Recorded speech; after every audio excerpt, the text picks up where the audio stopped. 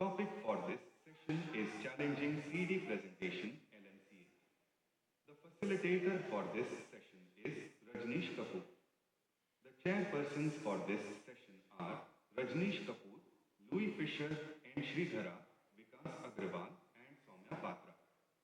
The discussants for this session are Sundara Raju P, Radha Vinod Pal, Shravan Kumar Perwali, Ravi Vishnu Prasad, Gopal Krishna Rai, Yogendra Singh Ranawat, Jagdish Patil, and Uday Patil.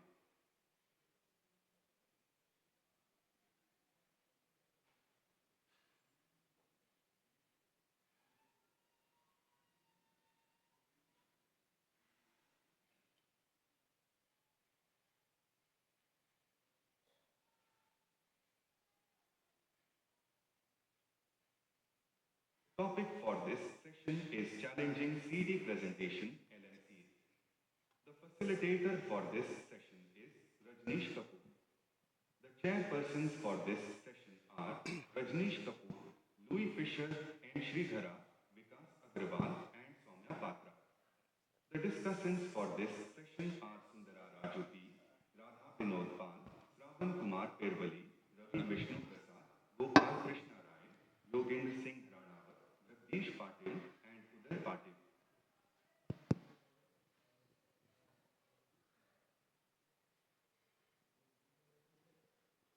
Hello, good morning to all of you. Should we start? Can we start? Okay. Welcome all of you, and this hopefully is going to be a very productive session on left main interventions. And we know left main has been always challenging, and it requires a lot of insight and planning.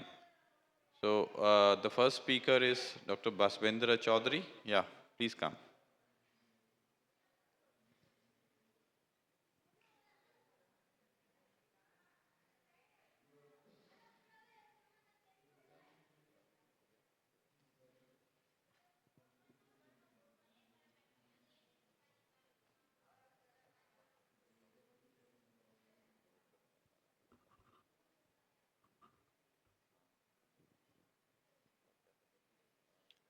Good morning, everybody. Good morning to the chairpersons and the audience. Thanks to the organizers for giving me this opportunity to present this case, which was a patient, 48 years old female, known hypertensive. She was having chest pain for the last 1 week, on and off, and her symptoms increased significantly for the last 2 days. So when she presented at the multivessel disease or left main involvement, so the initial tropi was negative. The initial echo was also, the ejection fraction was preserved. However, as she was being prepared and transferred to the cath lab, her heart failure symptoms increased. She started having orthopnea. Angina was ongoing from before only, and BP was also very high, 180 by 110. And when we did a echo screening at the step down, so her ejection fraction actually also was dropping. So we started stabilizing her with infusion GTN, infusion furosemide, and non-invasive ventilation. After some time, symptoms were controlled, and we took her for angiography. So as we can see, it was a distal left main bifurcation lesion with the 90% was a reasonably large vessel. The RCA also had disease, especially in the proximal to mid part, 70 to 80%, but it was flowing. So we were sure that the left main, distal left main lesion compromising the LAD and the LCX flow had to be tackled with in the initial phase. So what were the dilemma we were facing? Patient was having acute coronary syndrome with dropping LVEF, persistent chest pain, also started developing heart failure symptoms, which were somewhat controlled with medical management. And it was a distal left main bifurcation at the night, presenting us at the night time. So while further stabilization was going on, we were constantly planning which should be the mode of revascularization. So obviously we could not continue medical treatment overnight and wait for the next morning. So either we had to go for emergency CABG or a high risk LMPCI. So after discussion with the surgeon and the patient's relative, the option of PCI was chosen. We had discussed all the pros and the cons. There was some improvement in heart failure, so we loaded with ticagrelor. She already received aspirin loading at the ER. So we decided to go for a dedicated two-stent strategy. Now whether to go for nano crush, which is the preferred mode of two-stent strategy in our institute, or mini crush, that will depend upon the initial pre-dilatation and how the hemodynamics are, how the flow is. And IABP was considered, but it was kept on hold due to financial constraint of the patient and other logistics. But we made 2 femoral accesses. If we needed the IABP, we would go ahead and not wait. The only thing which was good was the BP was on the higher side, and the EF hadn't dropped that much at that point of time. So the wiring was not so difficult. Then we pre-dilated carefully with 2 into 15 semi-compliant balloon, and the flow was better. There was no evidence of slow flow as such, and the hemodynamics was stable. So we further dilated with a 2.5 into 10 NC scoring balloon, 1 by 1, both the ostia. And as we can see, there was some improvement and in the diameter again, and the flow was also being maintained. So we decided to go forward with nano crush technique, since we had some time and we were confident that we could use this technique. So having placed a balloon, 3.5 millimeter balloon across the LCX ostium, we deployed 2.7.5 into 18 millimeter DES covering the LCX ostium using the nano crush technique. So after the initial stent deployment, we pulled the stent balloon and went at higher pressure for ostial flaring, and then pulled the LED balloon and crushed the stent. And this was followed by a final kissing, the first kissing.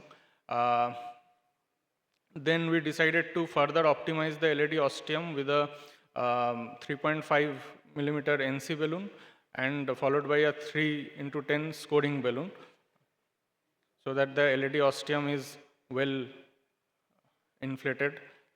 And then we could deploy the LM to LED stent. We decided to keep the IVAS on hold because the patient was unstable. We decided to went forward with the stenting and then use the IVAS for optimization. As you can see, the patient was having tachycardia and heart failure was just barely managed.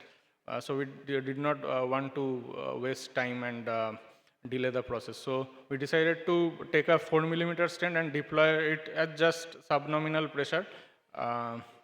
This was the result after the stenting. The pain had decreased significantly. At this point of time, we decided to go for the IVAS to decide upon the size of the balloons and what optimization we can do. So as we can see, the distal part of the LED, the first panel, left-hand side, we left the mid-LED lesion. It was not flow restricting. So in the distal part, there is good stent apposition. Some areas show there can be better stent expansion. So we decided to tackle it later on. And in the LM, the right-hand panel, so there were some areas of malapposition, and the vessel was at least 4.5. So we decided to do a pot of the left main with a 4.5 into 12 balloon and went at higher pressure. Then we recrossed the LCX through the stent struts, which was not that much difficult after the good pot, and then dilated the strut and went ahead with the post dilatation of the L6 with a 3 millimeter NC balloon, and took out 3.5 millimeter because the LED was at least 3.75 in IVAS, the proximal LED, and post dilated the LED and did a simultaneous kissing dilatation with the 3.5 millimeter balloon LED and 3 millimeter balloon L6. And this was the IVAS after the kissing. There was a good stent expansion and apposition in the LAD with the fair area achieved, and also in the LM. And as we can see in the carina, there is minimum calcium, stent metal. So we ended with the final report with the same 4.5 millimeter balloon, and this was the final result. So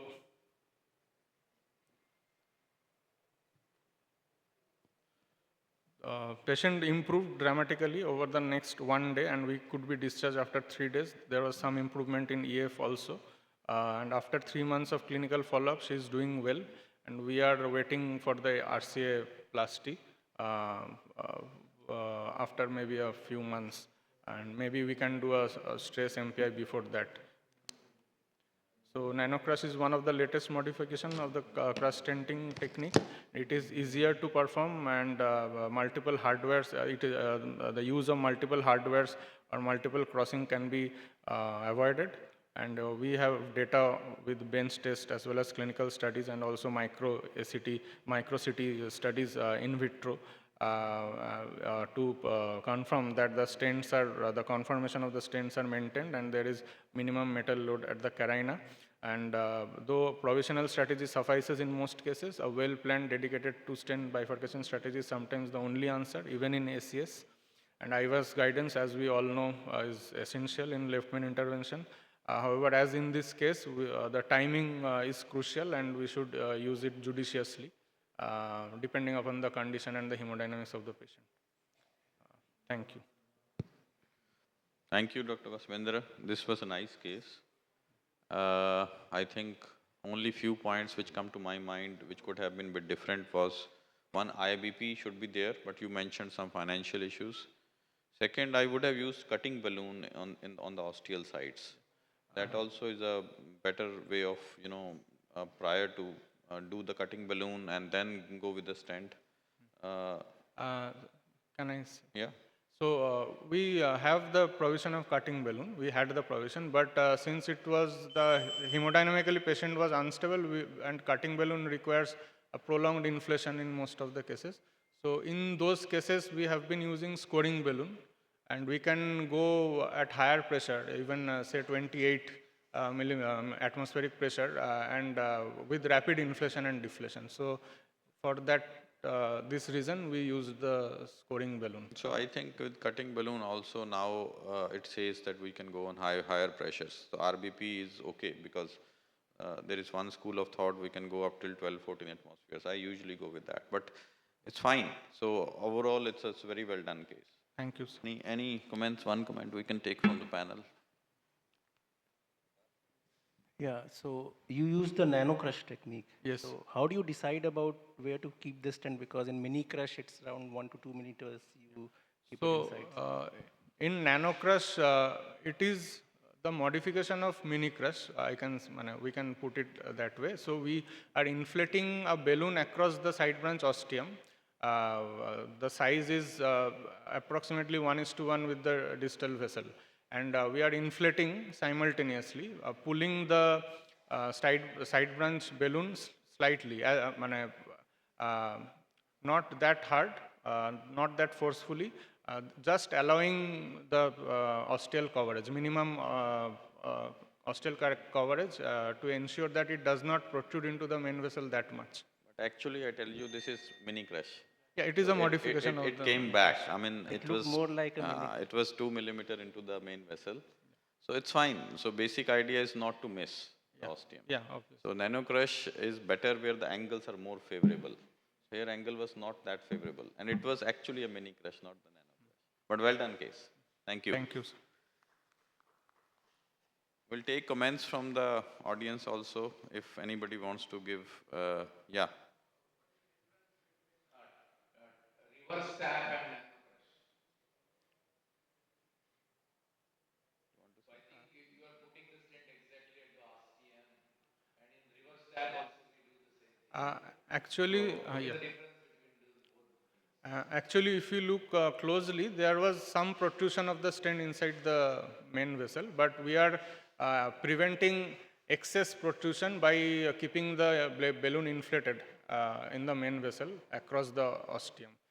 In tap, it is just placed at the ostium, and if the angles are not favorable, we can miss the So I think ostium. reverse tap again where the, angles are close to 90. Yeah. So then we can get away without any Missing the protrusion into the ostium. main vessel. But I think nano or mini crush is just a matter of 1 millimeter here and there. So thank you. For the sake of time, let's move to the second presentation. Thanks, Dr. Basvendra. Dr. Damodar Reddy, is he here? Second presenter is the round impella assisted calcified unprotected left main.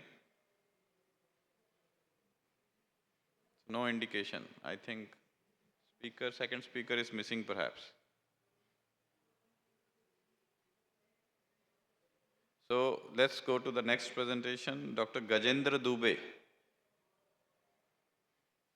Okay, representing Dr. Gajendra. Just for discussion's sake, is it better to have more metal like 2 or 3 millimeter into the left main and crush it properly and have a better scaffolding of the ostium I think rather so. than So having that is a practically, we are moving towards a decay crush decay now. crush rather and than having 1 or 2 metal and not covering up the ostium of the circumflex? I think absolutely. So once you have an unfavorable angle like this, it has to be a protrusion into the left main. Now 1 millimeter, 2 millimeter, that's a different thing. So, there is a very small gap between nano crush or mini crush. I think it's better to cover, we should be sure that we have covered the ostium fully and then crush it significantly and then do the kissing twice. 90-degree angle, it's okay. I think Yeah. it doesn't matter. But when you have an Absolutely, agreed. Yeah, over to you. So you are representing Dr. Gajendra? Sir, I'll be presenting on his behalf. Okay, go ahead. Thank you, sir. Good morning, everyone. I'll be presenting IVUS and FFR guided LMCA bifurcation PCI using DK crush technique. The clinical details are, we had a 67-year-old gentleman who had history of unstable angina in the last few months, 2 to 3 episodes. His ECG had normal sinus rhythm, no SCT changes, but cardiac markers were elevated. Echo showed normal LV function, no RWMA, and trace mitral regurgitation. His coronary angiogram done, which was showed a calcified disease in LMCA, and angiographically there was only moderate disease in ostial LAD and ostial LCX. Hence, we went with a physiologic evaluation. The FFR was done, which showed there was a physiologically significant disease at the LAD and LCX lesions. The resting FFR of LCX was 0.71 and LAD was 0.74. And in view of positive FFR and LMCA bifurcation PCI, dedicated 2-stent with DK crush technique was planned for him. We took a right femoral access was obtained, and LAD and LCX were wired with a workhorse wire. The IVUS run was obtained from LAD, which showed diffuse fibrocalcific disease. There was also evidence of a calcified nodule and a concentric ring at bifurcation. And based on that, we dilated the ostium with 2.5 mm NC balloon. After that, we went ahead with a IVL shock wave balloon of 3.5 by 12 mm. The size of the ostial LAD was around 3.5 mm. So we did a 1:1 1:1 balloon was taken, and IVL C2 balloon was used for shock wave. Proximal and mid LCX was then dilated with a 3.5 mm NC balloon, and 3.5 mm balloon was packed in LED. A 334 mm resolute onyx was positioned in LCX, ensuring minimal strut protrusion in LMCA. The LCX stent was then crushed with a 3.5 mm balloon and a 4 mm NC balloon to ensure adequate crushing. The LCX stent was then crossed through a proximal strut, and first kissing balloon inflation was done with 3.5 mm NC and with both 3.5 mm NC in LAD and LCX. Then 3.5 38 mm resolute onyx was deployed from LMCA to LAD. Pot was done with a 4.5 8 mm NC balloon. LCX stent was again recrossed through a non-distal strut, and second kissing balloon inflation was done again with 3.5 mm NC in both LAD and LCX. followed by a final pot in 4.58 mm NC balloon. Again, the IVUS run was taken from LAD and LC6, which showed mild underexpansion at the LAD ostium. So, a repeat case balloon was done with 4 mm and 3.5 mm, 4 mm in LAD and 3.5 mm balloon in LCX, and a final pot with 4.5. The AP view showed moderate disease at distal to the LCX stent. So that lesion was again pre-dilated with a 2.75 NC, and a 318 mm Zion V was deployed, overlapping with the proximal stent. The final IVUS run showed good result with no malapposition and a well expanded stent. The final angiographic result was also good. So take home message, physiology is a must have tool in ambiguous lesions. Calcified LMCA bifurcation PCI requires good planning. Imaging is essential in selection of proper plaque modification tools, and decay crush is a good bifurcation strategy for LMCA PCI. Thank you, sir. Thank you. This is typical decay crush of left main, and I think we have all been doing this technique for quite a while and pretty satisfied, although it's a little bit cumbersome than the normal mini crush, but it involves a separate step, may involve opening of more balloons, but this is a very good technique to make sure that everything is covered and everything is well dilated. And I think you did a very nice step in the end that you checked with the imaging, and still there was a calcified. Because of that nodule, there was some under expansion. So you tried your best by dilating it with 4O balloon. Very well done. So any comments, panel?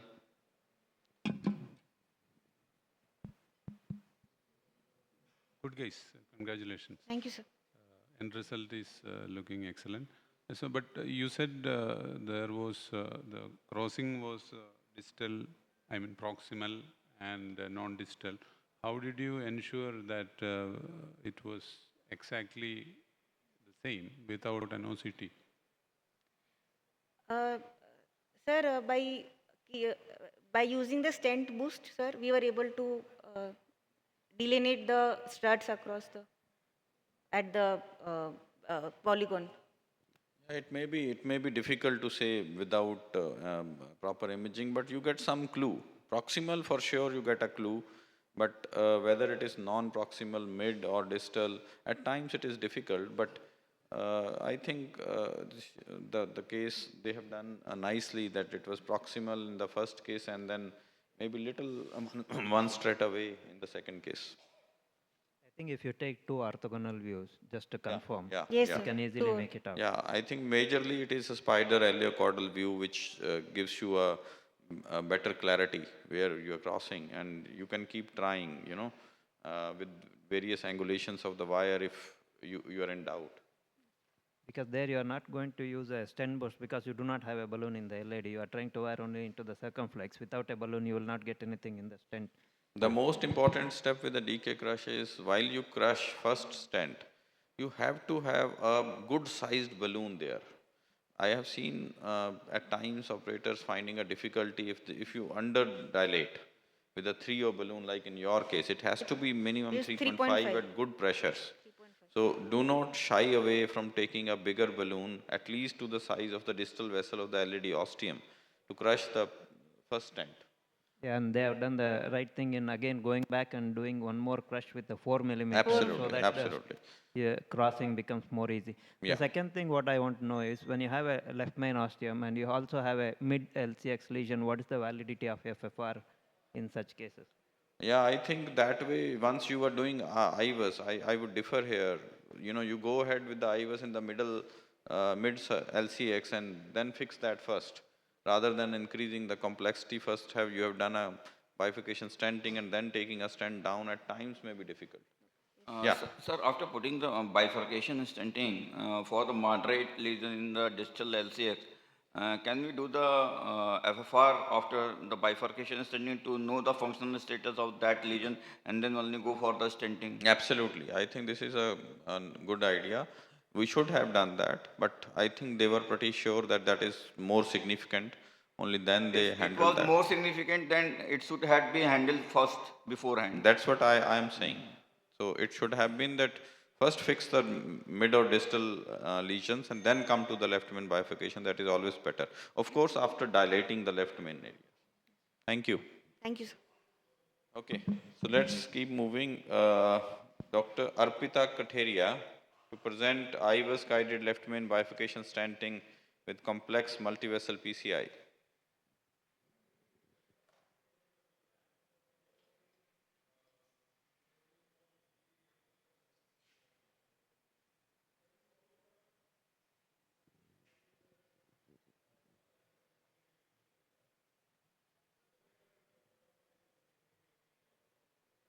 Good morning, everyone. I'm Dr. Arpita Katheria from SGPJS MS Lucknow. I want to thank all the organizers for giving me this opportunity. Moving on to the case. So we had a 69-year-old gentleman. He was diabetic but controlled sugars. He had a history of recent anterior wall MI, non-thrombolized, followed by exertional angina, class 2. His ECG was suggestive of ST coving with inverted T waves in anterior leads. Echo showed an LAD territory hypokinesia with preserved thickness and an ejection fraction of 48%. So we took him up for coronary angiogram with the intent of possible revascularization. So this was the diagnostic coronary angiogram. Here we did the right radial artery approach. There was difficult hooking. The left main ostia showed mild disease, followed by severe disease in left main bifurcation.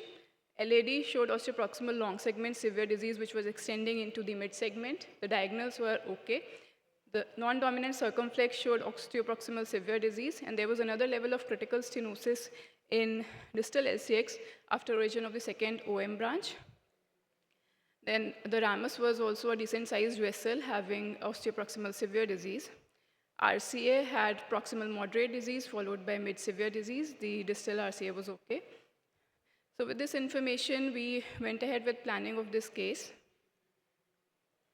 So the first thing was, this was a multivessel disease with LMTVD syntax score of 35, sorry. So whether we should go ahead with PCI or CABG. So we gave the first preference towards CABG in view of diabetic status of the patient, but the patient was not willing for CABG. So we decided to go ahead with PCI. The second question was which system to revascularize first. So since this was an anterior wall MI, so we went ahead with left system first. Third was which strategy to use for left main bifurcation. So we, since we were more familiar with the step crush technique, so we used that. And what about the left main ostial disease? We were still not sure how significant that was, so we decided we'd go ahead with imaging to confirm that. With this in mind, we went ahead with the procedure. So we took an EBU 3.5 guiding catheter. We took 2 Sion wires in LAD and circumflex, and we pre-dilated with 2.5 12 semi-compliant balloon in LCX distally, as well as at the ostia, and also in LAD distally. Then we used 310 cutting balloon to dilate the ostia of both the vessels as well as the left main ostia. And we also used this 2.5 12 semi-compliant balloon to dilate the ostial ramus after wiring it with another Sion wire. Then we did the IVUS run of circumflex first. This showed significant stenosis in distal LCX with a healthy reference distal diameter of 8.4, and there was also significant disease at ostial LCX with an MLA of 2.41. We then did the IVUS run of LAD towards left main. Here we can see diffuse osteoproximal to mid severe disease in LAD, as well as significant disease in this 68% stenosis in left main distally, as well as significant disease also in left main ostia. So with this information in mind, we went ahead with the angioplasty. Firstly, we tried to fix the distal vessels first. So we did the stenting of distal LCX with a 330 millimeter drug-eluting stent. And we also used a 2.5 48 drug-eluting stent in distal LAD. After that, we took another stent in the for the osteoproximal LCX, that was 3.520 DES, which was kept in overlapping manner with the proximal stent, and it was crushed with a 2.512 non-compliant balloon in LAD. After this, we stented the left main towards LAD with a 3.518 DES, and it was done in an overlapping manner with the previous stent of LAD, and it was confirmed in multiple views for optimum positioning in iliocranial as well as epicaudal and iliocaudal views. Once we had stented the left main towards LAD, we did a pot with 4-6 non-compliant balloon in the proximal part of left main and LAD. After that, we tried to recross the circumflex with a Sion wire. It was a difficult recrossing, but eventually we were able to do it with a Sion wire, and the GL wire was removed. And then there was dilatation with a 1.510 balloon, which is not shown here, followed by FKBI, which was done with 3.512 non-compliant balloon in LAD and 310 non-compliant balloon in circumflex. And finally, the flaring of LM ostia was done with 4-6 non-compliant balloon. This was the post-IVUS run. Here we could see that there was good stent expansion, no malapposition, and there were good MSAs at both the LAD ostia as well as the left main ostia, but distally there was a distal stent edge dissection, which looked significant to us. There was distal stent edge dissection, which looked like extending into the media.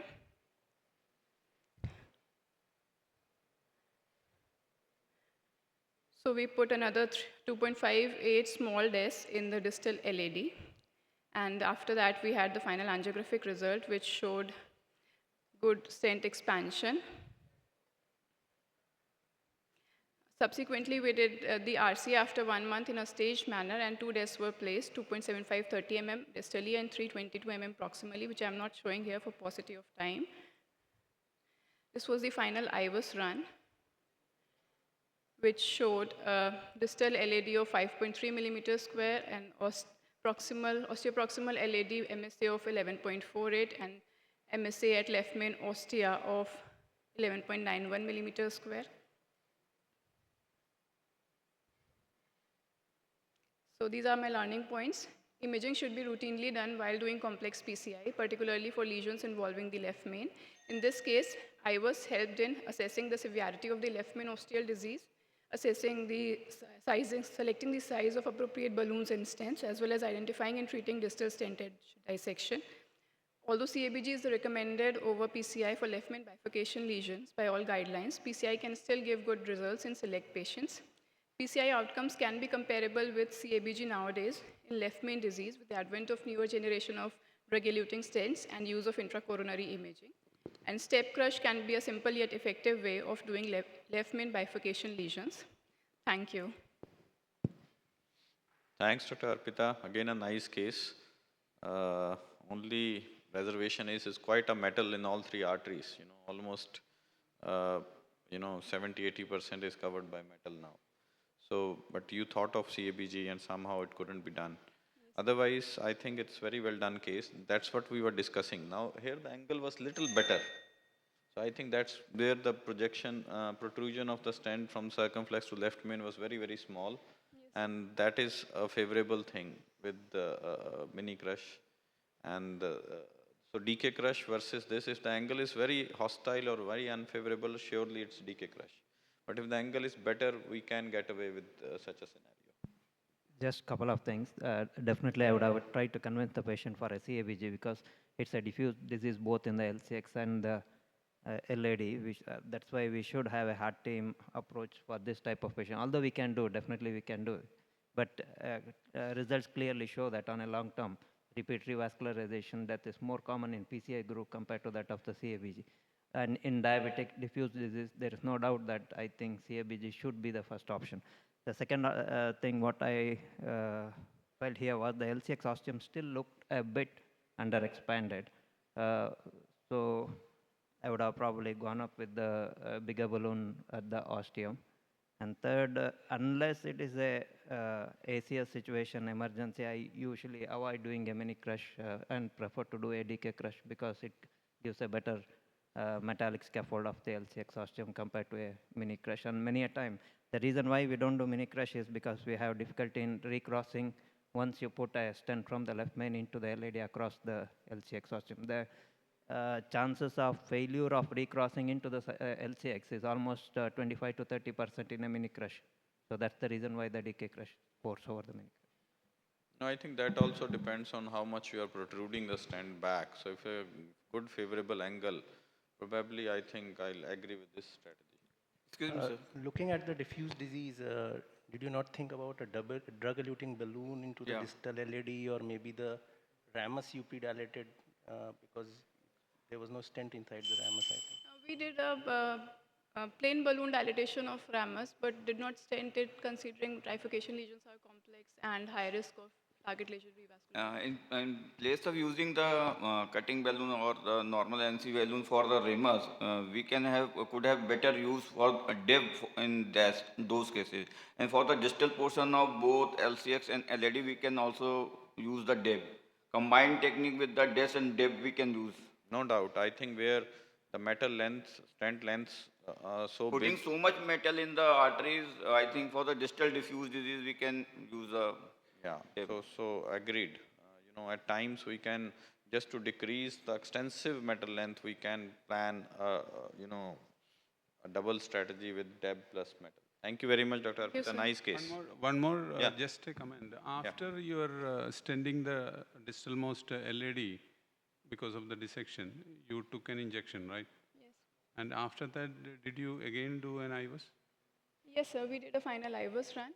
I've shown the distal image of that also. That's the final one, no? Because the message to the audience is, once you have stented the ostial left main, as far as possible, use IVUS rather than doing an angiogram. Thank you. Nice case. Okay, Dr. Lava Kumar Arasaveli. Yeah. So IVUS guided left main bifurcation stenting, case of acute coronary syndrome.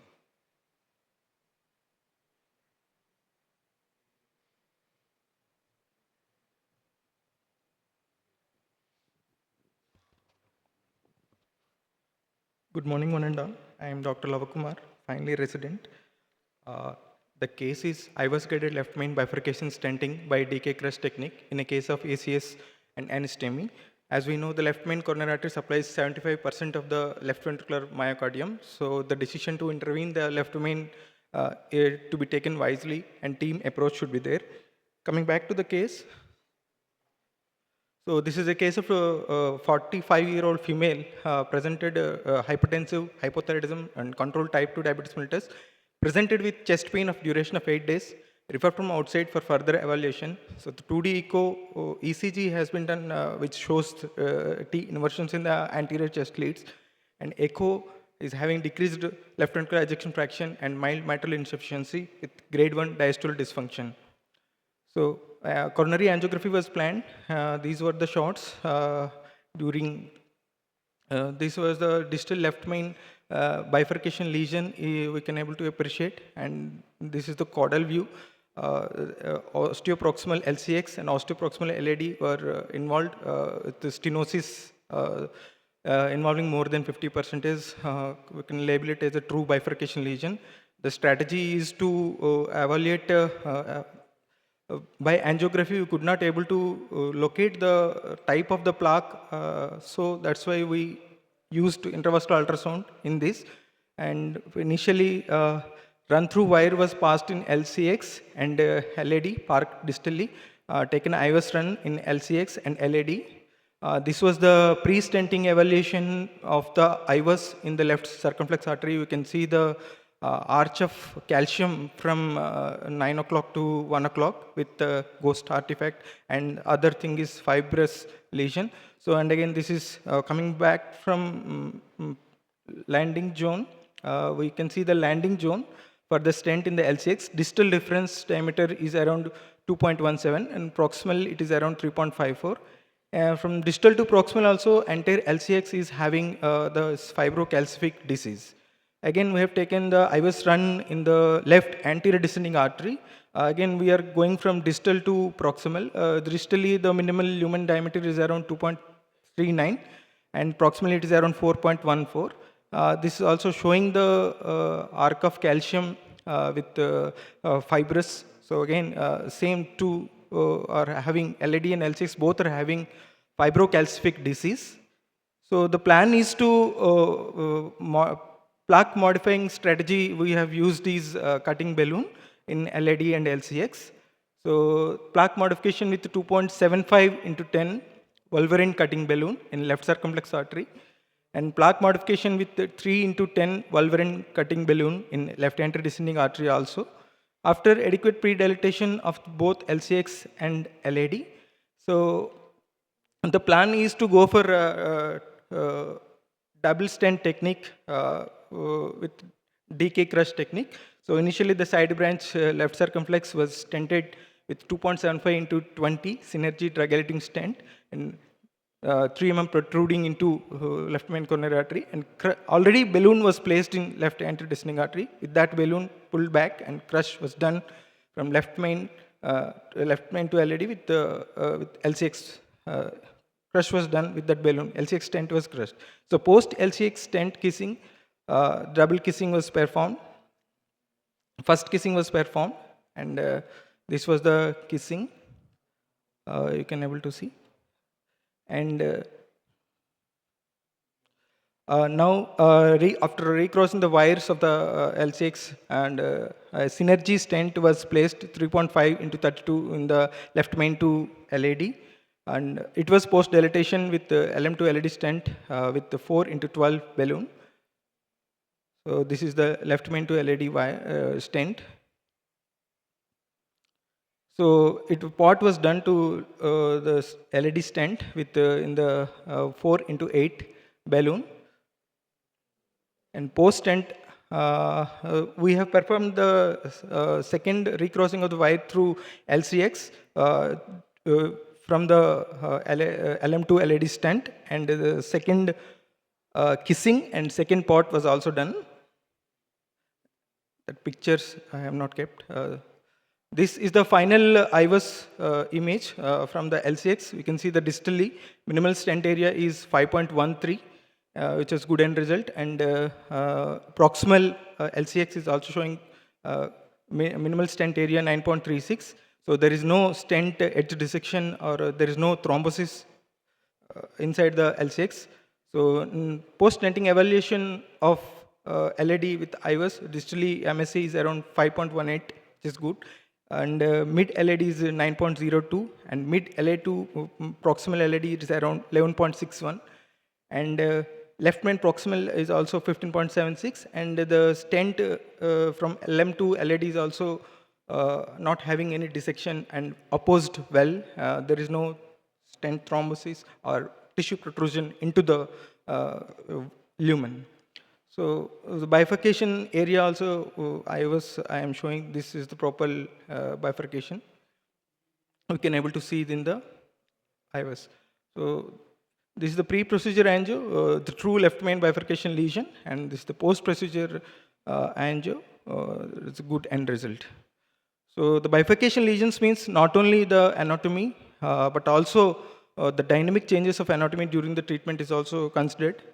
And the take-home message is the distal left main bifurcation stenting, the dedicated two-stent strategy is an option besides CABG in suitable anatomy. And plaque modification is also, cutting balloon is also involving a good strategy.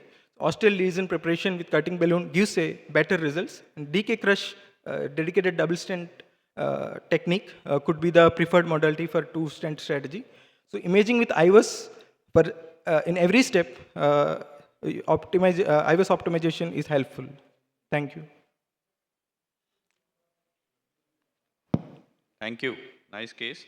So we are evolving between mini crush and DK crush with most of the case presentations since morning. So this is pretty nice. I think you used a cutting balloon. Only thing which comes to my mind is the calcium was little bit more. So maybe pre-treatment with a shock wave would have been even better and more productive. But in the end, you got very good stent areas. So that way it's well expanded. Nice case. Let's Thank you, take sir. one Thank you, comment. sir. Anybody from audience? Yeah, please. Okay. Want to say anything, panel? Only issue was the digital LED. What was the size of the digital LED pre-iOS run? 2.5 he mentioned, but you know You that used a 3.5. that size may not be the 3.5. actual size of LED because it's deprived vessel that time. There's a lot of stenosis, the flow is less. So I think, but in the end, you got very good stent areas, but you are looking at 2.5, maybe 2.75 or 3 to start with. Maybe you could have used 2 stents in the LED so that instead of going with a 3.5, because there was always a risk of a dissection with a 3.5, even if you under deploy it also. Yeah, so that sort out the discrepancy of the vessel. Thank you, Dr. Lav Kumar. Thank you, sir. So let's move to the last presentation of the session. Again, the left main bifurcation, blended bifurcation left main PCI with DES and a balloon, DEB, in a cardiogenic shock with cardiac arrest. So Dr. Amit Khandelwal. Seems to be a volatile case, Amit.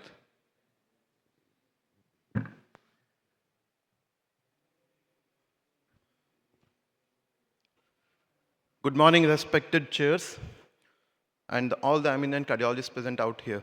At the outset, I would love to extend my heartfelt thanks to the organizers for providing me the opportunity, and that too in one of the major and biggest halls. Thank you very much. So I'm here to present one of the cases where multiple things were there, like how to approach such a case with the straightforward PCI, provisional stenting, straight away bifurcation stenting. So this is the patient profile, 52 years of age, male, intermittent chest pain, dyspnea, sinking feeling and sweating for last 3 to 4 days, severely increased for last couple of hours. He had cardiac arrest back home. CPR was done and was revived by son. On examination in emergency, pulse was 50 beats per minute, pressures were 80 systolic, respiratory rate was 36 per minute, lungs bilateral basal crepitations were there. ECG showed generalized STD changes with depressions in almost all leads and ST elevation in AVR. So we could sense like we are dealing possibly with left main or possibly with critical triple vessel disease or left main equivalent. Echo EF of 25 to 30% with RWMA. And, but the good part was the thickness was still preserved. And past history, he was a known case of diabetes and hypertension for last 4 to 5 years, but on regular management. So with guarded prognosis, he was immediately shifted to the cath lab, where CAG was done, which revealed critical, almost subtotal thrombotic lesion in complete LMCA, right from the ostium to the bifurcation, and significant lesion in mid LED also. So treatment plan was PCI to LMCA to LED, and then we'll see how the result is of LCX, maybe with another stent or DEB. So this was the angiogram, almost complete cutoff, right from ostium to bifurcation. Mid LED was having 70 to 80% lesion. RCA was all good. Now how to approach? Whether we should straight away pass the wire, do the stenting from osteoproximal or with flaring of ostium of LMCA to LED only, or to go for bifurcation with DES or with DEB. So that was the challenge. We straight away took JL 3.56 French, passed the whisper wire immediately. I don't know which vessel it is going, but we just passed the wire, took the balloon 2 into 10 millimeter, opened it up.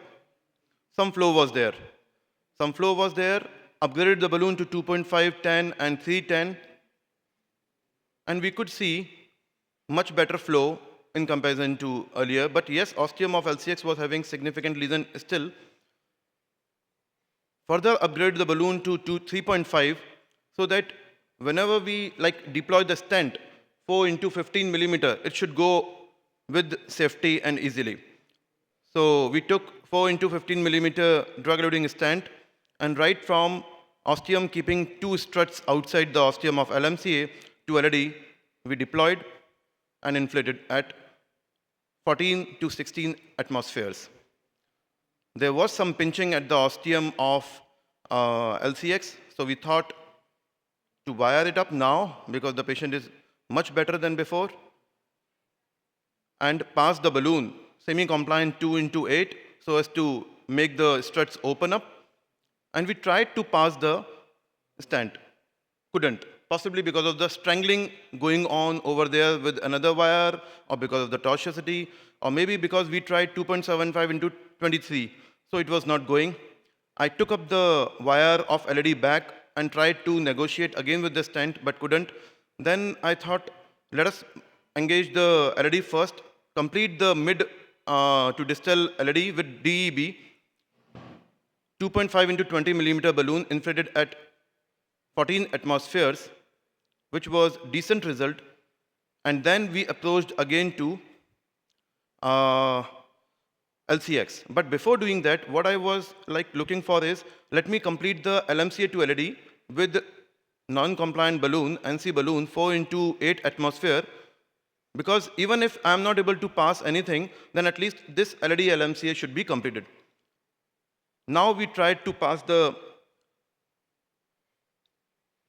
balloon, pass the balloon 2.75 into 9 millimeter into LCX, keeping 3.5 into 8 atmospheres into 8 millimeter balloon into LMCA to LED, inflated both simultaneously, kissing was done, and final pot with 4 into 8 millimeter was done, and this was the final result. Mid LED is also doing good. LMCA to LED is fairly fine, and LCX is much better. So the take-home message is primary PCA definitely is an emergency and would always score despite that you are dealing with LMCA over CABG. Left main interventions are to be done keeping the long-term outcomes, and approach should be towards complete revascularization. Imaging is must, but then in emergency situations, we have to, just let it go.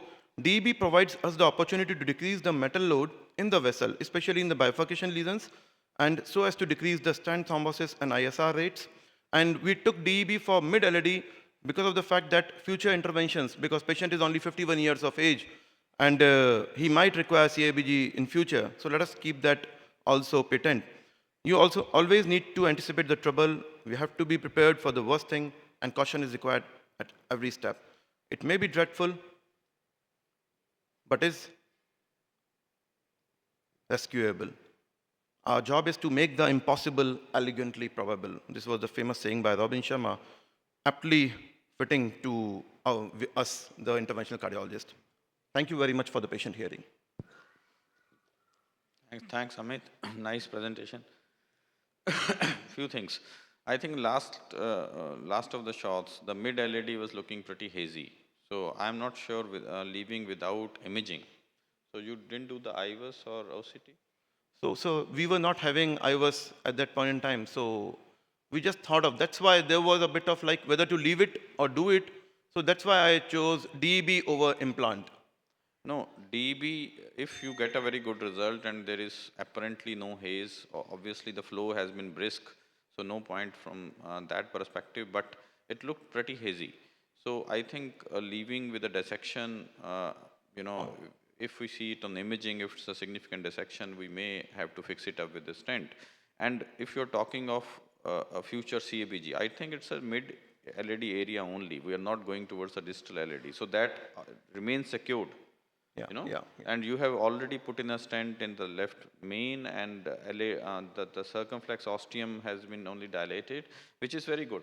I think that strategy we should encourage. If we can have a provisional with one drug-eluting balloon somewhere, that was not a drug-eluting balloon in the circumflex, right? It was drug-eluting balloon, yeah. So that strategy is very good, encouraging, but I'm a little concerned about the middle LED, which looked pretty hazy. Or you go for more views, lateral view, and looks how hazy it looks, and then decide whether to stent. It was not a very long stent required at that point. It was 2.5 into 20 Yeah, SEB. so that's what I'm saying. So it was not, once you have done it in the left main, complete the job. But otherwise, very well managed case as far as the left main is concerned. But again, one thing, doing the left main and not doing the imaging, I think that's not very justifiable, leaving it without imaging to see the appositions. There are many things to be seen in the left main after stenting. Yes, sir. Yes, sir. Yeah, nice case in difficult circumstances, the patient coming in acute pain. Just one comment about placing the left main stent. I think you placed in the caudal view. I think a cranial view would have been more appropriate projection to place in the left main stent, because this is where you are more comfortable to not leave the ostium. So a cranial, maybe a heliocranial or a areocranial view would have been more appropriate. Secondly, regarding imaging, I think once you are using a DEB, imaging would have been even more important in that case, just to look at the MLA you achieved after balloon angioplasty and then the DEB. So imaging would have been important addition. Patient has post CPR and cardiogenic shock. Yeah. Why didn't you think of having an IVP? And second, when you're putting a DEV in the ostium of the circ, usually you do cutting balloon and then do a proper bed prepare. Otherwise, why don't you put a stent when it's LCX so much big LCX? So basically, that's what I was saying. Like IABP, with IABP, what I have seen is with support of inotropic support, and we could get BP of close to 110 systolic, and wasting time, especially in such a left main, for IABP, even 10 minutes were very important. So I straight away went for the intervention. Secondly, we tried for the stenting also of LCX, but it didn't go. And putting a cutting balloon over there, which is acute phase, thrombotic, I thought of like doing DEB. And finally, we could achieve the decent result. And after doing stenting from LMCA to LAD, when the flow improved, if you see the lesion which was present in mid-LCX or proximal LCX, that was also much better than before. So I thought of just opening up the struts and putting a sirolimus eluting balloon, better choice over other balloons. Yeah. This is a small comment. And Dr. Amit, really very well managed, and all points have been very well told. I was very strict. Just a small point I wanted. Before you stunted left main from LA to left main, you must have taken view of LCX ostial in different view, because you don't know this lesion appeared after stenting or before stenting. It might be after stenting. That is passed? Yes. Complete. Yeah. Then the scenario changes. If it was present before stenting, scenario changes. Cutting a balloon, everything will depend whether LCS ostial lesion was present before stenting or after stenting. So better to take another view before stenting to see LCS ostial. That's a small suggestion. It's very well managed. Thank you. But we took many views, but because of the possibility, means of the time and how to present all those. Yeah, in ACS, establishing a TIMI3 flow is the most important. What you have done is, right, patient is in cardiogenic shock, you just had to establish the flow. And I passed the wire into diagonal actually. Yes, what you have done is absolutely correct. Only thing is, maybe after you did the balloon dilatation in the left main, you should have spent a few more minutes wiring into the circumflex, because if there's a plaque shift and because the circumflex is quite a big artery, if it had closed off, you would have had real difficulty in rewiring the circumflex again. I agree with that. You were lucky that it didn't knocked off. Yeah. It could have been. But then also the angulation of the circumflex, while the lesion was there, the wiring was very challenging to start with. It got better after stenting, the angulation improved. Yes. But initial angulation was very hostile and wiring could have been really challenging. But after maintaining a good pre-dilatation and you are securing the left main after, pre-dilatation with 3 or 3.5, then you can always try with a very steep curve at the tip of the wire.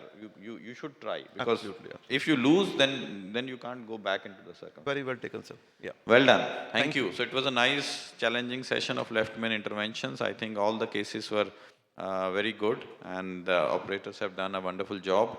It's good to see that all these challenging cases are done everywhere, and the carpet of coronary imaging getting expanded all over the hospitals. IVUS is now so prevalent, even OCT is being used more frequently. So nice, encouraging thing coming up our ways from coronary intervention point of view. Thank you all the panelists, thank you all the speakers, and thanks the audience. Thank you.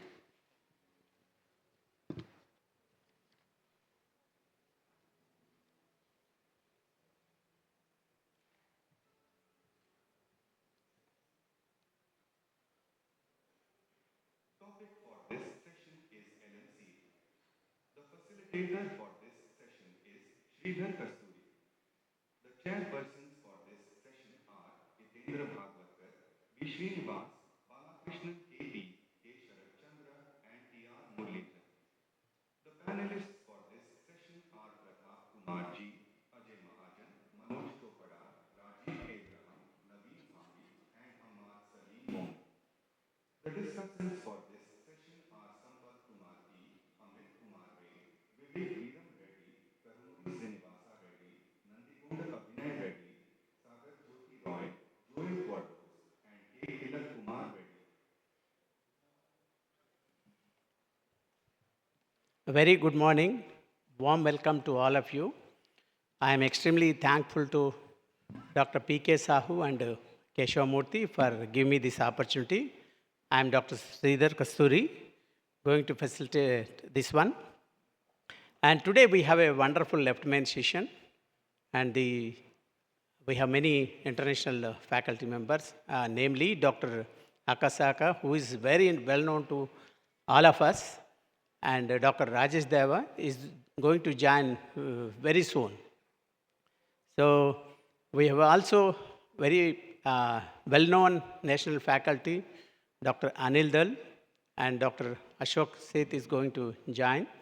And I'll be presenting case in box, left main complex, severely calcified complex bifurcation of the left main, intravascular imaging guidance.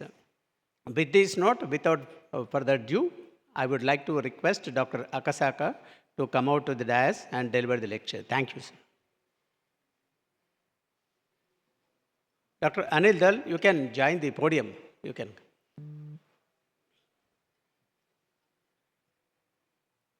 Dr. M.K. Das, you can join, sir, podium. Come, sir. You can come, sir. You can. Dr. Gary Minch is there. Sir, Dr. Gary Minch, we need your inputs. You are a great teacher to Indian Cardiological Society. Over to you, sir.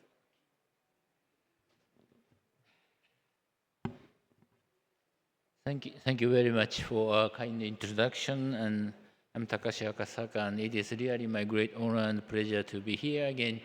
I appreciate Dr. Kasturi and the other organizing committee for kind invitation. Yes, this is my disclosure slide. As you know, the bifurcation region PCI might be 15 to 20% of all PCI cases in our daily clinical practice, and complex PCI might be required sometimes. Higher risk for complications such as side branch occlusion, stent thrombosis, stenosis, and so on have been reported more frequently in bifurcation region PCI, and better clinical outcomes have been demonstrated in simple stent strategy compared with various two-stent strategies. And there are lots of meta-analysis recently, and this is a recent one, clinical outcome for intravascular imaging guided versus angio-guided PCI. As shown in this slide, there are many advantages in intravascular imaging guided PCI compared with IVAS guide. And this is the best practice summary of intracoronary imaging guided PCI. Using imaging, we can assess during and post PCI condition as shown in this slide. And especially in left main PCI, there are lots of advantages as shown in this slide.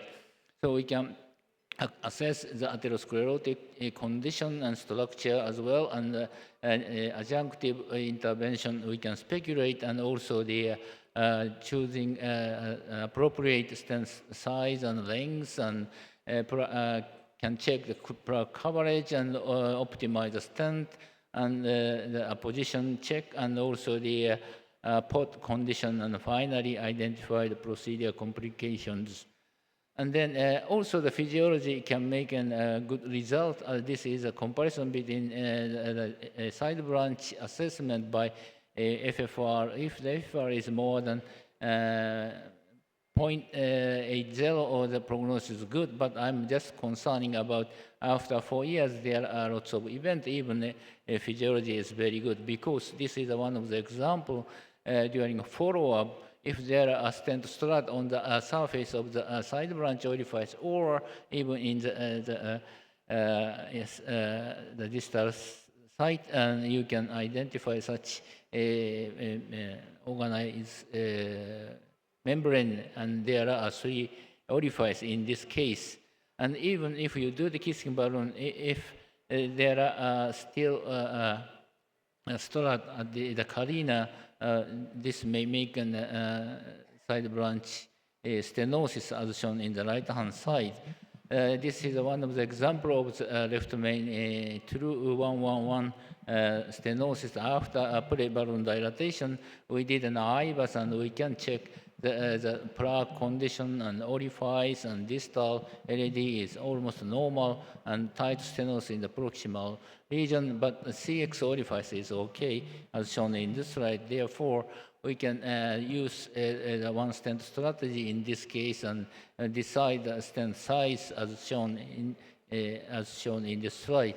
And then we check the orifice like this, and so the IVAS marking the position of the orifice of the LED, and then put the stent, and then this is a kissing, and then we can get a good result as shown in this slide. A little bit under expansion at the bifurcation, but it's okay. And then we check the MSA and malar position and distal edge dissection, and we can optimize the stent deployment. And this is a scar registry compared with an angio guide, IVAS guide demonstrate good results. There are a magic number. If you treat the bifurcation, 5, 6, 7, 8 rule yes, used previously, but recently the size is a little bit bigger. Excel criteria is 6, 7, 10, and recently 6, 8, 9, 10 is the minimal acceptance as shown in this slide. And then, therefore, the IVAS should be considered optimal treatment of unprotected left main region on the guideline as shown in this slide from 2018. But OCT also can identify the orifice if you use the telescope as shown in this slide, similar to IVAS. Therefore, OCT can use the left main PCI, especially the bifurcation region assessment. OCT may have some advantage. And as shown in this slide, we can identify incomplete position, and as shown in the 3D reconstruction and short axis view, and the position condition is shown in the color bar as shown in this slide. And this is one of the examples. We try to put a stent in the proximal until the proximal LED, but we missed to put. Therefore, there are lots of overhanging, and short axis view demonstrate the floating of the stent proximal. Then we did the port, and we can get a good position in the proximal site and obtain a good side branch orifice. Then we try to insert the side branch guide wire and then do the kissing. We obtain a good result as shown in this slide, and this is the final result. This red color demonstrates the position of the side branch, and there are some recommendations about the cell selection of the side branch as shown in this slide, but sometimes difficult by blind way, 50% to 60% we can obtain the ideal cell. But this is one of the example. Here is in the proximal site. It is not so good. Then we wire in the distal cell, and after kissing, we could get the good result as shown in this slide. And short axis view, we also we can check the condition. And if you use the dual lumen catheter, and if you insert the wire through the side orifice, and if you push in, if it is difficult, you succeed to select distal cell. But if you push in and it goes in the side branch, the wire is the same cell. You can easily identify the condition of the side branch wire. And if you get a very good yes, link-free type, you can succeed in the distal cell selection, and KBT should be very good as shown in this slide. However, sometimes miss. And if there are a link at the side branch orifice, the result is poor. Therefore, we have to yes, put it alone, even if there are stent strut in the carina portion. And this is the pilot study, and optimal condition link-free, we can get more than 90%, but some may miss. And also the link connecting type, we cannot obtain a good optimal result. And if suboptimal, there are lots of jailed strat, and instant restenosis is numerically high, but not statistically significant. Therefore, we did a registry 600 bifurcation region, and we are waiting the MACE at 3 years. Next June, next January, we can expect the final result. This is at the moment of the condition. If link-free, there are no link at the side of branch orifice, we can, it's by chance, and 70% we can get a link-free, and more than 95% we can get an optimal result. However, some may miss, and link connecting type, we could not get a good result as shown in this slide. Even you use the crush technique, you can obtain the good imaging oriented kissing balloon, and good result as shown in this slide. And there are only one data showing OCT guided and angio guided PCI for complex bifurcation region, and compared with angio guided, OCT demonstrate a good result. There are some sub-analysis, and generally speaking, OCT guide is better. However, in case with left main coronary artery, we can expect much better result compared with other bifurcation. However, it is very similar because they accept the IBUS guided PCI more than half in the angio guide group because of the patient safety. If there are no IBUS guide, OCT guided should be much better. And there are another data showing the in a case with calcification at the bifurcation, the condition is if there are moderate to severe, it is not so good compared with mild to no condition. This is one of the case, a severe calcified lesion at the bifurcation, and we did an orbital atherectomy and then a rotablator. We can get a good result as shown in this slide. After orbital and rotablator, we will get a good result, and did an drug-coated balloon, and this is orbital, high speed, and rotablator as shown in this slide. So main determinant of bifurcation, PCI complexity, in addition to easy to cross the two branch to assess anatomic relevance of the two branches and to estimate plaque morphology and disease extent in the two branches should be very important in left main bifurcation, and therefore imaging guidance should be mandatory to obtain the better clinical result. Therefore, the image guide pre-post PCI region morphology assessment, precise region assessment during PCI as well, and confirmation for stent optimization, and three-dimensional assessment for effective KBT as the benefit of image guide PCI. Thank you very much for your kind attention. Thank you very much, sir. So we'll have a discussion at the end of the session. Sir, you can take over the seat. May I request Dr. Anidal to speak on the topic is choosing the right stent for left main PCA. Thank you, Dr. Sridhar, for this opportunity to discuss left main choices, but left main choices are also dependent on the fact that we need to have things available. And if and when we have things available, as we have evolved, and as Professor Akasaka just showed us, the use of imaging has made us change our understanding as to how best we can use stents for the left main.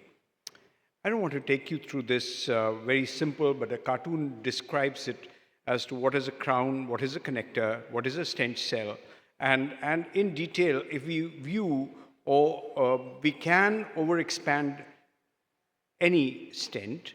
However, when we overexpand a stent, we have liability to fracture the stent. After all, it's a metal. There is an expansile quotient till which it can be expanded. The nominal diameter exists for the distal vessel. We also know that we can create a widened cells a side cell.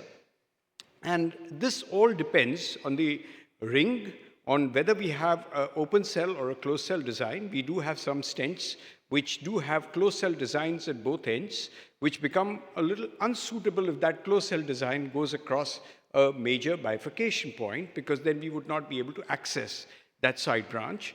And we also understand that some of these stents have been fortified over a period of time because there were challenges when we used them. And different geometries of different stents which are available. The Orsiro is available in those below 3 and below, and 3.5 and above. Even the metallurgy is a little different. The Zions, the resolute integrity, and some of them are peak to peak, some of them are peak to valley. And these stents, all modern generation stents, are actually sub 70 micron strut thickness. Most of them have a biodegradable polymer, and most of them could have either a conformal or an abluminal coating. And the geometry is usually pretty exciting. But why does it matter in left main? Well, we know left main is very important, and we are competing against a surgical treatment. These left main disease involve either an ostium, which can be a little tricky, because we need to expand the ostium. The distal left main is actually the largest bifurcation, and we could have extensive plaque burden with complex comorbidities, and therefore it is very important that for us to understand the diameter. We all know that the guidelines say that anything more than 6 square millimeters is something which is reasonably safe to be left, and anything less than 4.5 is actually appropriate to be treated. And what about the Indian population? Kirti actually pointed out that our diameter is quite much like the rest of the population, and we all know by the Gilgovian phenomena that up to 40% of plaque burden can be accommodated, and therefore up to 40% may be a good landing zone. So what do we need in a left main PCI, in a stent? We need a higher radial and axial strength, because aortoosteal lesions are fibrous, more resistant, which require extra radial strength. And we need to maintain very important proximal optimization. We need an optimized scaffolding at larger diameter where we do not have reduced lumen due to tissue prolapse. We need a better visibility for placement accuracy. We all know that imaging has changed, and I'm not going to go through this because all this has just been covered very, very eloquently by Professor Akasaka. And I just want to come down to, there can be sizing questions. We all size a stent by the distal vessel diameter where we are going to place the stent. It's a distal sizing, but we know that there's a risk of a carina shift and side branch pinching, and the pot is required directly to correct the expansion. Now, the overexpansion capacity of a stent is dependent directly on the stent design. And we know that different designs, and this is a very complicated slide, but to simplify the same, we have an easier slide which actually tells us the various characteristics of various DESs. If you look at the DESs that we use, most of them can be expanded with at least a 1 millimeter increased diameter non-compliant balloon, and this can be what is called a labeled expansion. But beyond a labeled overexpansion, we should be cautious about stent crown deformations, metal fatigue, fractures, plaque prolapse, etc. Also, we know from the experience that many stents which became a little more visible did have longitudinal stent deformation when this was tested, and therefore there are differences in longitudinal strength, especially important in left main procedures, especially because of guide contact with underdeployed stent before pot. And this can lead to something which we need to check, because a longitudinal stent deformation in the left main ostium can be rather unforgiving.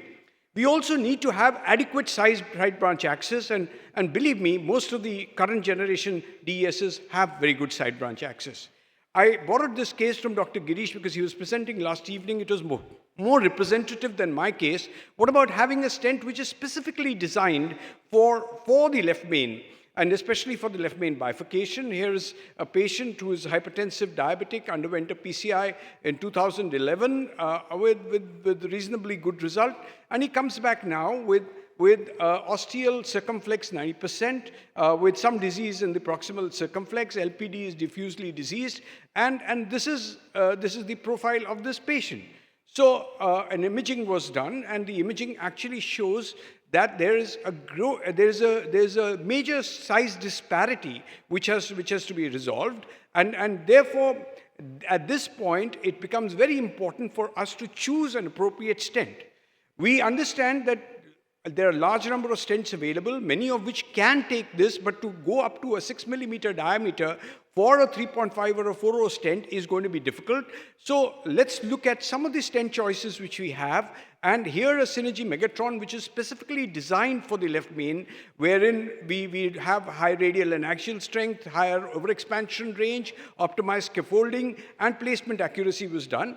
Because we understand that acute stent deformation can happen in about 7%, and with the radial stent bench testing, this is shown to have more strength than either a Sierra or an Onyx. When we look at this strength, even in a radial strength, even at overexpansion, even better axial strength, which is about 40% more than Sierra or Onyx, and the stent design reduced the recoil by moving the strain outside of the peaks, and this is by a focused strut bending rather than having a narrower peak or a continuous wire. So this is a versatile stent model that can expand from 3.5 to 6.0, and therefore it is built for larger vessels with better axial radial strength, unmatched overexpansion, uniform scaffolding, and very good visibility. There are 12 peak designs at the proximal edge, with shorter strut length, which gives us unmatched expansion and uniform vessel scaffolding and radial strength. It is visible. The strut thickness and width is for maximal visibility and radial strength, and there are 3 connectors through the rest of the body. The visibility is again something which is of importance, and the uniform lesion scaffolding minimizes tissue prolapse, and also there is a reduced interaction between the balloon cone and the distal vessel due to less balloon overhanging. So let's look at the side branch expansion. And it is a similar side branch access as the other DESs on the market, because if you have a 5.0 expansion of the side branch, it is more than adequate, rather than claims that it has more expansion than the primary stent itself. So if you look at this stent expansion in perspective, this is all reasonable, whether it is with Synergy, Resolute, Onyx, Sierra, or even an Arciro. So this is a particularly important stent because it is designed for the left main for large vessel, and this patient was actually treated by a predilatation, a Wolverine cutting balloon inflation, which did some plaque modification. This is the post result which is seen, and thereafter the left main was treated by a 4x32 Megatron. The distal circ was treated by a 3.5-32 Synergy, and this could take a proximal optimization of a 6x8 NC emerge with a post dilatation of 4x12 of an NC quantum apex. And after a recross, after opening the struts with the 2.512, there was a kissing done with 4x12 NC, and LAD had a 3.530 drug-coated balloon, which is agent, which was deployed. And the result was actually quite dramatic, with a 6.0 with having what would probably have been unmatched with any other stent. And this is kind of final result. So we have a stent now which can go from 3.5 or 4 to 6 without fear of fracture, without fear of longitudinal stent deformation, and providing us a good result. So in the end, to conclude, I will just say, for left main PCI, we have better choices. A lot of choices exist, but stent choice matters, and suit the stent to the patient that you're having. Thank you.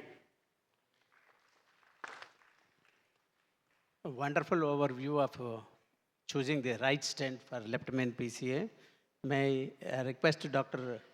Gary Mintz to say a few comments or any suggestions, and followed by Dr. Akasaka MK. Imaging guidance for left main bifurcation intervention. I have a keynote in the next session summarizing the data, but the fact of the matter is there's no excuse not to use imaging guidance. Imaging guidance improves patient mortality, period. So if you care about your patient's mortality, you have to use imaging guidance when stenting a left main. Any excuse is unacceptable. In terms of stent design, formation in the left main. And so we actually applaud stents such as the Megatron with more radial strength because this was an unrecognized complication. To put it in historical perspective, we never saw deformation with, and the engineers were encouraged radial strength in favor of serial OC stent recoil, which we also never saw with bare metal stents, and first generation DES is starting to become important and is associated with fracture that happens during the follow-up period. So I think particularly when you've got issues of patient longevity and complications and you're competing with the surgeons in left main intervention, you have to pick the right stent. You have to avoid stents that are easy to deform because you're moving equipment in and out. And you have to use imaging guidance to make sure you get a good result because otherwise patient mortality is compromised. Yeah, I think most of the things have been taken care of by Dr. Gary Minge. Dr. Dhal has done an excellent job by choosing the right kind of the stent, but definitely imaging has got a very, very important role, especially for assessing the stent deployment or expansion or deformation and everything. All these have been covered well. Dr. Dhal? Before we start the live in-box case, I would like to launch my book, the OCT book, All Dians of the Cardiology on the Dais. I would request Professor Bong, Vijay Bong to join. Sir, Mani, you can bring books.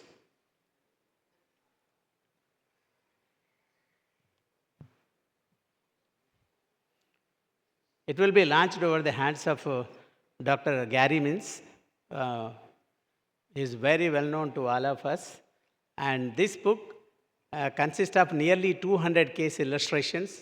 Through YouTube, you can access the angio files and running video files.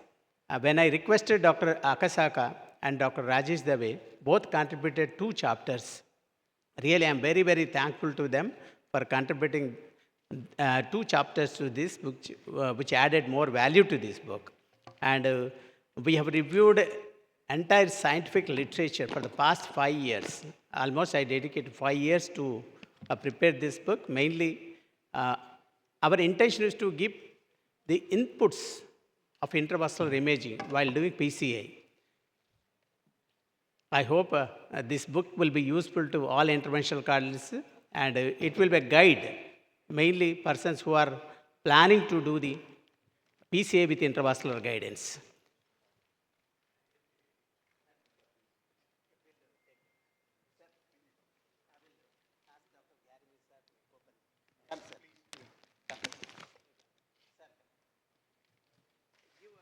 One copy to Dr. Akasaka. He is our author also.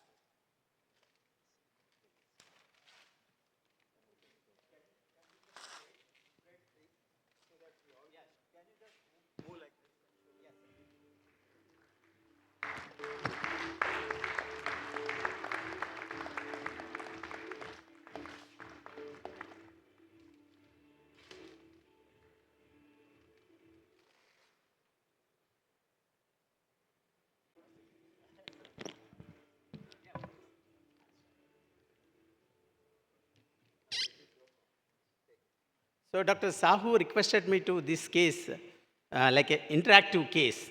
I will show one by one, step-by-step approach, and had a ILD, mild to moderate, history of recurrent angina, a recent episode of left ventricular failure. ECG showed LBB with the normal LV function. Angio showed left main, and the angiograph view. You can go through the angiograph views. So all of you can give your inputs, how to proceed for this case. While playing, I will request the panel members to comment about the decision strategy. Over to Dr. Anil Dal. So this is an angiogram of a patient who's got apparently left main stem disease, distal left main disease, calcific osteoproximal LAD disease, which may not be very tight, but there is long diffuse disease in the LAD, and it is said that this, and also we can't see the circumflex ostium very well, but in a view, the circumflex appears to be small, but there is an osteal disease in the circumflex ostium itself. So, to my mind, if the RC is normal, definitely it's a disease, and almost a diffuse disease. Is this patient diabetic? Because we are looking at a fair amount of calcium burden. We also understand that there's a long left main, and and also there's a long diffuse disease. So we would need to proceed with any form of intravascular imaging. May I request Dr. Gary Mintz? Dr. Vijay. I mean, the left main disease is obvious. I worry about whether the ostium is true or not. Sometimes you can be fooled, so obviously we want to look at it. There's really no penalty for extending a stent back into the aorta a little bit. But my main concern actually is this long segment in the LAD. And I worry that that might be a muscle bridge. And so before that is tackled, and we know the angiogram is unreliable in detecting muscle bridges, and we know that stenting muscle bridges is a bad idea, I would look at that carefully.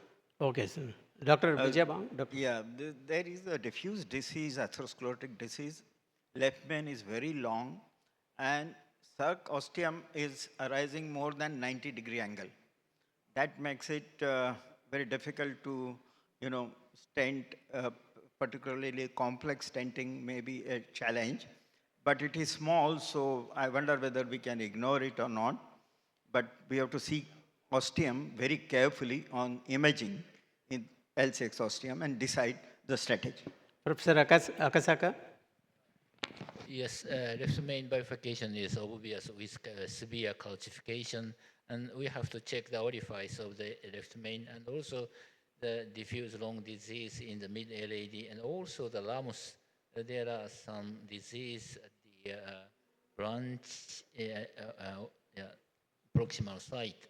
So I have to think about the very complex PCI in this case. The imaging might be very useful to identify the disease condition and which procedure we have to use. That is my comment. Then we'll proceed with the... Did you calculate the syntax score here? Yeah, more than 30, almost 40. Very high, but ILD because of the recurrent angina and one episode of pulmonary edema. So our strategy, the patient had a complex left main bifurcation, the side branch more than 10 mm, and evidence of side branch more than 70%. This comes under definition criteria complex bifurcation. So when you see the complex bifurcation, more than 10 mm length and more than 70%, a recent meta-analysis of the DK crush has shown far more superior compared to other wells. The angiography shows evidence of severe calcium. That's the reason we thought of image guidance. So plaque modification instead of 1.5, why I have chosen 1.25?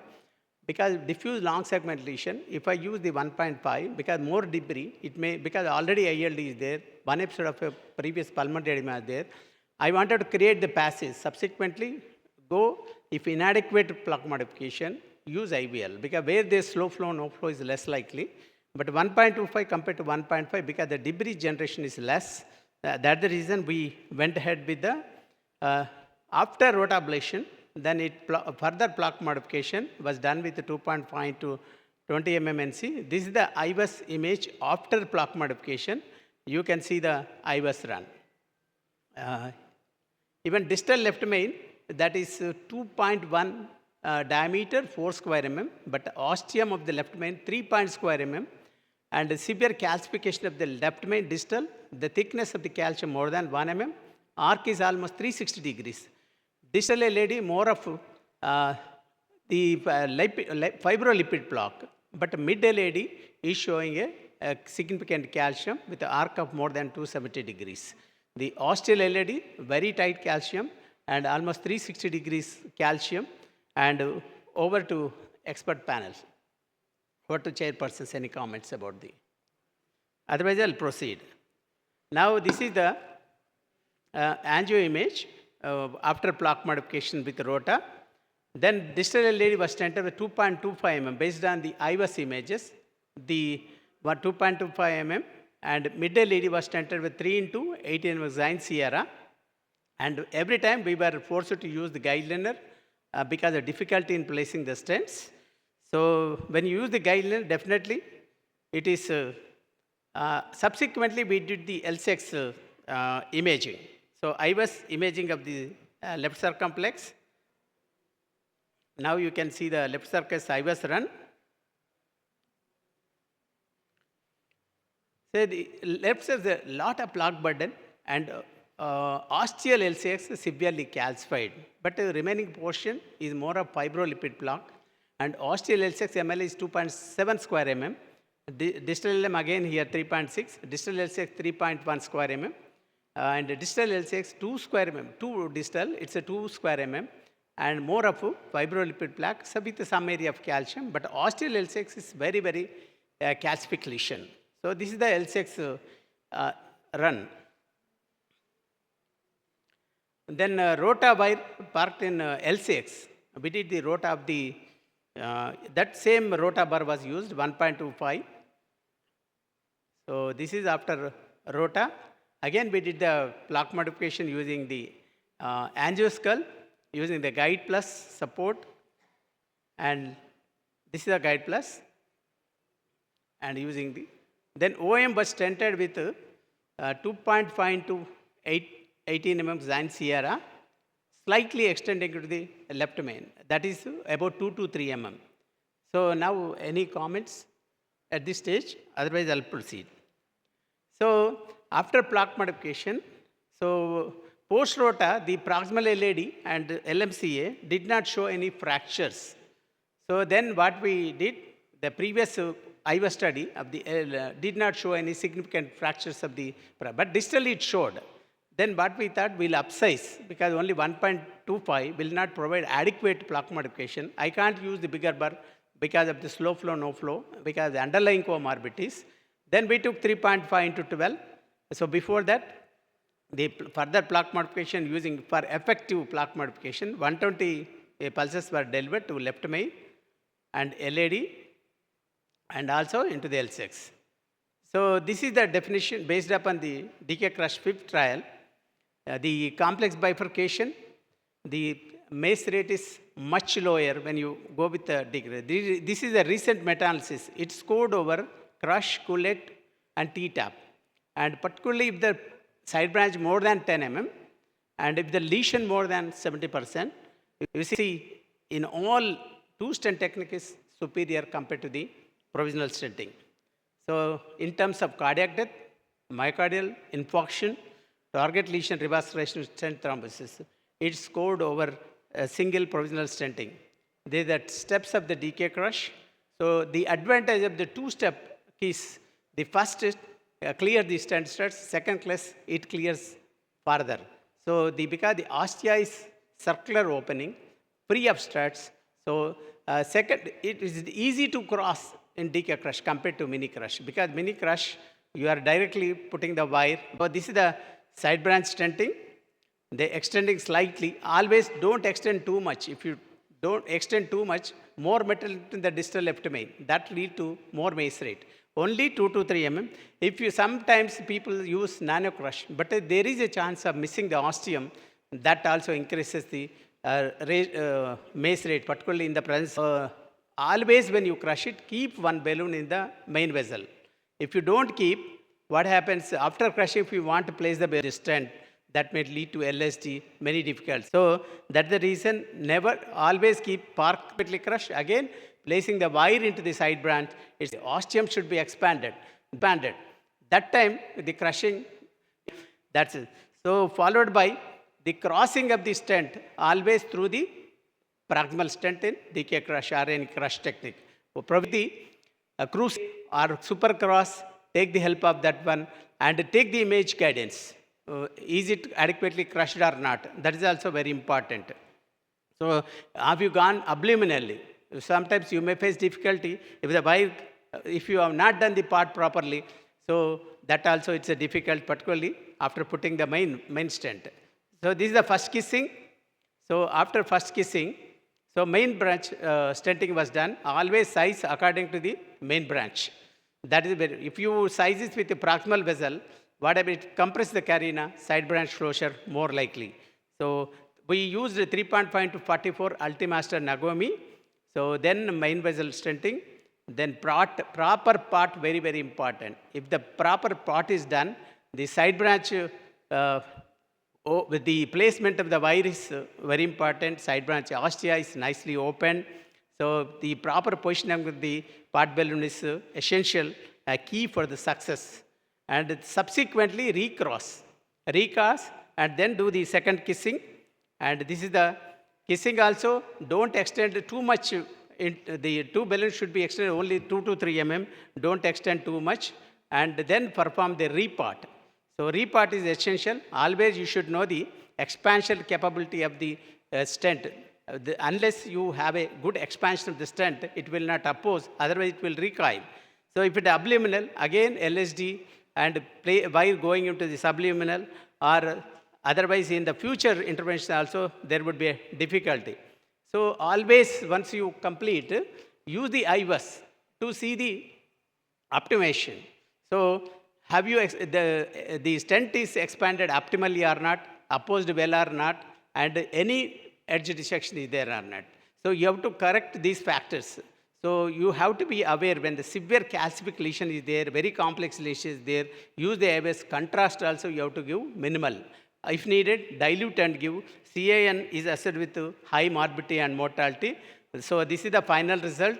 So though required MLA is previously like 8 LM, 7 confluence and 5 square mm left circumflex LAD.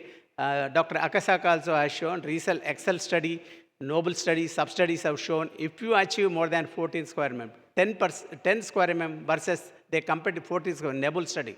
When you achieve bigger the area, the mace rate is going to reduce significantly. That's the reason, within the limits of the vessel size, try to expand it as possible, as much as possible. And once you, because in the two-stent technique, if the under expansion is there, resistance is very, very high. That is 24 point versus 5.4. But if you expand it well, you are going to reduce the resistance rate very significantly. So with this note, I'll complete the process. So DK crush was superior to classic crush in DK crush 1 trial and to provisional stenting in DK crush 2 trial, and true bifurcation. DK crush 5, definitely when the side branch more than 10 mm, it showed excellent results. So when you do the DK crush, always you know the art of very well to produce the best. Use the imaging, because ultimate IVUS XPL study, ADAPT sub-study, and recent ADAPT October studies have shown a significant reduction, in almost 50% reduction in stent thrombosis, 40% reduction in the MACE rate. So with this note, I will conclude here. This is my book. Please go through it. And senior members, always senior faculty members, please read and give me feedback, and you bless me. And juniors, you can go through and you can learn many aspects through this notebook. Thank you, one and all. Now I would request Dr. Ashok Seth, sir, to deliver the lecture. Sir, I am very, very honored to have you, sir. I thought you will be there from the beginning of the session to give some inputs, but anyhow you joined. I am very, very thankful to you, sir.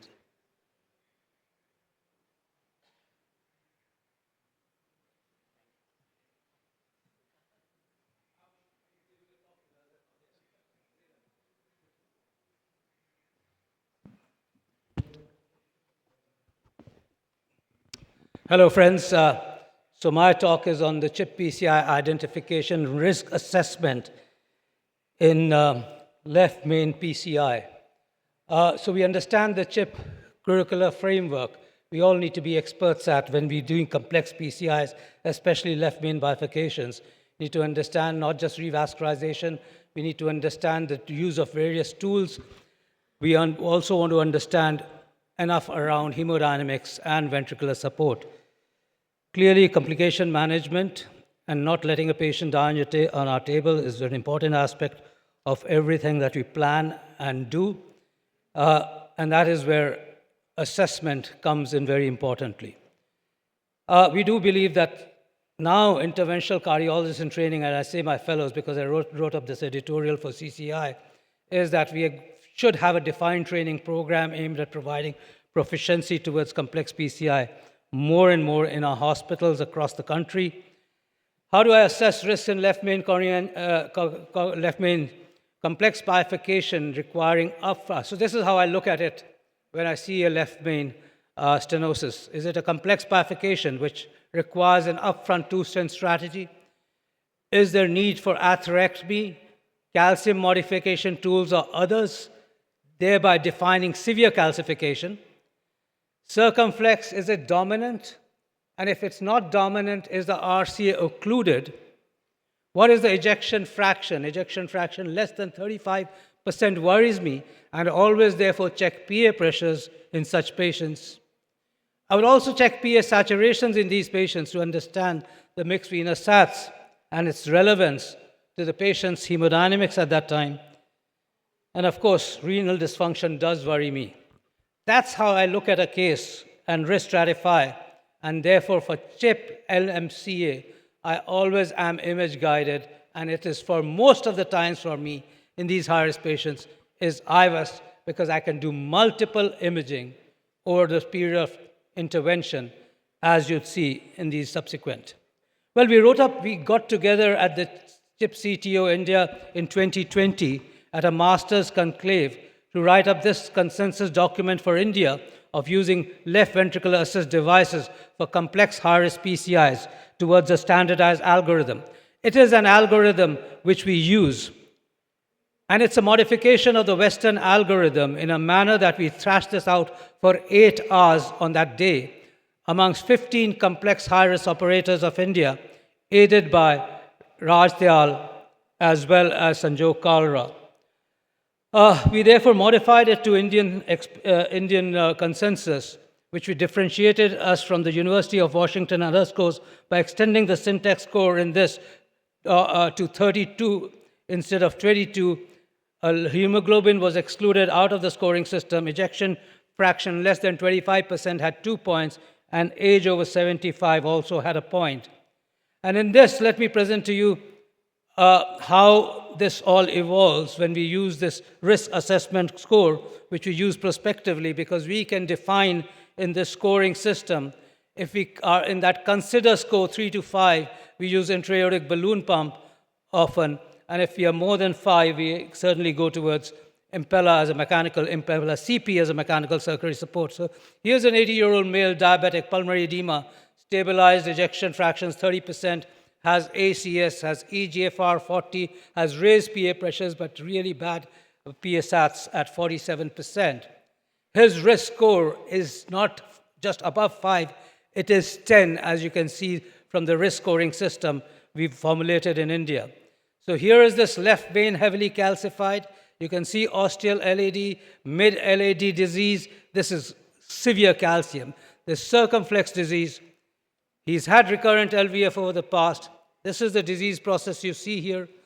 LAD is hibernating. The other are viable. And this is what his right coronary artery is. He's clearly for a mechanical circulatory support with Impella. Intravascular ultrasound shows me a score of 2 down this RCA. IVUS scoring of 2. Less than 2, of course, you may not need atherectomy devices or calcium modification. 2, perhaps the only one which to me was this calcium here. But then I was okay to see whether it would respond to a non-compliant balloon because there was no circumferential heavy calcification. And it did. My simple philosophy in this score of IVUS less than 2 is go in with a balloon, make sure that you see it in two orthogonal projections. A 3.5 millimeter balloon was seen in two orthogonal projections and opened up adequately at the third distal lesion, which was the most calcified. And of course, 3.5 then along the length of the lesion at high pressures, followed by stent implantation, followed by another IVUS, gave us an excellent results on the RCA with huge lumens, as you can see here, with 100% expansion along all areas. So here we have a final result. If you didn't have IVUS, this is how a vessel should look like. It should look larger, much larger than the adjacent normal vasculature. But we have large lumens on IVUS. Well, go on to the left side, do a complete revascularization of 1.5 Burr, not just to get across the proximal lesion, which was uncrossable, but also that the mid vessel, which is around 2.5 to 2.75, would perhaps be adequately treated by the Burr alone, even though the proximal obviously would require IVL. And therefore, the Burr goes all the way down to the mid vessel because the lesions, as you saw, there was diffuse disease right up to the distal third of that vessel. This was followed by IVUS, which showed us reverberations all the way in the mid segment, but obviously the circumferential calcification still existed after the Burr. We rotablated the circumflex ostium as well, and then did IVUS on the circumflex and realized that all these areas would require IVL. The distal stent was easy because there were reverberations on the calcium there. The proximal was clearly an IVL, as you can see here. I think, if I recall, was it a C2 plus? We actually delivered 80 pulses here, another 40 pulses on the circumflex. You can see now complete expansion happening. And by the way, IVL balloon also needs to be looked in two orthogonal projections because you can be surely misled in eccentric lesions by having residual stenosis when you've implanted the stent in the other orthogonal projection. Well, IVL onto the ostium of the circumflex, followed by a stent implantation, mini crush, and we have a final result which is really rewarding. You can see that we have large lumens, mid-LAD, which is that 2.5 to 2.75 area, has a 7.72, LAD ostia more than 10, mid-circumflex 9.21, ostia circumflex at 9.5, and left main at 16.62. So I think this requires left main bifurcation, complex high-risk left main bifurcation, PCI, requires highest levels of risk assessment and judgment. It does require superlative skills with mastery of multiple devices and indications for device synergy, which is again becomes important in complex high-risk calcified lesions. Advanced understanding of hemodynamics and mechanical circulatory support not just gives you safety, but gives you clear understanding of the final optimization of the final result to achieve the best long-term outcomes, intravascular imaging interpretation, and its application for outcomes is essential. I would say one of the most essential tools that we can use in left main coronary angioplasty or PCI. Optimal results should match the surgical outcomes, and that's how we owe it to our patients to do such cases. And there always has to be shared decision-making, which goes not just with the patient, but also with the surgeon to decide the best mode of therapy for these extremely high-risk patients. Thank you very much for your attention. Thank you very much, sir, for a wonderful presentation, as usual, masterly, with the vivid points. Sir, you can be seated. Thank you. We have a 2-3 minutes time if anybody wants to comment, or if you have any questions, you can raise. So, sir, you can.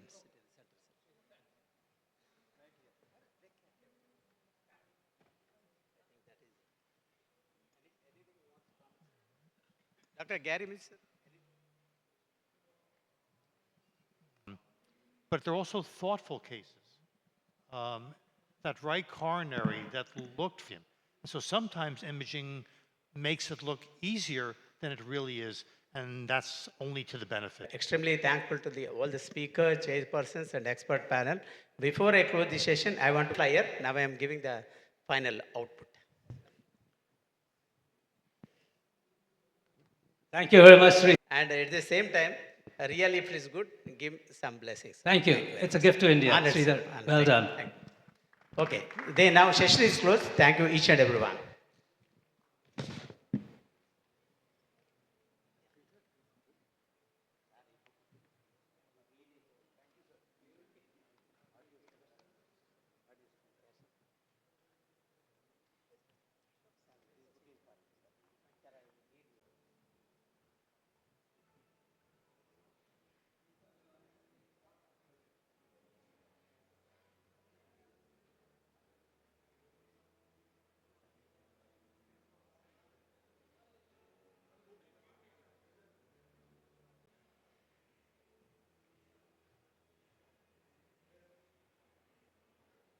A small announcement, your lecture, sir.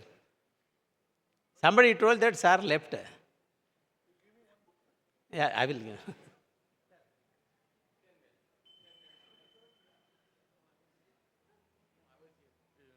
I was here. My talk today was treatment of severe article which was written by Andreas Grunzig in such as calcification. Calcium coronaries have significantly higher MACE rate. You are all familiar that there are many challenges with calcified lesion, including dilatation of the vessel. They are prone to dissection. Higher study which looks at lesion success, and you can see that the lesion success in an acute phase is dramatically declined in severely calcified lesion, and at 1 year the macification in the left main coronary artery to improve procedural success, change the morphology of the lesion, facilitate stent expansion, and reduce complications. There are many options of treatment of calcified lesions. However, there are two fundamental approaches of plaque crown. While orbital atherectomy is an eccentrically placed diamond chip crown that rotates inside the vessel to create the lumen. These are angiographic complications from the real world data on orbital atherectomy in a complex coronary disease, which was published not too long ago. This is a heavily calcified left main coronary artery, complex LAD and left circumflex. This was then treated with orbital atherectomy, and you can see the depiction of orbital atherectomy mechanism of action in the video. This is then stenting with a final angiography. So orbital atherectomy can safely be utilized. Here's an example of a rotational atherectomy case. This is left main bifurcation disease, extremely complex LAD disease with a dominant circumflex coronary artery. This you can see more further here. You can see the ostium of the circumflex.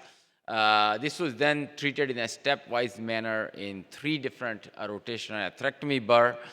You can see this is 1.25, 1.5, and 1.75 to be able to achieve expansion of this heavily calcified LAD. This was then stented.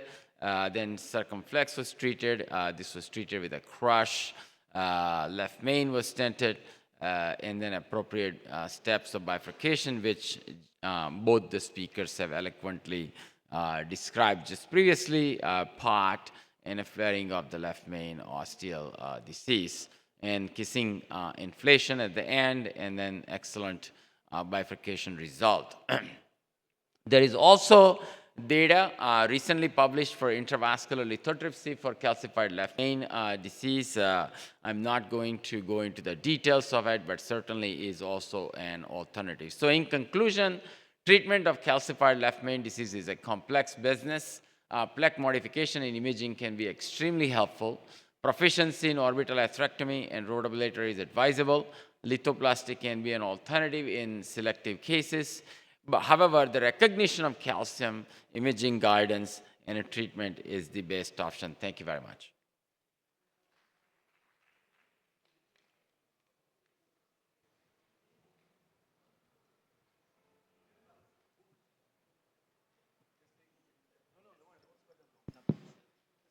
Sir, thank you very much. I was misled. Somebody told, actually, I insisted him to come to this meeting.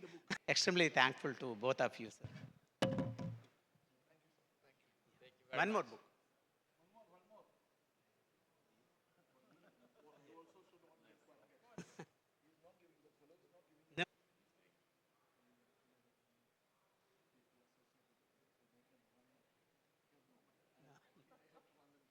Sir, you can give it. Thank you very much. Thank you. Come here. Thank you very much.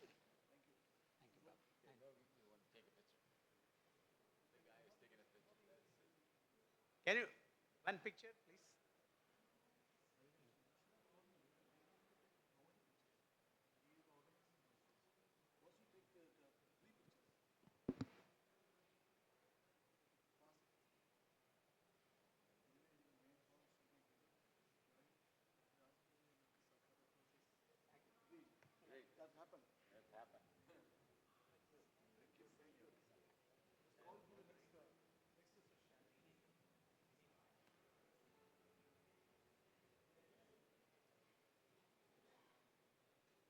Topic for this session is keynote lectures.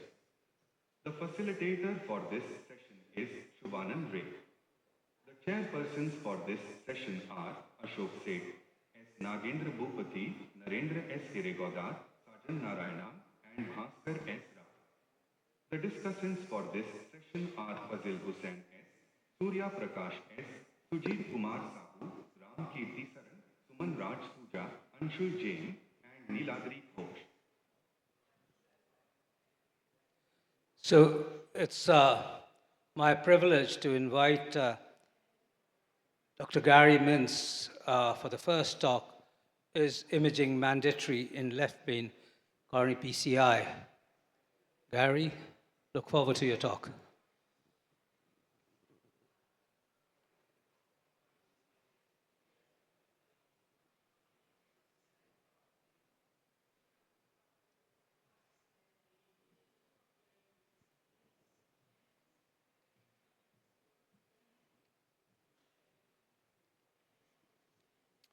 So thank you very much. So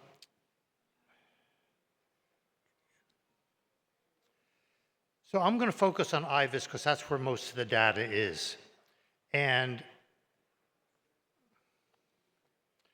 as I discussed yesterday, and as Professor Akasaka discussed today, imaging is useful in every step of left main PCI, from assessing the severity of the lesion to decide whether or not to use a provisional 1 stent or a deliberate 2 stent strategy, plaque composition, disease at the aortosteal junction, identify the landing zones when you implant a stent, measure vessel diameters. And during the procedure, often with repeated iterative imaging to optimize the outcome to determine stent underexpansion, stent deformation, geographic miss, and complications. And if you have malapposition at the proximal edge of the stent, that could cause problems in the future. And then, of course, you repeat as necessary until you get the result that you want. But that's not what I'm going to talk about. Is it mandatory? Something is mandatory if it improves patient outcomes. So let's look at the data on outcomes. There are now 7 meta-analyses compared. This is one that was published about 4 years ago, and at that time there were 11 studies: cardiovascular mortality, stent thrombosis, myocardial infarction, and target lesion revascularization. More recently, we have Renovate Complex PCI, which was a imaging versus angiographic subsequent studies looking at lesion and patient subsets. Last year in Circ Intervention, they published in this updated meta-analysis, there's a reduction in all-cause mortality and cardiac death, whether you look at observational studies, randomized studies, or overall. And the reduction in all-cause mortality in this meta-analysis is 50%, and a reduction in cardiovascular mortality is 62%. Now, let me just highlight the 4 randomized trials, and this was 350 patients showing a reduction again in cardiac death. This is the data from Renovate Complex PCI showing a reduction to 7%, or from 21% to 4%. This is cutting the complication rate by 3/4. And then just this month, a small randomized trial, 180 patients from Egypt, also showing a reduction, all showing a reduction in mortality, cardiovascular, and all-cause mortality ranging from 50 to 60%. Now I'm going to highlight one registry. This is from the versus angiographic guidance. And you can see that the imaging guidance group, which is roughly 50% of over 11,000 patients in hospital death and in hospital MACE. And you say, well, I've done 100,000 left main PCIs, my patients do fine, I don't need greater experience with left main PCI. And the quartile with the greatest operator experience had the entire country of the United Kingdom. Any benefit of OCT versus angiography simply because 50% of the angiators refuse to have their hands tied and not be able to use some kind of imaging. So OCT in the left main was as good as angiography, in which 50% had IVUS guidance. And we have Octavius, which is the Korean OCT versus IVUS randomized trial. This is 2-year data showing no difference. A registry called ROC2 showing that both OCT and IVUS had better outcomes compared to angiography. Why does imaging guidance improve mortality with left main PCI? It's logical if it improves and reduces restenosis. It's logical if when your patient presents with in-stent restenosis, the 5-year mortality associated with presentation, treatment, and follow-up is 30%. 30% 5-year mortality if your patient explains why imaging guidance reduces mortality. Best for your patients. Thank you for your attention. Thank you very much, Gary. So our next talk is from Dr. Manuel Pan.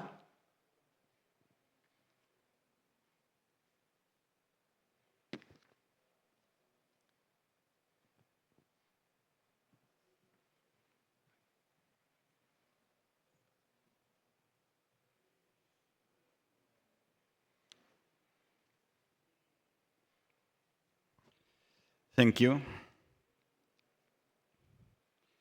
Maybe conflict of interest. Left main cyberant assessment imaging. We can obtain imaging at baseline condition or during or post-procedure in order to optimize the procedure. At baseline condition, we have to assess the severity, the plaque distribution, the plaque composition, and during the procedure, if you have an stent at the side branch, the expansion of the stent, the minimal lumen area, malapposition, tissue protrusion, or full lesion coverage. If you have not a stent at the side branch, evaluation of the dissection and the minimal lumen area. This slide shows the plaque distribution according with the Oviedo classification, that is a modification of Medina by IBUS. It's important to assess the plaque distribution in order to plan the stent strategy. Also, the plaque composition is important because often you have calcium with different presentation of calcium that this is at the side branch only is a provisional stenting with the LAD. The procedure finished, I think it's a type B dissection, showed a good finish the procedure. In bifurcation, treated with a young male with unstable, according with the OCT plaque modification. A pot, and at the LAD, you can see the significant stenosis. The patient was treated without kissing, but 2 years later was admitted again in our hospital by angina because of a progression of the disease at the LED. You can see a critical lesion that was treated with a drug-eluting stent, and at the same time, we evaluate the left main. You can see this image that is difficult to interpret, and if you have any doubt, do image. In this case, we did OCT, triplex to the left main, or from the ramus to the left main. You can see a bridge more clearly in the 3D reconstruction. A bridge crossing the strut. The area is good. At the level of the ramus is 1. We use a non-hyperemic index, IFR, and 1 is the maximum, so no limitation of flow at the ramus or at the circumflex. The patient was discharged without any additional intervention at this level. If you have an stent at the circumflex, criteria of optimization has been brilliantly exposed by Gary Mint and Professor Okazaka, so I don't want to insist in this concept. But the most important attitude, the most important strategy is to achieve the limit that you choose. You choose the rule of 5, 6, 7, 8 is the more simple. You can choose an expansion more than 90%, but the most important thing is finish the procedure with achieving the criteria that you use. All this concept has been clearly exposed in an Eurointervention paper from my friend Chema de la Torre. So I have one example of the evaluation of the stent of the side branch is a male, a young man that was admitted to the hospital because of an acute myocardial infarction with ST elevation. The infarct-related artery was the circumflex, was open with balloon, and the operator, after opening the artery, implant an stent trying to be precise at the osteum, nailing the osteum. It's not a recommended strategy, but during the emergency procedure, this was the chosen strategy. EDS was implanted trying to protrude in the left main, and a post-dilation was performed. This is the angiographic result. The angiographic result is perfect, but in the image demonstrate protrusion of a strut at the left main. You can see the pullback from the LED to the left main, and demonstrate some protrusion of the stent strut into the left main. The circumflex, the pullback of the circumflex, good expansion, good apposition, but again, protrusion and floating stent at the level of the left main. 3 months later, the patient came to the hospital again with this image, with an intraluminal filling defect at the level of the ostial LAD. Again, we did image a pullback from the LAD to the left main with OCT that demonstrate thrombus image, probably relate with the floating strut of the circumflex inside of the left main. We perform a nanocrash result. This is the final result with an excellent angiographic result, and the pullback from the LAD demonstrates some residual thrombus. The pullback from the circumflex to the left main demonstrates good apposition, no floating stent, good opening of the side branch to the left main, and left main was also with an excellent OCT result. And nothing else. Thank you for your attention.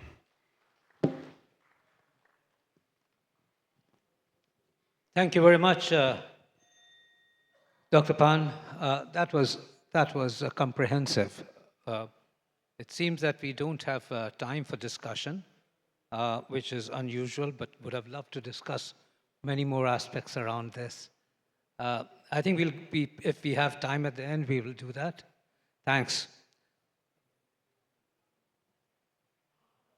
So we now have Dr. Akasaka talking to us around OCT future prospects.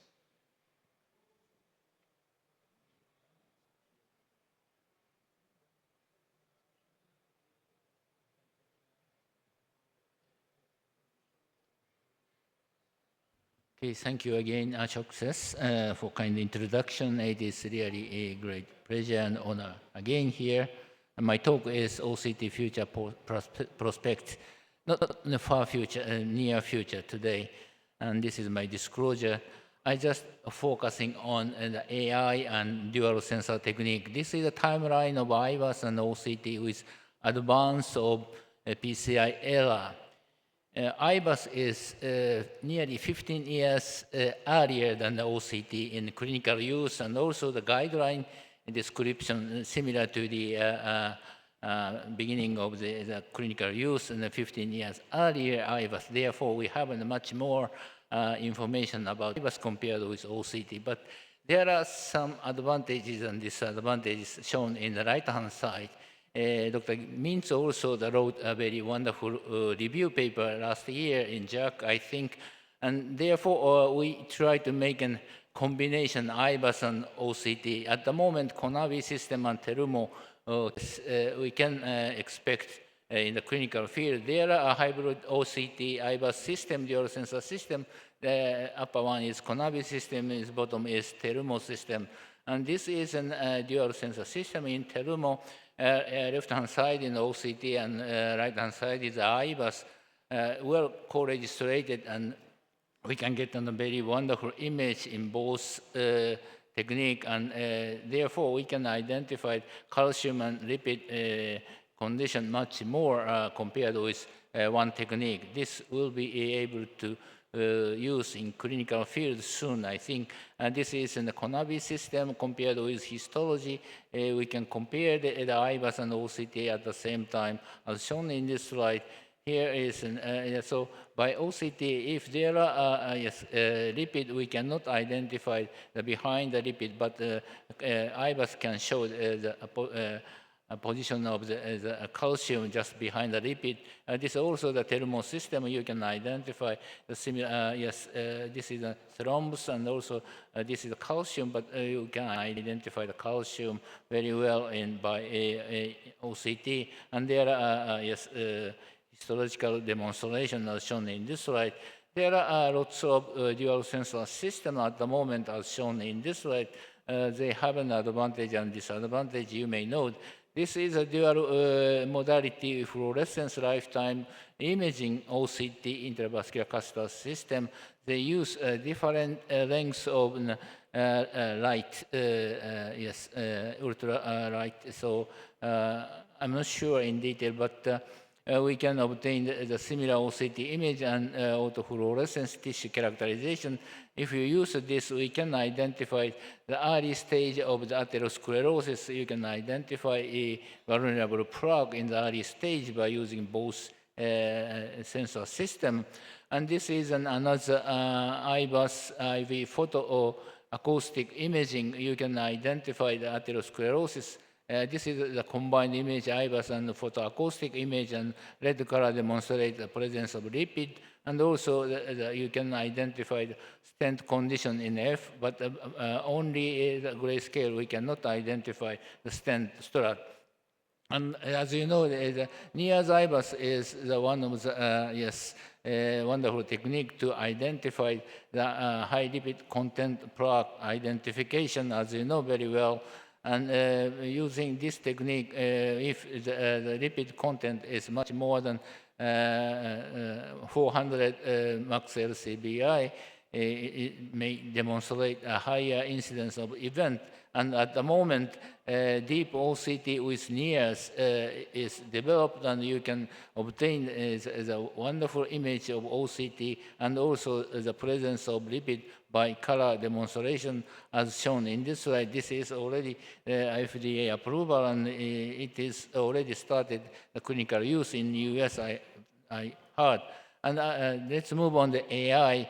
There are yes, development of the AI system and external validation, and finally we have to use in the clinical field as shown in this slide. This is one of the example, and they try to yes, compare within expert, and even in expert there are some discordance as shown in this slide, especially some cholesterol crystal or macrophages. There are lots of discordance among us, but still limitation in the macrophage and cholesterol crystal as shown in this slide. But in the measurement, there are good correlation between the expert and AI system. We can use this in the daily clinical practice. And even if the image quality may decrease as shown in this slide, AI can identify very well as shown in this slide in the product characteristic. However, the cholesterol crystal macrophage microvessel demonstrating vulnerable plaque is a little bit low accuracy as shown in this slide. Literature from 2010 to until 2002.9, and IVAS identification of calcium is nearly 0.95.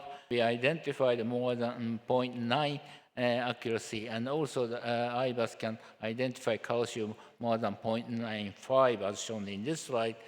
We developed the vulnerable plaque identification. We developed the training distal set and validation test set, and developed the Here is our system, and here is the focus of to identify the vulnerability, and then we can clearly differentiate the normal and the stable plaque, and with such accuracy we can identify the vulnerable plaque. And compared with clinical fellow or poor experienced doctors, AI system is much better, and deep learning may improve this modality. And also using this modality, we can speculate the clinical prognosis if we identify the vulnerable plaque by this automated analysis of the image to assess the coronary artery structure, plaque, stent, and so on, including measurement of lumen and vessel diameter, plaque volume, stent apposition, plaque characteristics, and coronary structure, including stents for improving with OCT, may develop very rapidly recently to demonstrate a much more precise information to predict in OCT. Thank you very much for your kind attention. Surgeon, do you have a question? In the near future, they're still going to be large. They're going to be large devices. Isn't there a yes and crossable? Yes. Yeah, so we can use the like an IVAS catheter. Right. Ashok, can I make a comment? Yes, please. In imaging, because many times we have great difficulty in interpreting. Or it has come, you would know it better, because it's practical, available. System, the diagnosis is better than the not well experienced people. That might be is a wonderful to teach the beginner to learn the imaging. But compared with expert, still there are little bit discrepancy. So we have to develop much more. But however, final diagnosis is by the expert, I think. But AI gives us lots of information to focus on which or where is the very important part, right? That might be very helpful for us, I think. So I have a question for Dr. Pan, and you could please come to the mic to answer that. Your talk around imaging of side branches, as is an important aspect, is that if we have a left main going into LAD and the circumflex looks borderline, ostia of the circumflex look borderline, and you're deciding whether to actually stent the orifice, the circumflex orifice, do you rely on IVUS or image-guided areas, or for ostia of the circumflex, would you like to rely on flow measurements and FFR as a decision-making tool? Yeah. Probably for decision is better the physiology, but in case of doubt, you can do both. And what sort of areas of the ostium of the circumflex on OCT and on IVUS are your leave alone and can be left alone? When you have an stenting, the criteria is very clear, but with balloon, I think it's not so clear. For this reason, I prefer to use the physiology that the cutoff point are clear. If you have an IFR more than 0.9, you are sure that the flow is correct. So, but it's very variable from one operator to another one. When you revise the publication series in the literature, you can see a great variability of side branch stenting when you perform provisional stenting. You have different criteria, but a lot of variability. Thank you. Thank you very much. So we go on to the last talk, which is left main coronary artery bifurcation, PCI, provisional versus 2 stents, when and why. And that's Dr. Vijay Bang.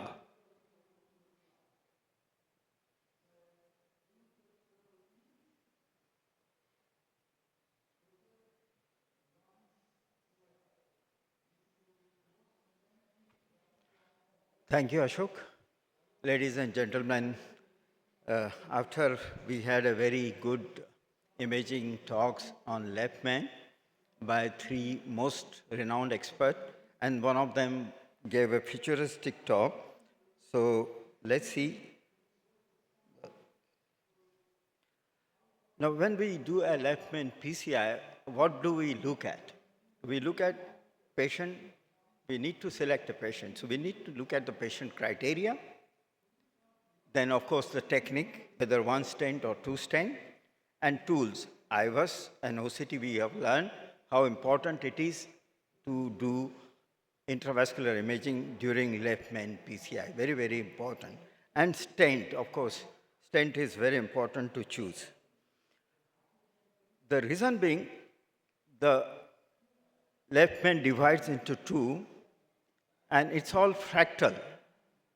So it becomes very important that we look at these factors in a very important way, because there is a discrepancy in diameter of the proximal and distal vessel. Difference diameter and may oppose it into the left main can be a challenge.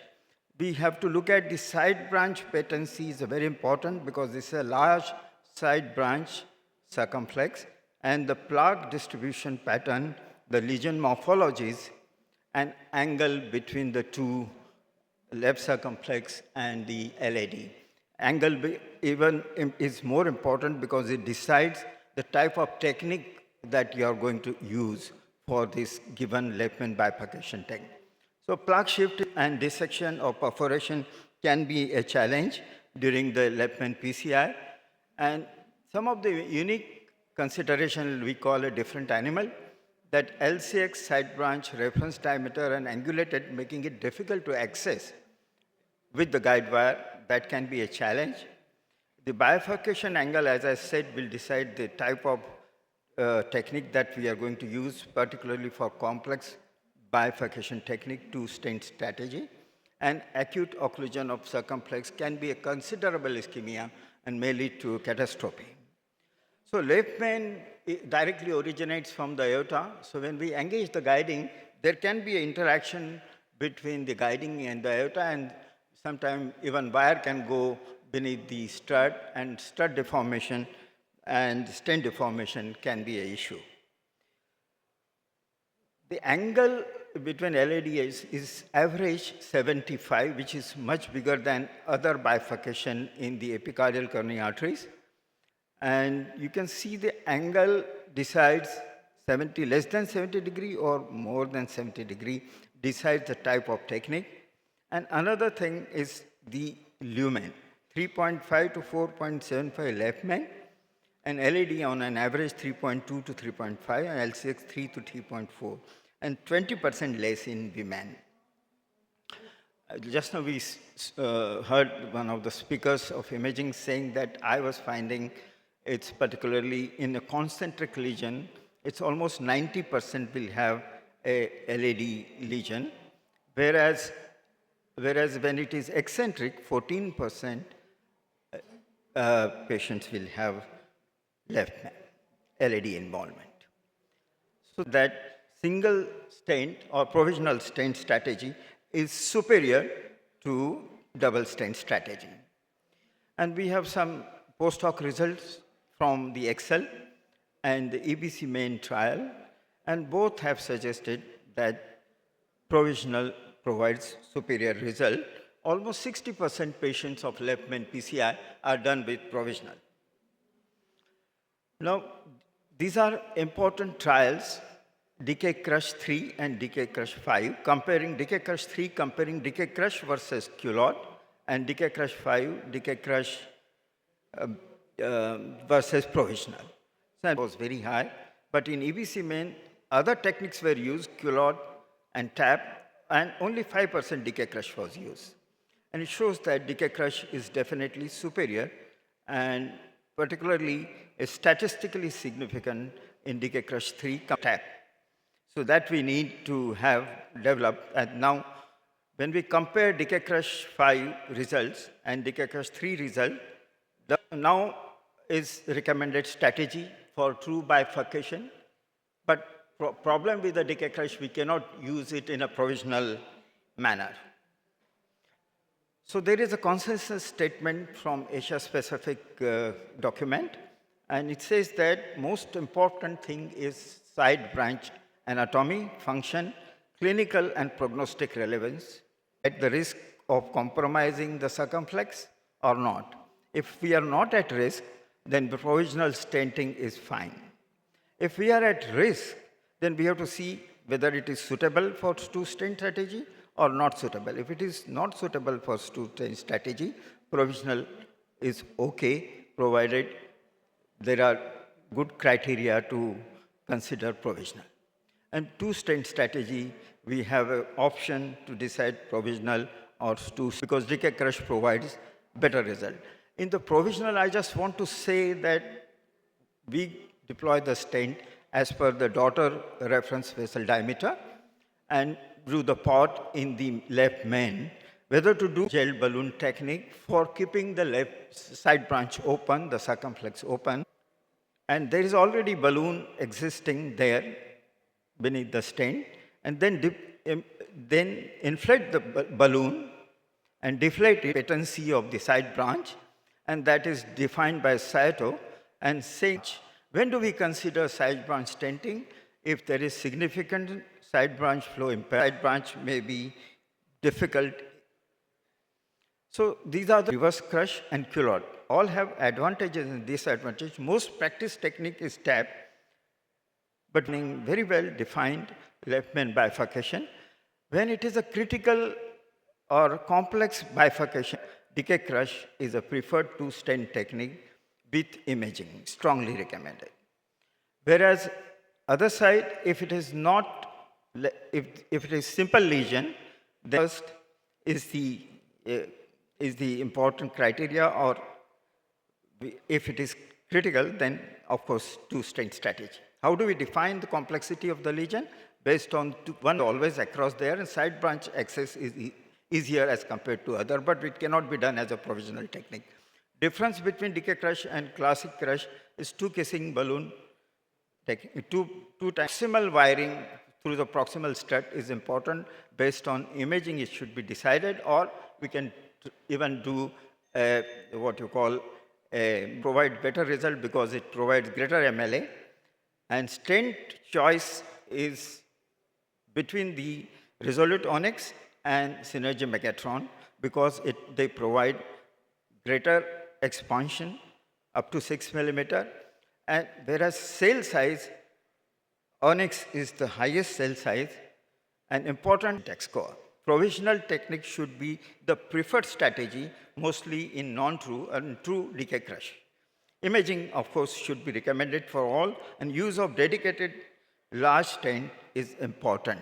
In conclusion, stent is possible in left main. It's very effective and safe. Two-stent strategy or provisional depends upon the complexity and morphology of the lesion. Operator knowledge, skills, and experience and judgment is very, very paramount importance. Thank you very much. Thank you. Thank you, Vijay. With that, we end this session. We are running late. So I hand it over to the next session to Dr. Pratap Kumar. Or is it Sajan? Sajan, over to you.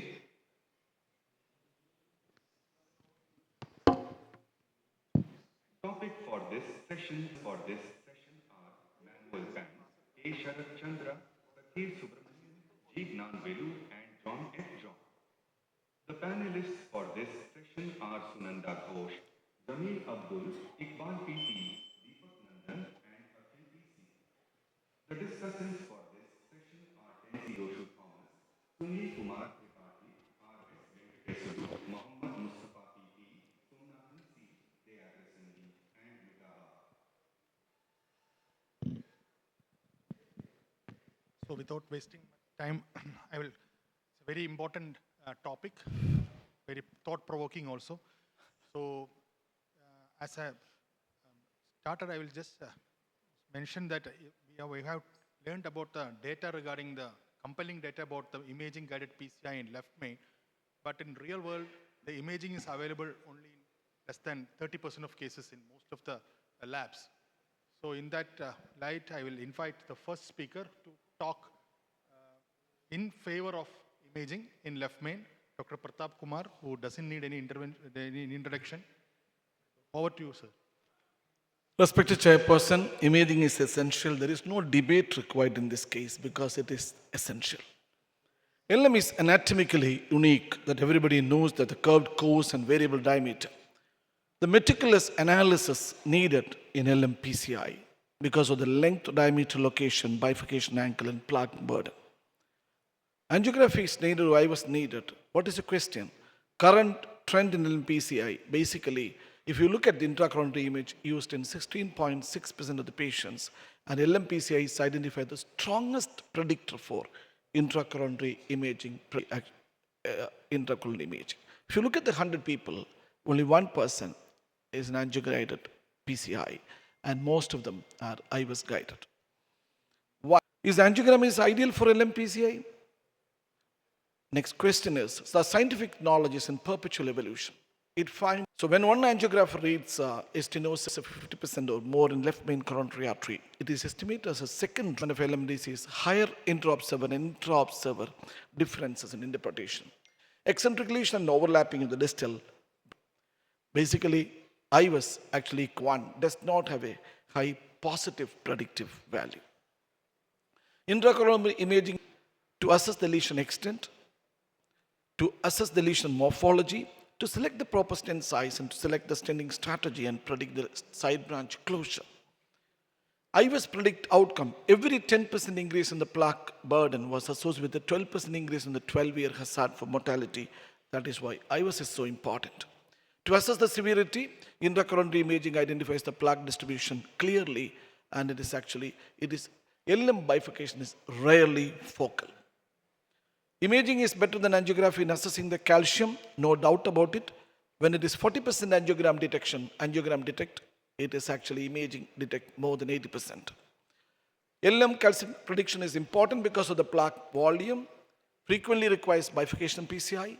The plaque modification requires technique is important, and long-term outcome depends upon the final MSA, and it may require mechanical circulatory support. Nearly 10% of the LM PCI requires rotational atherectomy.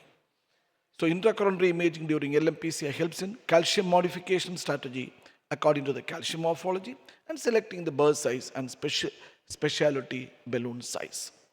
Physiological assessment may be challenging, especially for the ostial LM lesion as well as downstream LM disease.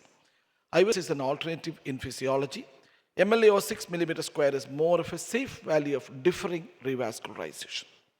MLA of less than 4.5 millimeter square, useful index for the FFR of less than 0.8. IVUS-derived formula, everybody knows that is more than 6 non-ischemic, less than 4.5 is ischemic. So it is actually guideline telling that it is a 2A indication. So usually important imaging helps in stenting strategy basically for the severely diseased side branch plaque morphology and also side branch medial dissection. Occlusion can be identified again by imaging, selection of the intravascular interventional imaging. Basically, IVUS can predict the circumflex compromise by if the minimal luminary and spiky carina. Same OCT, carina tip angle less than 50 and branch point carina tip length less than 1.7 millimeters. Basically, the guidance of the rewiring also possible by the imaging, both by IVUS and OCT. Angiographic visualization of recrossing point is very difficult, but imaging can identify that. The feasibility of the assessment of the guide wire crossing point after MB stenting in OCT is 90%. When balloon cannot be advanced to the side branch, OCT imaging can definitely demonstrate abluminal or luminal wire position. To select the appropriate balloon size, again, this imaging helps. Initial crush according to the size of the distal vessel and port crush is according to the LM diameter. Port, basically 1:1 according to the LMCA. Intravascular imaging after stenting again for the stent optimization to identify the geographical mess. The MSA cut value for actually the latest recommendation by the Korean group is 11.8, 8 and 5.8. I tell that 6, 8, 12 is the easy way to remember. Evidence is important. Actually, it reduces the risk of all-cause mortality by 40%, cardiac death by 53%. Fewer immediate procedural complication. Better clinical outcome. This benefit was driven by reduction in assessment with reduction of LM-TLR also. Renovate trial again reduces the cardiac death, target relation, vessel-related myocardial infarction. Every study. Benefit of IVUS is actually IVUS change the LM procedure in 52% of the time in Excel trial. Pre-stenting, post-stenting and after stenting. Recommendation, why imaging is needed? To understand the disease severity and morphology, to achieve the best result during stenting, and it is actually becoming class 2A indication. Basically, LM or complex stenting in all the guidelines, it is class 2A indication. If you look at this angiogram, I showed this angiogram to one of my colleagues. He was telling me the size of the LMCA will be 2.75 to 3 millimeters, mid to distal LAD is 2.25, and lesion preparation should be with NC balloon. I asked him. So then I went to the imaging. I was to the MS. Actually, the short LMCA, LM was 6 millimeters from the ostium and 2.5 to 38 from the circ ostium, that is OM. When I went to the LAD, I saw that proximal LMCA was 4 into 28 I used. It is a 4 millimeter vessel and distally is 2.28. I used a cutting balloon for the preparation of the lesion. We did a DK crush, 4 into 28 and first KBI, 2.5 into 38 stent. Then LCX is rewired and OCT to confirm the wire crossing. That also we have done KBI, POT and followed by OCT. So we got this one. The circ wiring also could be identified by this imaging. So I just wanted to tell you that, see the wiring easily identified by imaging, which cannot be identified by our angiogram alone. So after LAD stent, circ wire cross. The final run showing the result like this. I could not achieve the result if I go with the angiographical analysis. What is the result I got? Square 8.43 the ostium of the lady and 10.66 for that. And final run of IVUS to OCT was 7 millimeter square. So this was the final result, but angiographically looking very good. Image actually. I think we will, any questions? We will have a counterpoint.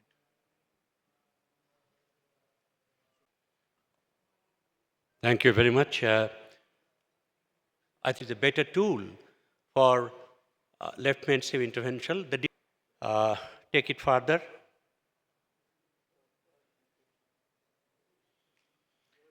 We have to understand it's a renal problem, sometimes a clinical setup like acute coronary syndrome, left ventricular function, concomitant valvular disease, previous history of cerebrovascular problem, and of course, presence of collaterals, thrombus, and of course, the expertise of operator and availability of equipment. So there are multiple factors, they are not left main. It has an ostium, it has a body, and it has a distal.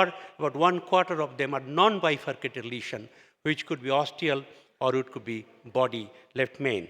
I mean, I'm not contesting that if you have an IVUS, this is the data from Italy, shows even that question that whether left main imaging is important or always necessary for left main intervention. So still there is a question mark. So there is no consensus that it has to be mandatory for left main intervention. And if you look at the data, even if you see it, there are certain trials which shows that cardiac death, myocardial infarction, and stent thrombosis are not exactly, are sort of unanimously agreed that it is sort of superior with IVUS intervention. Class 2A with level of evidence B. So that is very important because, as I said earlier, the left mainstream intervention, it is a very special category.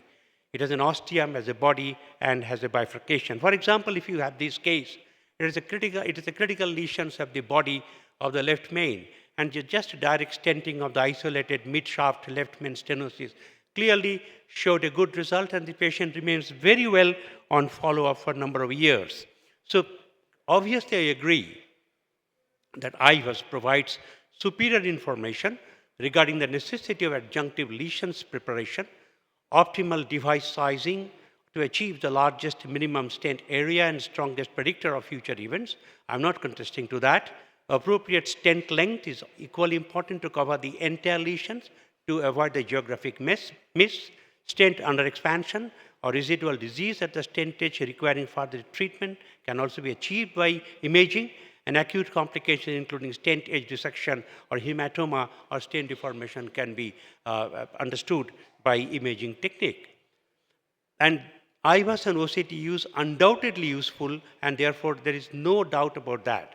IVUS provides valuable anatomic information about the coronary vessel lumen, wall, plaque, and should be used cautiously for physiological assessment of angiographic intermediate lesions. But there are limitations. We have to say that. Despite consistent signals coming from various reports, the fact that this evidence is derived from retrospective, non-randomized studies remains a significant limitation. Additionally, these studies did not directly test the role of IVUS guidance or image guidance as the main objective, and the decision about performing IVUS was usually left to operators' discretion, and that is very important.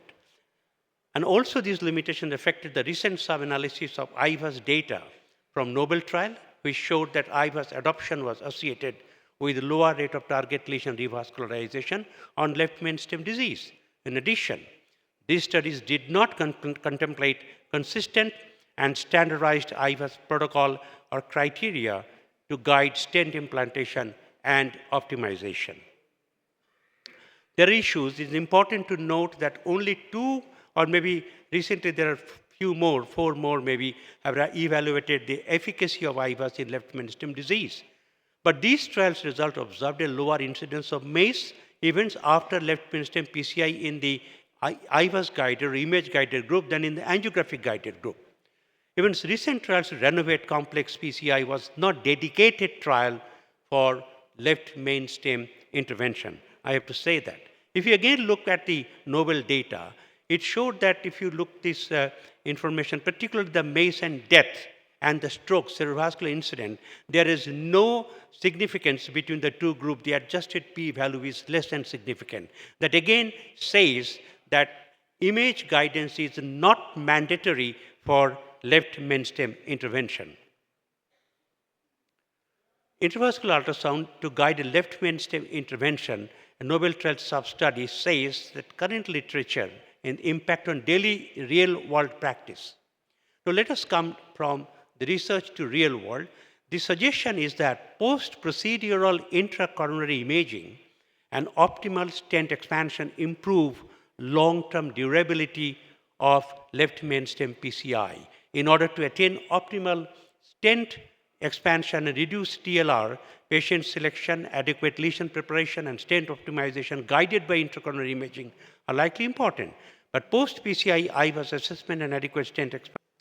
The principal barrier to adoption of intravascular imaging technique were safety concern, lack of time for catheterization procedure, costs for the OCT and IVUS, and of course the availability of the equipment uniformly intervention, particularly left mainstem intervention.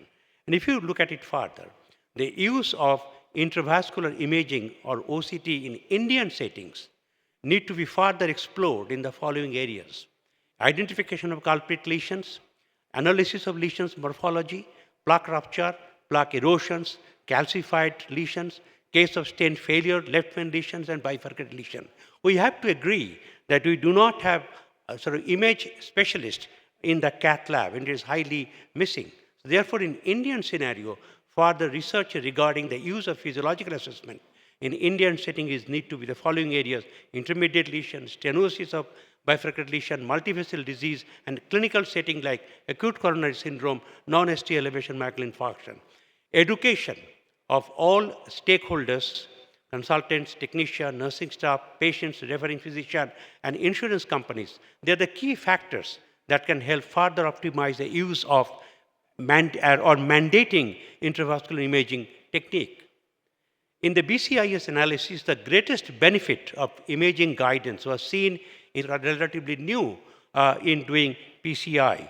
Therefore, IVUS as an imaging mandatory for left main intervention. If you really sort of debate on that, my take will be, even those studies have shown IVUS guided PCI is 30% PCI cases in the United States, since the images may be difficult to interpret and procedure is not fully reimbursed. In Europe, left main intervention, the use of IVUS is not more than 30%. In our own practice in less than 30 to 40% such procedure, we use IVUS. So in my opinion, complex subset intervention has an important role, but certainly all IVUS intervention do not mandate image guidance. Finally, it is important that operator should have what is known as IVUS eye. We should have a sort of proper understanding of the images of IVUS, OCT, or whatever tool we use. We should be experienced, we should be there should be a specialist in the lab, and then the proper interpretation of the image would be extremely helpful to guide us in doing intervention procedure, and that is important. Finally, to conclude, IVUS and OCT, other imaging modalities are good tools, but not for all intervention. For LMS intervention, mid-shaft or left main is small circumflex, I will perform PCI in a conventional manner. Left main stem bifurcation, small caliber circumflex, I will use a straight single stent towards LAD. Some ostial lesion, I will probably do like any other ostial lesions of right coronary artery. Today, majority of left main stem intervention may require IVUS or OCT, but all left main stem intervention may not obtain a great clinical benefit by mandatory image applications. Thank you very much. Nice closing point from the debaters.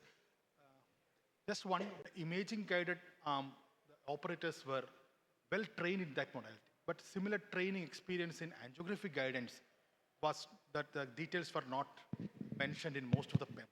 Do you feel that if you give similar training in angiographic guidance, for example, if you use systematic QCA, will these results will be replicated? I just want to ask Dr. Pratap sir, who was vehement in, so if you have a proper training in angiographic guidance, for example, if the operator is trained for using systematic QC, which is very easily available with any of the cath lab software, whether that will change the results? Basically, that is the only reason I told the diffuse LMCA disease, you can have a QCA cannot give you the exact data. One point, because many people in the world is not doing, because the non-availability of that doesn't mean that you should not use it. Actually, it is to be used. Why we are not, for Indian data, if you look at 3% was the usage of IVUS nearly 4 or 5 years back. Now it has gone up to 9%. And even the imaging in LMC that, okay, it can. If possible, basically the people are not using. The reason is people are not doing angioplasty for primary PCI. Then how can you tell that it is not mandatory? So, Renovate Complex PCI looked at that question. The Renovate randomized trial was based on 10 years of experience in the investigators, during which they used a lot of imaging guidance and fine-tuned their angiographic image interpretation. Paper, they compared, or they looked specifically at whether this IVUS eyes, OCT eyes, because in the randomized trial, imaging guidance was better than angiography to optimize the angiographic result based upon imaging experience. Now, is imaging mandatory for left main PCI? You know, that's up to the operator. But the operators today have to accept the fact if they do angiographic guided left main intervention, their patients are going to have a... I agree completely with you, but why, my question is, why is it not the left main image considered one recommendation in the guideline? Yeah. Why not? I mean, I don't sit on the resign. My suspicion is that the European guidelines, which are older, will have an update in which American guidelines get updated only once every 10, 12 years. So they're not going to do a piecemeal look. You look at the guidelines, the data on FFR available with imaging. So I don't listen to the guidelines. Yeah. I think although the data could be supported chambers, I was mandatory for all left mainstream intervention. And at the same time, the operator's experience is also equally important. I think I was... This session, over to next. I have Dr. P.C. Rath.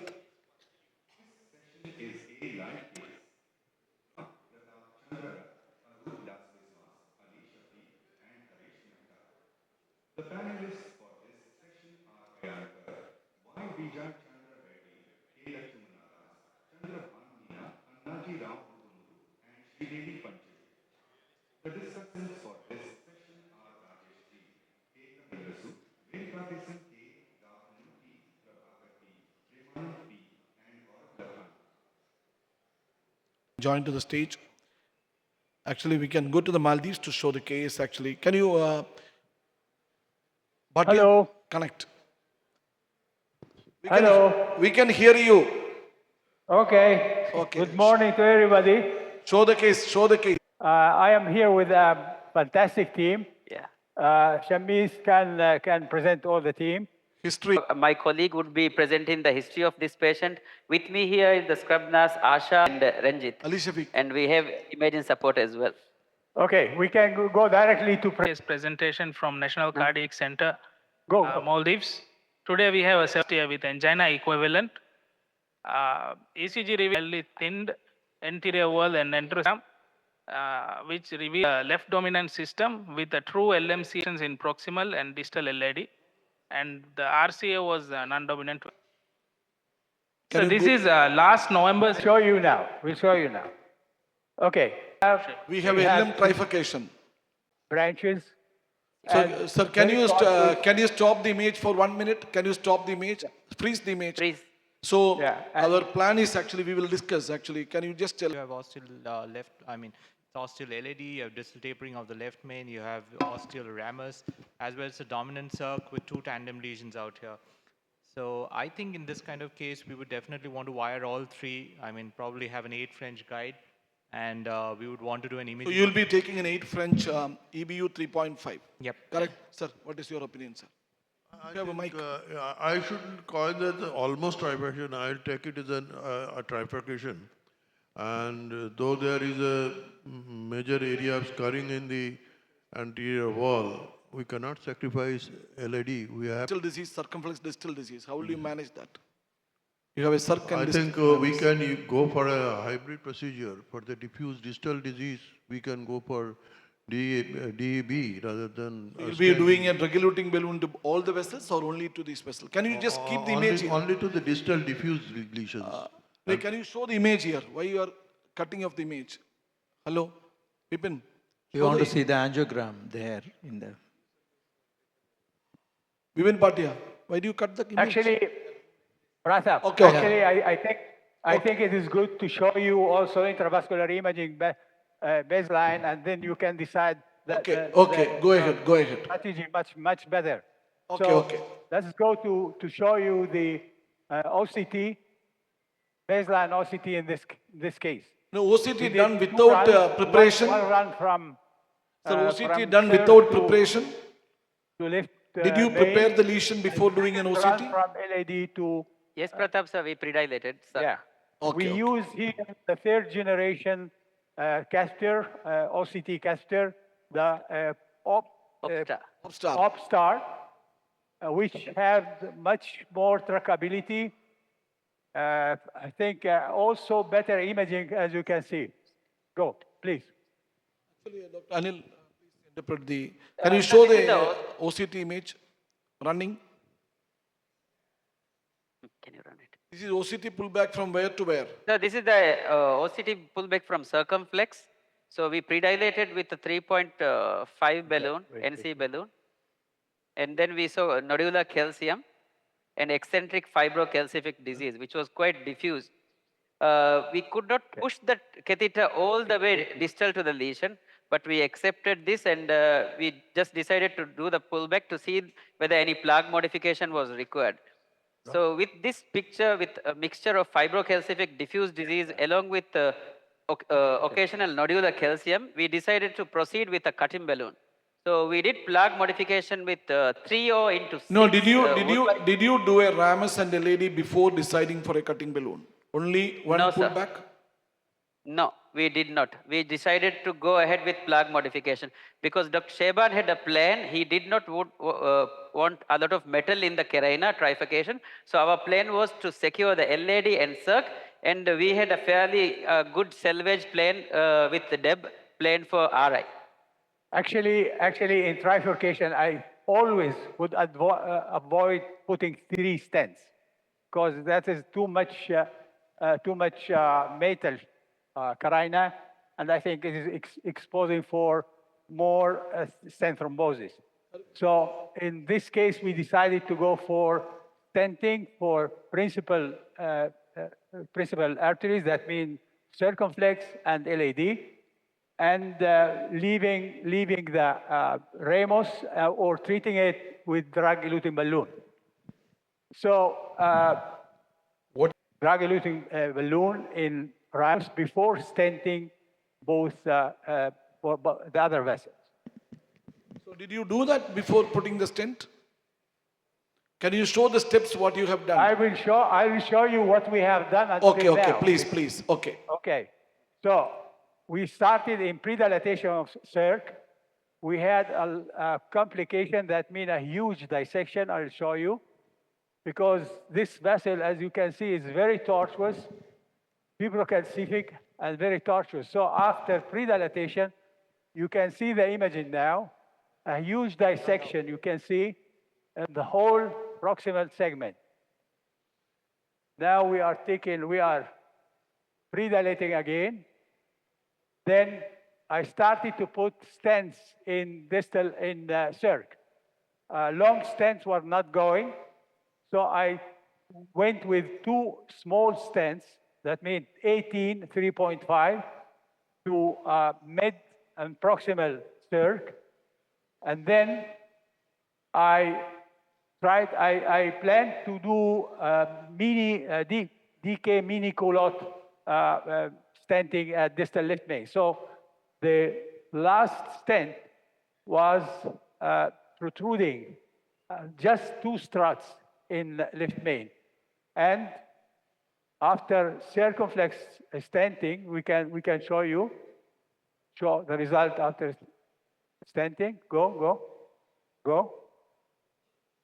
This was, we post-dilate the ostium of circ again with 4O balloon because it was still underexpanded. Now this is after post-dilatation of circumflex. We also rewired Ramos and LAD from the stent. We did the first kissing balloon between LAD and CERC, preparing for DK mini culotte. Then we applied the drug-coated balloon, as you can see in Ramos. And now we are at this point. I can show you the OCT after all these maneuvers. Please go. OCT. So this is the OCT. We did a short pullback from proximal LAD to LMCA, and we did 3D here. You could see the protruding. There are only two stent cells which are protruding, and the LM to LAD is very well opened. Yeah. So the Ramus distal vessel, what is your plan? Distal? Distal Ramus. We will see. We'll show you later. I mean, I have now the stent to complete the culotte stenting from left main, ostial left main to LAD. Let's check the position on the ostium, please. So right now the plan is as discussed by sir. Spider, please. To secure the trifurcation area, and then we worry about the distal spasm, distal disease. No, now you took the wire from the Ramus or not? So all the wires are exchanged. No, now there is a wire in the Ramus, wire in the LAD, all the three wires. Wires are there. All the wires are still there. Let's check the position now. Okay. Ali, what is your opinion? Can you just tell? No, it's out. Okay. Mic. Wait. Yeah, I was thinking whether we are going to do tracing before placing the LM to LAD stent. Will it have any effect? Go on, yeah. 6, 7, question 8. about tracing. So will you do a tracing before the stenting? No.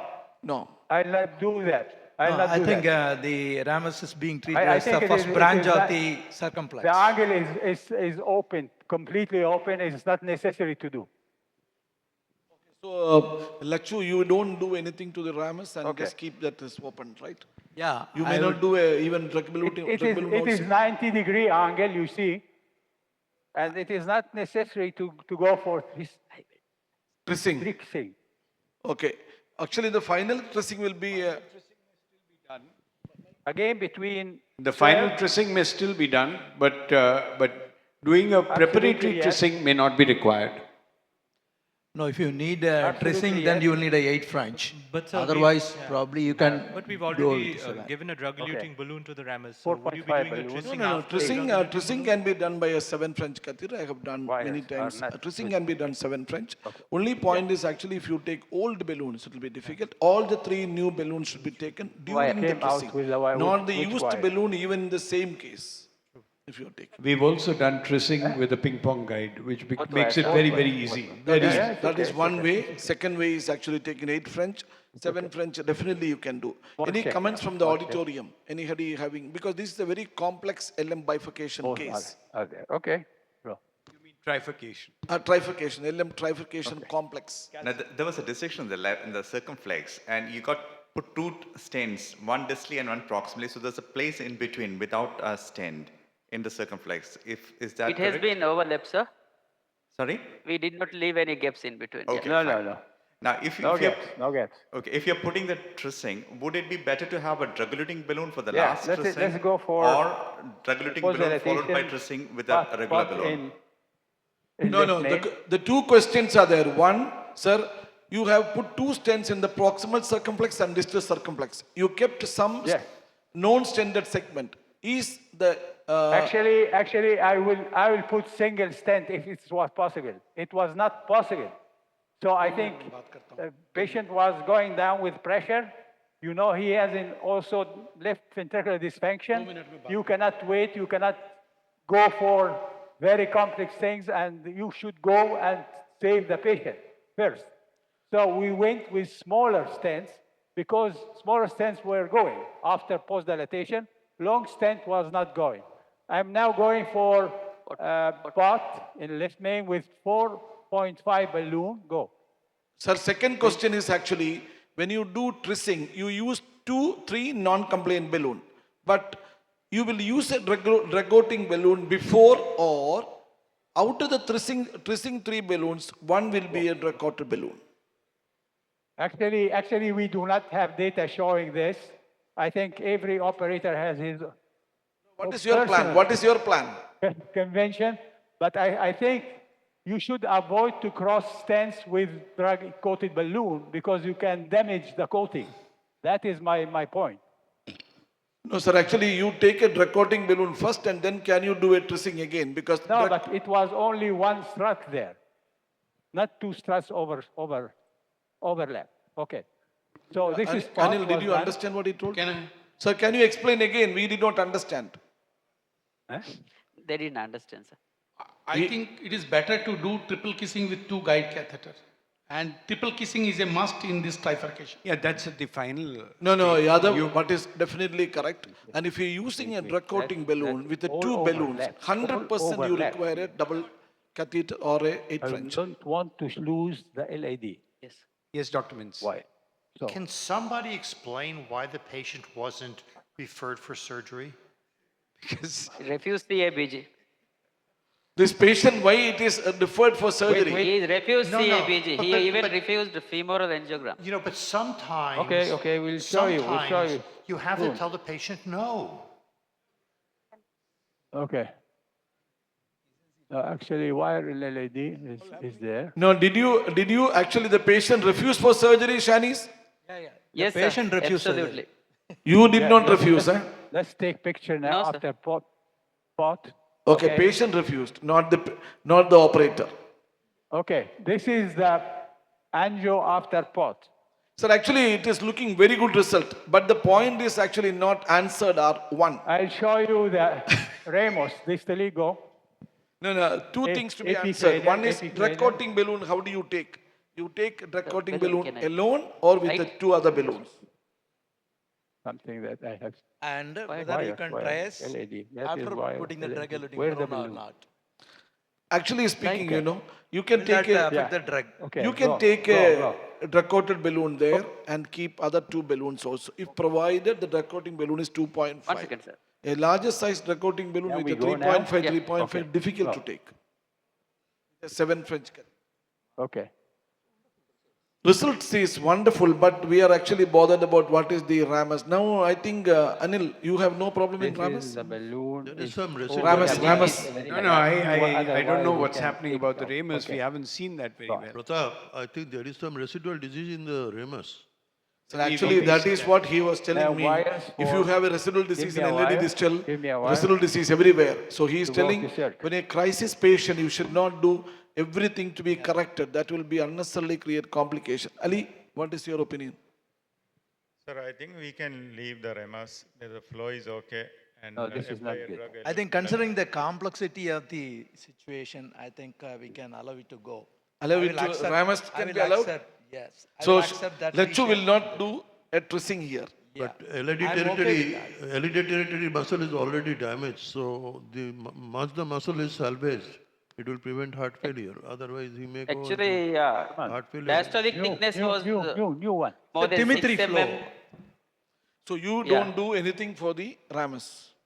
Yes, sir. Actually, the Now I go. believe this ramus, it's more like a high diagonal, if I'm not wrong. I mean, so there's no Spider diagonals on this LAD beyond that ramus. I mean, that's probably the only Yeah, diagonal. but that whatever we it is, it's supplying a significant Significant portion of the myocardium. myocardium, and Yeah. you should not forget that the Yeah. LAD is already infarct related. Infarcted, true. So I think it's not a maybe we it's should not a address it. insignificant vessel and should not be ignored. Yeah. So sir, actually, what is your plan now for the Ramus? The plan here now is to wire back circumflex to do second kissing balloon and final pot. And then we'll go for final OCT run. No. Our question is Ramus intermediates. What is your plan? All right. Ramus, we are going to leave Do you it want as- to do something for the will be Ramus? left like this. I mean, not more than balloon. I think in this case have diffuse disease, also an LAD. I think you should not go just to for aesthetical result.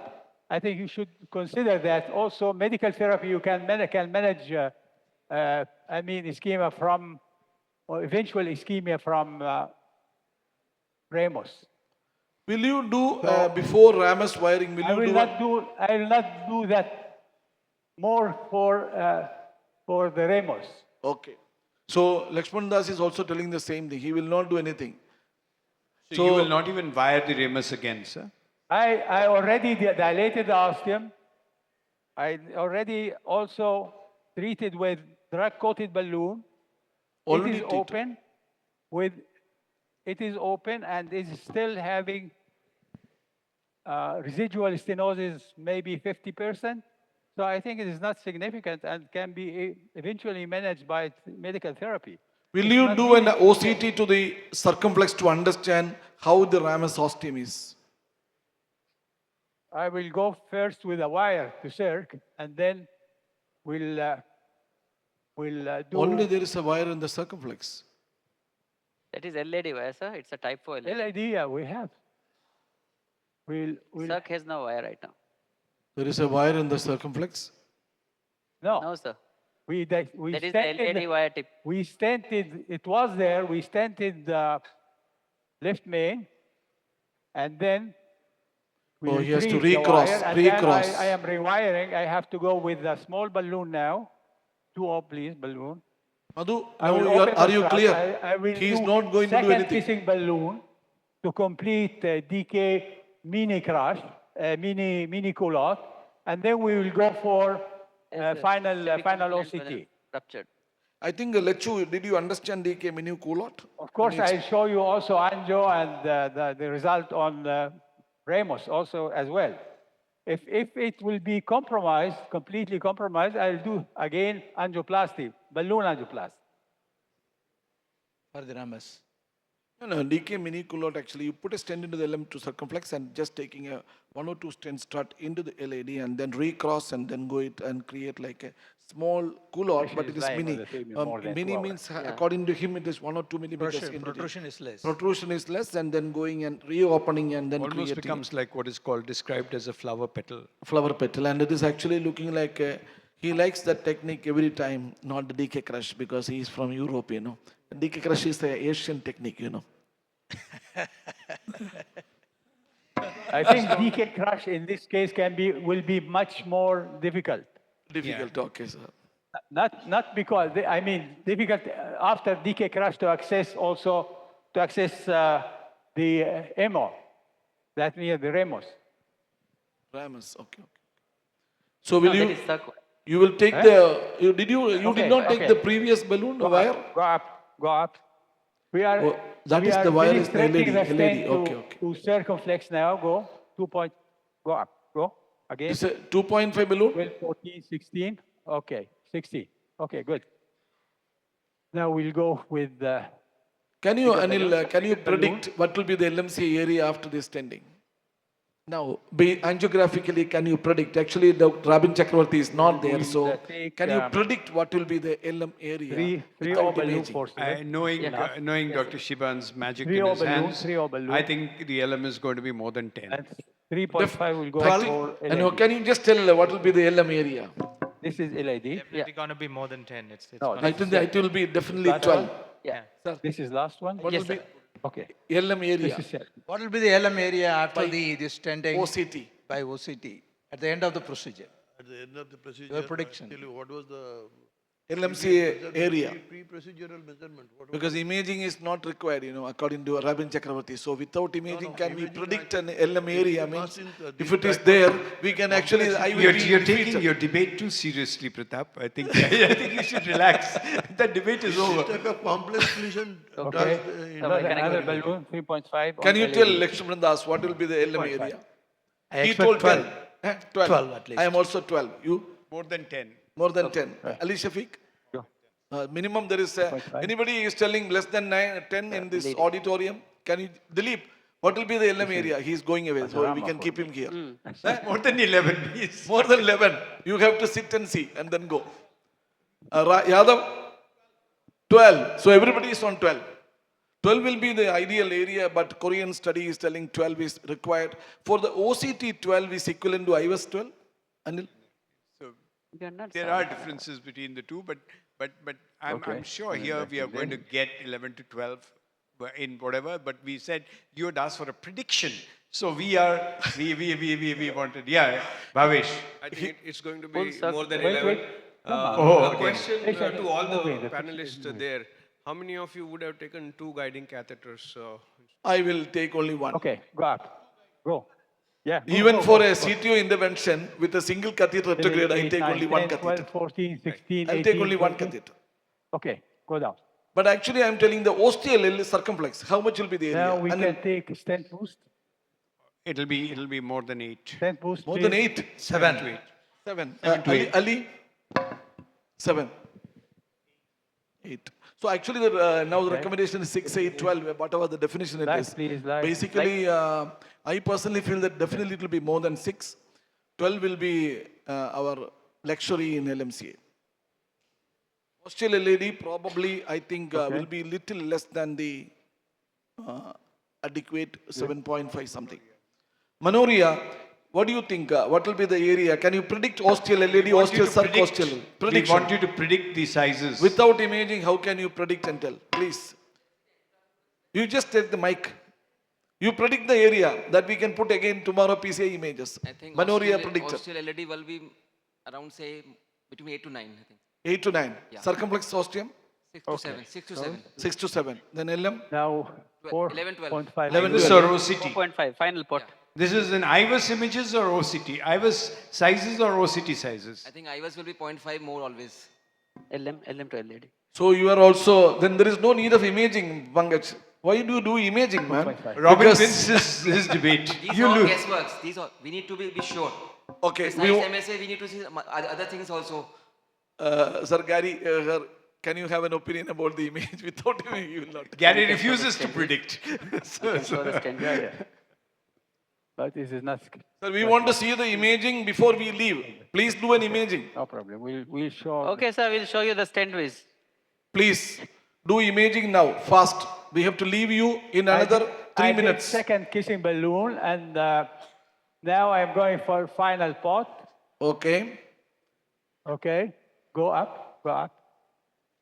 This is with Position the of 4.5 is balloon, very right? Important. You see, it's the marker is at the carina. Go, go, go, go. Okay. That is with the 4.5 balloon? Okay. And the flaring also, okay, go up, go. 6, 7, 8, 9, 10, 12, 14, 16, 18. Okay, 4.5 balloon. The Y connector. Yeah. Okay. 4.5 balloon into 18 It is is actually 4.5 balloon. 18 is 4.5, actually 5 millimeter 4.5. square. Non-compliant balloon. Non-compliant. So we will be maximum 4.5 into 4.5, 4.94. Now we'll go for OCT. OCT. Final OCT. OCT to circumflex or LAD? Yeah. LM to LAD, no? Yeah. Both. LAD to left main. LAD to left main. Shanice, you should be focusing on the imaging now after this. We can go also, but I think we have, for the contrast, I think it is good to think about how much contrast we have did Yeah. till now. Well, when you take the OCT, No, I that think it imaging is sufficient for the, can reduce the contrast also. There is no need of an injection. Pressure. If your prediction is correct, you will buy chocolate for everybody. You have to buy. Give- You are the. give some- So Ali, can we show the your stent prediction ways is before we going do to the be seen. OCT? Let us see Or the stent prediction. boost. After that, we have to leave. This is not clear. It's not that much. There are a lot of calcium, and I was really Pratap worried sir, about can you the see the stent arterial boost? LAD actually. The have to do expansion very at the quickly. arterial LAD, I am really concerned. You are concerned about the osteoid expansion. Now you just get back to your wording. From here. You told 8 millimeter This is square. here. No, arterial LAD, This is probably LAD. it will be 7 only. He is actually doing what? It is actually a clear stent. Not clear because of the calcium underlying. Show it. So much calcium. So much calcium. It's a nodular calcium. In these cases, actually, whether you have to do an OPN balloon or not. Okay, okay, it is enough. It's Yeah, enough. great We can choice. do. OPN. You could have cracked this calcium and then it might have We can do. Okay. Yeah, BP. Ready? Okay. Rota is actually Okay. not That's required why because the there's- lumen area was good enough. Coming, this Yeah. is actually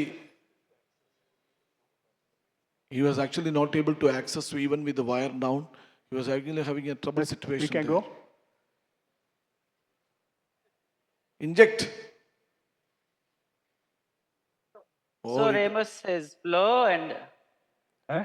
TB3 flow in ramus is there. Yeah, yeah. Yeah. we could not see the angiogram. Can you show the angio shot? Very good. I'll show you the final angio now. Already angiogram is seen. So this looks like LAD osteomis. I don't think that is definitely that is a problem. Okay. See, Take picture. Go. 14. Area is 14. Okay. LMCA. Oh, no is more. around Lumen area is 16. Much above 11. Yeah, let's go to the Carina. But LAD osteomis is that's a No. tough situation.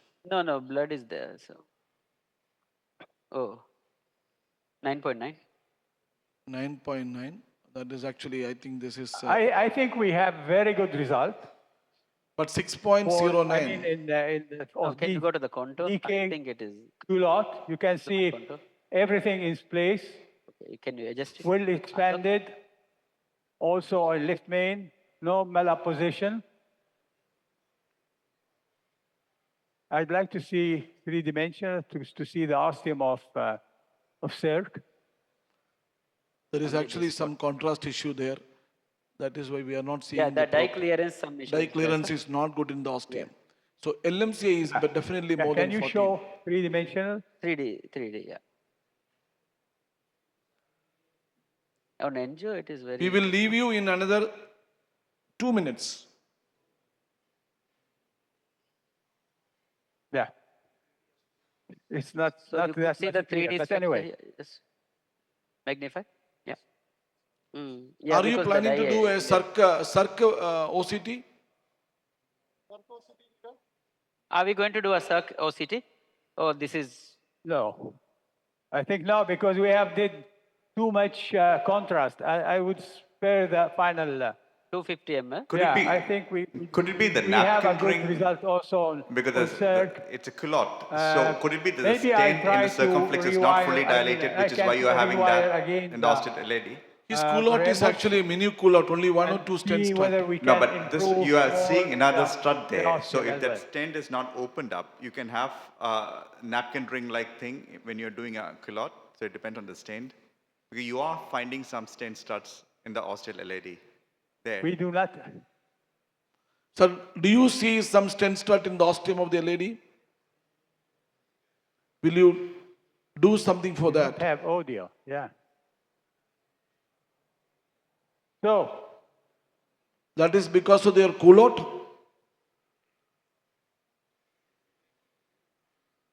no, I'll go with the Cirque one. Cirque one. Okay, give me the. You just Short, talking. please. Okay. What they are doing? What they are going Are to do? you now accessing the OCT catheter in the circumflex? Or no? No. No. I'm trying to access Ramos. Access the ramus. We can improve Ramos.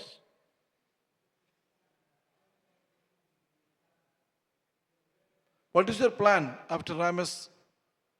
That is, I mean, just to put the wire, no tracing, right? a small dilatation again, maybe. But TB3 flow is there. So Sir- I think also we can leave it like this. So there is no time. We have to leave you because it is a wonderful result. Okay. Can you make a final comment and then we have to leave? I can show you only the final again. Okay, okay. Epicodal. Ostium is a little Before leaving, and this will be the final angio. Ready? Sine, sir. Go. Sine. Yeah. There is some residual. Yeah, in I the- think in it the is circle. the bifurcation is very good. Probably I have to think do we the can improve somehow the Ramos. Ramos having also TB3, and there is some residual stenosis, maybe 60, 70. I think if I will access, maybe the best thing to do is FFR, and then decide whether it is needed something more or not. Okay, sir. Thank you very much. Thank you very much. Great case, Thank you very sir. much. Great case in a time-constrained environment. You did a brilliant job, as always.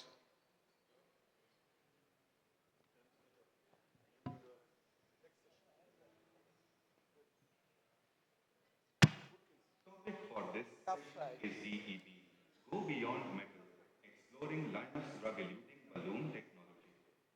The facilitator for this session is Madhu Sridharan. The chairpersons for this session are Chavi Satpathy, Jayanti Krishnan, Ohi Hua, Praveen S. and R. K. Jha. The panelists for this session are Krishna Prasad Nivali, Girish P. V., Debojyoti Sarkar, K. Kalyanaraman, Jagdish M. and C. Murthy. The discussants for this session are Nachappan K., Prabhakaran S., Anurag Polabrahu, Manish Saha, Abhirup Sinha, Rushikanta Mohanda, Arif Muhammad, and Debabrata Sarkar.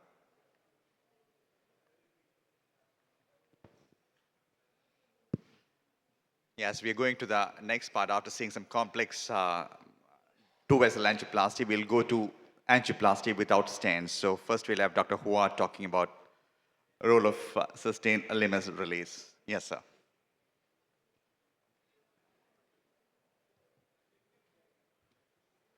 Good afternoon, Mr. Chairman, ladies and gentlemen. My name is Hee Hua Ho. I'm from Singapore. First of all, I would like to thank the CSINIC organizers as well as Cordis for inviting me to this meeting. And my task today is to give a talk on where to stand, where to not, and what is the role of the sustained limers DCB.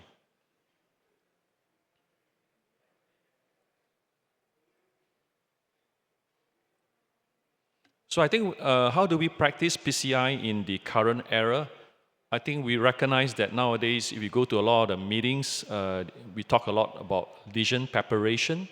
So gone are the days of direct stenting. So nowadays, we have to do a proper lesion assessment followed by lesion preparation. And once you have done that, you can either treat the patient with a drug-eluting stent or treat the patient with a drug-coated balloon. I think it is important for us to remember that when we are doing PCI, what are the goals that we want to achieve? I think first of all, we want to restore normal flow. So hopefully the patient will have improvement in symptoms as well as improvement in the LV function. And in the short term and long term, we want to prevent restenosis. And in the future, we want to prevent complications. So this includes complications like ischemic complications as well as bleeding complications. And we all know that drug-eluting stent is still the mainstay of treatment for our patients, but there are limitations with drug-eluting stents because you have things like in-stent restenosis, stent thrombosis. So you look at this meta-analysis of about 25,000 patients.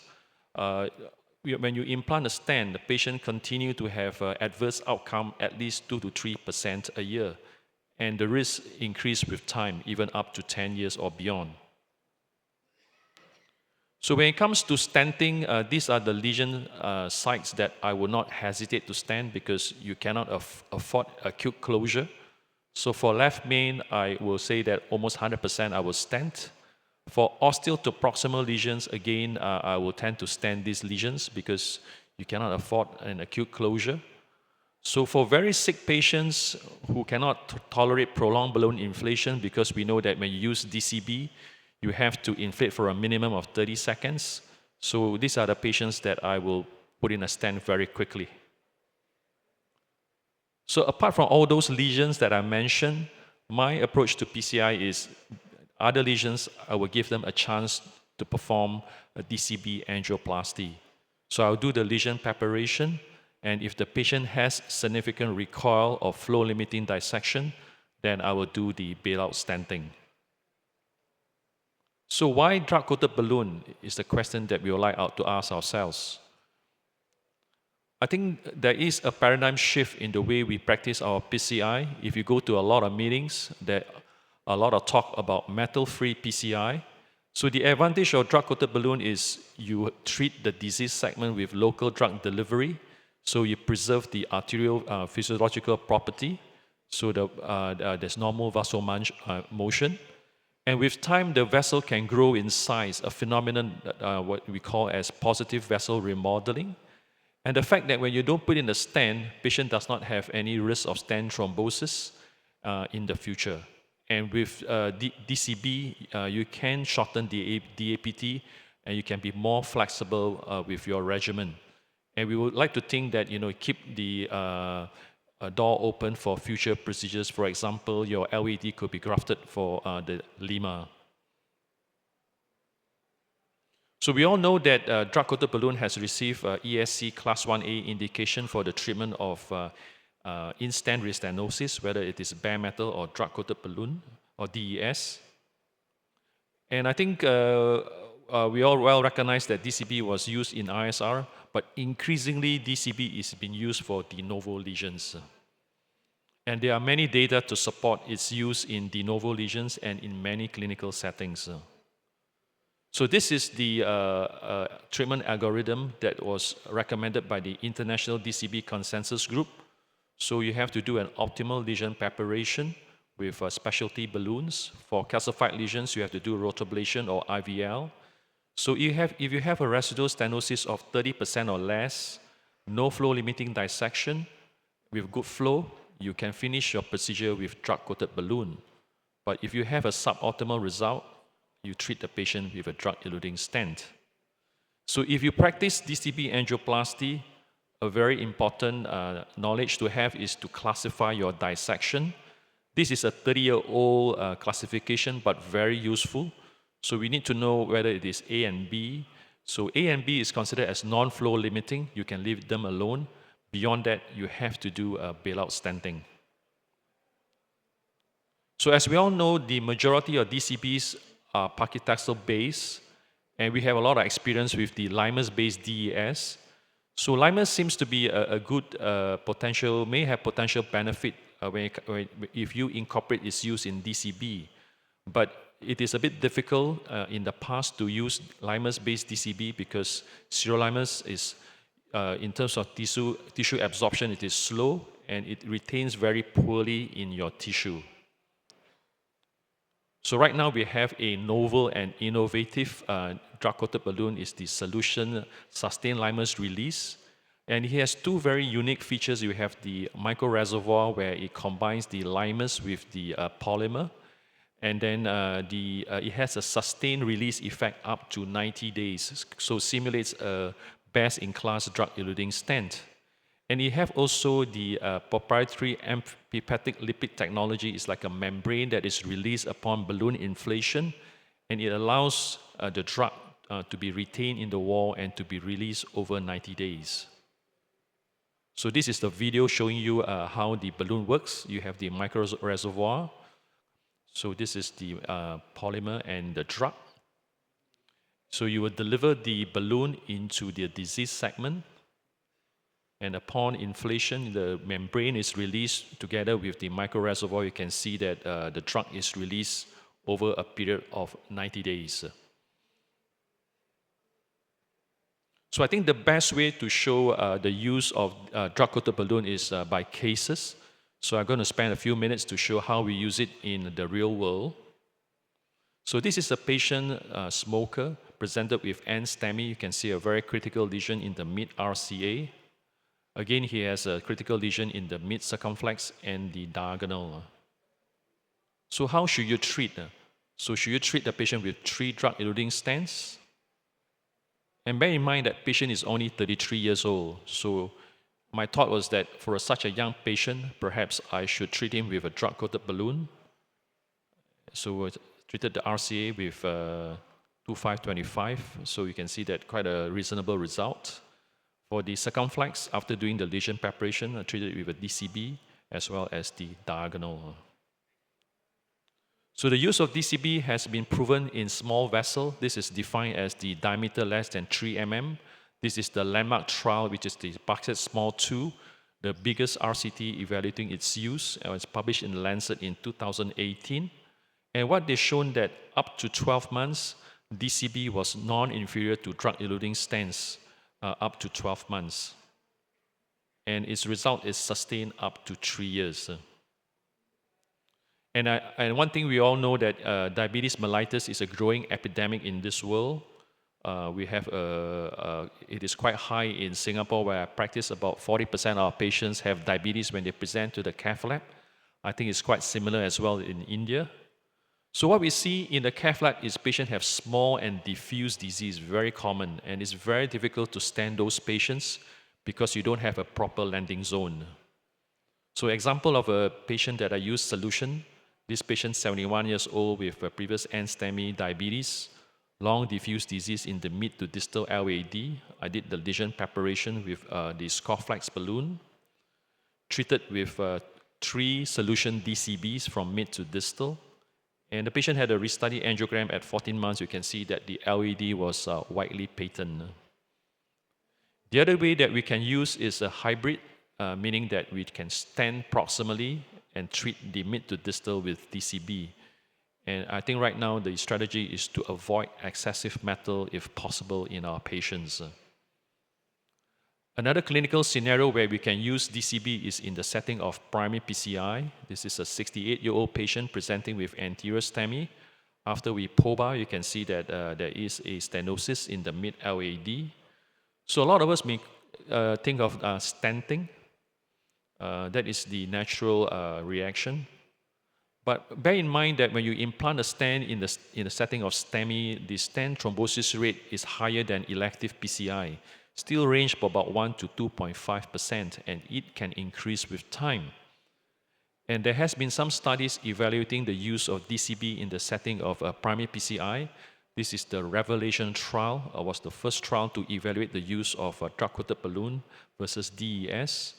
And what we have shown that in selected group of patients, in about 60 patients actually they have in both arms, DCB was non-inferior to DES in terms of the FFR and the clinical endpoints. And recently they have shared the data at 3 years and 5 years, again showed that it is non-inferior. So coming back to my patient, I use a Scorflex to prepare the lesion, looking quite good, and I treated it with a solution 3025, and that is the final result. So patient came back for a restudy angiogram at 3 months. You can see that the LAD was widely patent. So in our hospital, we also did our own registry evaluating the use of solution DCB in the setting of primary PCI. We shared it in TCT-AP about 3 months ago. We did use solution in about 36 patients, and TRR rate was about 5.8% at 12 months. So another useful lesion subset where we can use DCB is in bifurcation. So this example of a patient with an occluded distal RCA. After you establish flow, you can see that you have a tight stenosis just before the RPL and RPDA. So I decided to do the lesion preparation and treat it with DCB. That is the final result. So in a way, it simplifies your procedure because you don't have to worry about compromising the other branch. So a patient had a restudy at 4 months. You can see that the RCA was widely patent. And another useful clinical condition where you can use drug-coated balloon is in the high bleeding risk group of patients. There are data to support the use of drug-coated balloon. This is the debut trial that was published in The Lancet, evaluating the use of DCB in high bleeding risk. And what they compare with their control arm was the bare metal stent, and what they shown that MACE rates occur in about 1% of patients in the DCB arm. And although the trial was designed to be non-inferior, it showed that it was superior. But bear in mind that the DAPT was minimum, the DAPT regimen was 1 month DAPT in both arms. So I'm just going to show you a case of high bleeding risk. A 57-year-old patient, non-smoker, presented with unstable angina, and at the same time he had a PR bleeding, hemoglobin of 9. So RCA, just minor coronary artery disease. So when it comes to the left, you can see that the LED was occluded. So question is, how would you treat this patient? He has an occluded mid-LAD, LV function is normal. So the drop in hemoglobin was significant. He required blood transfusion. Then we did a scope, showed that there was obstructive tumor in the ascending colon, and he needs to have an early op. So what are the options? Are we going to treat it with POBA, DES, bare metal stent, or drug-coated balloon?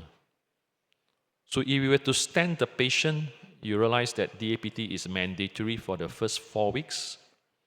So if we premature disrupt the DAPT, a very high risk of stent thrombosis for our patients.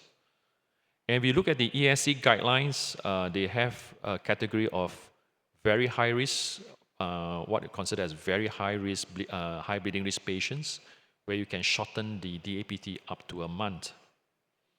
And they define as very high risk as those with recent bleeding in the past 1 month and non-deferrable planned surgery. So this is where I think my patient belongs to.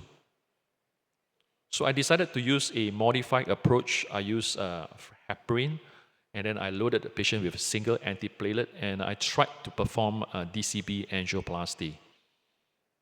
So after we established flow, you can see that it's diffusely diseased. And once we did the lesion preparation, we found that the vessel has grown in size. Again, very small, not very suitable for stenting. So we used 2 drug-coated balloons, 1525 and 2030, and that was the final result.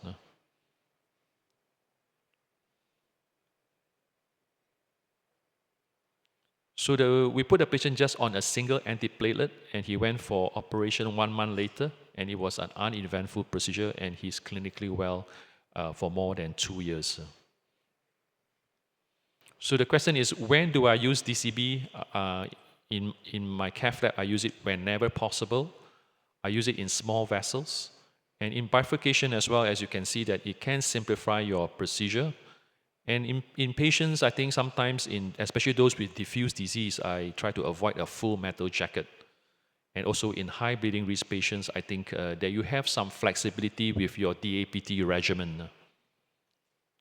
One thing that I would like to point out is that the solution SRR has a very good range of diameter and length.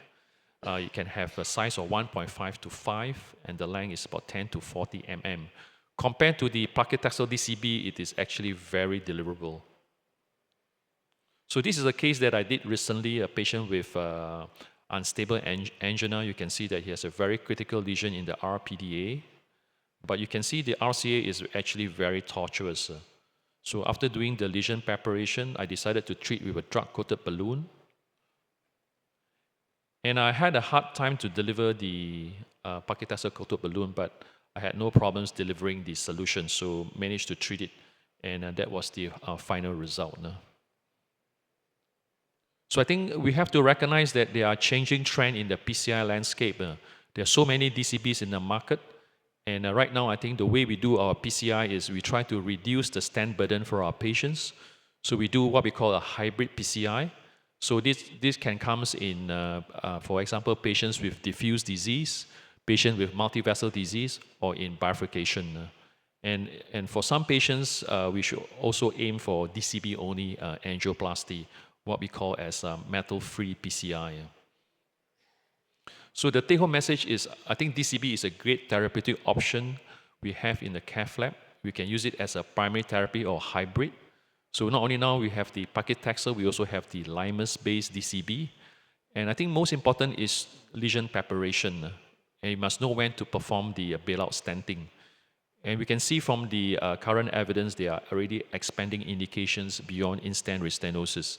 And the beauty of doing DCB is you leave nothing behind when you treat the coronary artery disease. Thank you very much for your kind attention. So that was a fabulous presentation, Dr. Hu. Just I want to ask one question from my side. Initially, the indication of DCB started for in-stent restenosis. Is this DCB of solution? Do have a balloon which is not semi-compliant, non-compliant balloon? should we have a non-compliant balloon for instant restenosis dealing with the DCB? So for instant restenosis, I think the guidelines will recommend that you find out the cause of the why you have a DCB failure. So a lot of times you do imaging, and usually for instant restenosis, I tend to use specialty balloons like Scoreflex and try to clear away the plaque as much as you can. In rare cases where you have calcified ISR, then you have to do like rotablation or IVL to clear away the calcified plaques before you apply the drug-coated balloon. So lesion preparation, I would say you spend like 95% of the time, and the final step is just to deliver the drug. Yeah. Right. So lesion preparation is very important prior to delivering your DCB. But do you think there's a requirement of DCB which should be based on NC balloon? It doesn't have to be NC balloon. I mean, for me, the balloon that I use for lesion preparation is Scoreflex and Wolverine. Some operators use NC balloons, so it depends on what you have in the cath lab. Yeah. Okay, thank you. It all depends on slow inflation of the balloon to avoid the dissection. That is the main crux of doing our DCB.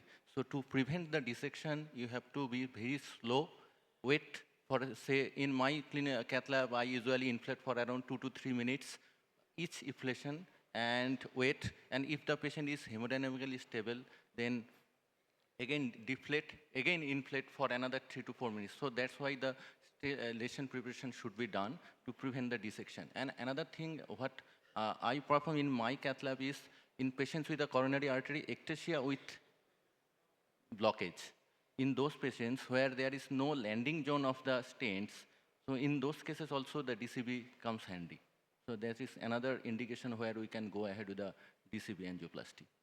And you can have the question as the next person comes up. We have Dr.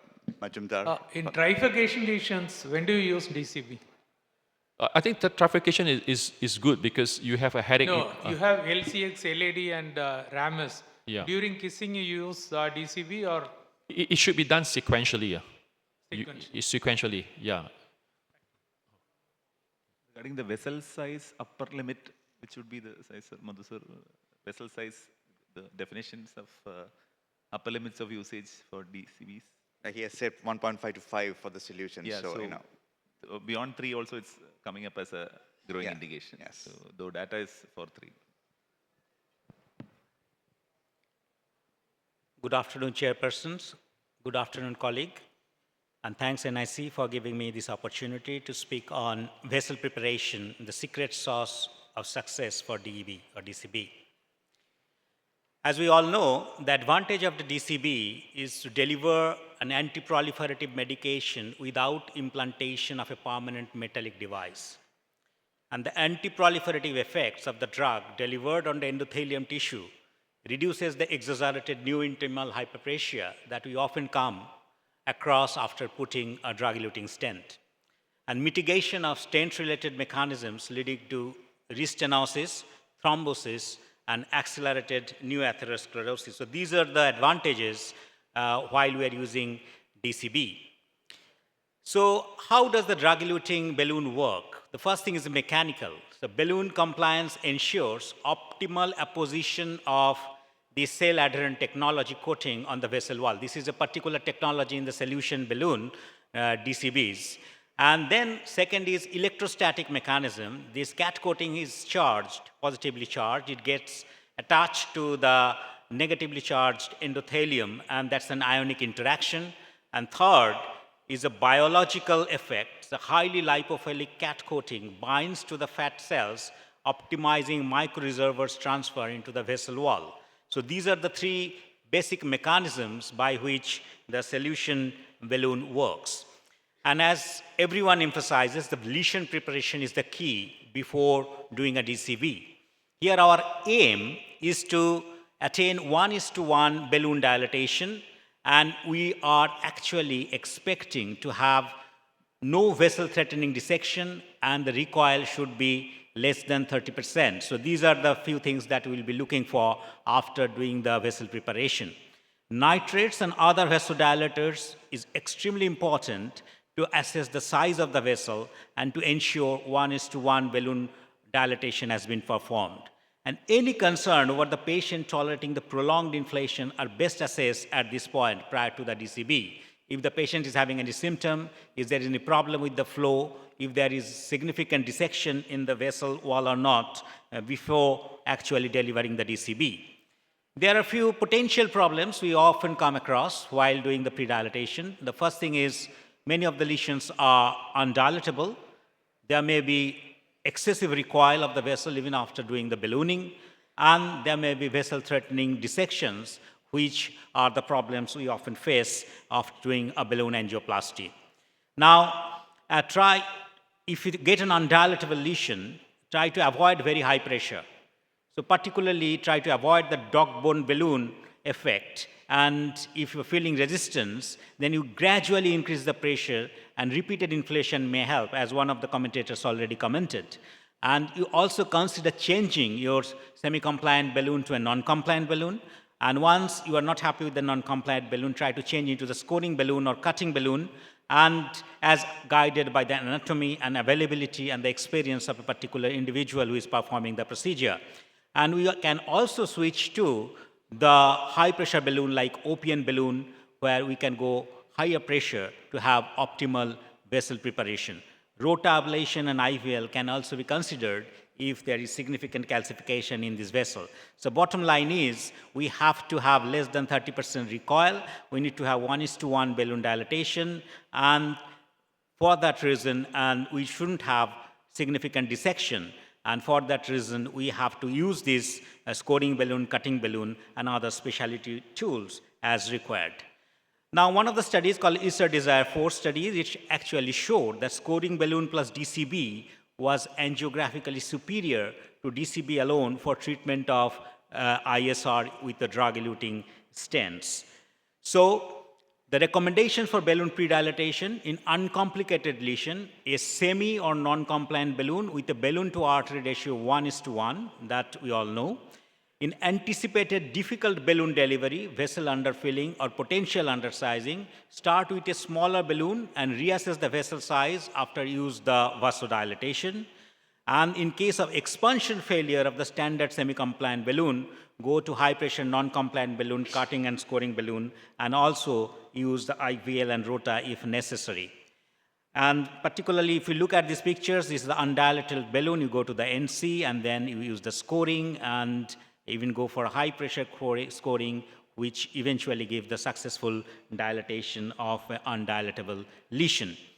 So after doing a stent, we get a perfect angiographic result, but often with the DCB, we may see that these immediate results are probably not as perfect as your stent implantation, and which should not, but subsequently, particularly in paclitaxel coated balloon, if you allow for few months, there is a positive remodeling of the vessel, and in few months' time, you may get a DACE-like effect.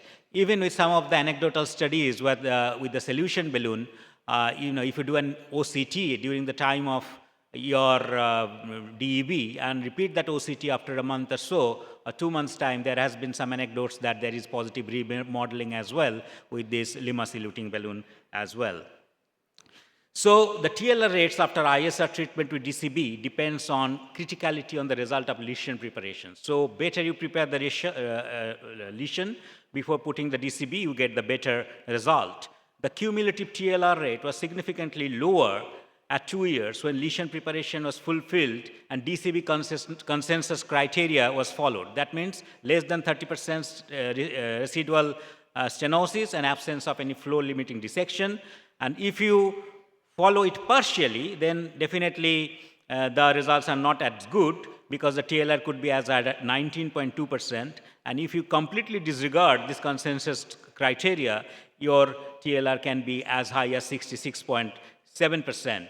But if you can achieve the residual stenosis less than 20%, your TLR rate is quite low actually. It's about 8.3% in 2 years. So that emphasizes how important it is to have proper vessel preparation, particularly when you are treating an ISR with the DCB. This slide has already been shown. that optimal lesion preparation is important, initially to start with a semi-compliant balloon, or if necessary, non-compliant balloon, and then to scoring cutting balloon at 1:1 balloon dilatation. At times, if you need a rotablator or a lithotripsy, please do that.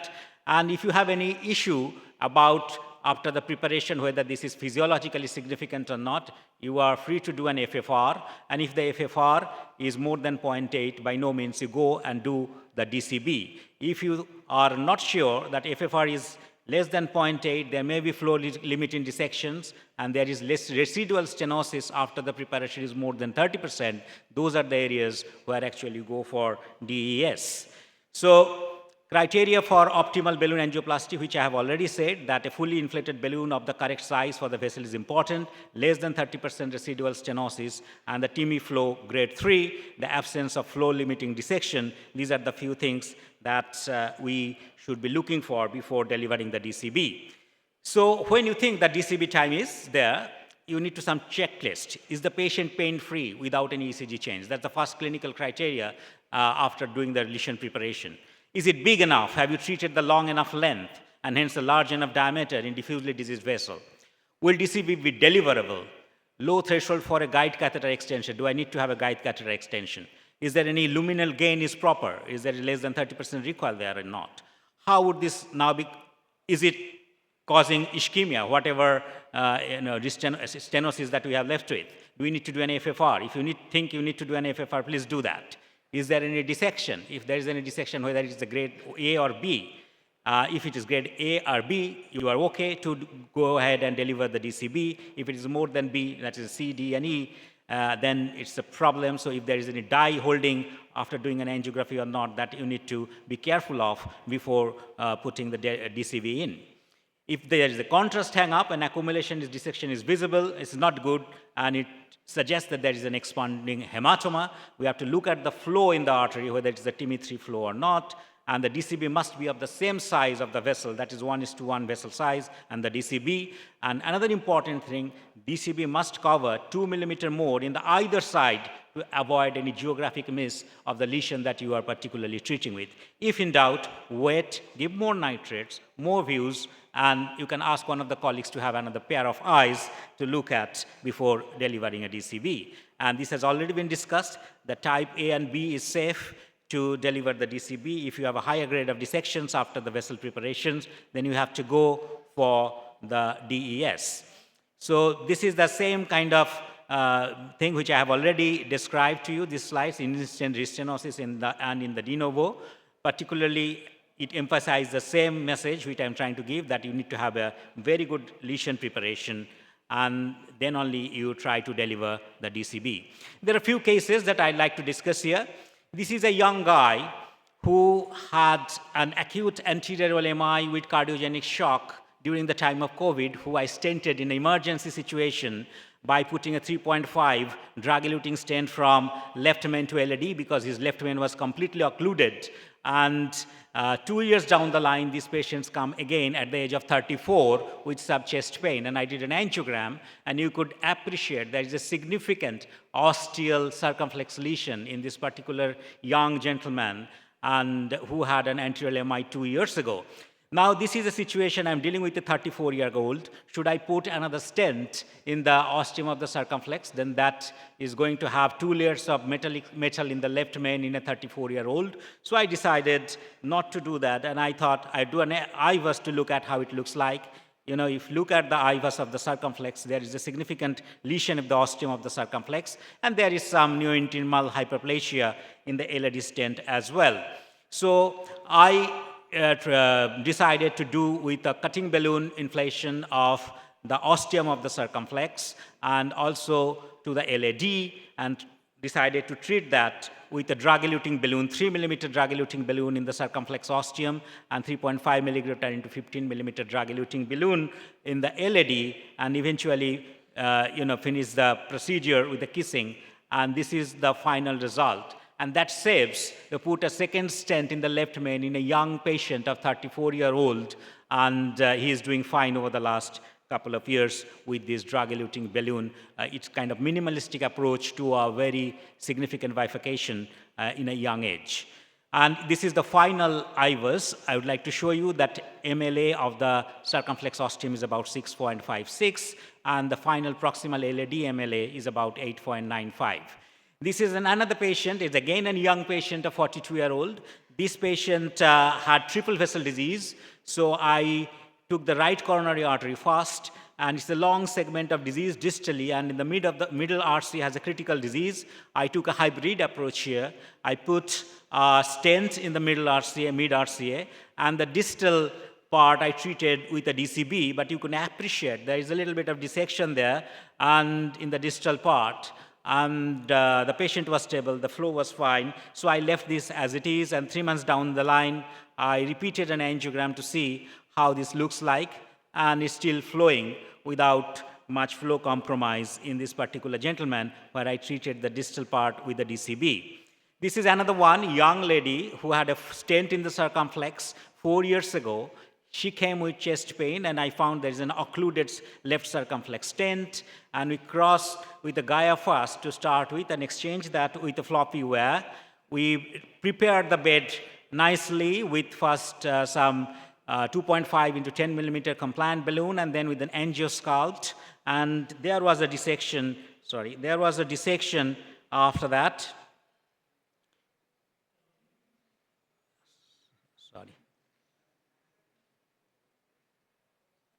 So this is I couldn't show you that dissection. Anyway, so I treated eventually with the 2.75 into 30 millimeter solution balloon. And even after the solution balloon, you can appreciate there is a little bit of dissection there. I did an IVUS, and that confirmed the dissection. But as the flow was fine, and there was no dye holding, I left that vessel as it is, and she's doing fine as well after this. So in conclusion, this is a different approach of doing an angioplasty. It's a gentle approach to do a PCI. It's a low pressure, slower inflation is important. Stepwise approach to increase the force if required. An early use of scoring, cutting, and all calcium modification tools are required. And if you think that you need to do a physiological assessment before putting the DCB to assess the physiological significance of any residual stenosis that you are having, please do that, do an FFR. And if your FFR is more than 0.8, go ahead and deliver the DCB. And if you get a dissection is up to grade A and get A and B, you can go ahead and do the DCB without much difficulty. But if you have a higher grade of dissections and dye holding, then of course you have to convert it to a DES. Thank you very much for your patience listening. Excellent talk, both speakers. Just one question. How comfortable would you be leaving a proximal LAD with just a DEB?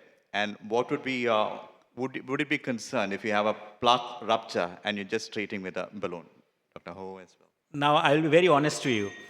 In a de novo proximal LAD, I haven't done a DCB so far in my own practice. I am not that courageous yet, because I am learning doing things. ISR, yes, I'll be happy, but if it's a proximal LAD dissection, and I'll not have a good night's sleep, to be honest with you. Dr. Ho, you was talking about primary angioplasty and DCB. If that's a proximal LAD, would you still leave it with a DCB? Proximal, I will tend to stent because you cannot afford to have acute closure. So I think it's important to recognize that the guidelines will still recommend stenting in primary PCI. But I think in some cases when I'll do the initial lesion preparation, and then if there's a clot, I will aspirate. But ostial to proximal lesions, I think it's safer to stent. There are cases where we don't stent because there was a big size mismatch. And that's when I think we can try to use a drug-coated balloon. Is there any chance of a drug loss while you are transferring the balloon from femoral site or radial site to the lesion? Chance of drug loss? The recommendation is you just go as quickly as possible and then inflate with 40 seconds or 60 seconds. So you, with the balloon in, you just don't waste your time while it's coming in contact with the circulation. How long you use antiplatelet, the single or double? If you use one sirolimus, 1 month recommendation. 1 month, minimum 1 month recommendation. Just one more question from me. Right, for prevention of the drug loss and for increasing the efficacy of DCBs, new things are coming up in animal models like your linear micropattern or small needles on the balloon or a sleeve on a balloon. So till that is available for use in clinical studies, what do you think, what should be the transit time from delivery to the delivery of the lesion? Should there be a cutoff beyond which that balloon will not be effective for application? I think the moment you put the balloon into the guiding catheter and to the lesion, usually we give a transit time of 1 minute for all majority of the DCBs. So I think again it emphasized the lesion assessment and lesion preparation. So usually I will anticipate difficulty in the tortuous left circumflex or the tortuous right. So when you are preparing the lesion, you really have an understanding on how difficult it is to advance your initial balloons. So you will expect difficulty with long DCBs, so like 40 mm, so you better make sure you have a body wire, a good guiding catheter. And sometimes you have to change your strategy to a shorter length like 20 mm.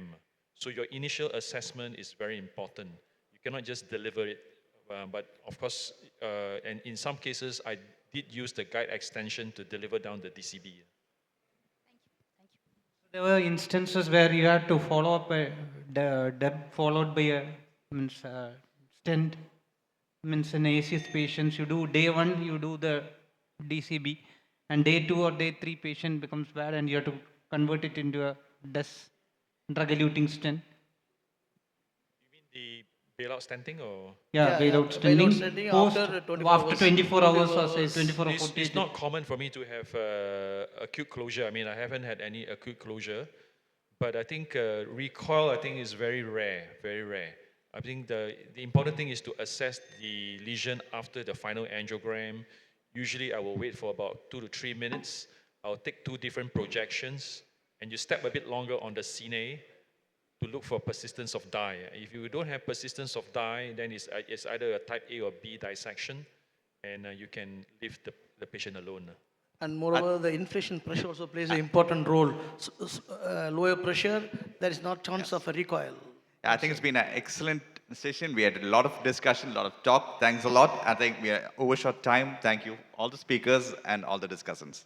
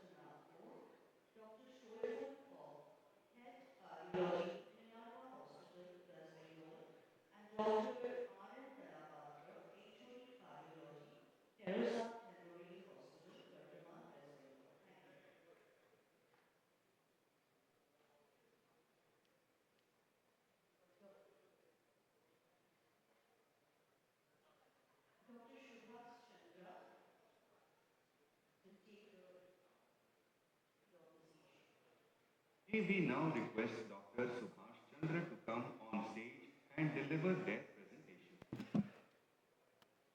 Next polymer stent, 58 patients in a single or multi-vessel revascularization with clinical presentations of stable or unstable angina or ACS patients, since they were all comers between April 22 and September 22. And there was a clinical follow-up of next 6 months.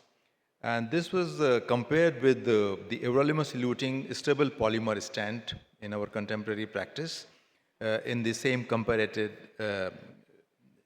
patient cohort.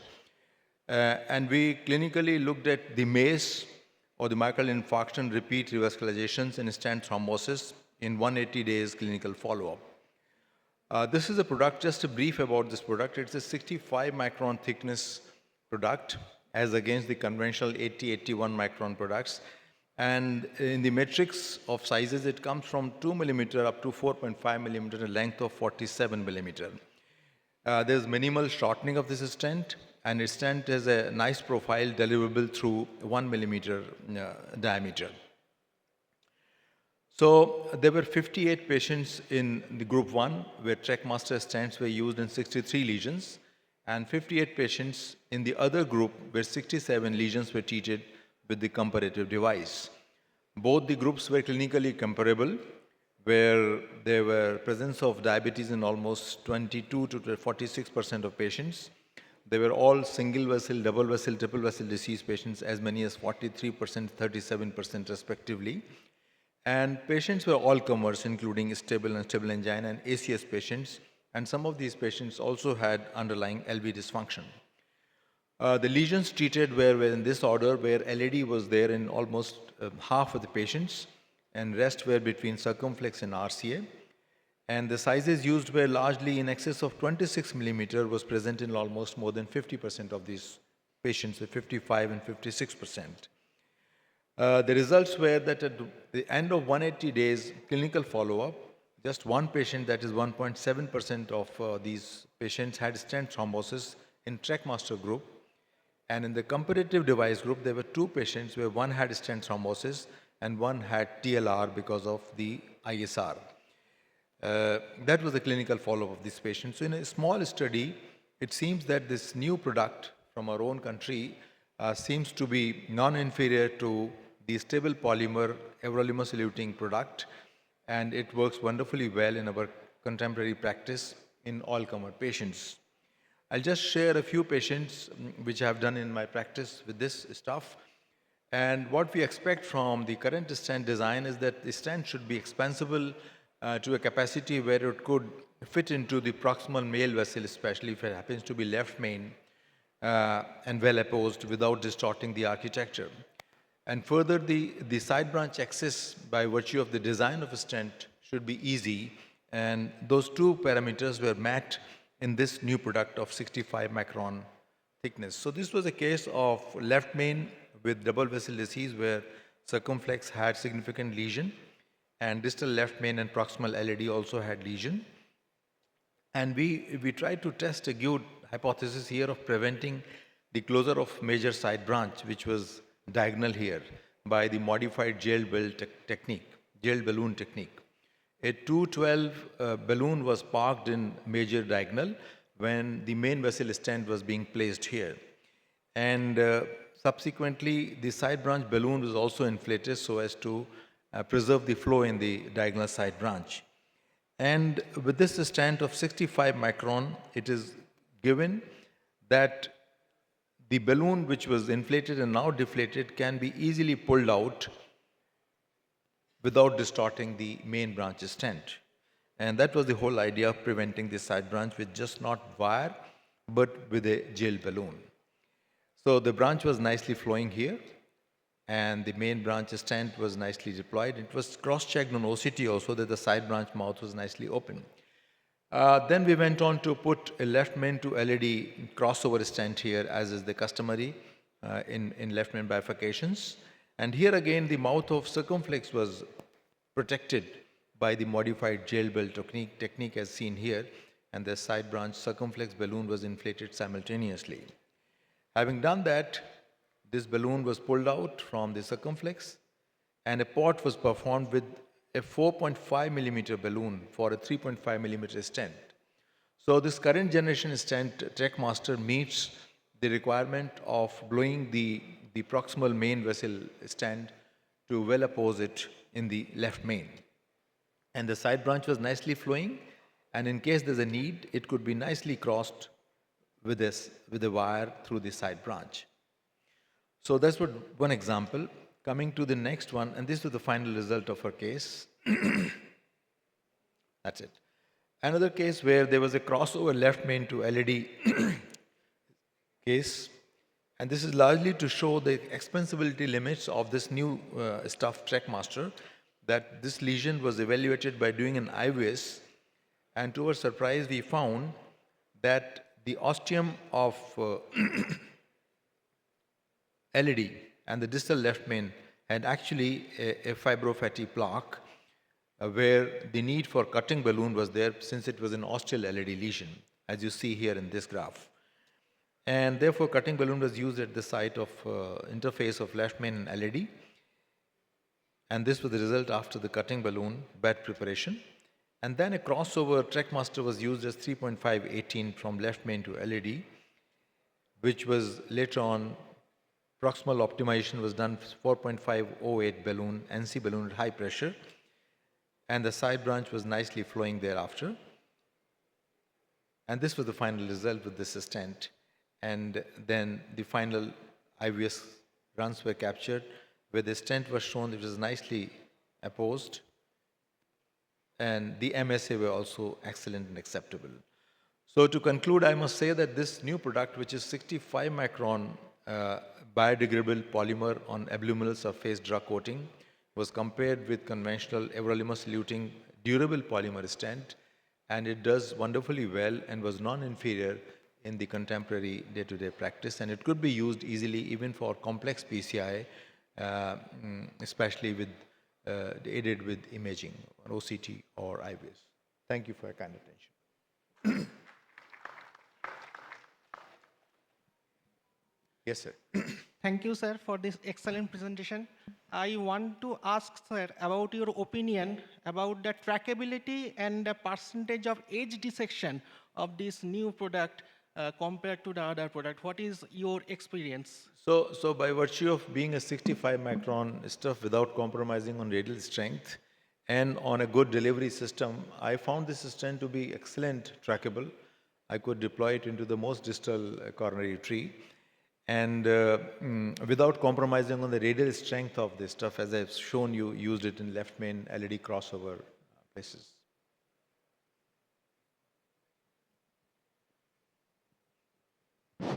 Thank you for your nice presentation of Indian origin stent. What was the expansibility of this stent? I mean, So how much you can... I have used it up to 1 millimeter, like a 3.5 stent, I could blow up to 4.5 without distorting the architecture, as I have proven on the IVS in the last patient. So 1 millimeter is my limit. Yeah. Unlike the couple of other contemporary stents like Megatron, which has come from Boston, where they claim, or Nagomi from Terimo, that they claim that it could blow even up to 1.5 and 2. By virtue of their design, they incorporated extra links in the previous generation. But this stent also works very well in complex cases. The balloon in size inside the stent is like semi-compliant balloon, or it is more of... Yeah, conventionally, as there are semi-compliant balloons on which the stents are deployed, crimped. Good afternoon, sir. Yes, sir, sir. Any experience regarding bifurcation stenting with this stent? Yeah, I have done a couple of bifurcation stents, both left main and non-left main also. So there, the requirement is the crossability through the side branch was excellent because it's an open cell design. And in terms of expansibility, the main vessel proximal part was nicely expanded without distorting the design of stent. So it works very well there. Thank you, sir.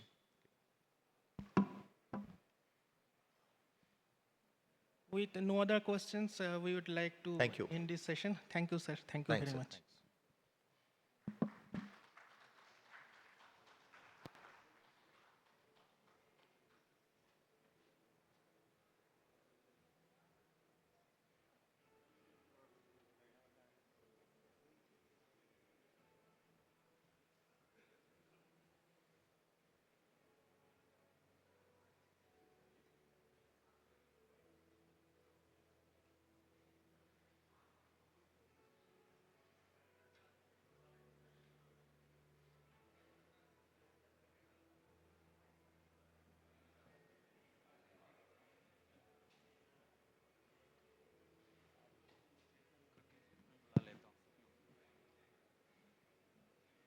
So we are on with the next session. I think for the sake of time, let's keep moving. This is a session with a special focus, optimizing PCI with latest cutting edge technologies, and sponsored by Abbott. So let me call upon, I think I have Dr. Girish with me, and we have been given an assignment of moderating this session.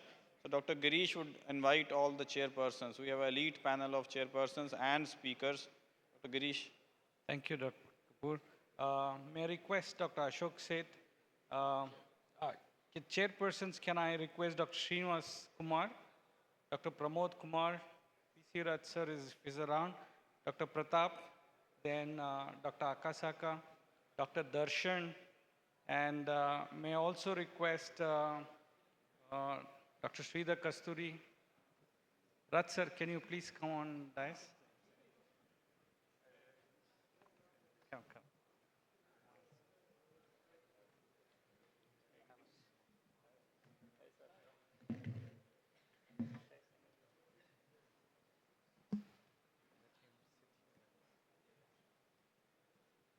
Special panel of chairpersons and obviously a very elite panel of speakers also with us.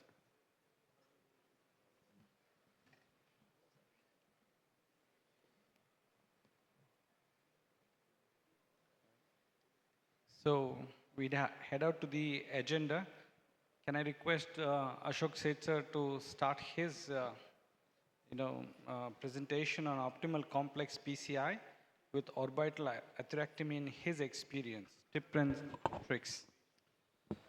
As always, it's a privilege to listen to Dr. Seth, and obviously he's talking on this new technology, orbital atherectomy.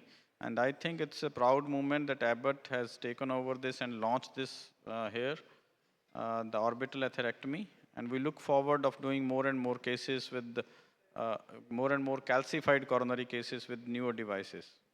Yeah, I was just saying it's getting very interesting. This IVUS versus OCT is now going to be IVUS plus rotor versus OCT plus orbital. So it's going to get more interesting. It's in fact indeed a pleasure to talk to you about orbital atherectomy after having done rotational atherectomy for literally 32 years. When we first introduced it, rotational atherectomy 1991, it was when we introduced it into India.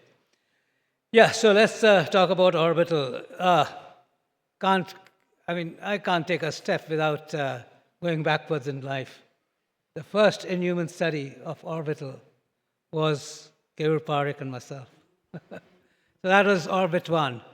I think the audience should know how long we go back into being the first ones. Orbit 1, of course, was when we were at MAX. I think this was 2009 that we presented it at the American College of Cardiology, 15 patients, which were then followed up for 3 years for the Orbit 1 study.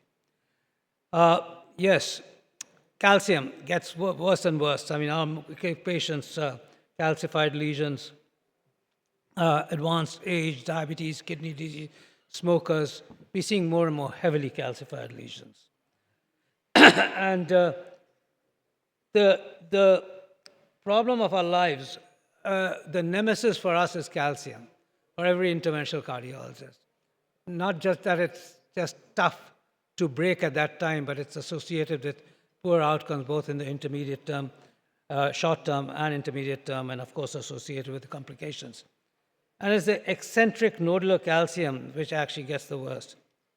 And I think with orbital atherectomy, we have a device which not just addresses calcium, but addresses difficult calcium. So nodal lesions, we know how difficult they are to treat. We also understand that orbital atherectomy works ideally on these nodal lesions in large vessels to take the bulk of calcium away, and then one can define what to do next, whether it's drug-eluting stents or high-pressure balloons. Numerous algorithmic approaches have been proposed for calcium management. The number of countries across the world, the greater the number of algorithms. But in a sense, they just boil down to, importantly, use of imaging, and importantly, atherectomy if a lesion is uncrossable. But for our orbital, it's not if lesion's uncrossable. That's taking bulk of calcium. Also, volume reduction of calcium has become an important aspect of calcium management, especially in severe calcification, eccentric calcification, large vessels with large bulk of calcification, and nodular calcium. So I think it makes it understand. I won't go through the components of orbital atherectomy. Many of you are familiar. After all, it was launched a year ago. Abbott has now acquired Diamondback orbital atherectomy system, so that's why we are actually going to advance much more in this arena. Very similar device to rotational atherectomy or Rotor Pro system, apart from the fact that that's pneumatic and it's all electrical. So there is no pneumatic out here. There are no cylinders out here. Of course, the wire is far more user-friendly. The preparation of Viper slide mixture is a norm in this situation. The wires are user-friendly, extremely extremely deliverable, down tortuous anatomy. But the important aspect of the burr itself is the most unique aspect, that it actually has both bidirectional sanding and calcium modification through pulsatile forces. And you'll soon see, yes, that's the cartoon representation, or that's the in vitro representation of the device, that not just does it rotate, but also rotates on an axis, on orbit simultaneously, thereby the name orbital atherectomy. And this is what you see. So you've got a pulsatile force as it rotates around the tube, and you've got this ablative forces as it rotates on its own axis. So here's again demonstrating the same thing. Therefore, thereby, of course, it just takes a much larger lumen. Deeper calcified plaque are affected by pulsatile forces. Superficial plaque is affected by its ablative forces. And the two lead to much larger area of calcium modification as opposed to rotational atherectomy, which you can see here. Of course, we well understand that rotational atherectomy has been an extremely useful tool for ages with us, but we also realize its limitations being unidirectional in terms of its ablation, therefore risk burr entrapment. It is therefore comes in multiple sizes, has to be tailored to the vessel size. You have to move up on the size for larger vessels, and many of the large vessels do not even, large vessel calcification do not get ablated by the small burrs. So it's therefore, now the efficiency of orbital atherectomy does depend upon seed. You have to actually use it extremely slow down the vessel. And that's one of the tricks around it. The faster you move it, the less you ablate. It's a transverse seed increases, you actually have very little of the ablative forces working in a pulsatile manner. So the slower you run it, the greater the pulsatile and ablative forces for especially deep calcium. Advantage, of course, we understand that the technique involves slow movement to and fro, exactly, let the vessel rest in between the runs of 20 to 30 seconds. Very similar to what we've done with rotational atherectomy. Let the debris go down, disappear, give enough vasodilators. But again, the great part is it's just two speeds with a single burr, 1.25 millimeter burr, two speeds of 80,000 and 120,000 revolutions per minute. The larger speed gives you much greater circumferential treatment. The only deficit, I would say, at the moment around our experience has been going around bends is far more difficult than a 1.25 or a 1.5 burr with this. Going through stents is a huge amount of caution with diamondback atherectomy, and going through uncrossable lesions, balloon uncrossable lesions, because you know that it's got a 5 millimeter tip before the ablative forces start coming into play. So that's far more difficult in these circumstances. But for large vessels, eccentric calcium, nodular calcium, it's an ideal tool. For diffuse disease also, it's an ideal, diffuse calcified lesions, it's an ideal tool. And of course, it gives large lumens and affects deep calcium immensely, much greater than rotational atherectomy. So, of course, there are various tips and tricks. For large vessels, we start at slow speed. Again, I told you pulsatile forces have to act on deep calcium, and the slower you go, the greater the pulsatile forces acting at points at a millimeter increment. High speeds for larger vessels and non-tortuous vessels in a straight segment. You go for a higher speed of 120,000 revs because it gives you a greater arc of ablation.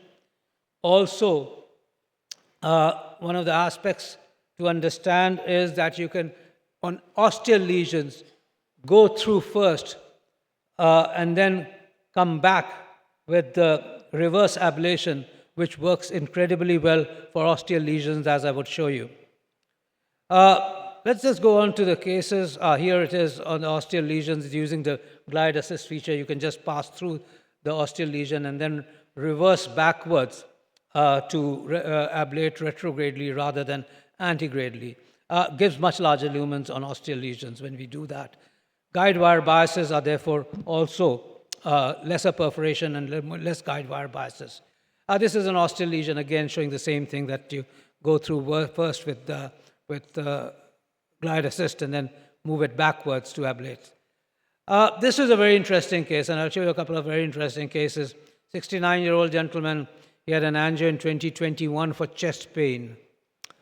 And that's his vessel. They didn't find any great lesion anywhere, some atherosclerosis, of course, but nothing to really explain what may have been a non-cardiac chest pain.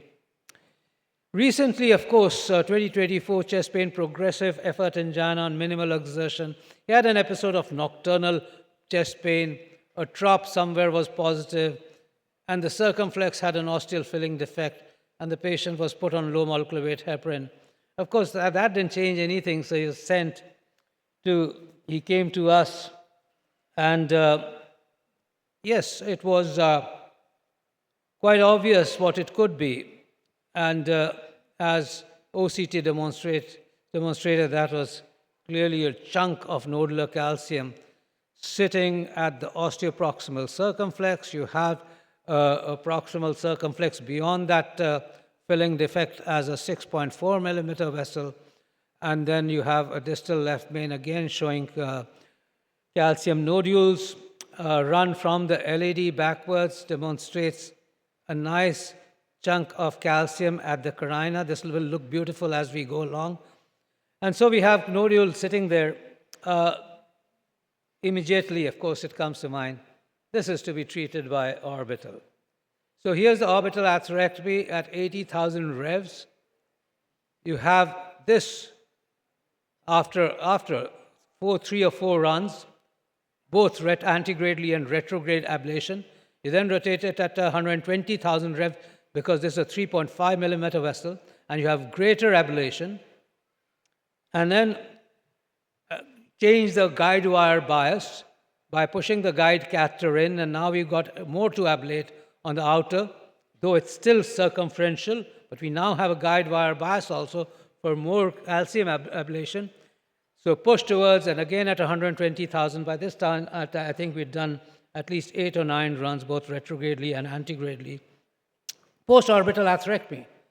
Look at the amount of calcium which has been ablated at that point. The vessel looks much better.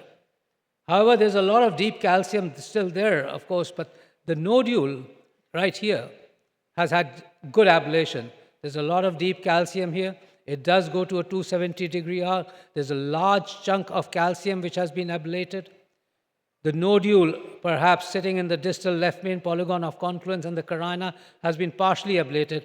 You can see this in the nodule in the polygon of confluence. You'll see this as a filling defect right here, and you'll see this soon. And therefore, I decided with still a 270-degree calcium, why not do device synergy and deliver 80 pulses of IVL at that point? Well, what we actually started out with as a filling defect is gone completely now. This is after post-IVL. And of course, OCT demonstrates circumflex. Look at the lumen of the circumflex now, 6.5. Really, does this guy need a stent at all? Obviously, he doesn't. We're sitting in the ostium, the circumflex. We can do without a stent here. We have ablated the calcium. We've actually got a large lumen already. After a non-compliant balloon, we have an adequate lumen. We then go ahead to look at this part here, and we, of course, have that carinal calcification. We therefore do a post-non-compliant and a DCB, and we have a perfect result on that nodule. Absolutely zero residual stenosis, as you can see here, and it looks like a perfect result. So we left it alone on drug-coated balloon, absolutely clean-looking vessel, large lumens. The only thing you have is that filling defect at the carina, which is a nodule sitting at the carina, which is beautifully seen here. But obviously, large ostia. This could have been done, by the way, with any other tool than debulking and taking calcium away with the orbital. Even IVL alone would not have given us this result if the volume hadn't been taken away. So here's just for the next interesting case is a 60-year-old male. He's got a 80% stenosis, left circumflex, ostial mild parking. Okay, where was this? Yeah, ostial LAD. So this is IVUS guided ostial LAD right here. And of course, he's got this osteoproximal lesion. This is where it works very beautifully as you take the glide assist into the vessel. In this case, I think I did both antegradally and retrogradely, but I did a lot of retrograde in this, getting it backwards, shaving off that ostial plaque. Of course, we took it down antegradally to the proximal part up to the diagonal. And on IVUS, by that time, you will see even on angiogram, though I didn't get the IVUS runs here, that's IVUS, the lumen at that ostium was now reduced to 30%. And I think there's a view here in iliocaudal. Yeah, you actually see literally a 30% residual stenosis, and we're already seeing lumens as large as 6.5 millimeters with orbital atherectomy alone on what on IVUS was a 3.4 millimeters to start off with an area. And then, of course, it was followed by stent implantation straight away up to the left main. IVUS guided with great results. So I think we have now a device which expands our area of treatment of heavily calcified lesion in a direction which we had not seen before. And of course, it's as user-friendly as I'd say rotational atherectomy is, which how many find user-friendly is a personal perception. Thank you. Excellent. Well, thank you. It was a wonderful talk and giving all the insights into the usage of orbital atherectomy, and none other by Dr. Seth, who has been a pioneer in rotational atherectomy initially, and as we go into more innovative equipment, always there. So I think, yes, so point taken that this is a very good new decalcified equipment with us, and we'll have more options in the cath lab while we deal with calcified lesions. My question from Dr. Seth is, Orbit 2 showed around 2% of perforation. Sorry, say that again. Orbit 2 trial showed 1.8% of perforation with the usage of orbital atherectomy. Yeah. So what are the cases where we should be more careful in using orbital atherectomy? Clearly, it's less friendly across tortuous anatomy and bends. Same as rotational. Yeah, but it's less friendly than rotational atherectomy. In rotational atherectomy, at least you have the option of taking a 1.5. You have less of grooving. Here you have got pulsatile and ablative forces which work on an angle and a bend. You actually have far greater chances of perforation. So I'm cautious, but I'm sure Darshan's probably done a lot more and can say his experience on avoiding perforations. Yeah, so if you look at the data in Orbit 2, but also just in my clinical practice, the perforations tend to happen at high speed. So if you go low speed, the likelihood of something happening is very low. Again, it's 80K versus 120K. So unless you truly have a vessel that's 3.5 or higher, I would avoid using high speed. I would just go low speed. The other part is you can get the low speed burr, it's a 125 burr, it's the same size for everything. You can get it to just get as large as you want if you just wait. If a show showed the graph where it showed that if you go higher speed, you can get a much bigger orbit quicker than if you go lower speed. But if you go lower speed, you can still get that orbit, it just takes a lot more time.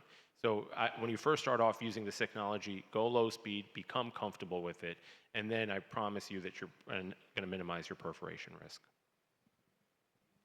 Any other inputs from? Are there any instances where you cross the lesion and you're entrapped there? This doesn't entrap because this is the one good aspect around this burr. That's not supposed to entrap because of the fact that it can retrogradely ablate. And therefore it's ablating all the time.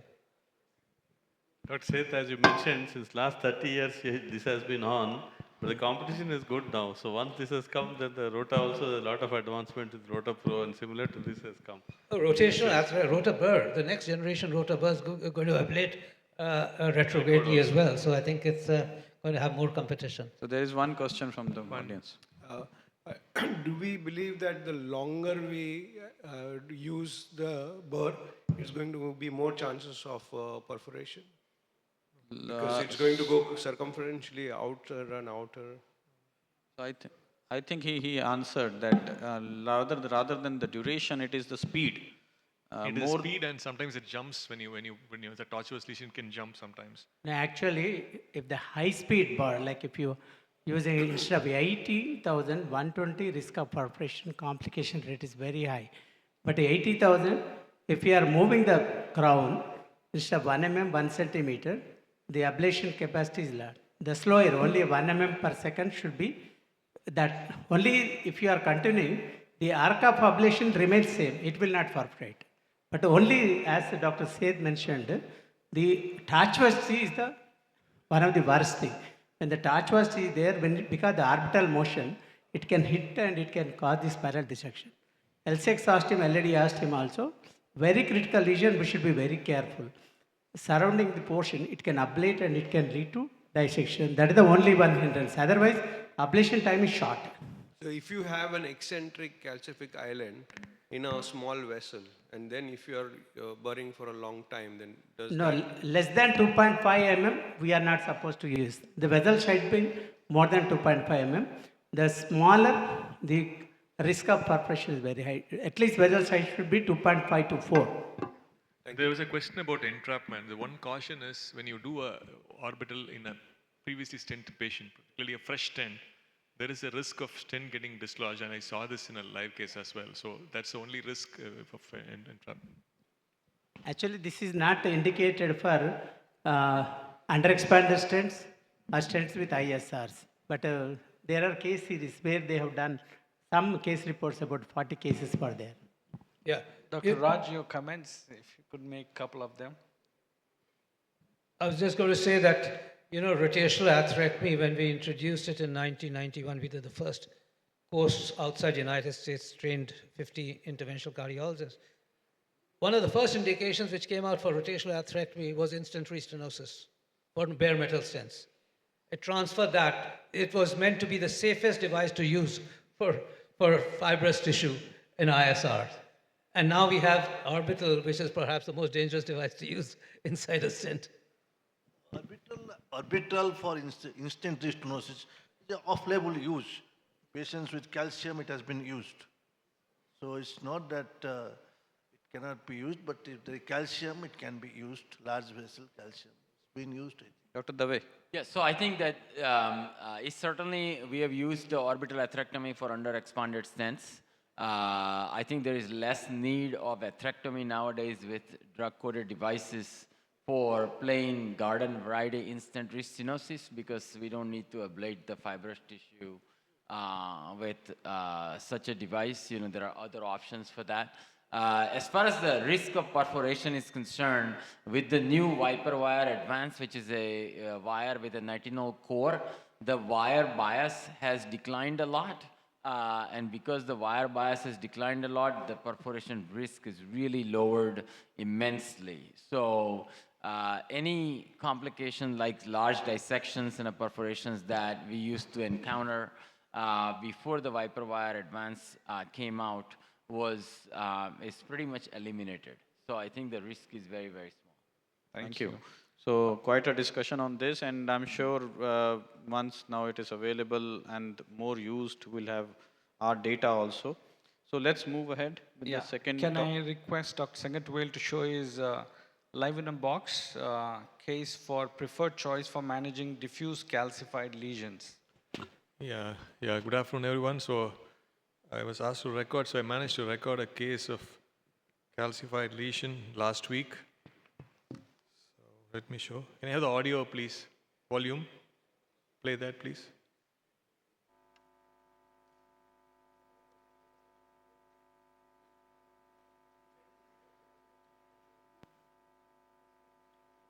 Are you playing?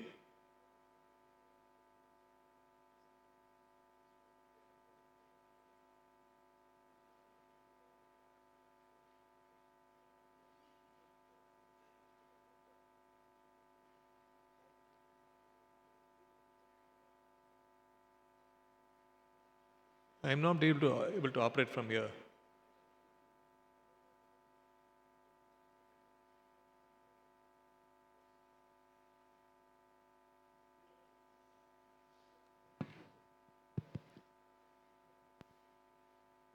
So this patient is a 75-year-old lady who's a known hypertensive, pre-diabetes. She has also hyperlipidemia, presents with angina on exertion, class 3/4, progressively increasing. So her electrocardiogram showed no significant change except for right bundle branch block, and echo showed no wall motion abnormalities with a normal LV systolic function. So her labs were not significant. Creatinine was normal except for mild anemia. Angiogram was done, which showed there is heavily calcified LAD. Looks like almost looks like a direct origin of the LAD and circumflex. The lesion is quite long. The right coronary artery is no significant disease. This is another view where we can see the LAD has got a proximal very tight lesion. So if you look at the risk scores, the syntax 1 score was 22, the Euro score was 2.2, decided for PCI. So we're finding it difficult to engage, so it was very selective into the circumflex, so we were able to engage the circumflex, put a wire and do the angiogram. And if you look at the in the cranial view, again you can see that there is a heavy railroad of calcium. You can see the entire calcium. You can see in the fluoroscopy, you can see 2 layers of calcium, railroad track calcium, which means definitely there's a significant amount of calcium requiring atherectomy. Where you can see again, you see a diffuse disease starting from proximal, the mid LAD, almost extending up to the second diagonal. So we would prefer to go with the atherectomy, and the orbital will have an advantage of getting a bigger lumen. So anyway, we'll use imaging after the orbital and decide whether we need additional device. So we're going to take the orbital, which is a 1.25 millimeter crown, which will go up to the to all size vessels.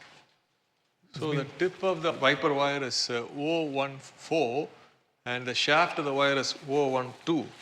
So we keep the wire folded like this, how we do for a rota wire.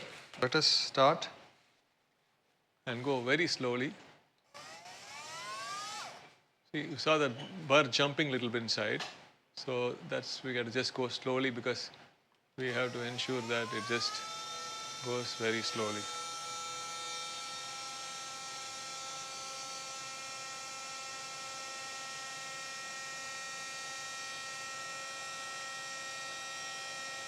This is edited for 9 minutes. One has to check the timer.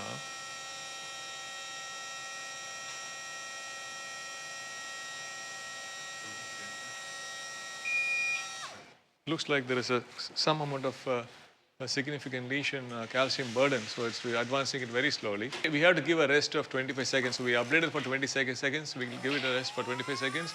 Again, let's move slowly, and then we will wait for a pause. For whatever time you ablate, the same time we give a pause.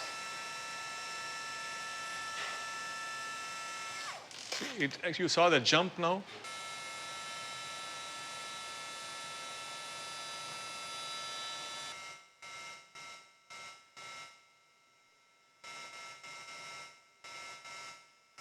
So most of the time we use only low speed in most of the cases.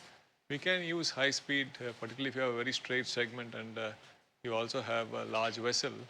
And particularly in a straight segment, it's very useful, like left main. Okay, I think we have done the job. Keep pressing this. Then you have the glide assist, which is light blinking. It is 5000 RPM. And now we can activate the glide assist by pressing this. So this light blinking fast indicates that the glide assist is active. See, if you look at this point, you have a calcified plot. And now the lumen diameter at the point is around, can you show the lumen diameter distally? It's around, the mean diameter is 1.57, quite a small lumen diameter, but the vessel diameter 2.4 and 2.3. So we can probably take a 2.25 stent according to this dimension. Let's move forward now.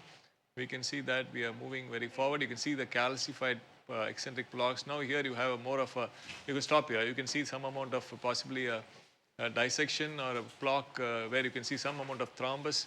And go more. You can see a very eccentric block from, you can see almost 180 degree, more than 180 degree block. Calcified block is kind of very smoothly shaved off in the proximal segment. You can see the circular a circularity created by the burr. And here also you can see that the burr has created some amount of circularity, and you can see actually the cuts of the orbital. Here you see a little bit of thrombus there, and as we move more proximally, a lot of areas of thrombus go, and you can see some areas of hyper bright areas suggestive of possibly some amount of macrophages. And you see some thrombus here. Here you can see a more of a thick calcium, and you have a kind of a fibrocalcific block. Looks like there is some amount of macrophagic infiltration. Again, here you can see it's probably some amount of lipid, and you don't see the calcium at all. There's some amount of probably a lipid area there, maybe possibly the cause of acute coronary syndrome. And then as you move more proximally, you have a heavy calcify, again eccentric calcium, and the vessel size looks bigger here. You have a large eccentric calcium. Here you can see that the area is a little bigger, but you still have a large amount of eccentric calcium. As we move, so now measuring here the diameter, you can see the diameter, mean diameter of the lumen is 2.17, very significant, and the vessel diameter appears to be around 3.3, 3.2. So considering that this patient has a large burden of calcium, and considering there is some thrombus, we decided to use an additional IVL now, the shockwave balloon. You can see the emitters are just above the diagonal, but I think we should start from here. So just go 2 atmospheres. We're not going to go big here. There's 1 and 2. So we are going to deliver with the 2 atmosphere. You can see the balloon opening. We'll wait for some time for the balloon to open fully, and I think this is what we have got. So let us see, this is the pre, so we have a long big waist here. So let us deliver the nicely open. There's a C2 plus.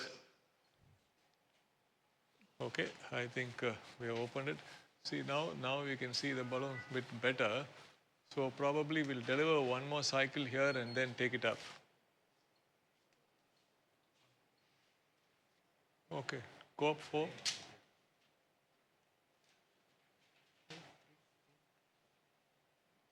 Okay, see the waist there.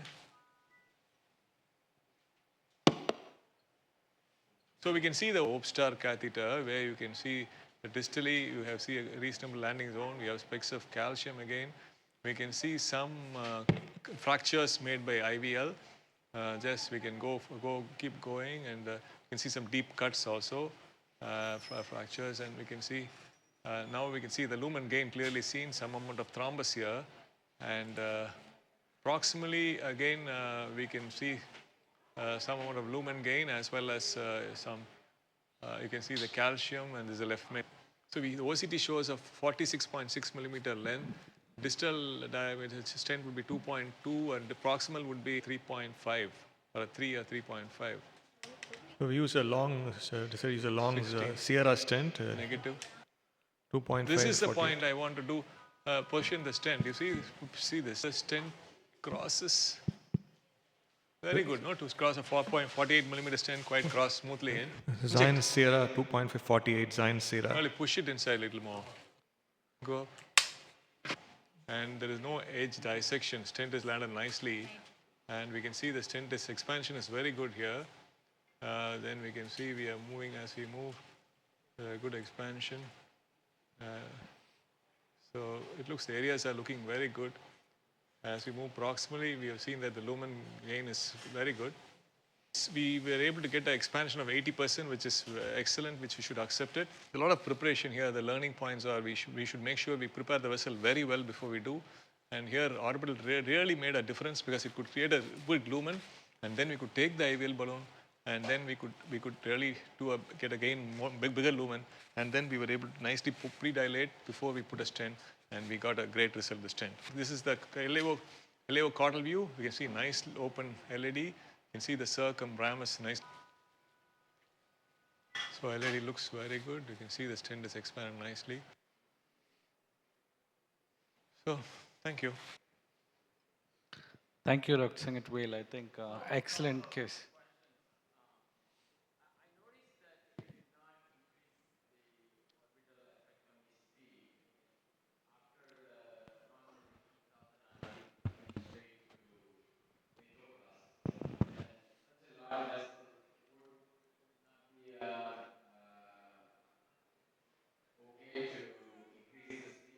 Actually, we did about 4-5 runs, but we didn't increase the speed, but we did at least 4-5 runs.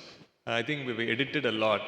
But we want to actually look at it and then need to decide if we need further runs. But when we noticed some thrombus, we thought we should further go ahead with the IVL rather than go ahead with the same orbital.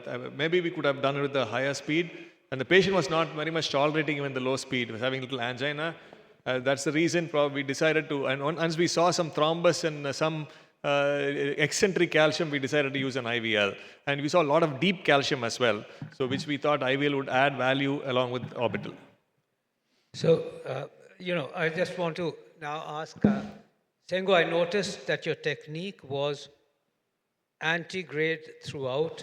No, we did both. We did, because it was just edited to 9 minutes. I couldn't show everything. We did both antigrade, retrograde, and almost about 5 to 6 runs we did. Right. I was just saying that each time when we do rotational atherectomy, we bring it back to 3 millimeters, let the artery breathe. I somehow felt as if it was continuously antigrade. Now, you may have brought it back retrograde, but I think the technique does involve going to and fro so that you actually let the artery breathe.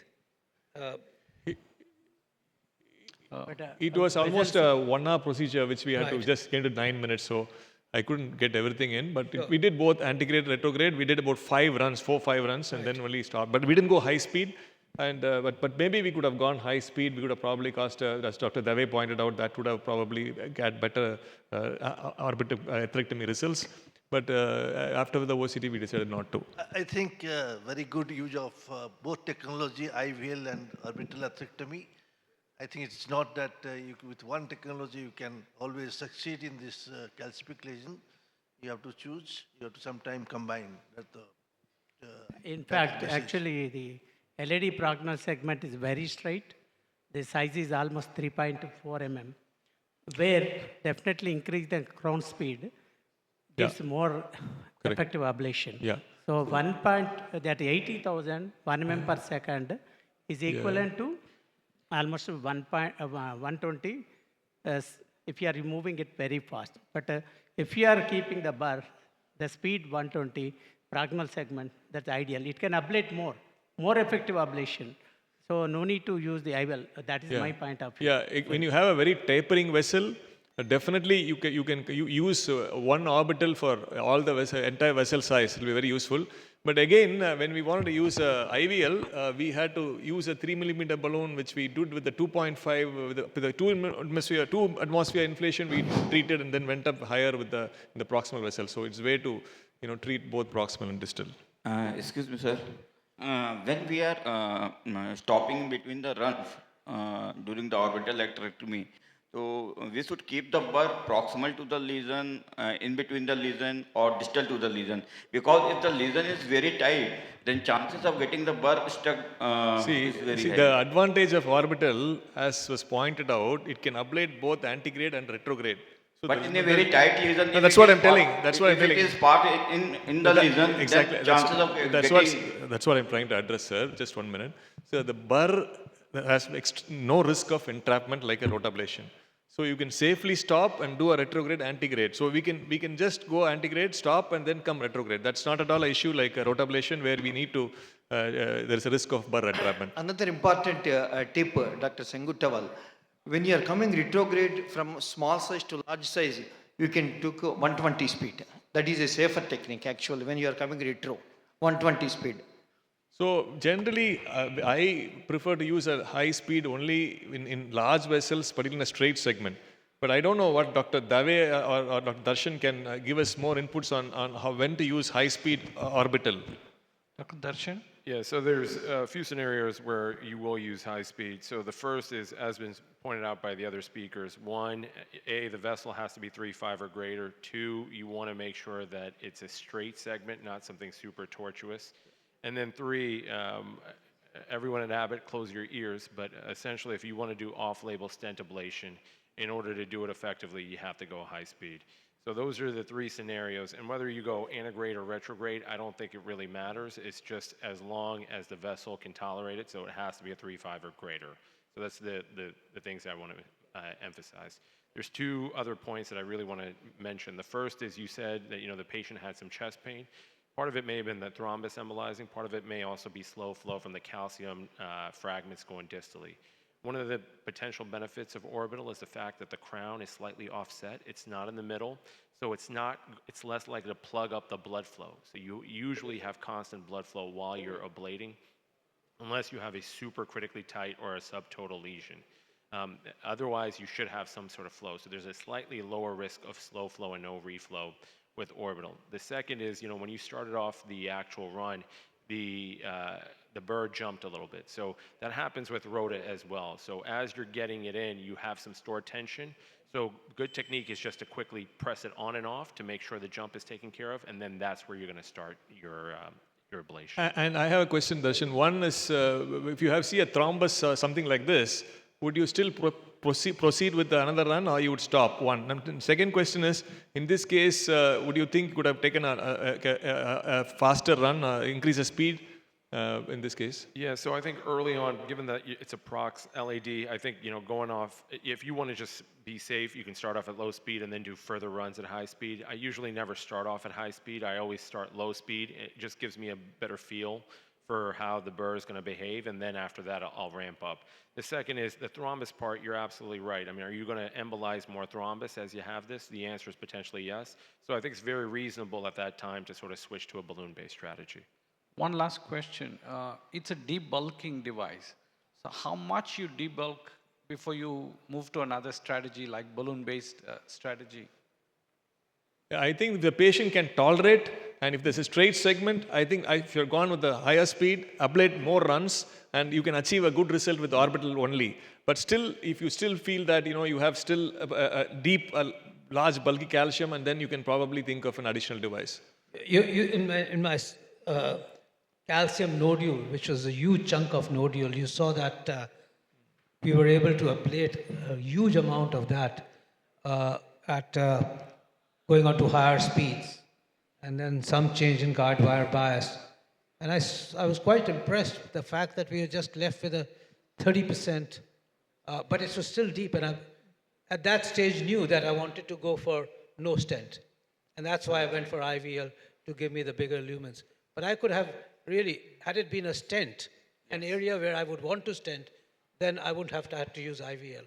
There was only 30% residual. I would have got huge lumens with a stent there.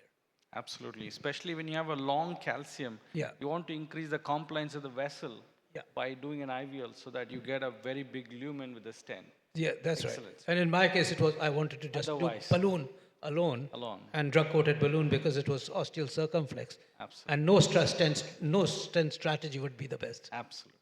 Thank you, sir. But there is an image criteria to say whether upsizing of the burr or if you want to add one more modification device. If the calcium thickness, despite using the atherectomy device or IVL, if the thickness is more than 0.5 mm, if there is no evidence of fractures, if there is no luminal gain, that is the time to add another device or upsize the bar. Or that is the criteria based upon the imaging. Sir, you can comment, Dr. Akasaka. If my understanding is correct, the moving of the orbiter is like a skipping loop, right? Therefore, if there are tension pullback, that might be the very straight and the loop should be small, so we can very safely do the procedure. But during push-in, we have to pay attention to the position of the wire, right? At that time, loop might become bigger, and if there are eccentric calcium, they may have a chance to make a perforation, right? But therefore, the wire bias is very important by the imaging before doing the orbiter. Therefore, we decide pullback way or pushing way. It depends on the wire bias. And if there are circumferential calcium, you can very safely do the procedure pushing way or pullback either way. And as he said, the end point should be the thickness of the calcium. If it is more than 500 micron, we have to do more. But if less than 500 micron, we can make a crack by the balloon, high pressure balloon. Therefore, it's quite safe to do the stenting after making ablation. less than 500 micron. Thank you, Dr. Akasaka. Thanks. A lot of inputs. I think for the sake of time, let's move ahead. Dr. Raj Dave is with us, and he's going to talk about treatment for patients with severe calcified lesions, time to change our interventional approach. Thank you very much. So, as said in the previous lecture, that in the Western Hemisphere, you can see that the patients that we are treating now are more and more elderly. The incidence of diabetes is substantially increasing, and incidence of renal failure is also increasing. Whenever you have increasing diabetes and renal failure, it increases the incidence of intraarterial calcification, and we see more and more calcified disease these days. There are many challenges to treating calcified lesion as depicted by Dr. Shett earlier, that there is a poor expansion of the stent, higher restenosis, and higher MACE rate. This is the autopsy study of coronary lesions treated with drug-eluting stents from Japan.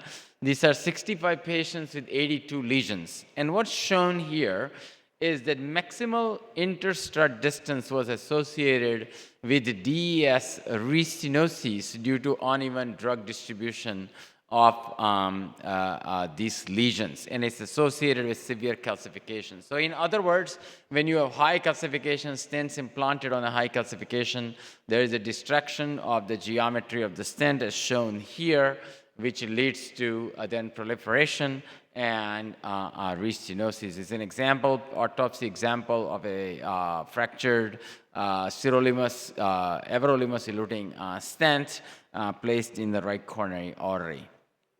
There are many options of treating calcified lesion, as been discussed all throughout, and there are two fundamental approaches of atherectomy, either the concentric unidirectional cutting versus bidirectional eccentric cutting with pulsatile forces, as shown here with orbital atherectomy. So one of the questions Dr. Sanctovelu was asking was about, how do you decide on when atherectomy is enough? So this is, if you have imaging, of course, it makes it very, very easy because you can look at the calcification, you can look at fractured in the calcium, and you will be able to tell when to proceed with balloon and stenting. However, with orbital atherectomy and a very aggressive multiple runs are generally not required because it works with sanding as well as with pulsatile forces and leads to fracture in the calcium, and you can proceed safely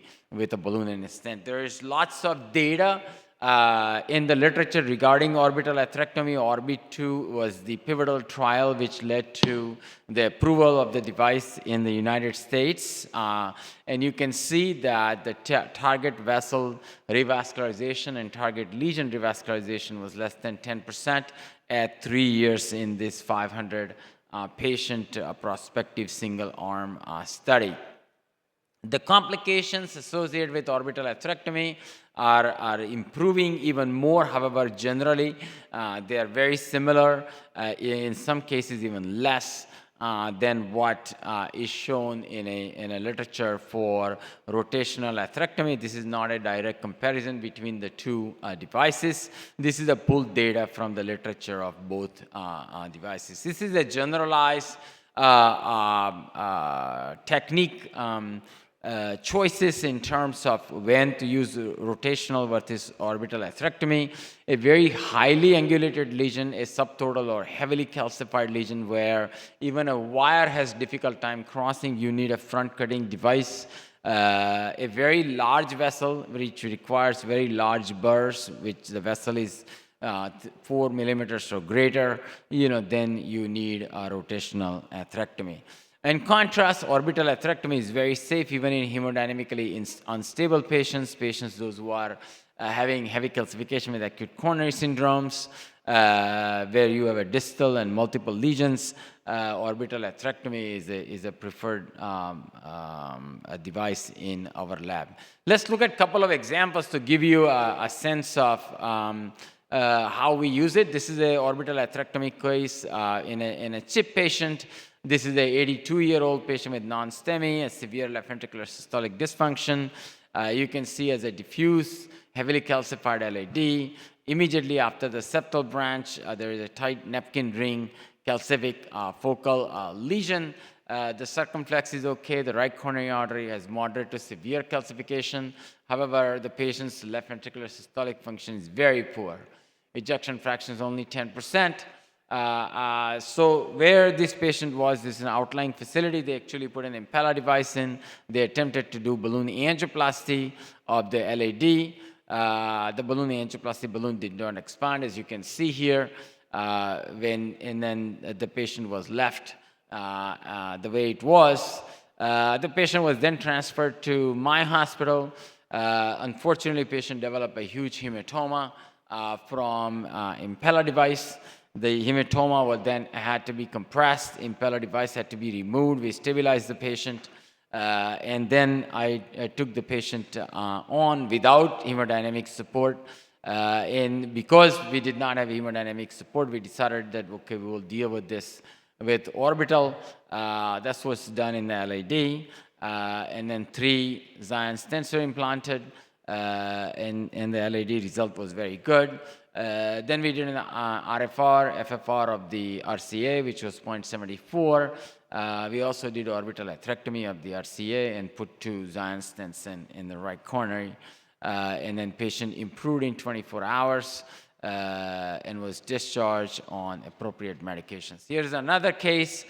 This is a previous bypass patient, very sick guy, end-stage renal failure on dialysis, insulin-dependent diabetic, had already had prior acute coronary syndrome episode with a treatment of the vein graft to intermediate ramus branch.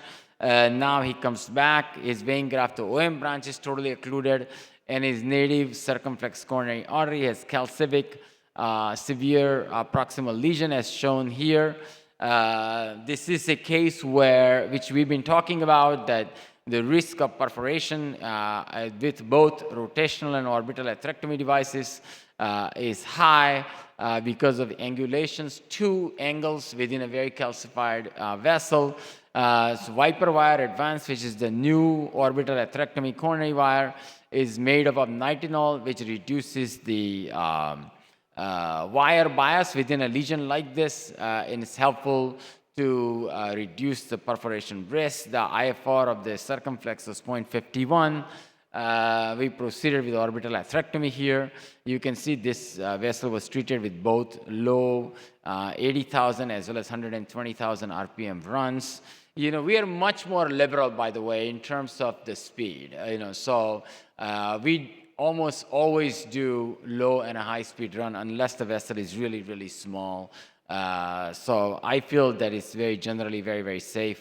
And then after that, balloon, a Zion stent was placed. The Zion stent was then optimized appropriately. You can see I was after the stent and then post dilatation. Because of orbital atherectomy and breaking the calcium, we were able to expand this stent with an MSA of 10.2 with an excellent result. So why orbital atherectomy? Most importantly, it's easy to use. There is a less capital investment. With orbital atherectomy, it's applicable to a large variety of calcified lesions. You really need only 1 device in your lab if you don't want to invest into too many devices. The wire, in my opinion, is excellent. The newer wire does wonders in my hands, and I think it will do it in yours. Primary crossing, many times when we cross the lesions with a primary workhorse wires and we cannot get a microcatheter through, there are multiple occasions that I've just used Viper wire advanced to cross the lesion and then proceed with atherectomy directly. And the complication rate is very acceptable, very low, especially if you are paying good attention and use meticulous, slow advancement with this device, you will do very, very well. Thank you very much. Thank you, Dr. Dave. Just a couple of questions. One, the speed of advancement or retraction when you do regular speed and high speed, how do you change that? Yeah, so my personal preference is that I start low speed always. make a couple of runs. The most important thing is to go very slow, 1 millimeter per second. And I try to match my speed of the device on the fluoro screen and my hand to try to keep the 1-to-1 ratio between the two, so that the burr doesn't jump. By that way, we pretty much don't have any burr stuck phenomena, because you are allowing enough time for ablation to occur. And then I make 1 or 2 polishing runs to the 120,000 RPM. So then if you have any final, calcified rims which are left, they will get ablated. You will get a couple extra fractures. And then I just go on with a non-compliant regular balloon and put a stent in. 95% plus time, I do not ever have to, pull out another plaque modification device such as lithoplasty or angiosculpt or chocolate device. It's rare that I would have to do an atherectomy, then a lithoplasty. In your practice, how many percentage of calcific lesion you use orbital atherectomy, how many percentage rota, and how many percentage IVL? Yeah, roughly. so 70%, generally 60 to 70% of the time orbital, 30 to 40% of the time rota. And IVL? IVL, we use more IVL in the legs, in the periphery than in the corners, to be honest. Because most of the time, if we have trouble crossing the lesion with a balloon, in a coronary, we go straight to an atherectomy device because I know that IVL balloon will not cross. So we do use some IVL, but our IVL use is mostly in the periphery. So heavily calcified iliac, femoral arteries, below knee is where we use majority of our IVLs. The amount of debulking, does that differ between the two devices? Yeah. So I think that with rotational atherectomy, you don't get as many calcified fractures as you would get with orbital, because orbital also has the pulsatile forces. So I personally believe that if you get a really good orbital case, you get a very nice expansion. With orbital case, you may have to sometimes increase the burr size. Excellent. And lastly, the left main and the ostial circumflex and LED, how would you ablate them using orbital? Any different from mid-LED or? Yeah, so actually orbital is a little bit easier than a rota because the orbital wire is a little bit more friendlier than the rota wire. I can also tell you that sometimes we put a second wire. Say, for example, there is a calcified lesion in the LAD as well as CIRC, and I have 2 wires in. I can put a microcatheter into one vessel and do orbital atherectomy in the other vessel, and orbital atherectomy has never cut a microcatheter. Okay, so you can have a second wire. So at times, if I have, say, for example, after atherectomy, I have a dissection, I will just insert a microcatheter over that wire and keep going on with an atherectomy in the other vessel. So that's one technique that you could utilize. So if you are afraid of taking the wire out after the atherectomy and going into the second vessel, you could do that with orbital atherectomy. I'm not sure that you could do that with the rota. Thank you. Any other questions? Great, Dr. Davi. And Thank you very much. Yeah. Last session of the afternoon. May I request Dr. Giulio to speak on see with clarity and act with certainty. He's always a man of precision, so he's going to show something. Look forward. Thank you very much. All images are bringing more clarity. And this is the example of the OCT compared to all the others that are bringing an incredible spectrum of a capability in differentiate what we are doing. And the point is, do we need all this information for doing what? Here you can see 800 cases, and you can see that the significant in terms of impact in management was very significant. More than 60% of the cases has some type of decision that was changed by imaging. Only to guide PCI? No. On the right side, you can see the graphic showing how much it can impacted in a guidance of the PCI because there were multiple reasons.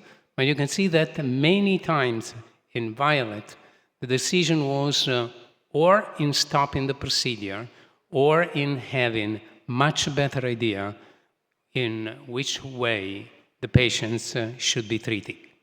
And you can see the capability in differentiating in young groups the different type of ACS. The more the images you have, the less precision could be, because for the vast majority you are using time and you cannot get the right measurements done.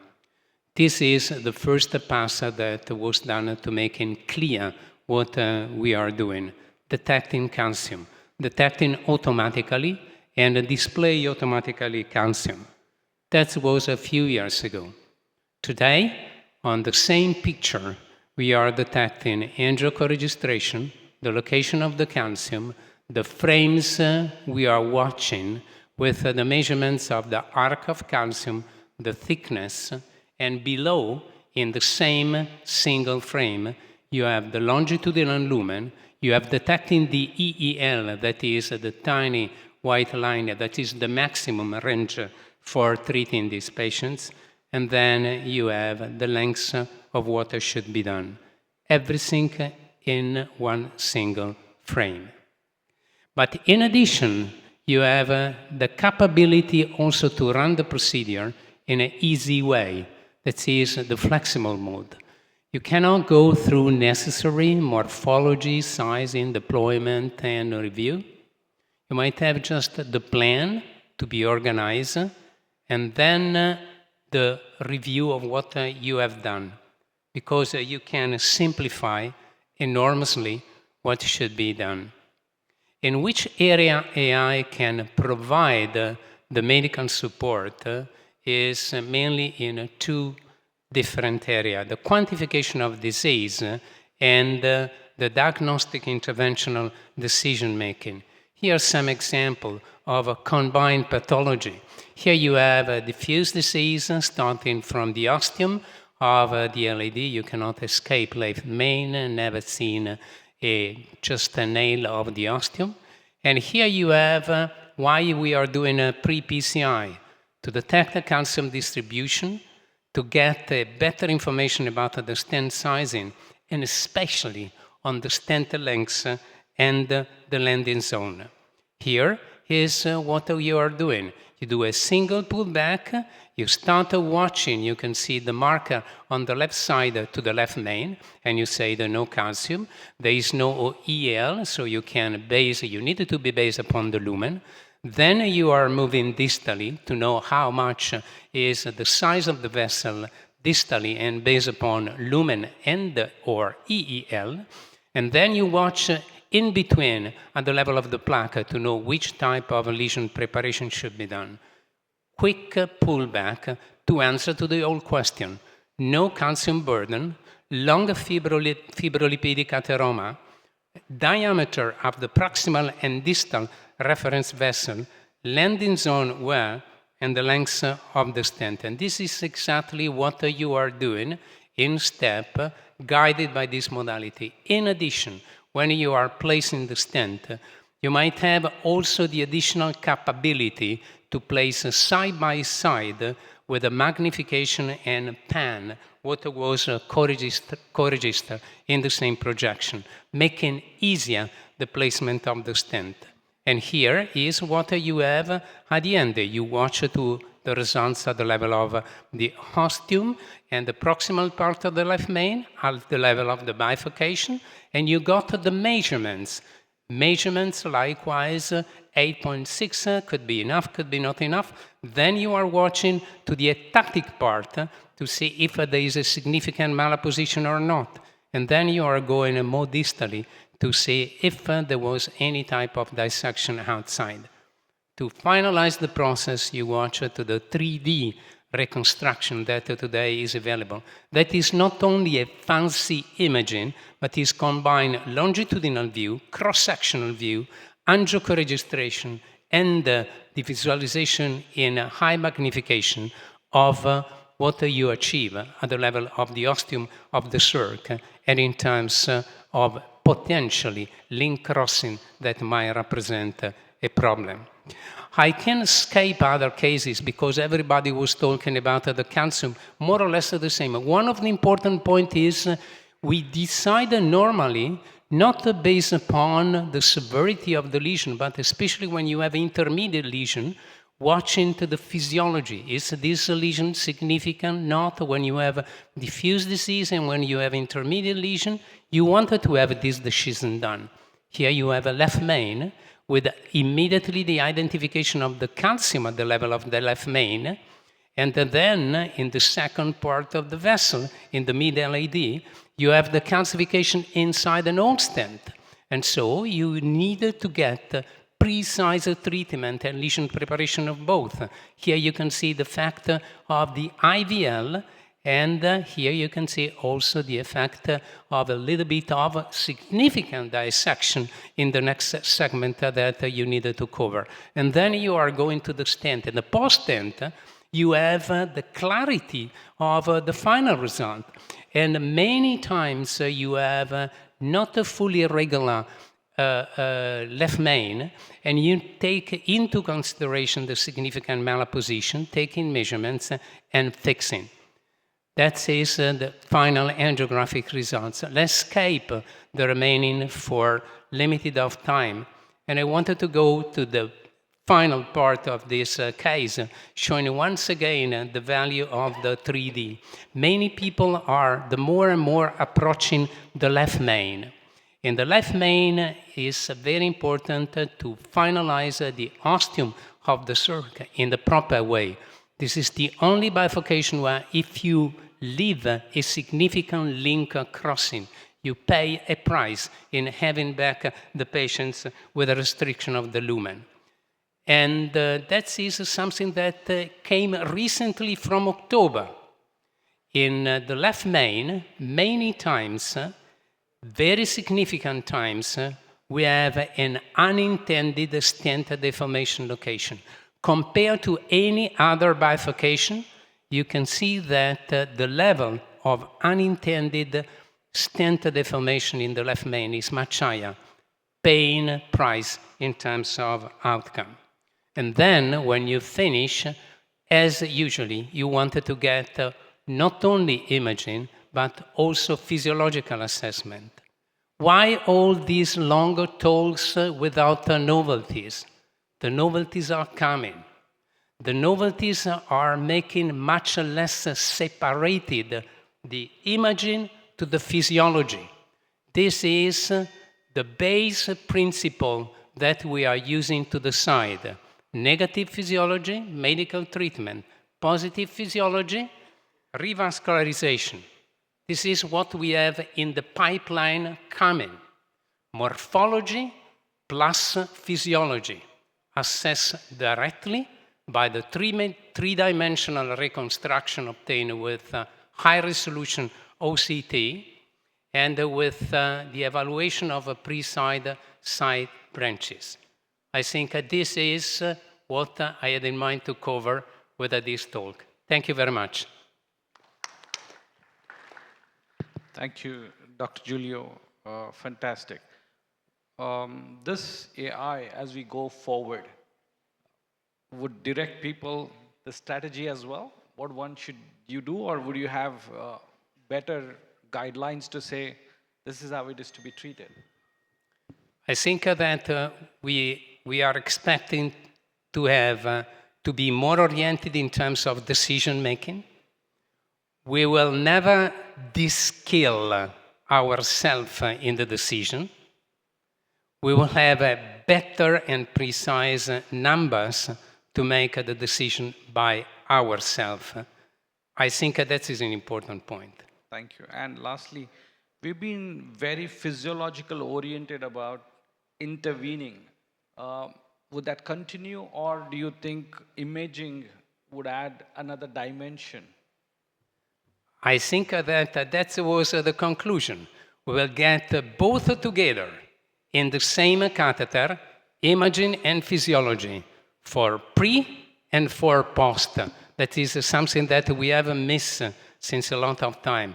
watch to the results from the lumen, but also get some precise measurements in terms of a physiological assessment at the end of the procedure.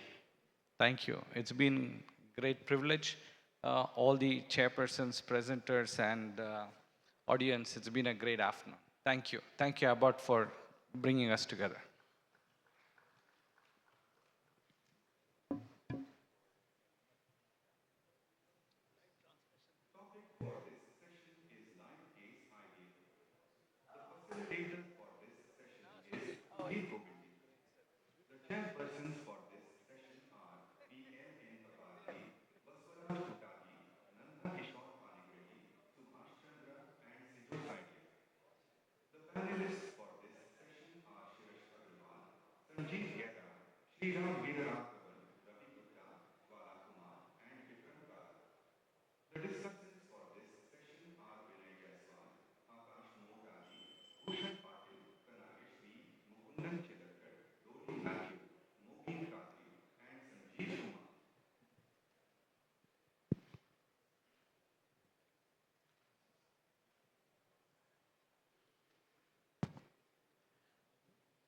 Good afternoon, everyone. Colin, can you hear us?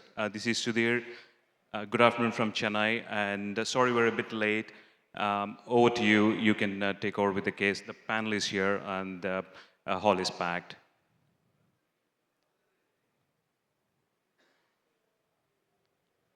Hello, can you hear us okay? Yes, we can. Okay, so very welcome to Dublin. Many thanks for the opportunity to partake in the meeting. We were listening to the previous session. It all sounds like it's going very well and very interesting education. I'm joined with my good friend and colleague, JJ Coughlin, and he's going to introduce the case for you. We have 30 minutes, so we're going to move along quite quickly to try and get as much done as we can during the 30 minutes. JJ, can you see the angiogram and you can see JJ? Yep, we can. Yeah, please go ahead. Okay, hi guys. Thanks for the opportunity to do a case for your conference here. So we have a 73-year-old gentleman who's presented with recurrent angina on a background history of multivessel PCI.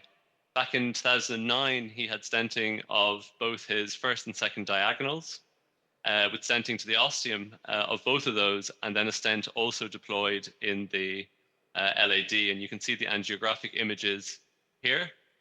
So our strategy for this case, we had to go femoral as he didn't have radial access. And we used a 7 French Voda left guide. And the plan was to wire both the second diagonal and the LAD, both of which were pressure wire positive on the previous assessment. IVUS both of these limbs and then decide on our management strategy. The first diagonal was also assessed with intravascular physiology at the previous angiogram and was found to be negative. So Dr. Hanratty now is going to show you the intravascular imaging and discuss what we've done so far. So I think you can appreciate that. Certainly angiographic, it looks like there are 3 2-stent bifurcations, LAD left main, LAD D1 and D2. We look back through the old pictures, it doesn't look like they did a proper modification before or after stent implantation. Have you got the IVUS on the screen? Yeah, we can see the IVUS. Okay, so this is the LAD, showing that the distal edge of the stent looks appropriately sized, isn't too bad. And then as you come proximal, there's a bit of neointimal hyperplasia. We're coming into the second bifurcation. That's the wire that was in D2. And this is the area of calcium where we think there's an eccentric nodule, and the stents have basically been implanted around that nodule without modifying it. So any comments on the LAD stent? And then I will show you the IVUS from B2.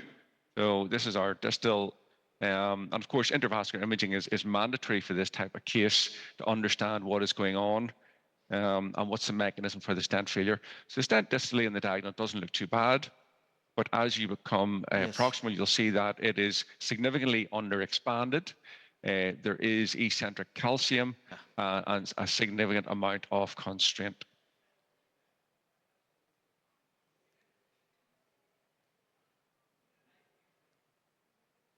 So just coming into the diagonal now, that's really the tightest area.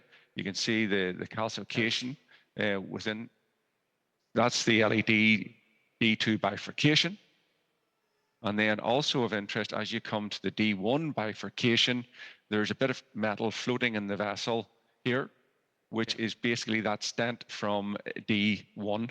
So you can see the D1 stent protruding into the LED. So any comments? How do you think we manage this stent failure? Thoughts from the panel? Definitely, it is a stent failure with a calcification. Significant calcium is there distally, almost to 270 degrees. Calcium is there, and at the diagonal also, ostium has a significant calcium is there in D2. And definitely here the calcium is thickness as it is more with a preserved lumen.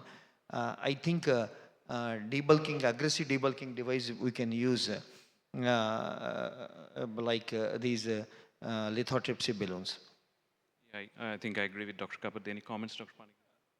I think that's a good strategy to have a IVL balloon because there is a significant calcium, and we have to in a ISR probably we have to prepare the lesion first before you take the further strategy. Any other comments? Yeah, definitely, almost like circumferential calcium. So IVL would be the best choice, no doubt about this. So we all seem to agree on the IVL strategy. Yes, I think the previous comment was about using rotational atherectomy for modified calcium, and there was a chat about debulking stents with orbital. I think in the last session, I think that is not without its risks. Certainly no fun for anyone, and I think IVL has transformed this type of stent failure case.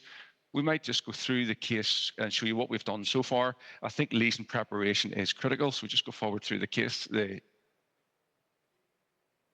So just go forward through. So we basically took image both branches, go forward. Getting into the D2 was quite difficult. We did a stent boost, which shows the nodule of calcium in the stents basically implanted around it. We optimized the stents in the diagonal. We did a kissing inflation just to try and make the stents as good as we can make them, because this was never actually kissed out at any stage. And then our practice in Dublin is to take in a cutting balloon to modify the stent as much as you can and remove as much tissue as you can before bringing IVL. So I think you've got tissue restenosis material that will reduce the impact of the shock wave. And I think that is a useful technique. And then we used a cutting balloon, 3-5 cutting balloon. And then we brought in the IVL. And JJ, how'd that track?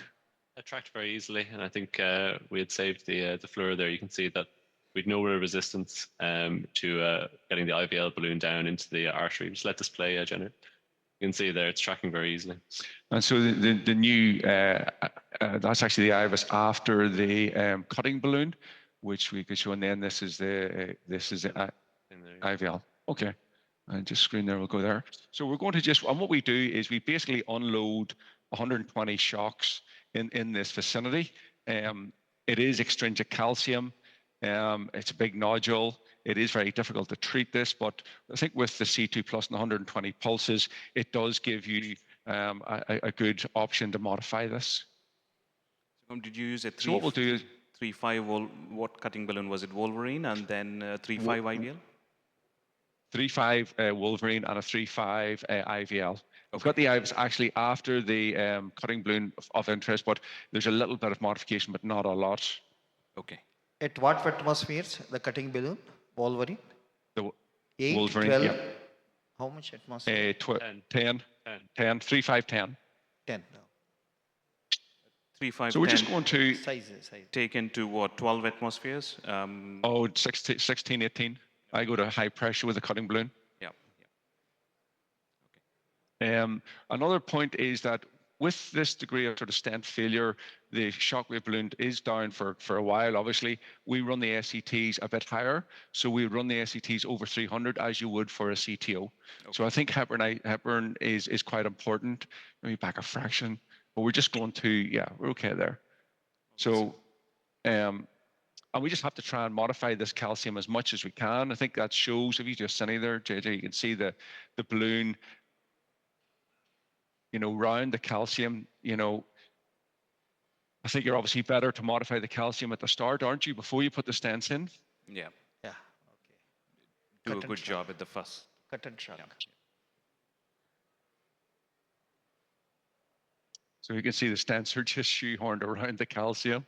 In terms of, as you mentioned, the deliverability is certainly improved, but we have a very low threshold for using a guide cath extension here. We have a 7 French guide in, so we can take a 6 French guide Zilla or guide cath extension in and deliver the shockwave balloon. So we would have a very low threshold to do that. Certainly if there's a lot of calcium in a vessel, trying to bully the balloon down, increase the risk of damaging it. That seems to be up maybe in a fraction. I think it has. And then in terms of post-dilating these stents, does the panel have any thoughts in terms of how aggressively would they go post-dilating? Would they use OPN balloons? And then another question is, in terms of treating this, would you use a drug-coated balloon or would anybody put in more stents? Yeah, let's For side branch, yes, definitely. There is a newer concept after modification of the ostium of the diagonal 2. Some calcium, some 45 degrees calcium is there at the diagonal large. Yeah, so what, I think the... Sorry, yep. So we're just going to give the patient his experience a degree of pain. So we're going to give him just a little bit of pain relief. Pain in the chest, Charlie. We're just putting the balloon up there, all right? Good. So that's our 120 shocks, and then we will image. So sorry I missed that. So drug-coated balloon, yes, no? In the panel? Okay, we'll take that out. Colin, can you repeat the question? Sorry, I missed. Would you use drug-coated balloon here, or would you put in more metal? Yeah, difficult one. Let's open it to the panel. Any thoughts on drug-coated balloon to LED or more stents? I think after we expanded completely with OpenC balloon, we should have an imaging and then take a call. Yeah, yep. An angiographic one, angiographic sort to see how much residual stenosis is there and how much MLA and MSA we are getting. JJ, what are your thoughts on? Just a thought. It's a large vessel. What's the highest size diameter drug-eluting balloon you have? We have 3.5 and 4s. DCB. Yeah, I think our impression would be that we'll do imaging now and that we try to avoid implanting another layer of stent into this vessel. As you can see from the images, there's extensive amounts of stents within the vessel already extending back towards the left main. And I'm not sure that if we have a good result on imaging, there's any benefit to putting a drug-eluting stent into this environment. We're quite... I think in ISR, stent failure, OCT gives more resolution compared to intravascular ultrasound, especially for selection of whether it is DCB or DES. Yeah, I think the OCT gives you better luminal information as what's going on inside the stent. It wouldn't pick up this deep calcium that we're seeing. So it doesn't help you, I think, as much in these type of cases. Certainly, I agree with you. It'll show you what the material is within the stent, but it won't pick up that deep calcium. Can you see the IVUS okay? We can see the IVUS fine, yeah. We can see. Also, it's a large vessel. You have extrinsic kind of factors that we want to assess. So I think that's why we felt that IVUS was more useful here. Yeah. I think very good luminal gain, very good luminal gain. Yeah, and I'll show you the IVUS 1 just to recap. So if you look at from here, that's distal to the bifurcation. That's the bifurcation. So within the calcium, That stent is 3 millimeters. So if you look at it now,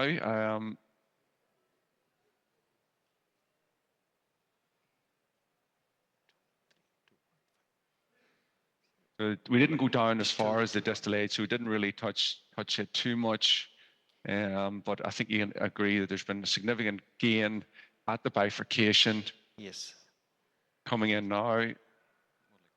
So there's the bifurcation. So that is quite a dramatic change in terms of luminal gain. I'll see if I can get that bit. That was quite tight. The other thing was that the strut from the D1. Yes, Okay, so we've got 3.5, half a millimeter, 3.5. Right. It looks much better, doesn't it?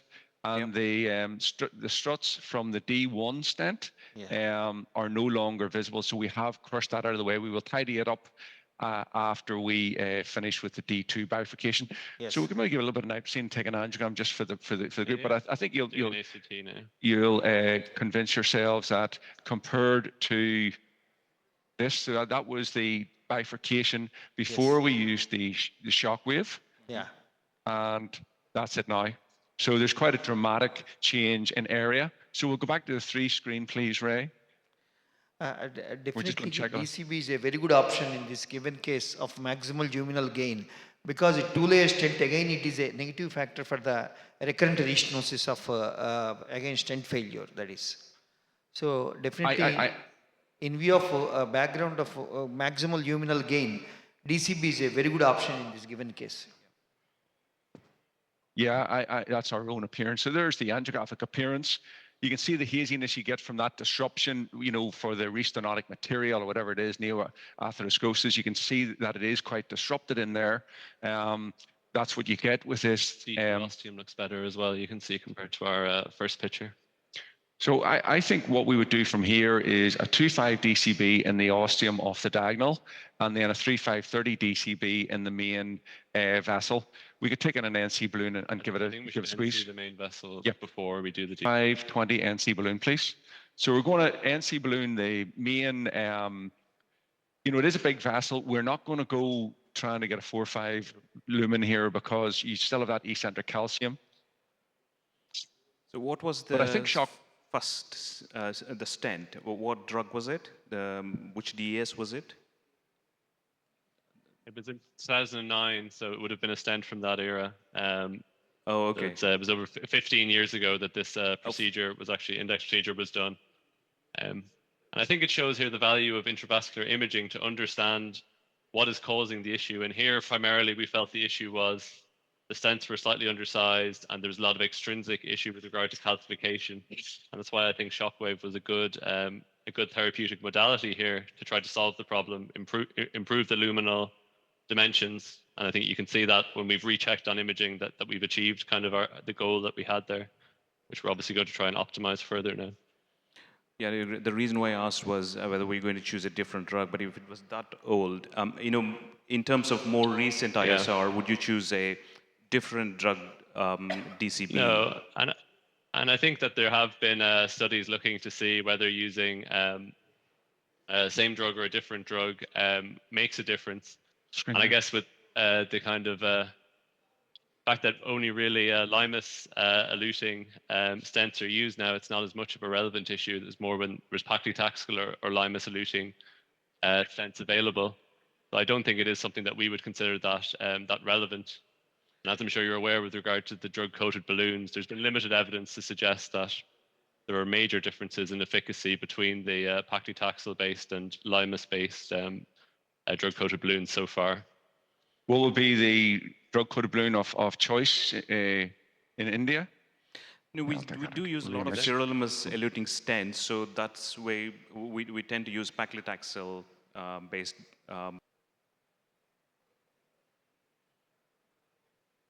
So an area of 9, 10 at the bifurcation.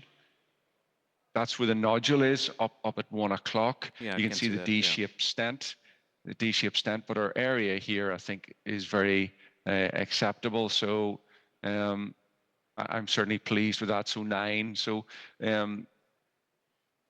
we have to sort that D1 bifurcation. As I said, you will probably just kiss that out because there is some mechanically something mechanically wrong at that point. But I'm pretty pleased with that result. So we'll take the DCBs in. We'll go back to the main screen. So how are we doing time-wise in terms of your schedule? We've got about 10 minutes left, so. Oh, you have 10 minutes left. Okay. So we maybe did too much off camera. We'll take the DCBs, are probably not much of a spectator sport, but does anybody do kissing inflations with DCBs? 2520.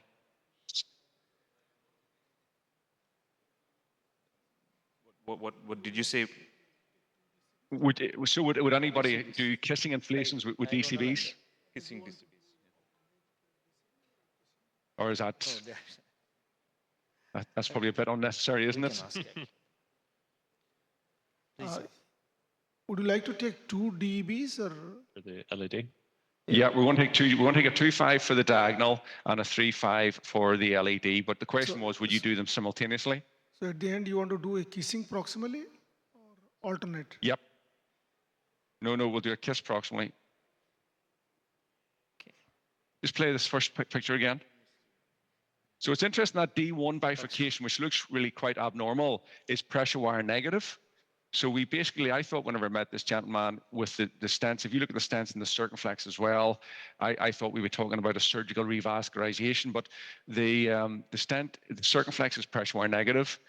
D1 is pressure wire negative. The right coronary artery, you can see the metal in it, is also pressure wire negative. And the drop in the gradient is at the nodule of calcium in the main LED. So hence we thought, we could treat this percutaneously. Which we have with a very good result. But we definitely need to optimize that D1 stent. So there's a DCB coming in and, okay, going in a touch maybe. But we will finish with a kiss for sure. Okay, so that is the DCB, store that. And then the longest minute in interventional cardiology, we wait for the DCB. How much time you keep that inflated? 45 seconds or 60 seconds? 1 minute. 1 minute. Yeah. But I usually have to leave the room for that 1 minute because I'm so impatient. Only single time you are doing, because nowadays some new balloons are coming with 3 times you have to inflate for total 100% drug delivery. Nowadays available in India. So only single time you are inflating and delivering the drug. 30? Only a single time, yeah. 20 seconds. And generally at least 45 seconds, or as long as the patient's able to tolerate it, okay. Yeah. And this interesting, the patient did get a lot of discomfort when we were doing, working on the, okay.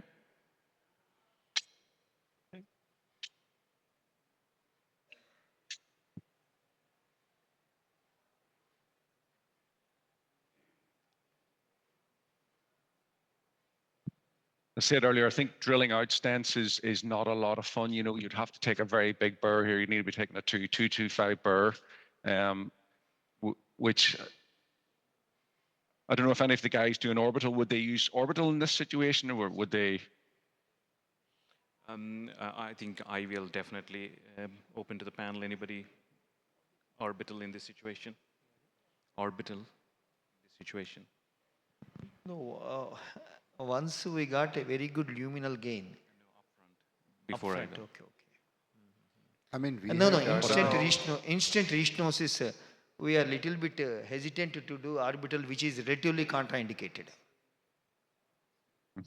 Yeah, this is what I was about to say, that we have a combination of ROTA plus IVL, and especially in a situation like instant restenosis, probably everybody would be reluctant of using orbital as well as ROTA nowadays. So in that situation, IVL remains the best option. And as they did earlier, balloon, then cutting balloon, and then IVL. I think that should be a sequence which everybody would prefer to. 3.5 NC and a 3.5 NC, please. Yeah, I've done some drilling out of stents previously pre-IVL days. I think IVL is a game changer in this regard. But if we weren't able to modify, then it is often it's the last resort, isn't it? Yeah. So have you ever this used is very orbital in dangerous. this sort of situation, Colm? No, we don't have our orbital actually. It was through a distributor in Ireland, and we had an agreement with Boston where we get a rebate. So there was no financial reason for us to switch to orbital. In fact, there was this financial disincentive for the hospital. So my orbital experience is not vast. It's really just at meetings and conferences. Can you explain these characters of that sequent drug-coated balloon? What is the advantages? The sequent? Yeah, sequent balloon, that is drug-coated balloon, which is sirolimus eluting balloon. It's the limus, isn't it? JJ? Jonah? Well, I mean, in terms of the advantages, I mean, I think that you're getting good drug transfer to the wall. And there is a suggestion, people, as I mentioned there, because limus eluting stents had been shown to be better than paclitaxel eluting stents, that there might be these advantages. But I think the jury is still out in terms of there's not that much randomized data comparing them. And I think ultimately, when you have all these stents and balloons, when people can kind of claim about proposed advantages of the various things, what it really comes down to is when they're compared head to head in a randomized trial, are there advantages in terms of clinical outcomes or outcomes that are relevant to the patient? And I don't think we have that information fully yet, I think, but we have both paclitaxel and limus eluting balloons available to us here.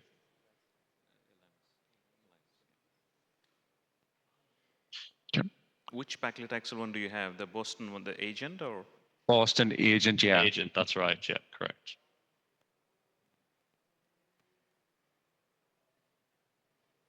So we're just going to do a case to optimize the mechanics here at the second bifurcation, and then we'll do a picture for you. But that's probably the interesting part of the case done. And then we will tidy up the D1 bifurcation. We'll do a kiss in it just to tidy it up. And it's interesting, you know, at the start, the balloons had to work hard to get them into that second diagonal, whereas now they're sailing easily. Yeah, we'll just do a kiss. Just giving you a heads up, we got about 2 and a bit minutes left, yeah. Okay, we'll do this kiss, then we'll give you an angiogram and, okay, I'll go there. But very pleased with how this came up, you know, in terms of, okay, good. 3, 2, 1. Okay. And I'm very pleased with the gentleman, you know, that we were able to modify this and get a good result for him.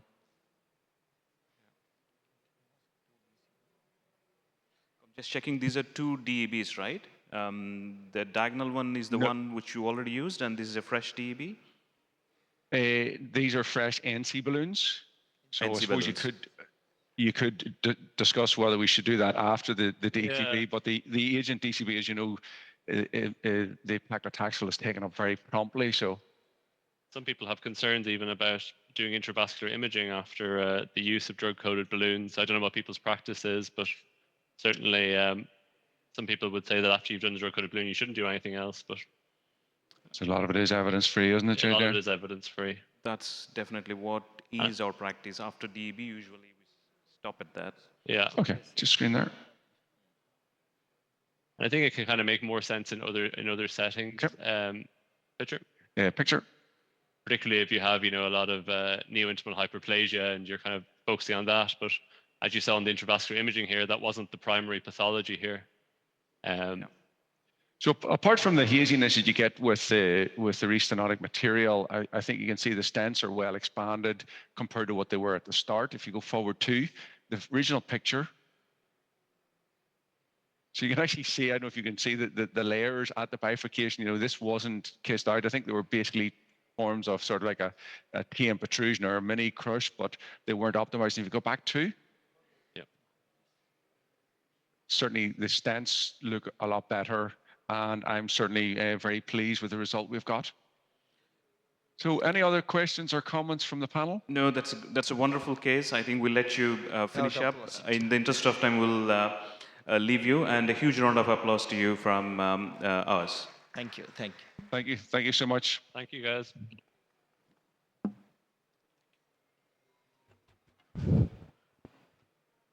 We'll go to the next session, actually the most interesting session. It was decided by the scientific chairman, P.K. Sahu. It was actually the dream part of one of the major part of this NIC meeting, death on table. We actually got 19 CDs for this presentation and selected 8 CDs for 9 CDs for the presentation. And each presentation will have 8 minutes and 2 minutes discussion. I will call upon Dr. Ashok Seth, Dr. Upendra Kaul, Dr. Manuel Pan, Dr. Anil Dal, Dr. Ramesh Dugabati, and Dr. Raj Dave to the stage. And we'll have the first speaker, Sirisha Komareddy, to the stage. 8 minutes of presentation, 2 minutes of discussion, and it is evaluated for the award session also.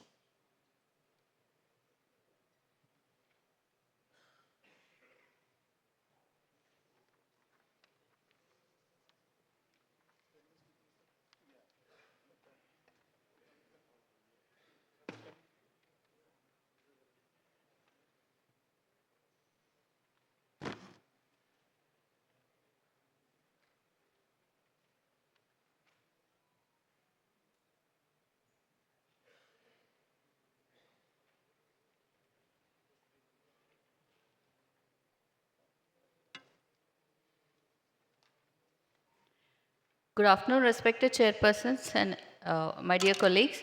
Today, I'm Dr. Sirisha Komareddy from Krishna Institute of Medical Sciences, Hyderabad.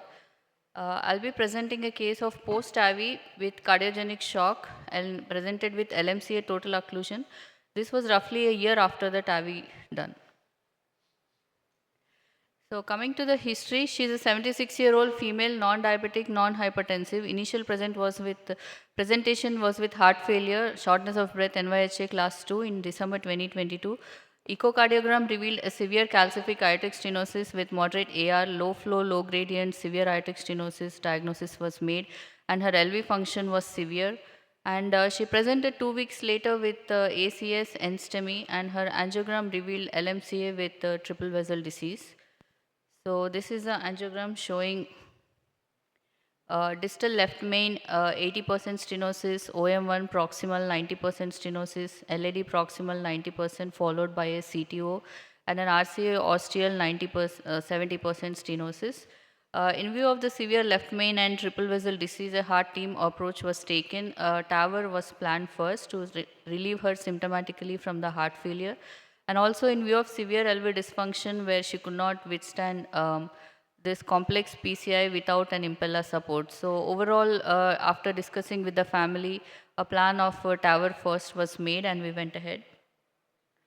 So this is a pre-procedure planning. The perimeter derived was 21 and the area was 331.7 millimeter square. Coronary heights were good. Left coronary height was 12.2 mm and right coronary height was 11.8. And this is a vascular axis. Right CFA was 5.3 mm, left CFA was 3.4. So we went ahead with the right as our primary axis. So axis was taken, right femoral artery, 6 French. We got the axis usually with a micropuncture and fluoro guided, and with the contralateral injection, we identify the bifurcation and we puncture it. Proglide was placed prior, and the axis was serially post-dilated and ultimately a 14 French sheet placed. So here we went ahead with an Edwards Sapien balloon expandable valve. A 20 mm valve was used and it was deployed at rapid pacing of 18 mm. And this is a check shot immediately after the valve deployment, which showed paravalvular AR of moderate. So we dilated, post-dilated, we took 3 ml of extra balloon sizing and then we dilated it, and the check shot on the right shows no AR and the coronaries are looking good.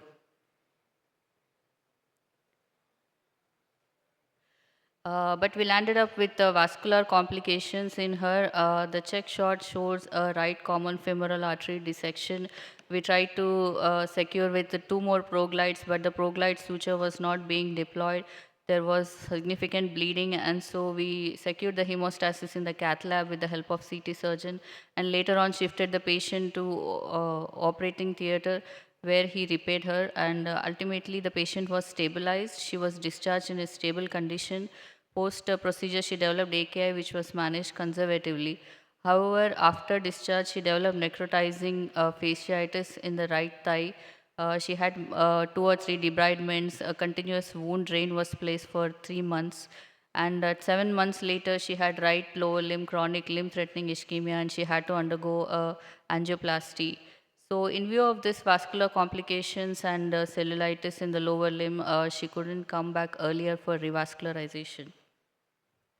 And 7 months, 7 months after the angioplasty of the lower limb, she had again NSTEMI. Now the presentation was with cardiogenic shock, SCI-C. And this time we took her up for IABP assisted PTCA. So we got the axis from the right radial axis, and IABP was placed from the left femoral axis as right femoral artery. She had issues as mentioned earlier. So this is her angiogram. The right coronary artery looks more or less the same with the ostial 70% stenosis. However, the left coronary artery, we can see LMCA thrombotic total occlusion. So wiring was done, and after wiring, we gave her intracoronary altiplase 10 milligrams, and then we could pass the wire. Initially, a run-through wire was placed, and then we could wire the circumflex. One wire into the distal LCX and one wire into the OM, and balloon dilatation into the circumflex with 2.5 into 15 NC balloon, and stenting from LCX to OM with 2.5 into 18 drug-eluting stent, and distal LM to LCX with the 3.5 into 28 drug-eluting stent. An ostial LMCA was stent with 4 into 18 drug-eluting stent, and this is the final result. As we can see, the STEMI-3 flow from the LMCA into the LCX, although we can see some residual in the distal left main. LAD, we see a small vessel, and there's a distal LAD CTO.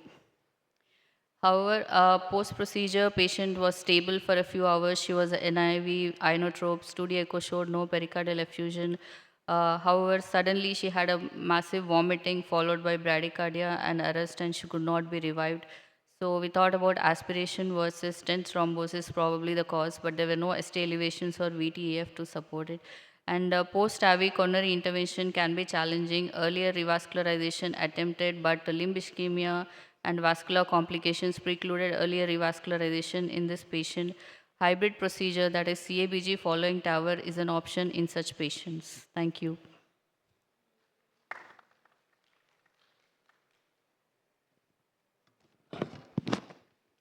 After the TAVI, how much ventricle recovered?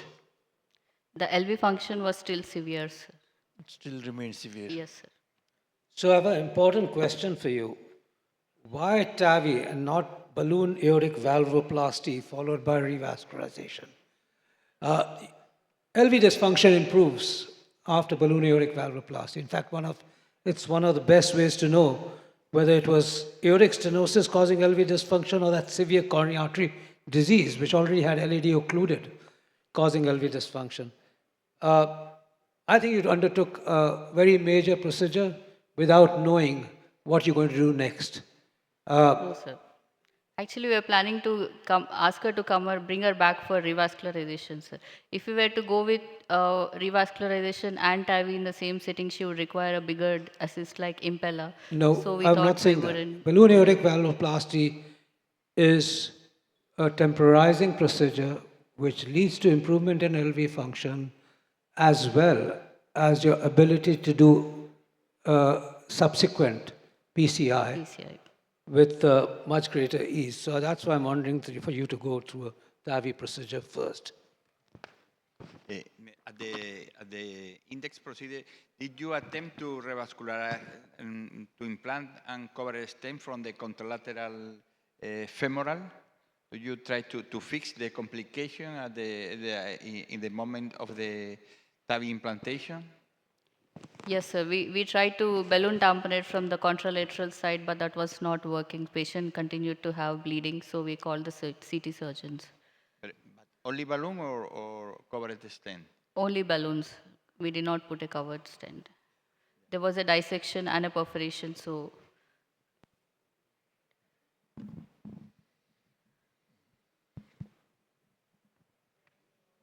panel has any questions. So I did not really understand why you could not get into the LED, or you deliberately left the LED in the second procedure? So we left the LAD because LAD was a CTO to begin with, and only the circumflex was the patent vessel, and RCA also was more or less same. So because patient was in cardiogenic shock, we decided to repair only the culprit artery at that point of time.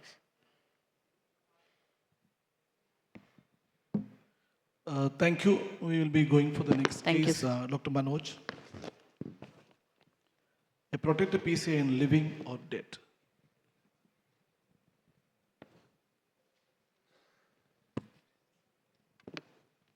That's truly a provocative title for. So Manoj, you'll have to defend the provocation.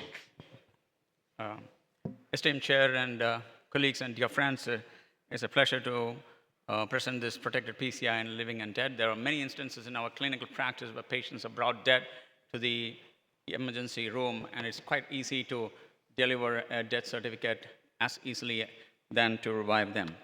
So extracorporeal membrane oxygenator, ECMO, it greatly assists in giving oxygenation.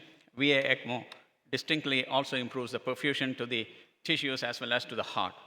Can be inserted percutaneously and non-surgically as well as through the surgically. VA ECMO decreases the preload, increases the afterload, because this becomes irrelevant if the patient remains in persistent cardiac arrest because there is no load on the heart. So this is a 27-year-old gentleman who had chest pain and collapsed at home and was found pulseless by the neighborhood doctor. With a downtime of 20 minutes, brought to the ER. He had 9 defibrillator shocks, which were refractory and continued external cardiac massage. ECG could be taken bizarre rhythm, and ABG showed acidosis of 4.8 lactate, saturation of 21%, PO2 of 17%, no metabolic abnormalities. Transient sinus rhythm could be achieved after 9 shock, but the patient again reverted to VF on transit to the cath lab. All the access were taken in a pulseless state. Ultrasound guided VA ECMO was initiated, and ABG showed a saturation of 4%. Lactate had gone to 15.6, PO2 of 10%. So a dead man's ABG. And transiently, as you said, there was a pulsatile rhythm, but most part of it was a coarse atrial fibrillation, and patient had pressures maintained by a VA ECMO in a pulseless state. So these are the angiograms. You showed a proximal LAD occlusion, which was treated, and being a young individual, I considered a mirrorless implantation. TME3 flow was achieved. It was again confirmed on the ECMO support with a high definition images which showed the BRS was well opposed with no residual thrombus. Post-reperfusion, patient remained in VTVF for a long period of time, and agree that without the VA ECMO support, these pressures would have been abysmally at 0 level. 6 hours post-reperfusion, patient achieved a steady rhythm and recovered his pulsatile activity and required no inotropes. He remained in VF for nearly 8 hours, and these are the post-PCI ECG. And the oximeter readings were improved. He was decannulated at 4 days, became conscious and alert, no neurological deficit. He's reviewed at 30 days, 90 days, 2 years. He lives a normal individual, and his ejection fraction today is 50% with a GLS of 17.4. And that's the gentleman before you with his wife. The second is a 25-year-old male on his marriage invite, has chest pain while driving and collapsed and brought to the ER in asystole within 18 minutes, and no ECG. Manoj, actually, it's one case presentation, you know. It's an evaluation of cases. I have a couple of cases, so if the time permits.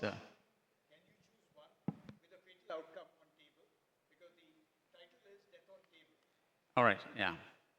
So maybe I'll just go to the last one.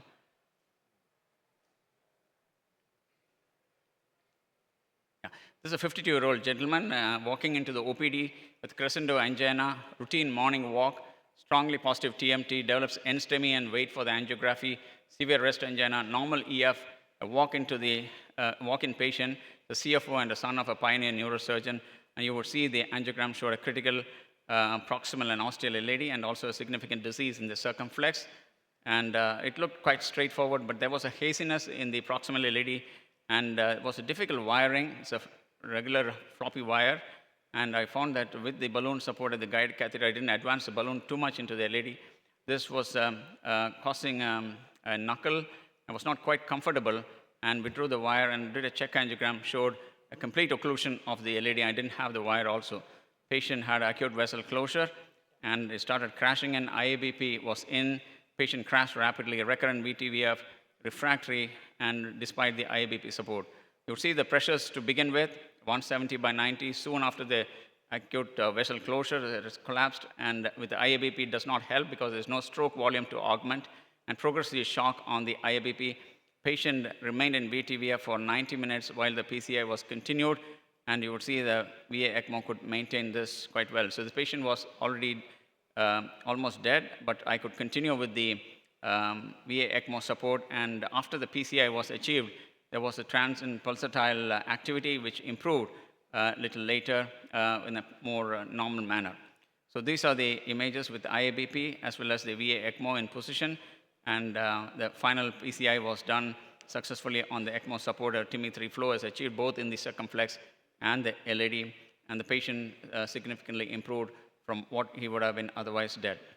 So VA ECMO provides the advantage of maintaining oxygenation as well as the perfusion and of particular support in a very high-risk cardiac arrest, especially asystole and ventricular tachyarrhythmias.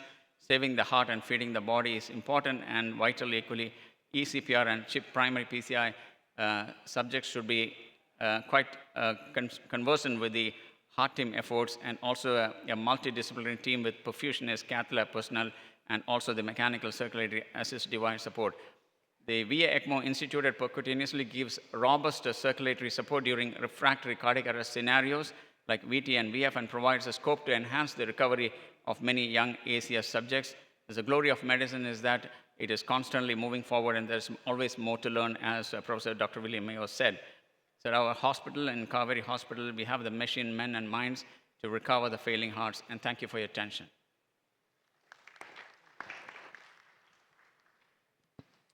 Well, this again is a potential death which was salvaged. Yes. It's not the theme of the meeting right now is a patient who could not make it despite everything on the cath lab. But a good effort, and it only shows that, never give up. And the initial, I think the problem was that the wire dissected the... Probably there was an ulcerated plaque and the wire was going subintimally. It went into the plaque. Yeah, and I wasn't got comfortable into with the the wire true lumen. movement there, so yeah, so that led to the initial disaster and catastrophe. Yeah. In your third image, Manoj, it was clearly going into the soft plaque. Yes. And that, I think... Raise the plaque further. Yes. That was responsible for subsequent events. The removal of the ECMO is by surgery or you implant some device before? Beg your pardon, sir, I couldn't. The removal of the arterial cannula is surgically? Percutaneous, ultrasound guided micropuncture and the large bore access. No, that's a good save, Manoj. Good save. Probably doesn't fit in with the theme of the session, but good cases. Thank you. Thank you, Manoj. We'll go to the next case, Anisha, battle against the thrombotic burden.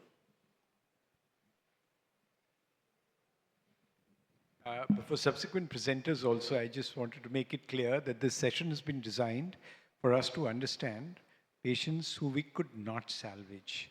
And because there are a lot of learning even from those cases, and it is not about always only about succeeding, we also have to learn to cope with inability to succeed. A very good evening to ladies and gentlemen. I am here to present an interesting case which we have faced in our cath lab.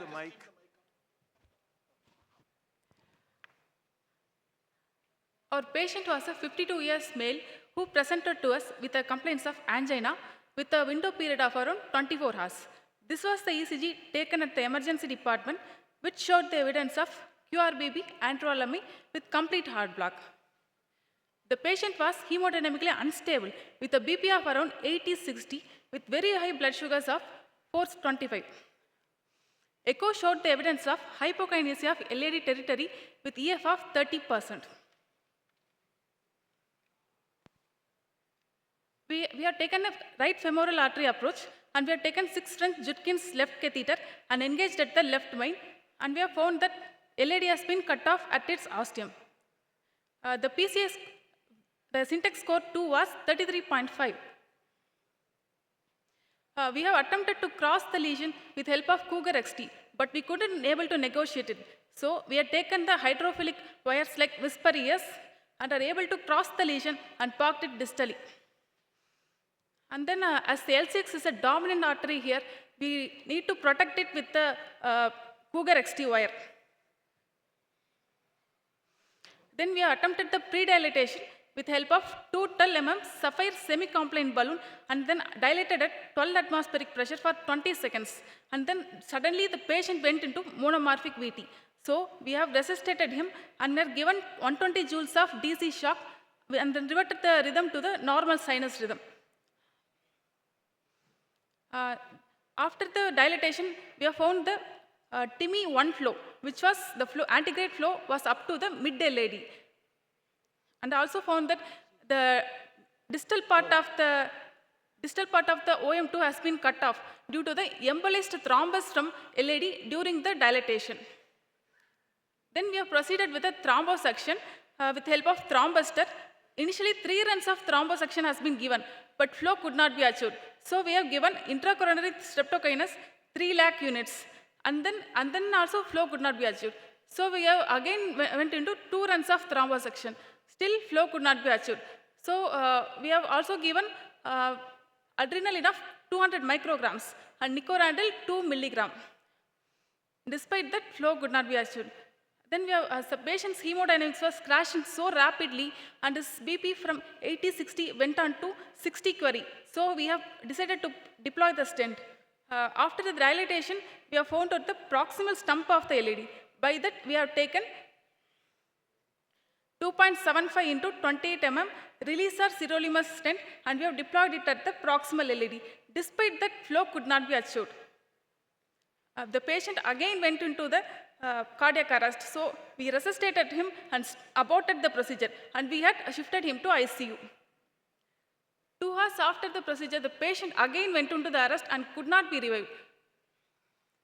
I would like to share some contributing factors which have led to this devastating condition in our patient. Our patient being a smoker and also diabetic with uncontrolled hyperglycemia, being a painter for 30 years, he would have he were exposed to lead exposure. So there is a study where a 1 microgram increase in serum lead levels poses the risk of ACS up to 9%. So both uncontrolled diabetes as well as lead exposure could have led to autonomic neuropathy, leading to late presentation and formation of organized thrombus, resisting all the interventions which have been given. Both diabetes and lead have led to the endothelial injury and making the coagulation cascade to proceed unimpeded.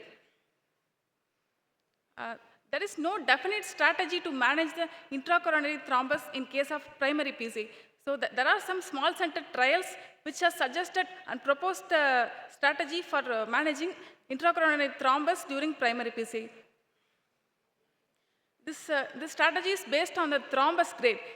After crossing the wire, if you are able to find the thrombus grade of 0 to 2, we can directly stent it. If the thrombus grade is between 3 to 5 and antegrade flow is achieved and no ongoing ischemia, we can defer the PCA for 24 to 48 hours and treat the patient with heparin and GP2B3 inhibitors. And we could not achieve the antegrade flow and there is ongoing ischemia, we can try aspiration thrombectomy or advanced procedures like angiojet, rheolytic atherectomy or excimer laser can be tried in those patients. If still you could not achieve the flow, we can go for direct stenting or balloon dilatation with stenting or covered stent can be used as a last resort. This is the strategy 2 based on the TIMI flow. If the TIMI flow is 0 to 1, then we can go for minimally invasive mechanical interventions like taking the wire or a small sized balloon catheter and aspiration thrombectomy. Even then the flow could not be achieved, then we can try aggressive balloon dilatation and intracoronary pharmacotherapy. If after the minimal interventions, if you are able to achieve the TIMI 2 to 3 flow, then we have to assess the other parameters like thrombotic burden, lesion length, and the risk of no flow in the future has to be assessed. If any one of them is positive, we should defer the PCA for 5 to 7 days and treat the patient aggressively with heparin as well as GP2B3A inhibitors, and then redo angiogram after 5 to 7 days. If after 5 to 7 days, if the lesion still remains the same, you have to consider standard PCA, or else we can usually the 5 to 7 days period, the thrombus will get dissolved, so we can continue with our medical management. Thank you. So, let me ask you, and Dr. Anisha, you know the OM had occluded. Yes, sir. That was a large OM. Yes, sir. That was in the face of an LED which was infarcting. You had another vessel closure. But we have done thrombosection for that vessel also, sir. It has been opened. That was opened? Yes, sir. Because last image, I saw that it was still closed. And I saw that image just prior to the patient sinking and deteriorating. Yes, sir. So you saying you achieved TIMI3 flow in that? Yes, sir. OM2 has TIMI3 has been achieved, sir. And the last picture, it was achieved, sir. Okay. I would like to show that. Once the thrombus occludes a vessel, and even if you take it out, part of it has gone into the microvascular bed. You might see the flow in the major vessel going on, but that blush and other things doesn't come. So can you show the angiogram again? Can we see that frame again? So is that lowest OM is still blocked? You see that second OM? Yes, sir. It's occluded still. Right there. This one, sir. Not this one, the one below. It's a stump right there. Next one. There it is. Yes, sir. Yeah, that's occluded. Yeah, I think the vessel is occluded.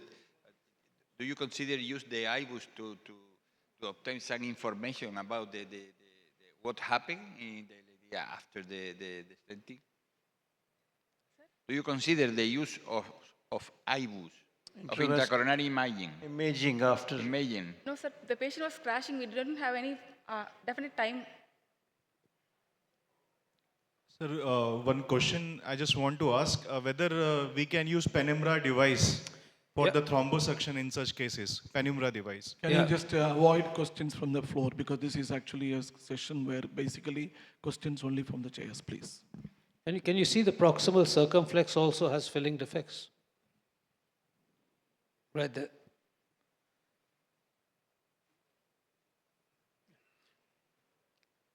So this is the ultimate nightmare. Yes. This is the ultimate nightmare that you have a totally occluded LED, you do a thrombus aspiration or whatever intervention, you knock something, the LED territory is already infarct related, you knock some thrombus into the circumflex. Yeah, that's right. But frankly, what is the mortality of a QRBBB anterior MI cardiogenic shock? What is the mortality? Is it 0? 25%, sir. So there is a reasonable mortality which we have to accept. The only thing which we could have done, looking at the microcirculation, did you have imaging? I'm not sure whether you had imaging, but you could have taken a cut balloon or a thrombus aspiration catheter, injected into the distal bed to see if there was any filling apart from, just the thrombus there. Yeah. The other thing is, you have to preempt this with at least a mechanical circulatory support. An IIBP should have been, that's the one you have easily available to, immediately available to you.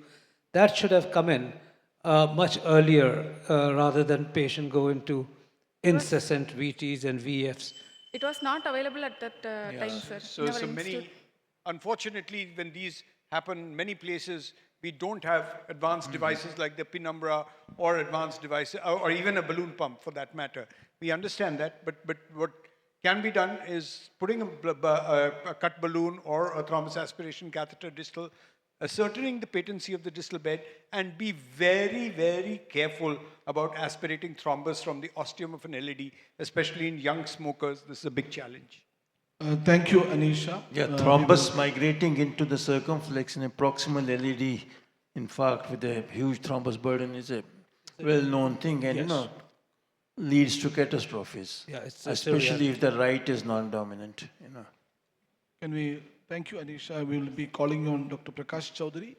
He'll be giving a topic on live/beat understanding death on cath lab.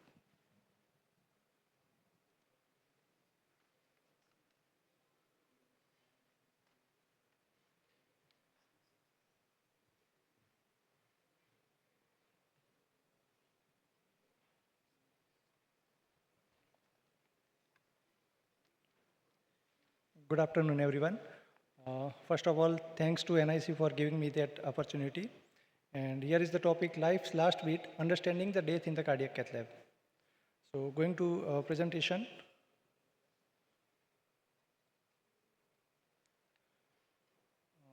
Coming to the case, 40-year-old gentleman coming with the acute coronary syndrome, non-ST segment elevation myocardial infarction with mild LV dysfunction.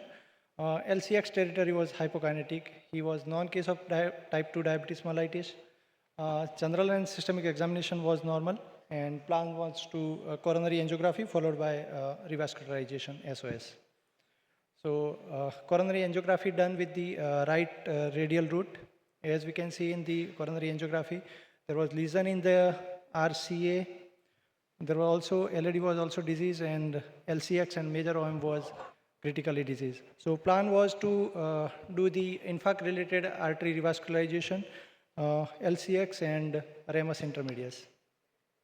So plan was to PTCA to major OM and the ramus intermedius. So BMW wire was passed in the ramus intermedius, and LCX OM lesion was crossed through the run-through PTCA wire.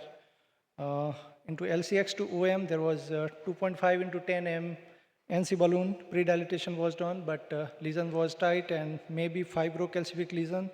So next core flex 2.5 into 10 mm balloon, pre-dilatation was done. And then after decision was taken to put the DES of 2.5 into 36 mm, but real nightmare started here. As we can see in this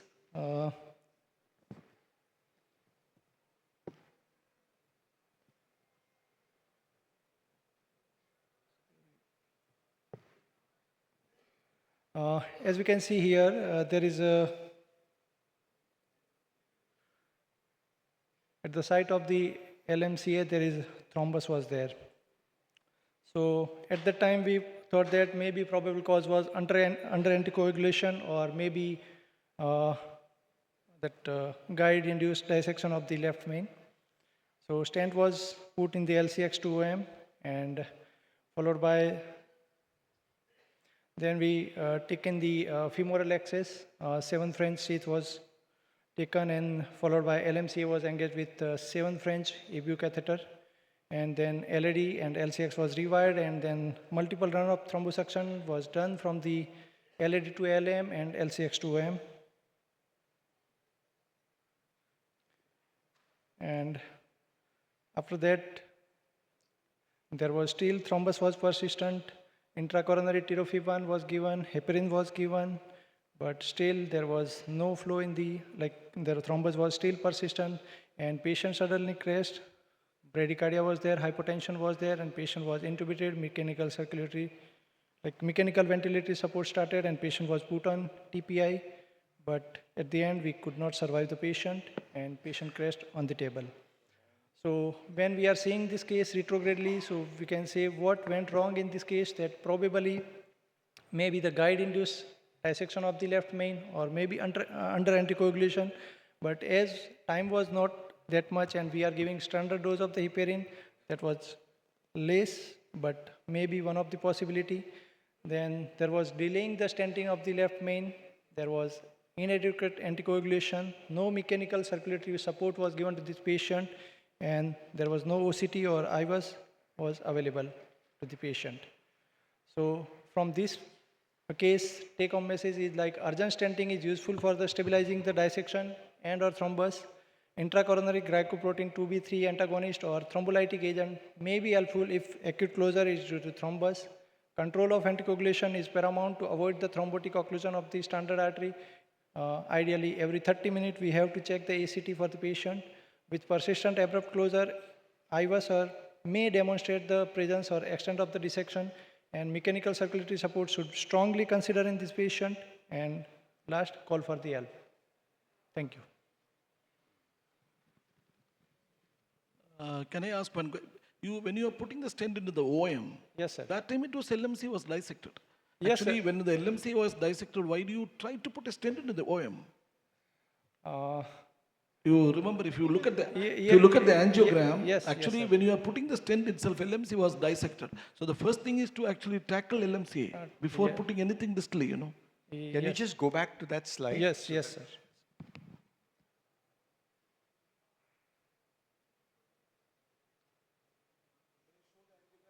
Yes, yes, sir. Just go back. Just go back. See, this stent is actually that time itself already.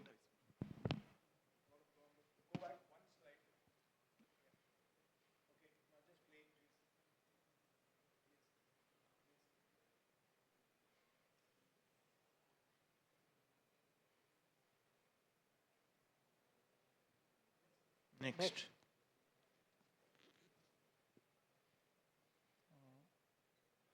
This is like at that point there was LM was dissected here only. This point I am telling. Yes, So yes. your focus should be on the LMC rather than anything else. You just see that there is no fluid Yes, in the LMC. yes, sir. So that's what has happened. You know, if you occlude the left main with a thrombus, it's actually thrombus. In the meantime, yes, handling the smaller vessels won't help. I think it's not dissection, it's thrombus. It's probably a thrombus which has come from your guide catheter. Guide catheter, yes. And this is probably what happens when you're using Oxford guides. Yes. So this is a thrombus which has come from your guide catheter. It is not a dissection. Play that again. Yes, yes, sir. No, I think in this situation, the first thing is to be sure that the heparin has been administered correctly, because sometimes the patient has problem with the venous line and the heparin has not correctly administered. And second, a control of the anticoagulation.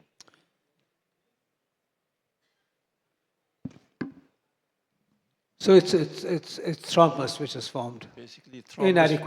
Inadequate heparinization, lack of ACT monitoring. ACT monitoring. Do you do ACT monitoring regularly, Yes, sir, or regularly. sometimes? No, sir, we are doing regularly, but initially we are giving 7,000 heparin or according to the weight, and after 30 minutes we are measuring the heparin. But that happened before that, so maybe like patient was acute coronary syndrome, diabetic patient, so maybe possibly that heparin resistant or there may be thrombotic meal. And this patient was antiplatelet naive, which means he was not on any antiplatelets prior to coming to the cath lab? No, sir, we are just giving loading dose of the ticagrelor. Loaded. Yes, yes. Loaded. Yes, loaded. Yeah, it takes a few hours before. Yeah. Yes, sir, just like before 1 hour. That's right. So Yes. loaded just before this procedure. Yes.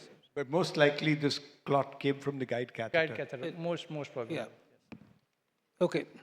Thank you. We will go to Thank the you. next case, Dr. Shamshad Alam.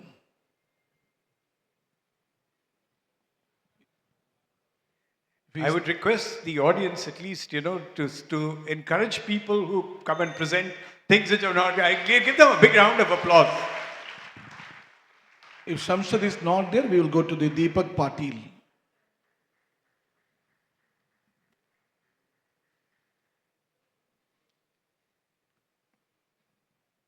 One failed CTOPCA was there any other path?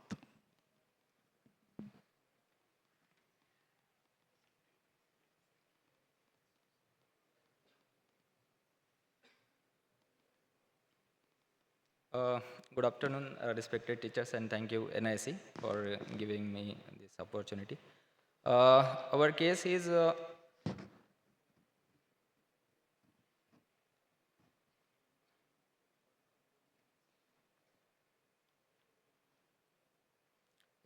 this is a 43-year male patient smoker.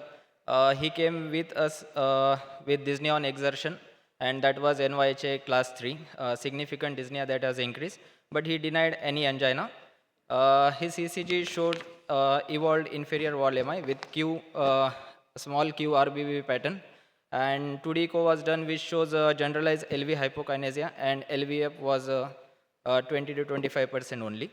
Angiogram was done. CAG shows RCA CTO lesion and LAD and LCX diffusely disease, very small caliber vessel, likely which we encountered in a chronic diabetes patient. So we advise him after seeing his vessel for CABG, but his wife and all other relatives, because of only age factor, they were very worried and not at all willing for the CABG. So we decided to go for a stage PCI, first to the RCA and then to the LADL6. This is his RCA segment lesion. And this was the still frames of the RCA angiogram. So we decided to go ahead with a PCI for the RCA first, because it was he has presented with evolved inferior wall MI again. So we started with PTCA to the RCA, and to our surprise, first workhorse wire filter FC, it went very easily. Maybe it has gone this, we can see in this film. It went very easily, maybe through the micro channel, but even the smallest NC balloon and even semi-compliant balloon of 1.5 where could not be negotiated through this filter FC wire. So we took another workhorse wires, BMW again filter FC, then step up to the filter XT, and no any other wire was going on. So we decided for a CTO wire Miracle, and after multiple wires we could, as you can see here, the Miracle wire pass. So we balloon rotated the lesion, the balloon went easily after dilating this CTO portion of the segment. Sequential balloon dilatation was done, and this was the flow. So TME1 brisk flow was seen. So we decided to take a stent. We took a long stent. This was 2.5 48 mm cruise stent. So after putting this distal stent, if I could freeze this, there was a brisk flow. This was what proximally you are seeing. We are measuring for the proximal stent. These are the marker for after deployment of the stent. This is stent balloon. So again, we took a second stent.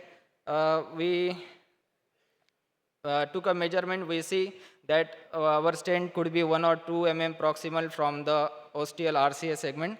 We, with the multiple shoot, we recheck and confirm that the stent will be in good position. And then we deployed the stent, but after deployment stent, there was no reflow at all. So we give all the intracoronary measures like there was estimation, intracoronary NTG, Nicoran and tyrofibon was given. No flow was observed, and gradually on the monitor there were ST elevation segments. So we thought there might be thrombus and our heparinization might not be appropriate. We did the intra-op ACT. It was 245 seconds. Then thrombus aspiration was done. Multiple thrombus aspiration, 3 to 4 runs was done. And there was all the measures and also the boluses of tyrofibon given, and infusion started simultaneously. So on table there was some flow. Again we confirm with the balloon. We thought we will balloon rot and we will just dislodge the thrombus. After this, there was some brisk flow. This is after thrombus aspiration, 2 or 3 run. Again we give tyrofibon. Again run was given, and this was the final shoot. So there was like brisk flow was observed. The STs was settling, but not completely. His pain was settled. So we thought it is enough, and we shifted him to the ICU. This was just before shifting him to the ICU was a ECG. But again in the ICU, he was stable for 2 to 3 hours, 3 to 4. But again, he had ST elevation of this kind. And again, the procedure patient had ST elevation. We again thought thrombus. We planned to shift him to the cath lab and again did the thrombus aspiration. But there was again bradycardia, systole, CPR, and all standard measure. We could not even shift him to the cath lab, and all standard measure to revive the patient was unsuccessful, and patient succumbed. So I will open discussion to the expert panelists what I could have done measure more in this patient. See, at no stage I could see any distal flow in the right coronary artery. Beyond the stents, there was hardly any flow. So if there is no flow distally, sir, in PLV, PDA... show any on... Yeah, sir, stent is up to this mark only, and after this there was see flow. up to the bifurcation, Maybe and then there is no flow. Micro channels might have... So if you have no flow distally, that's bound to occlude. Actually, the basics of Deepaka, any CTO intervention, you should have 2 catheters and see the distal vessel. And that is what your wire is in the distal lumen or not, we don't know. Can you show the first angiogram? There is no second catheter I have seen. That is in basics of CTO intervention. You actually gone completely subintimal and you put a stent, as sir told. There is no distal flow. The basics of CT intervention is you should have two catheters and you should see the distal vessel perfectly from the other side. Then only you can tell that you are in the lumen. And after that only anything to be done. If anything is not done, this patient will have no problems. Sir, we thought that balloon is going very smoothly and stent maybe true false true lumen You is did not not there. see a single side branch in the entire course of the right coronary artery. It should have alerted you to the fact that you were probably subintimal the entire way. And why did you not have a left injection? Because that is the only way to see whether there is any retrograde filling. Yeah, the basis is this true. Gone into the intima and gone in the direction of the right coronary artery, but not luminally. No CTO intervention without retrograde injections. Even if you have some antegrade filling, if you have channels filling antegradely or ipsilaterally, you still absolutely need a retrograde because channels will close up. But anyway, that's the biggest learning. Yes, you were in a false channel. If you see sudden cessation without any branches, with extreme slow filling of anything you see distally, it's invariable that it's in a false, you've stented a false lumen.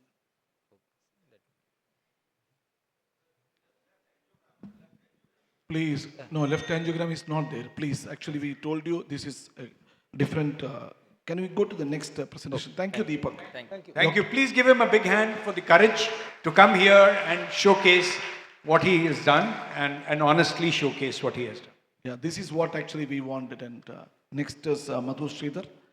Dugapati can join, please.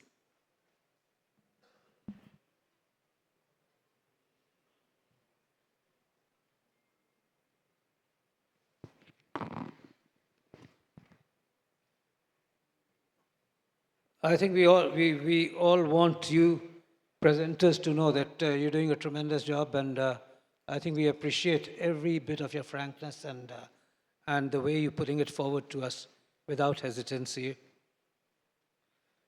Respected chairpersons and friends, this is a 67-year-old gentleman, accelerated angina, diabetic hypertensive and dyslipidemia. He had a bypass with Lima to LAD, venous graft to D2, OM3 and distal RCA. He has moderate aortic stenosis and he had been having recurrent admissions for ACS over the last 1 year. So admissions for ACS. Investigations were unremarkable. He had a 3/6 ejection cystosarcoma with left sternal border. Echo was no RWME with good LV function. AS gradient was 60/40. Now, because he had recurrent admissions with chest pain, he wanted an angiogram, and this is the one. You can see there's a very short left main. He had disease in the circumflex ostium, LAD calcific disease. There's long segment disease in the LAD with flow from Lima. And this is what happened during the angiogram. You could see here this dye staining over there. And RCA also had disease all along. But the important part was he had dye staining over the left main part.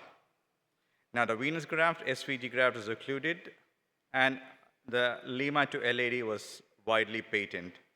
Now, at this stage, there's calcific vessels and small caliber vessels, very short left main, tight osteoproximal LAD and circ disease, long segment RCA disease. All venous grafts are occluded and there's a widely patent Lima to LAD. And you have a left main dissection post-angiogram. Now, because the Lima to LAD was there, thought the LAD was kind of protected, and so you should do something with the circumflex. The patient was uncomfortable with hypotension, chest pain, desaturation, and he was initiated on non-invasive ventilatory support. Inotrope was started, discussed with the family, and was planned for emergencies, angioplasty. So first, we thought we should know what is happening. This is an IVUS to circumflex, and you could see there's a calcific nodule in proximal circumflex. There was hematoma with dissection in the osteoproximal circumflex. You could see there's calcium opposite to the dissection, tight stenosis with calcific nodule in ostial circumflex, And left main was extremely short. I mean, it's almost a non-existent left main. And you could see the hematoma in the circumflex. So thought it stent from left main to circumflex. But before that, you had to prepare because there's so much of calcium. He had a 2.5 to 10 Scoflex into the left main to decompress whatever hematoma was there. Sorry. Yeah. And because there was slow flow at that stage, the LED was wired with another run through. And then we put a 2.5 to 24 Ultimaster stent from left main to circumflex. This is post-dilated with the 3 into 12 AccuForce and a pot with a 3.5 into 6 AccuForce, and this is the final result.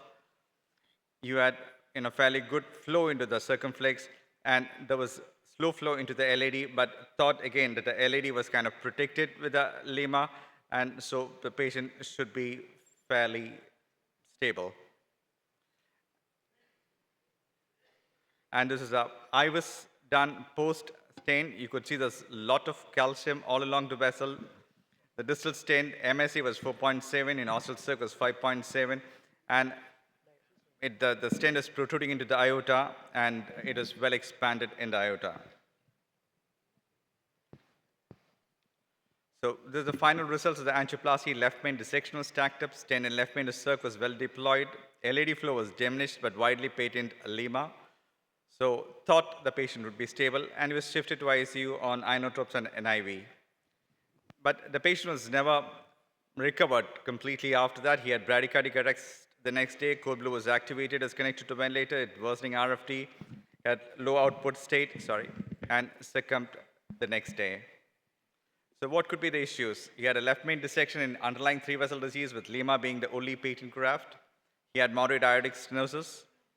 Though tackle in the cath lab with stent from left main to circumflex, still the patient succumbed. The possibilities were he had disease everywhere, so diminished flow in the diagonals, acute stent thrombosis, moderate aortic stenosis contributing to LV dysfunction, or ischemic burden due to the extensive coronary artery disease.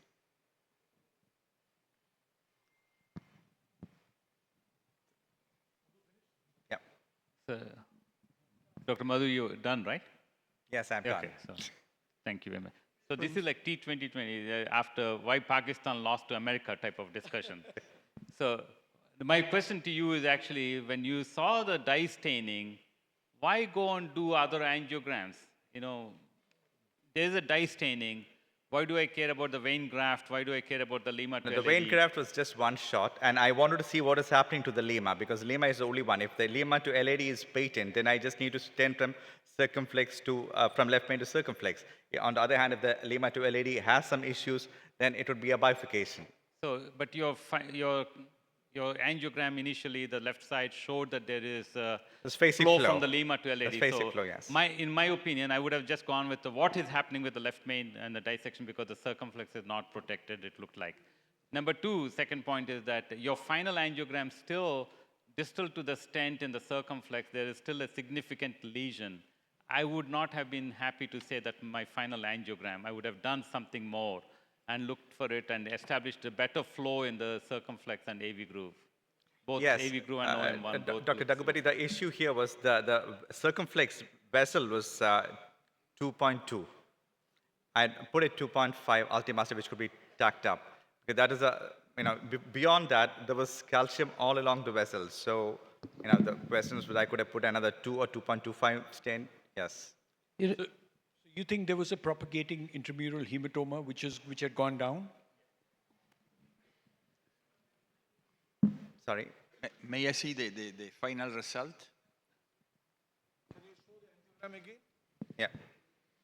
Bring up the slides again, please. Last slide. Last angiogram.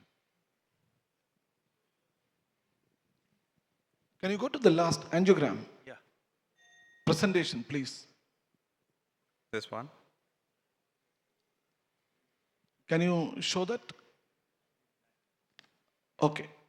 Last one. This one. Madhu, this is the final result. Just can you freeze it? That is. Yeah, I think No, I'm saying this is not an acceptable final result for me. I agree with you that the syncoflex is not completely resolved. So Yeah, you but- need but- an additional stent But distally to the first I one. just, I mean, in support of Dr. Madhu's presentation, I just want to say, was it more vital for us to secure the circumflex, or the patient has actually succumbed because of the dissection propagating into the left main dissection propagating into the proximal LAD and knocking off the septals, which could then be more difficult for the patient to handle? Can you go to the previous cranial views also?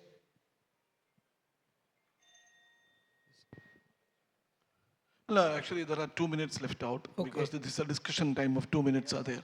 Yeah, so we this are is the just epicranial, sir. See, you no more see the brisk competitive flow in the LED. Now, first point it was there, correct?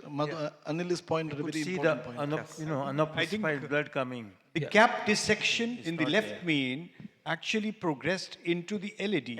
And I'll tell you why it did. Because you continue more injections. That's true. At that proximal left main, where the dissection starts, because your dissection is guide catheter based. The start is at your tip. The more you inject, the more you propagate it downstream, and that's what's happened. You must remember, the patient left your cath lab on inotropes. That's not a good sign. That's not a good sign.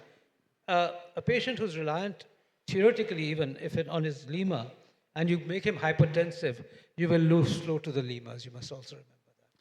So Yeah, I agree with the point completely. The question is because the left main is so short, whether I should go into the LAD or into the circumflex. Now, through the stent, I tried putting the wire into the LAD, but because the left main was so short, nothing could go in. So I didn't, because I thought it was protected. The lima was protecting the LAD, but Yeah, obviously but it was not wrong. protecting the proximal LED. The proximal LED was, and the septals were still being supplied by the left main. Yes. Sir, Kauls or something. You wanted to ask something, sir? No, it's just the proximal LED appeared quite big, Yes, sir. And Yes. Lima was filling mid-dentist. Yeah. Yes. Right. So losing that proximal LED would lead to a lot of, decompensation and catastrophes. Yeah, and it may have Plus, even the circumflex propagated flow was downstream. not good. It was not a good angioplasty at the end. So the combination. So, I mean, I think the most important point from take home from this patient, if you get this patient again for the crowd, is to make sure the first angiogram and the final angiogram should be similar in terms of flow, both in the circumflex and in the LAD. In this patient, as Dr. Ashok said, pointed out that the anterior cranial view showed LAD flow is also slowed down. So even though IVUS is done, probably IVUS should have been done both from the LAD to IVUS left is main. done Even in lima is patent, but I think we should have established that very well. Actually, sir, that shot you asked was a very important shot, the first LED shot. That was actually giving you all the clues. Thank you, Madhu. Give him a very big hand.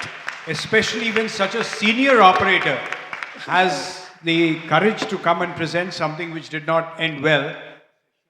I think we must, he deserves a second round of applause.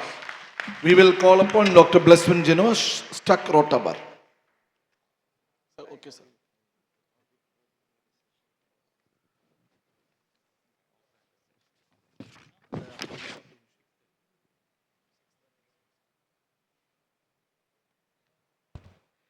Good evening, one and all. Today I am going to present a case where we lost the patient because of stuck rotabar. So our case is a 68 years old female. She presented to us with the NSTEMI, and ECG showed ST depression in V3 to V6, and there was anterior and anteroseptal hypokinesia with the ejection fraction of 35.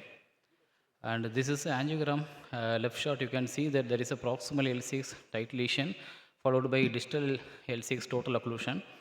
And LAD, it's diffusely diseased, and even the terminal LAD is diffusely diseased. And RC is codominant vessel. There was a small tick coming from RCA, and it is having a CTO. So the syntax score comes as 48.5, and the treatment recommendation is CAVG, but the problem is OM1 and OM2 are graftable, and PDA is graftable, but LAD is diffusely diseased, so he may require endarterectomy, but the patient denied CABG. So our plan was to open the codominant circumflex CTO followed by PCE to LAD. So initially we crossed the lesion with the Gaia second, and we dilated the proximal L6 lesion with the 2.5 into 12 millimeter balloon, but we could not open the lesion. So we thought we would do rotational atherectomy, and we started with 1.5 mm burr, but the burr could not cross the distal L6 CTO. So we took a 1.25 mm burr, and we could cross the lesion easily. Then we opened the 2.75 mm balloon. We opened the proximal lesion, followed by stenting with 2.75 into 28 and 2.5 into 32. Achieve in LCX. So our plan was to open the LAD after few days. So after 3 days, we took the patient for LAD plasty, and we crossed the lesion with filter FC, and we dilated the proximal LAD lesion with 1.5 into 15 mm balloon. But the balloon ruptures, and there was some dissection created, and we again opened with 2 into 12 millimeter balloon, but the lesion was not yielding. So we understood that it was a highly calcified vessel, and we wanted to take down the IVS, but IVS could not be tracked into the LAD. So we exchanged with the rota wire, and we did 1.25 mm rota bar. And you can see that rota bar got stuck in the third image. Rota bar, it slips into the calcium, but then it got stuck there. So we initially tried with the manual pulling. Multiple times we pulled the wire, we pulled the catheter, everything, but nothing came out. And we deep throttled the catheter into the LMCA.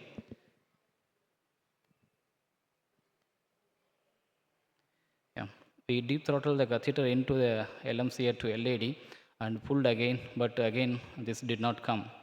So what next? We called the surgeon. We were ready to go send the patient for surgery.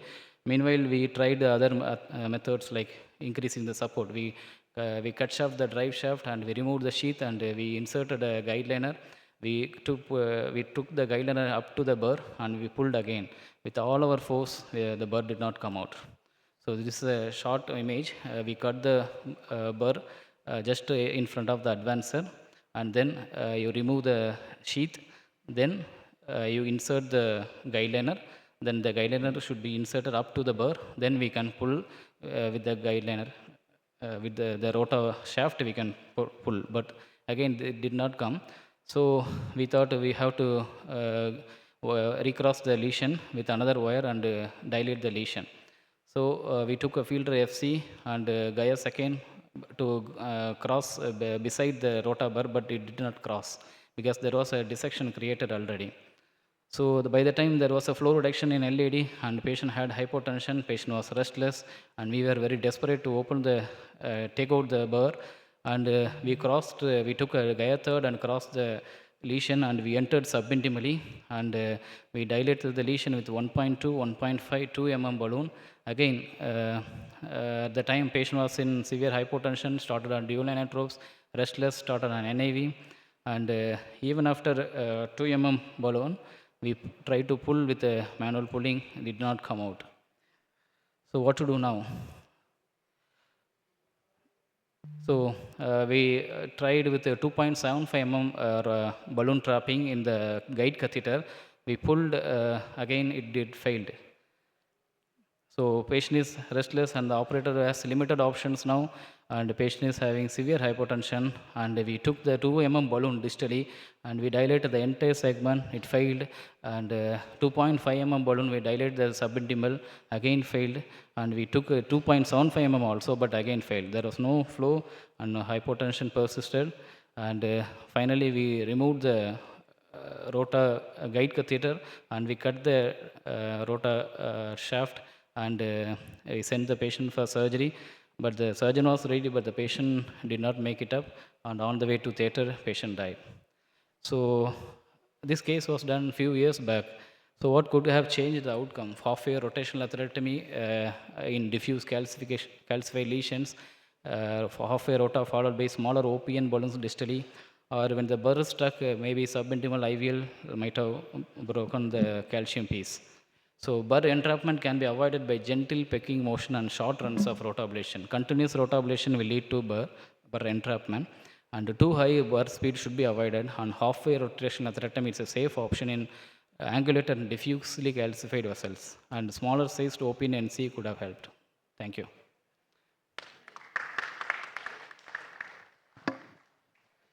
So number one point, I think just because the surgeon said no, even this is a 3-vessel disease, definitely many of us, myself including, would have walked away saying that either the surgeon has to touch the patient. If the surgeon doesn't touch the patient, probably not a bad idea to just continue medical therapy, because we know that these patients will have a high risk for complication. But that said, I'm sure that there was some senior eyes that were looking at this patient with you. So second point, I think it's a 1.25 burr, right? Yeah, 1.25. That is a high risk for obviously getting stuck rotor. Number 3 point, I think whatever said and done in the beginning when I started doing stuck rotor and stuck rotor burr happened to me at least 2 or 3 times maybe.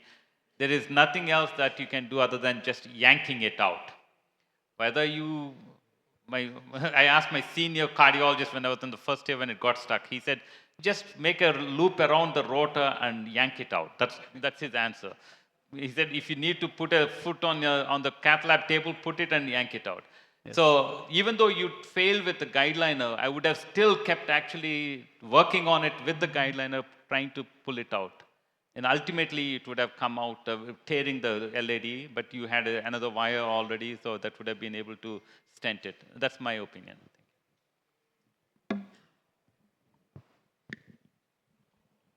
I think you've really got to be, it's a learning experience for you. Yes. The 1.25 bar is the biggest, it's useful, but you always have to be very cautious with it. It's a learning for you. I didn't expect that it won't come out. There was one trick somebody was demonstrating on the Twitter, and the trick, which I've never seen or known that it can ever work, but that's how Twitter knowledge or Twitter ideas come. I don't know whether that guy ever did it, but he, after cutting, put a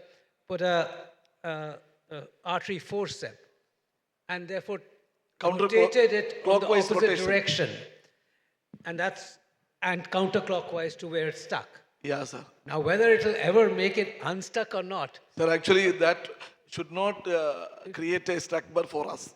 For a stuck bar, if you are doing that, stuck bar should not be there. But I'm not even sure whether he'd ever done it. So actually, sir, there's an experience like 6 months back, I had a similar case. But somehow we tried all the techniques which Gino was doing. So one of my resident, what he did, he just pulled out the wire, rotor wire, and probably he took a new wire. I don't remember at this point of time. I tried to call him up, and he again reinserted the wire, and then it just came out. You can't pull out the rotor wire. The rotor wire. In a stuck rotor, you cannot pull out the wire. But somehow the wire moved proximally. Please, Shishir, no discussions. No, not a free-for-all. Actually, we allowed you no discussions. It's not a free-for-all. So this is actually somebody is strongly coming and presenting. You can also present your death case next year. Please, don't do that now. So I personally feel one of the biggest challenges which you had was the pre-dilatation with a small balloon which had already created a dissection. Because if you did not have that dissection, you would have been able to possibly slip a hydrophilic wire alongside and maybe done a small balloon dilatation. It's a nightmare. Yes. A stuck rotor is a nightmare. It does not have zero mortality in any center in anybody's hands. I think you all did a fair job, tried very hard, and unfortunately. I'll say I wouldn't have liked to be in your situation. Yeah. I mean, it was a very difficult situation. Yes. You tried everything. You tried everything. Thank you, sir. Thank you, Blesswin, actually, for a... Next case is Anil Kumar Mohapatro. That's the last case of the session. This...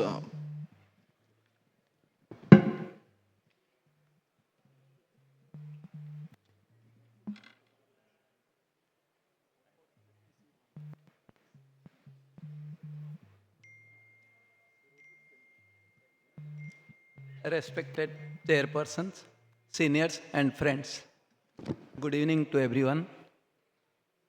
Today, I am the defeated and mourning doctor who is having the pain of losing the patient after a simple angioplasty 3 months back. We all know clot is banned for interventional cardiologist peri-PCI procedure. My patient is a 60 years old male, presented with chronic stable angina class 2 symptoms. He has risk factor of diabetes and hypertension. His ECG is normal, echo is normal. He has been subjected for a cardiac stress test. The exercise stress test showed inducible for ischemia. The blood parameters are normal. He was taken up for angiogram. His angiogram showed a 80% type B lesion in proximal LAD, 40% lesion in circ, and mild disease in RCA. So this looks like a walk-in park type angioplasty, looks simple, and methodically this was completed very easily. He received 600 milligram of loading dose of clopidogrel pre-procedure, and with pre-dilatation, a 3 into 33 millimeter SES stent was deployed. It was post-dilated using a 3 into 20 millimeter balloon up to 20 atmosphere. So angioplasty went on smoothly. Patient was shifted to ICCU. In 30 minutes in ICCU, patient developed chest pain. ECG showed STs are up in anterior leads. So immediately patient was shifted to cath lab because of acute stent thrombosis. We have switched to femoral approach, and injection suit showed there is a acute ostial occlusion of LAD, thrombotic occlusion. Immediately we have wired. After wiring, some flow was established. We went ahead with a OCT. OCT did not show any stent edge dissection, any malapposition, any structural disintegrity in the stent in forms of stent fracture. Neither there was any under-expansion. The distal vessel was 4.3 millimeter square, distal stent MSA was 5.1, proximal stent MSA was 7.2 millimeter square. Still, patient has presented with acute stent thrombosis, so we went ahead with a 3.5 into 12 millimeter NC balloon and dilated the stent segments up to 20 atmosphere. There was distal thrombus embolization into LAD as well as LCX. This stent thrombus embolization was tackled using small balloon and soft dilatation both in LAD and LCX. The ST segments settled. Patient received ticagrelor loading and intracoronary tirofiban as well as tirofiban infusion for 24 hours. Patient's ST segment resolved and patient was stable. Patient stayed in hospital for 48 hours and then patient was discharged. The story did not end here. Patient again came back on 9th day with the same ST SOP in anterior segment with anginal chest pain and breathlessness. Again taken up for cath lab. Same story, showed a thrombosis in the LAD stent. What next? What to do? Again we wired. We were planning to balloon dilate and balloon dilatation was carried over. We were thinking maybe there was a geographical miss at the LAD ostium, so he is coming back with recurrent stent thrombosis. We wanted to put a stent from LM to LAD overlapping the previous stent, but time did not permit. Patient developed extensive thrombosis, went into bradycardia, asystole, immediately CPR done, TPI was put, intubated, connected to ventilator. Despite all efforts, thrombus did not give us any chance and we lost the patient. So acute stent thrombosis is a very catastrophic complication, leads to excessive morbidity and mortality. This acute stent thrombosis in our case, despite a OCT evaluation, we could not delineate a cause like dissection, underexpansion, malapposition or stent fracture. Recurrent stent thrombosis was possibly due to unexplained patient factor in this condition of thrombosis proneness. We lost the patient because of extensive coronary thrombosis and cardiorespiratory arrest on table, and we were not sure any IC thrombolysis putting another stent or CABG or any form of mechanical circulatory support would have helped this patient and we could have salvaged, we could have saved his life, which has happened out of a simple angioplasty. Thank you.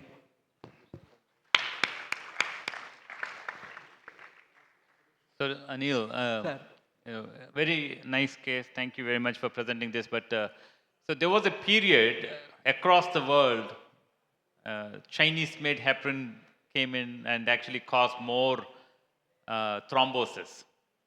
So I don't know whether that was related during this period of time. The most important thing for this patient, when the patient came back, is actually what is the thrombocytopenia. I mean, platelet count. Whether the patient had heparin-induced thrombocytopenia causing acute stent thrombosis, or is your stent still, I know you showed the OCT, but I wasn't able to see the proximal portion.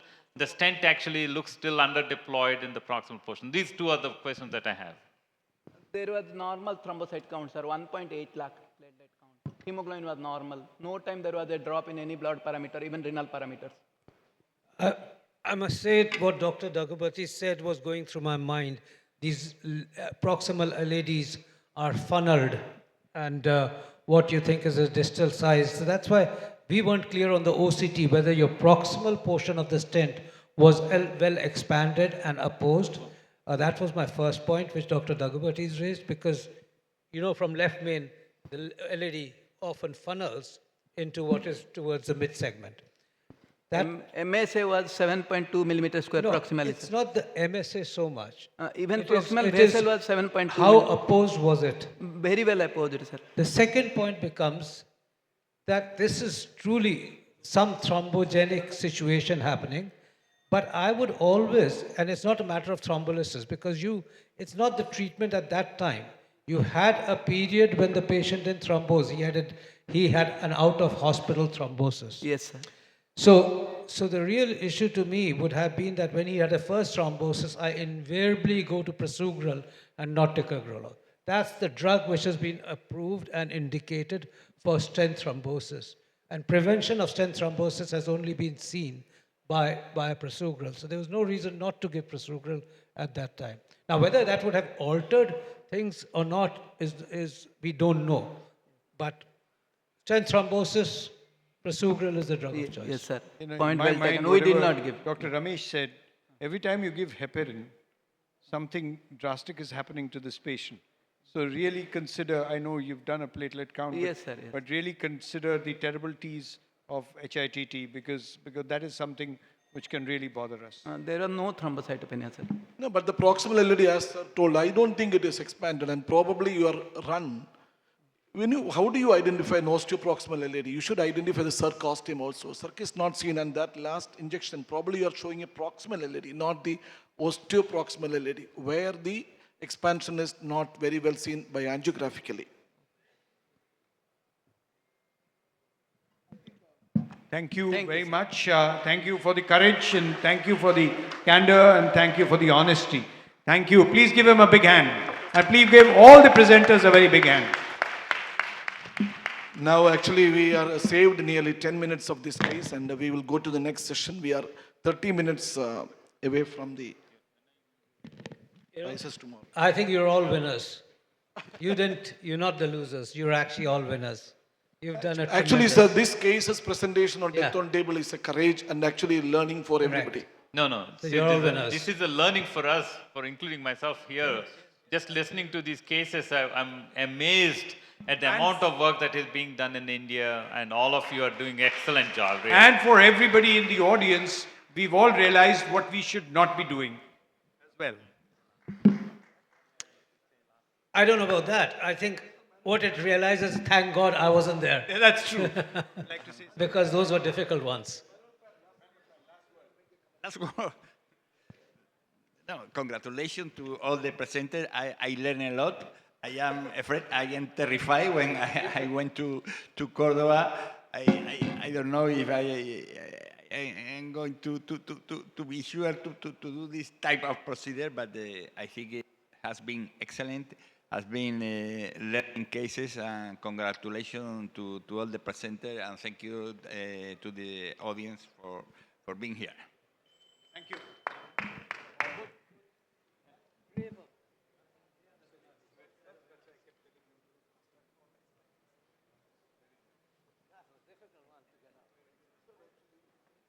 Topic for this session is keynote lectures. The chairpersons for this session are D.P. Sinha, C.G. Bahuleyan, A. Kumar Agarwal, and Shankar Sundaramdi.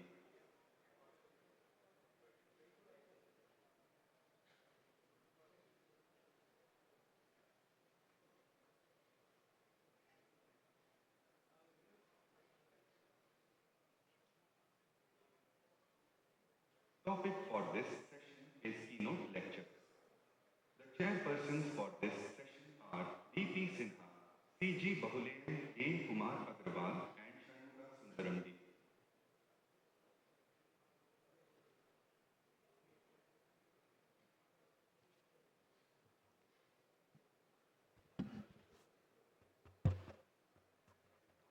Mic is on.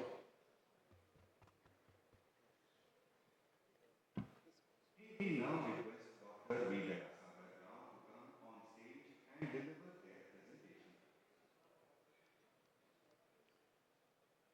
Okay, good evening to everybody. It's quite late in the evening. Quality has never been our strength in our Indian population, quality of the care. But what exactly is quality? The slides are not moving.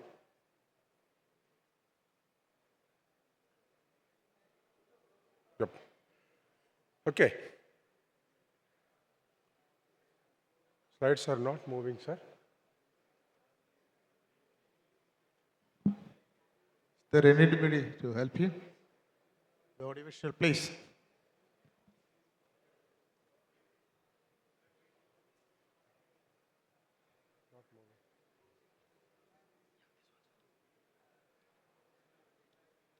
There. Is the one? Okay. So what is quality? Quality is something where which, if it is applied, results in a high likelihood of desired health outcomes. And in the cath lab, quality at the patient level is performing the right procedure on the right patient at the right time so that the best outcomes are obtained.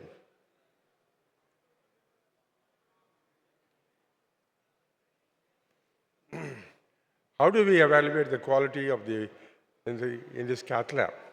There is actually what is we call as a Donobedian model for assessing the quality of the care.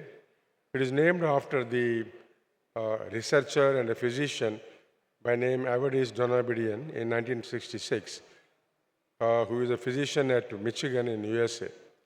He suggested about a framework for measuring performance in the healthcare. And this includes 3 models. One is structure, that is the so-called infrastructure, which includes men and materials. The second one is the process or the process of delivery of the care. Remember, delivery of the care is not just doing angioplasty, but what goes on before and what you do after the procedure is also equally important. And the third one is the consequence of the delivery of the care, that is the outcome. So the morbidity, mortality, and the quality of the life that occurs after the procedure has to be evaluated. Remember, one is all of them are interlinked. If there is a problem in the outcome by way of morbidity or mortality, the problem may be in the process of care or the problem may be in the infrastructure. So what exactly we mean with the process domain? The system related.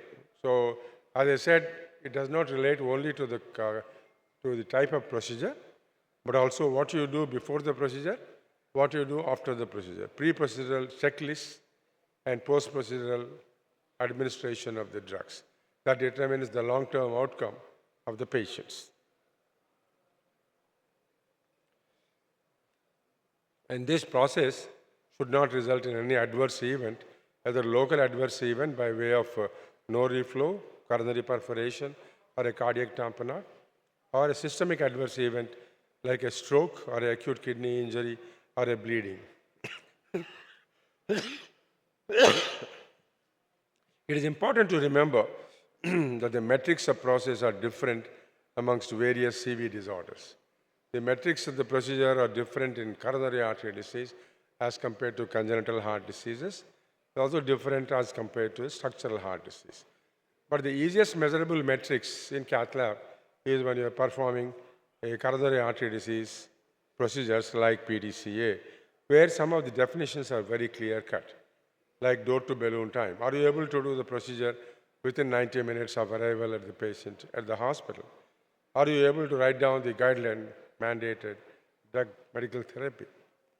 And finally, it should also result in complications should be risk adjusted. If you take a patient with cardiogenic shock and then do a procedure, the chance of death is high as compared to an elective patient who undergoes the angioplasty. So it should be risk adjusted. So the outcome domain is quite obvious. It refers to the consequence of care delivered. For whatever reason, pre or post or during the procedure, it should not result in any mortality, should not result in any major morbidity, and patient should be satisfied that everything has been done in his best interest. Quality measurement and quality improvement is a continuous measure. It is important to remember that quality improvement and quality depends not only on the medical professionals like doctors and nurses, but also even upon the paramedical personnel who play a very important part in the management of the patient.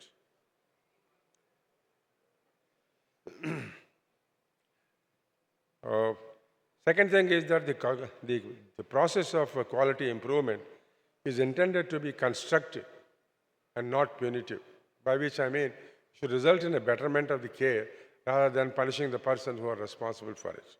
So attention to more on the process than on individual operators strengthen the program to ensure patient safety. Right? And it should involve all the personnel involved in the cath lab. Peer review of some of the doctors who are doing the procedures should be done on a regular basis. It is done regularly, 4 cases per procedure. For example, every 6 months you take 4 diagnostic angios, 4 interventions, and 4 structural heart disease if it is doing it, and then see the quality of the angiograms, quality of the interventions, and the indications for it, and then the drug therapy return after it. So this should be done individually on everybody who is doing the procedures. Systematically, not person-oriented, but systematically. The aim is to improve the situation. It is important to understand that whether the procedure has been done as per the appropriate use criteria. You should not be doing an angio in a patient who is in stable coronary artery disease with symptoms not interfering with his lifestyle. Unlike a patient where STEMI elevation patient should receive a treatment within 90 minutes of his arrival. So it should be appropriate use criteria should be applied when you are doing these procedures. It is also important to remember how many of these angiograms done have resulted in a normal coronary angiograms. That means you might be overdoing it in a patient, whether the patient has undergone a non-invasive measures to rule out the presence of a coronary artery disease or other diseases. Morbidity and mortality conferences should be done in each of the cath lab. This is basically aimed to promote culture of the patient safety. Everybody is responsible who is in the cath lab for the morbidity and mortality. It's not just the doctors. Now, threshold for concern. When should you be concerned that things are not going right? Hospital performance below 25th percentile of event rate is a cause for concern. For example, let me give you one example. The mortality, for example, in the PCI should be risk-adjusted mortality. For example, if the 50th percentile or the median mortality rate is 1.83%, and your data shows it is 3.17%, that means you are in the 10th percentile, and your performance is much, much below of what is expected, again, is the benchmarking. So how do we manage all these things? You can manage after the complication has occurred, like what we call root cause analysis after the adverse event, or you can prevent that by analyzing the data before, seeing the possible risk and how to prevent it. There are 5 elements of a continuous quality program, improvement program. So first you identify the quality indicators. Second, you collect the data. Third, you analyze the data and then contrast it with your benchmarking. Development of a plan to correct the deficiencies, if at all any. And systemic repeat data collection after the correction has been made. These are all important things. That is a way of continuous improvement within the department. So how do we take the first steps? So one should focus on 2 critical indicators to ensure quality. One is performance indicators such as meeting door to balloon times and patient outcomes such as reduction in the post-procedural complication rates, including mortality. So sometimes, for example, the patient has developed a femoral hematoma, the factors may be multiple accounting for it. So there may be patient-related factors. Patient might have been a low BMI, a female with peripheral arterial disease, and the puncture has been done without any ultrasound guidance. So you might be doing it at the wrong place. And equally importantly, who has removed the sheath after the procedure and who has compressed after the procedure. These are all important things. So rarely doctors ever do the removal and compression of the sheaths. but they do contribute to the complications. So what should we focus and encourage? I think the emphasis should be on involving all the staff, medical and paramedical, train them systematically and regularly so that they achieve the desired level of knowledge. And it should be, basically, patient-centered philosophy. The best way of improving the quality in the cath lab is to be concerned about the safety of the patient who is coming into the cath lab. If you are aware that's what can go wrong and how you can prevent it, you can take preventive action and then prevent the problems. So basically now, the 10 top quality metrics for your cath lab. So these are all the things. Risk-adjusted mortality. Finally, what matters is how the patient leaves the hospital, walking or horizontal. PCA risk-adjusted bleeding. PCA discharge medications. Most of the time I find, it is the last slide. Most of the time I find that the PCA has been done, but then the discharge medications have been suboptimal. They are not guideline mandated. Secondly, some of them we are not doing it on angiograms and angioplasties in the appropriate usage criteria. So there are some assessments are done. So basically, it's a teamwork, the continuous quality improvements. It should be directed about the process as well as the outcomes. Thank you. Thank you, sir. I would request you to please come and join us on the dais, please, sir. Now, I would request Dr. G. Rajesh to give his lecture. Please, sir.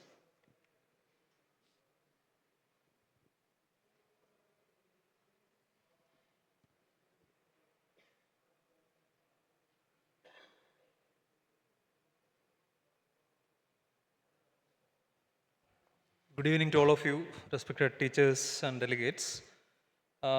This is based on a series of cases of stent infections we have managed in our department. Well, you can call it as stentitis, endocarditis, or stent abscess, whatever be it. We had to manage 11 cases, actually 10 cases from peripheries, and in fact, we also had one case long back. When I put the first case in Twitter in 2021, there were a lot of discussions. Subsequently, I realized that 79 cases were actually reported in the literature.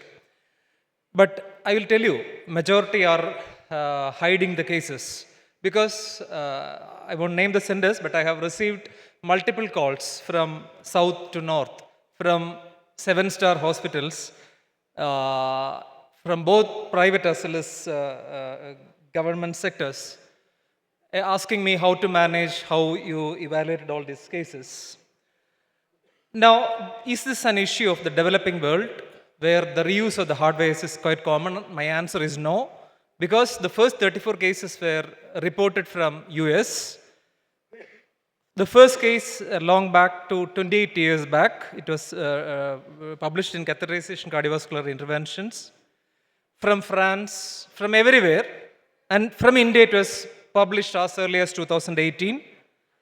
Then you may wonder how and why it happens. There is a publication which says that after angioplasty procedures which we do, 0.64% of the cases may be followed by bacteremias. In that study, the duration of the procedure, multiple hardware use, and the repeated use of the same access site, especially the femoral, were the danger risk factors, and the majority were caused by staphylococcus. So the endothelial injury which we create during the angioplasty may act as a nidus for the bacteria to adhere to and then cause it. The presentations may be varied from a fever of unknown origin to disastrous complications like coronary cameral fistula.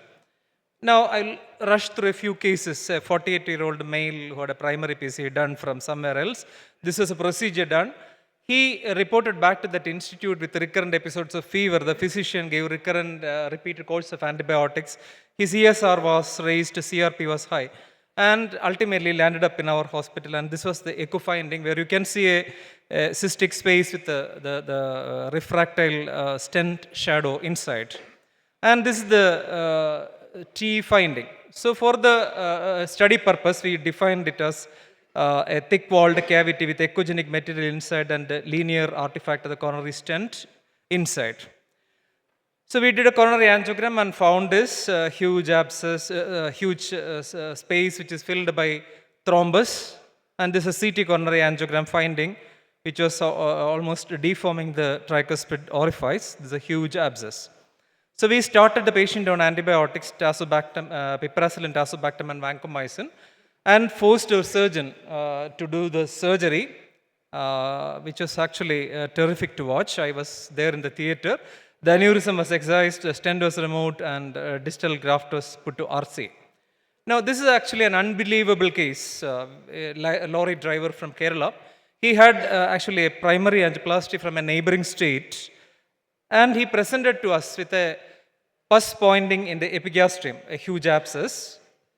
The ultrasound showed it's a huge abscess spreading to the epigastrium, eroding the diaphragm from the chest. And this is the echo finding, again, a stent abscess fulfilling the criteria, deforming the tricuspid orifice, producing significant TS.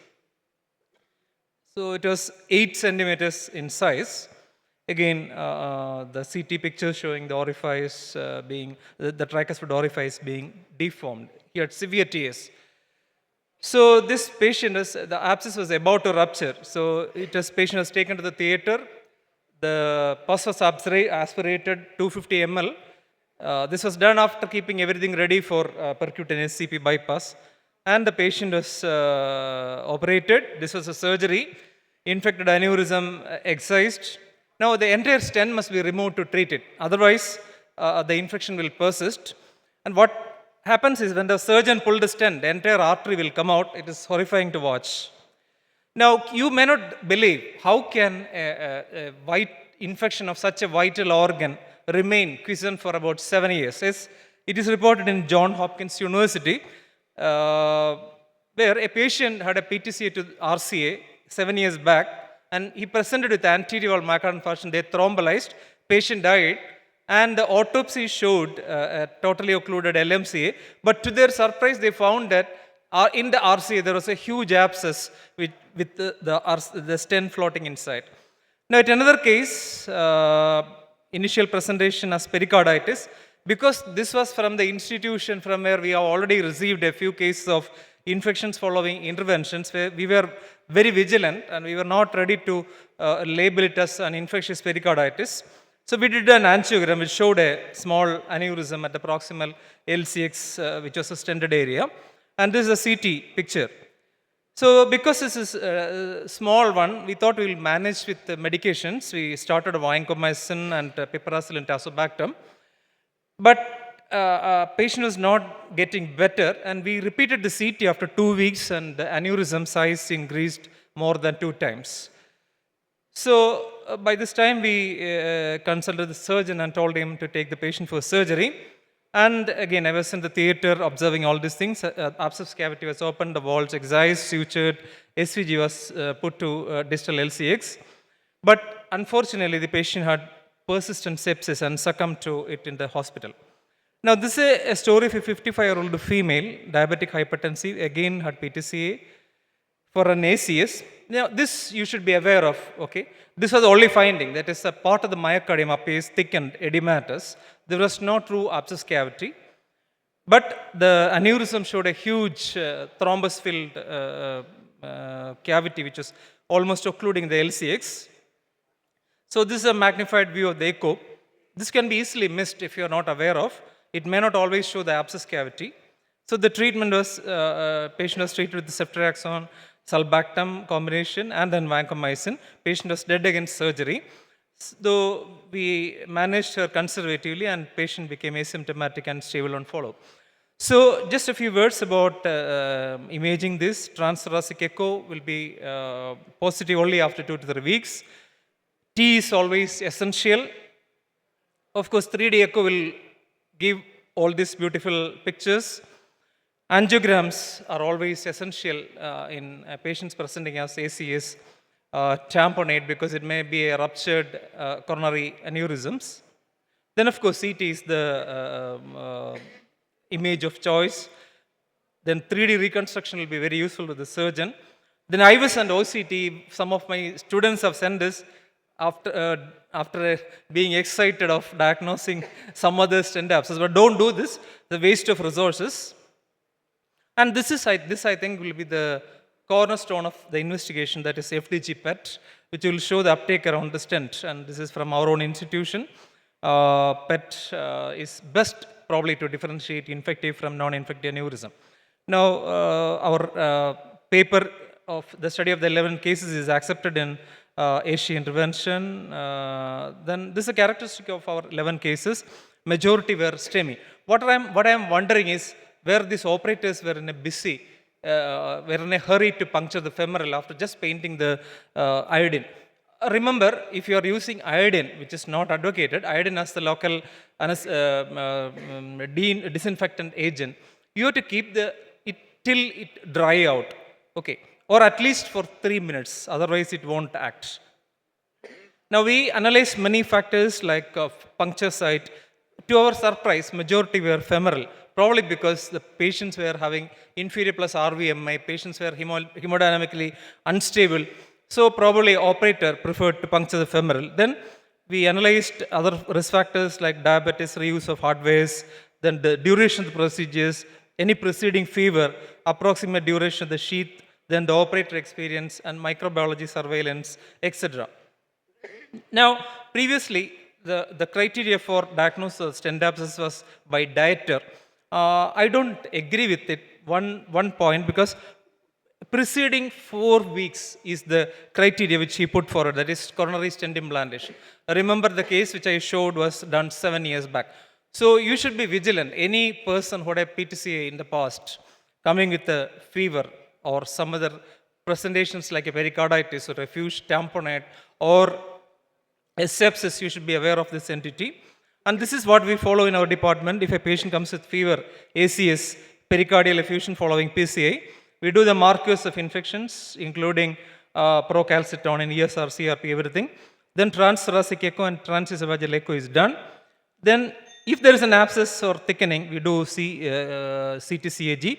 If it is less than 2 centimeters, antibiotic treatment. If it is more than 2 centimeters, then we start antibiotic, but we repeat CT after 2 weeks, and if it is increasing or persisting as such, then we send the patient for surgery. So now if you ask me whether you can use a stent, covered stent for treating this, my answer will be no. Now, you should always incorporate the help of microbiology department because the Staphylococcus aureus resistance have been described in very many ways like VSSA, VISA, VRSA, like it is beyond our comprehension.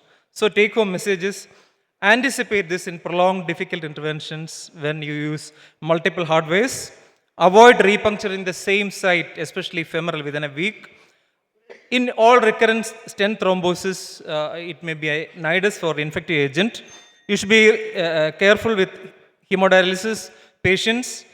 Then avoid urinary catheterization as far as on the table. You may violate all the rules of asepsis.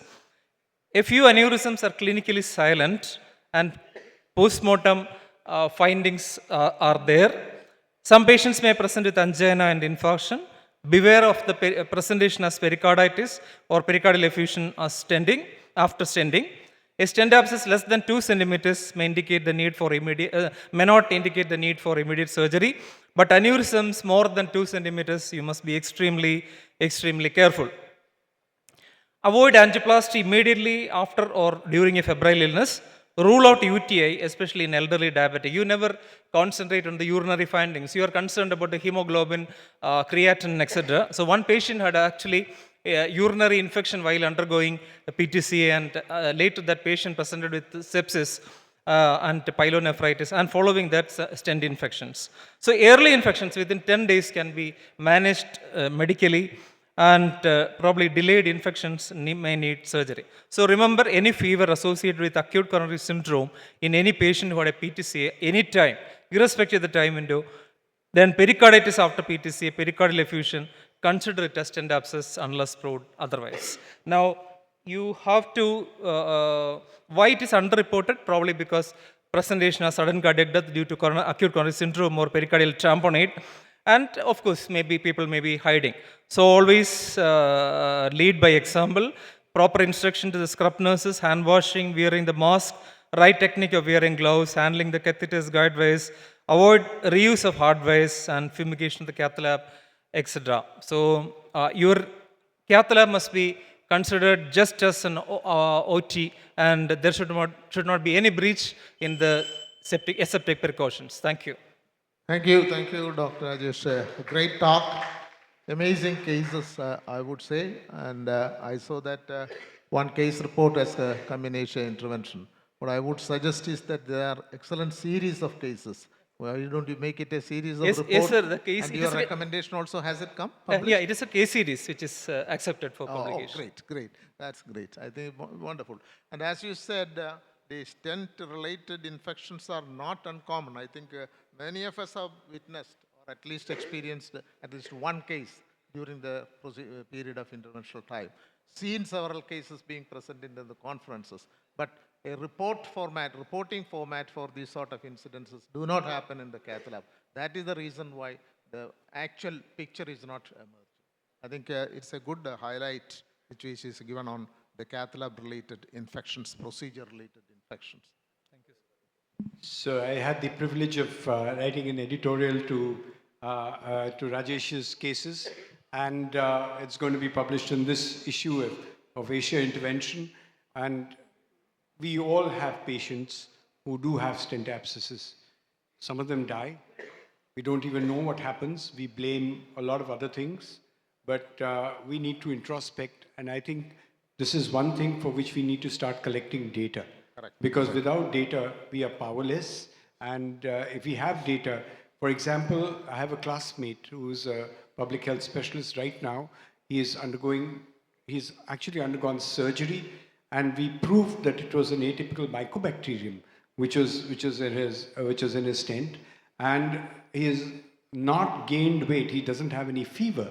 He has not gained weight. Now, there are many issues even when you follow up these patients. For example, how soon can you repeat a PET CT to see if there is an active inflammation or infection? There are many such issues which we need to put our heads down together. I completely applaud Rajesh's efforts. I was very excited, and we pushed the fact that this should be published immediately, and I requested them. So please look forward to this issue of Asia Intervention. kindly read Rajesh's article, which is very lucid, and also go through the small editorial that we have written accompanying it. Thank you, sir. Good Thank comment. you. I think I have just one final comment to make. I believe that all the hospital protocols, and Dr. Dasagar Rao said, this intervention cardiology, often done in a hurry, but surgical site infection protocol is not usually applied to cardiac catheterization protocols. That should be the implemented, that surgical site infection control protocol should also be extended to the cardiac catheterization protocols. Sir. I think great applause to Rajesh. Great applause. Yes. Yes. Now we will move on to the next presentation by Dr. V.K. Bahal. Top trials of 23-24 in interventional cardiology, which will guide my practice. Dr. Bahal, will please.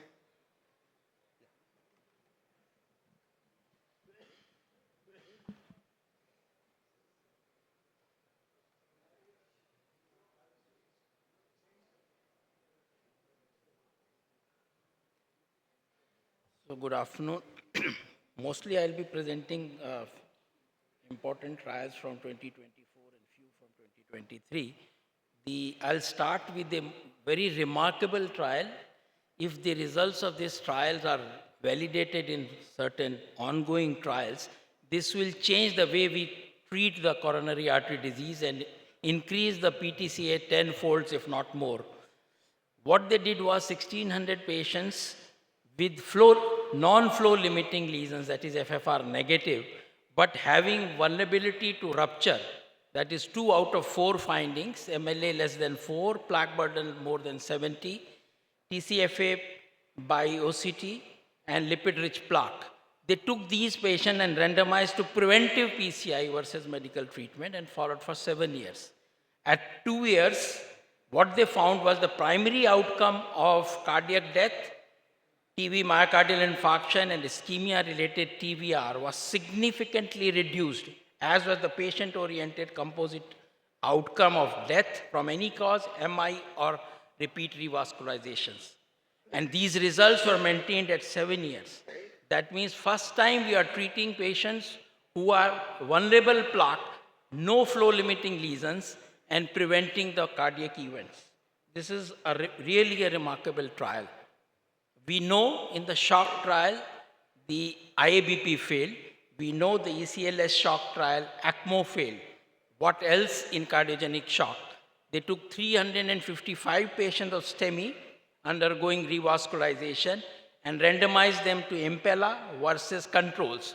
Followed up for 6 months, and for first time they could show that death from any cause was significantly reduced if you put a Impella as compared to controls. Of course, the composite safety endpoints were significantly higher, that is bleeding, ischemia, sepsis, and stroke, which can be taken care of. Need for escalation to additional mechanical support was less. So Impella is the first positive trial in patients with cardiogenic shock. Then I'll present 3 trials which are knocking on the door, yet not into the room. The 50 patients of coronary artery disease who had no option, they have exhausted their option of PTC and bypass surgery, had stable angina and myocardial infarction, were put a stent, which is an hourglass-shaped stent in the coronary sinus to produce the obstruction, thereby diverting the blood from the epicardial to the endocardial region. Unfortunately, they found there was no improvement in the primary outcome of stress myocardial blood flow in the ischemic segments, but they did find that yes, in the ischemic segments, there was more endocardial flow than the epicardium. The daily angina score was reduced. There was improvement in quality of life. There was improvement in treadmill exercise time. There was no death, myocardial infarction or strokes.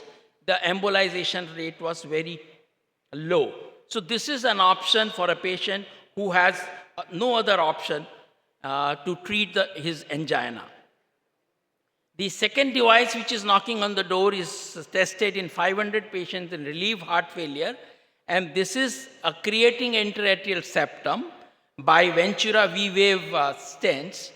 Now, the surmise is because there is a raised left atrial pressure, so why not to relieve the left atrial pressure by creating an atrial septal defect? And in this trial also, all cardiac events were not significantly different whether you create this or not. If you look at the death, need for additional LVAD, heart failures or worsening heart failures, there was no change. There was some change in quality of life, but there was a pre-specified subgroup of reduced ejection fraction. They found that if you create the ASD in these patients, the symptoms and the cardiac events are reduced as compared to the preserved ejection fraction. In the preserved ejection fraction, they were in fact more harm. So third device which is on the way is we know the renal denervation. The first simplicity showed by radiofrequency ablation. The second Radiance trial showed by ultrasound. And this is the third way of doing a renal denervation.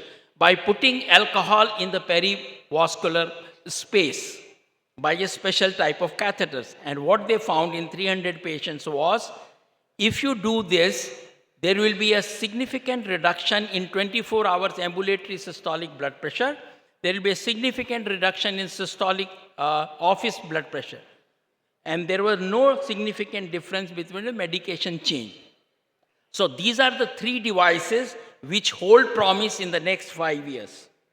Now coming to the way we, again, guideline changing trial, this is the ultimate DAPT trial studied in 3,400 patients of ACS.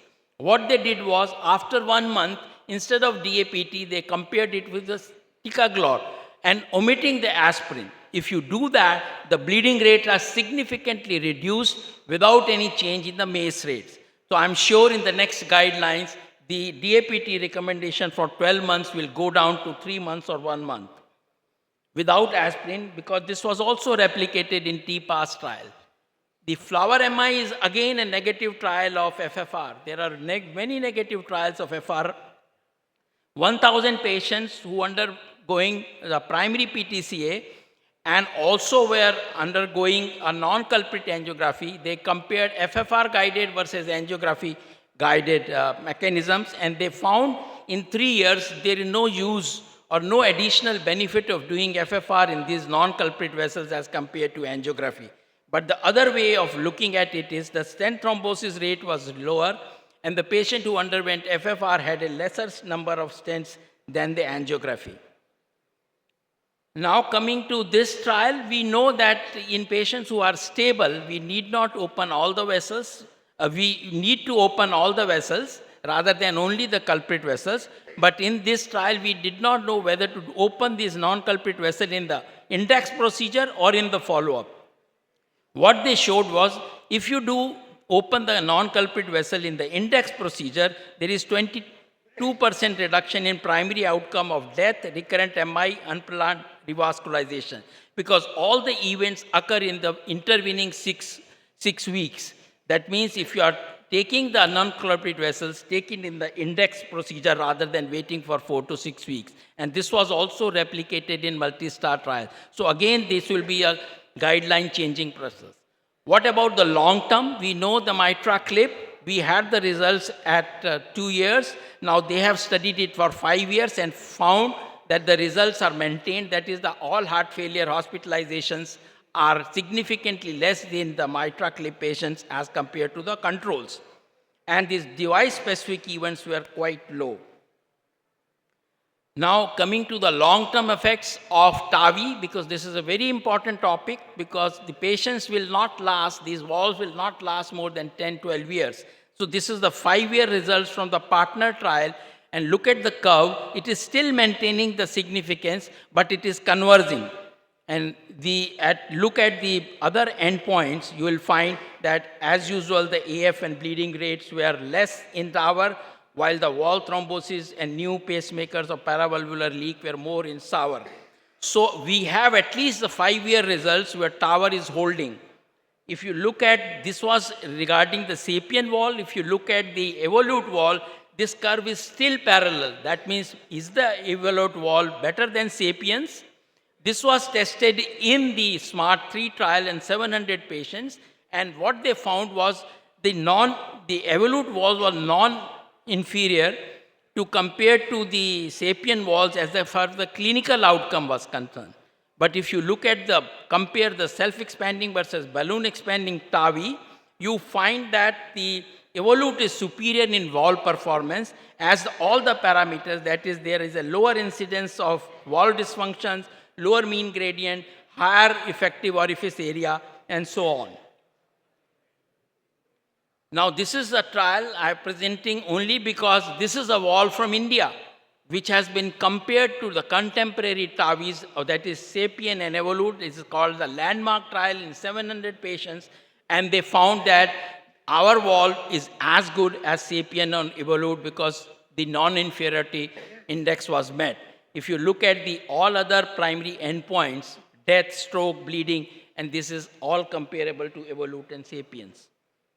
Now coming to the imaging trial, this is a disappointing trial, Illumian. This was supposed to show the benefit in TVF, that is cardiac death MI and TVR, but it failed to meet these points, though the primary endpoint of minimum stent area rise was significantly higher in the OCT group as compared to the angio group. So I'm sure the guidelines still will not change from 2A to 1 based on this single trial. Is the IVUS better than OCT or comparable?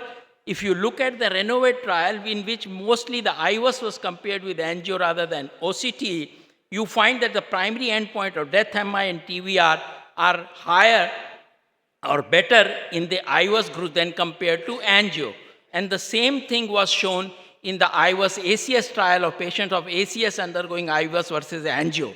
So is it that the IVUS is better than OCT? Let us look at it. This was studied in OCTI IVUS study, 2,000 patients. What they found was the OCT-guided PCI was non-inferior to IVUS. So as far as the evidence goes, the IVUS and OCTs are comparable as far as death, MI, and TVR are concerned. Now, this is the last trial, which is a very fascinating trial. The Orbiter 2 can be done in very few centers, and I applaud those people. They stopped the anti-anginals for 2 weeks in patients who had a stable angina and ischemia. And then they studied them to PCI or sham procedure. And because the Orbiter 1 study has shown that there is no change in symptoms or the exercise time, because those patients were on optimal medical treatment. If the patients are not on treatment, the daily angina frequency is reduced, the anti-anginals are reduced, exercise time is better, quality of life is better. So what they are saying is PTCA is also a form of relieving the angina, a costly form, because all the trials have shown that there is no change in death or MI rate whether you do PTCA or medical treatment in stable angina. So we have the Orbiter 2 showing PTCA as anti-anginal. We have a coronary sinus reducer showing that it can be an option in patients where the angina is not relieved. I'm sure I have presented you some of the facts. You may not agree with my interpretation of those facts because opinions can be different. There can be no difference in facts. I'm sure in 2025 when we speak again, there'll be many more unanswered questions and we'll try to answer those questions. Thank you. Thank you, Dr. Bahal. May I request you to join us on the dais, please? Now, I would like to ask Dr. Justin Paul to come onto dais to talk about radiation protection for complex PCI. Dr. Justin.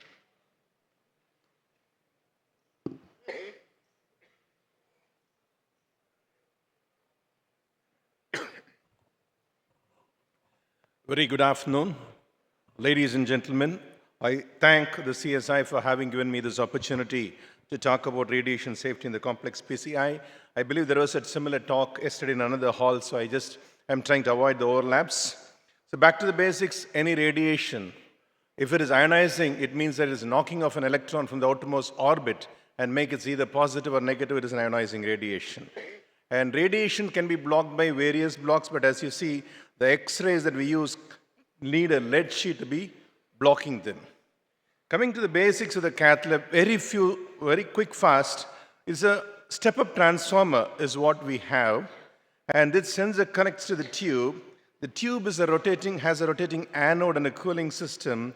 It has a collimator blade that reduces the number of electrons that come out, the X-rays that come out.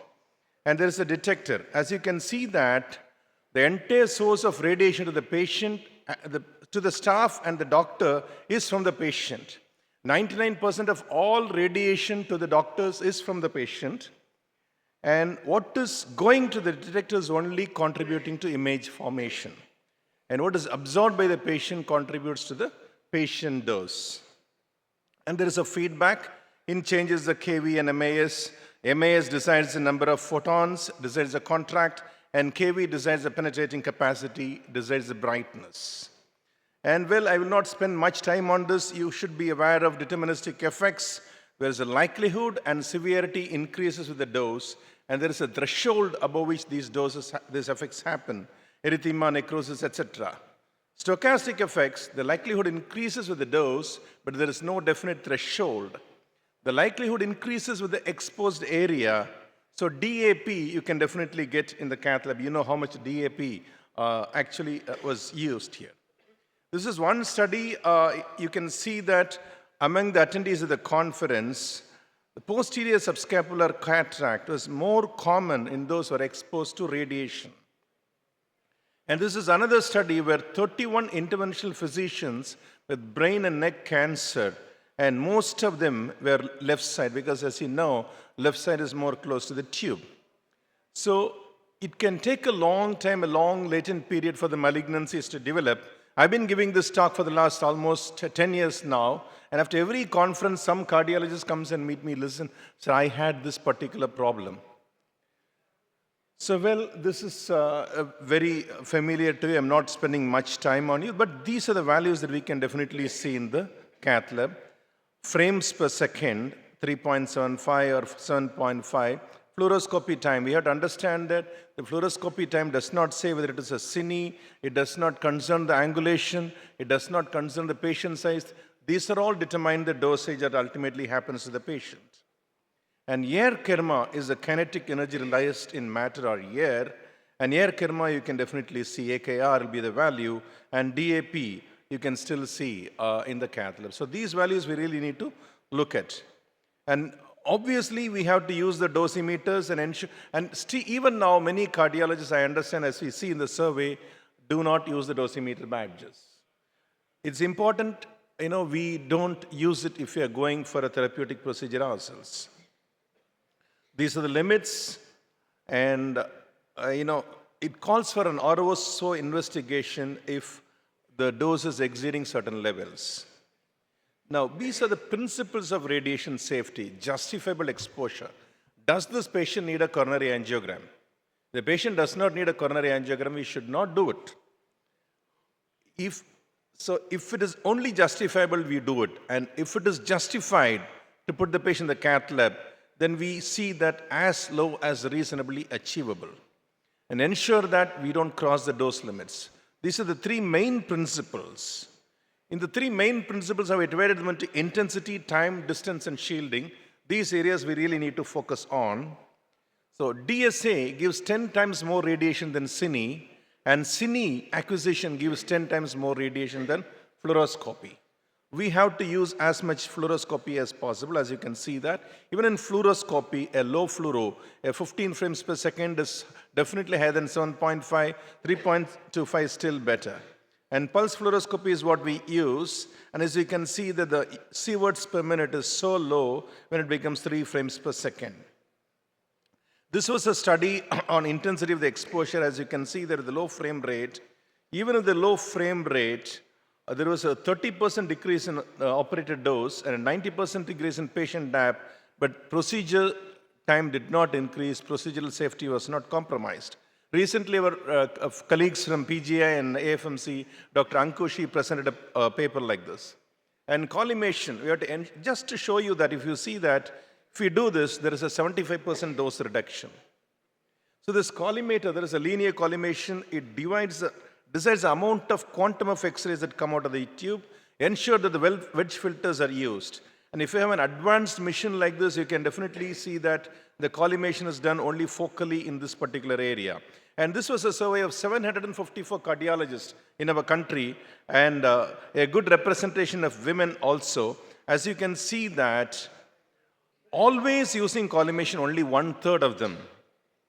And 10% of them were not even aware that there is something called collimation. And almost 25% of them are not using collimation at all. So comparing the operator experience, you find that those who are experienced more than 20 years were using collimation better than those who are younger operators. The second thing is the time, the duration of exposure. You are the only cause of radiation in the cath lab. So unless your eyes are actively guided by the screen, never press the foot pedal. Sometimes we find that we are fiddling with the wires here and trying to connect. At the same time, our legs will be on the pedal. We should never do that. And use fluorostore and fluorosave as much as possible.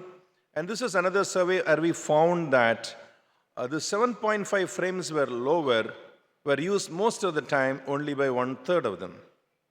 And many institutions, they do not even, and some of them do not even know that such a stuff exists. Even fluorosave and fluorostore, many of them do not use that.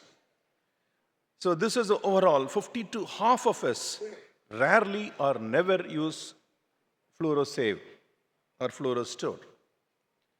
And frame rate, as you can see that for coronary angiogram, only almost 53% of us still use 15 frames per second.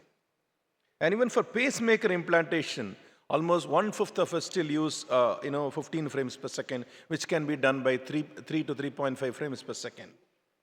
So as you know, as you move away from the door, away from the cath lab, the active source, the radiation source comes down. Stay away. If you're not actively involved in the procedure, do not be in the cath lab.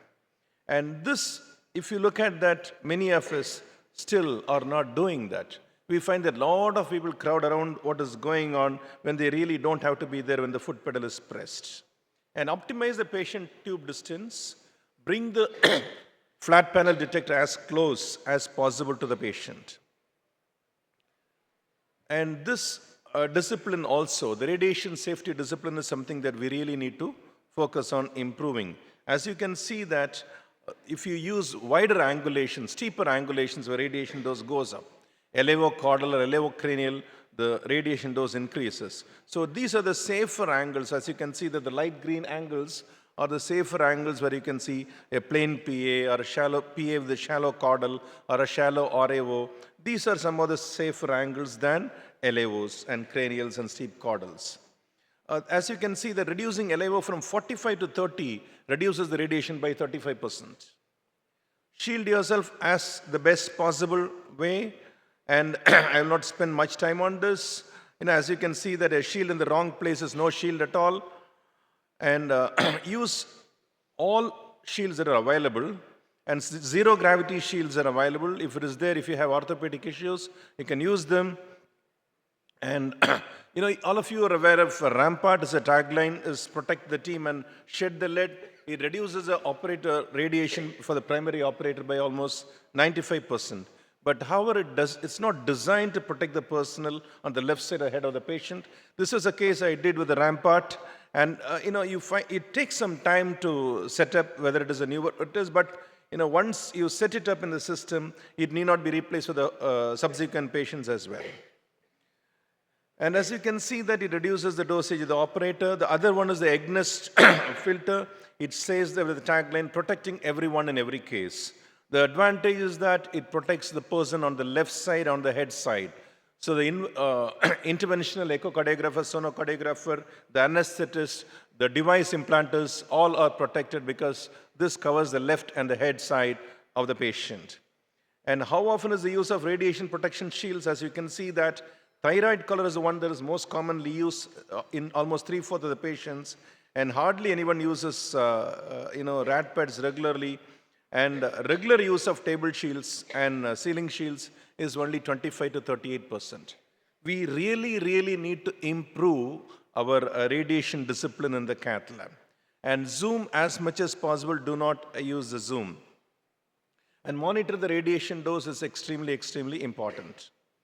And this is quite surprising. Many of us do not even have a personal dosimeter dosage. 1/3 of, almost 38% of us do not have a personal dosimeter. And even those who have a dosimeter, many of them do not even monitor our own dosage. We need to work on them, and train and protecting our team is extremely important. The aim is not to minimize the patient dose, it is to optimize the patient dosage and minimize the staff dosage. So, and as you can see that 67% of them are not giving the radiation dose report in the report. And I was also asking, have you attended a lecture on radiation safety before? Almost 2/3 of them have attended radiation safety lecture. So we analyze the differences of, those who attended a post-licensing radiation safety lecture versus those who have not attended. As you can see that the use of personal dosimeter dosage, a radiation dose always, radiation dose report, all these things were better in those who have attended a post-licensing radiation safety lecture or training. And this, as you can see, that all aspects of the shielding or dose awareness or time or distance, those who have attended a training definitely do better in terms of radiation hygiene than others. So to end up with the 10 commandments of radiation safety, press the foot pedal as little as possible, collimate and expose only the region of interest, stay away from the source, shield the operator, patient and staff, optimize the detector patient and table distance, avoid steep angles, avoid zoom, choose low fluoro, monitor your and your team's radiation dosage, train and protect your team. And an ounce of prevention is worth a pound of cure. Thank you very much for listening.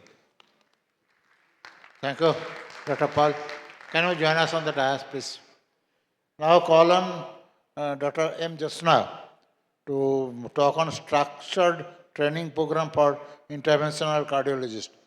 What is the ideal way, Dr. Jasna?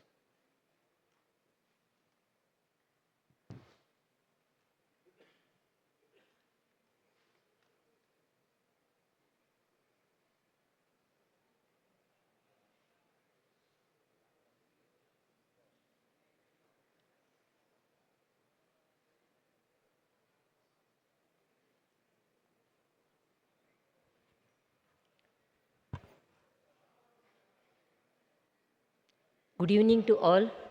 I'm thankful to the NIC team for giving this opportunity. And mainly they asked me to tell about what is the present situation and what are the modifications that requires in the training program of the students cardiologists, intervention cardiologists.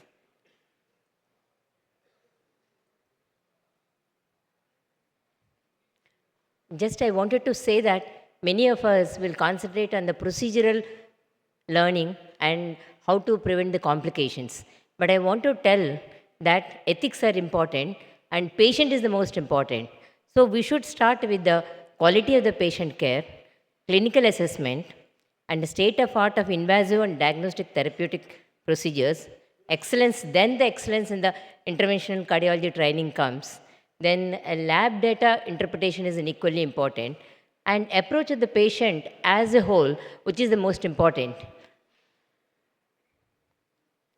What are the specific educational goals for this training program of interventional cardiologists? Of course, he has to be very much thoroughly, should know about the invasive procedure, both indications, risks and benefits. Of course, just now we had extensive class on the class, I can say it, because they started with the fundamentals and the basics. So the radiation and pharmacology and the data-given treatment for the selection, that is the most important. We say that, we quote the few cases and we say that, yes, it can be done in this way also. But for the student, please go to the guidelines.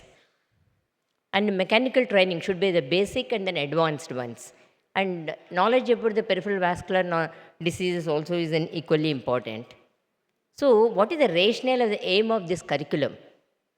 It should be started with the cardiovascular anatomy and the physiology, even though what we learned in the MBBS is entirely different from the clinical application of these things, vascular biology and the physiology, and pathophysiology and the pharmacology, and radiation and imaging. The major problem for us is that CT and MRI, we usually depend upon the information is given by the radiologist.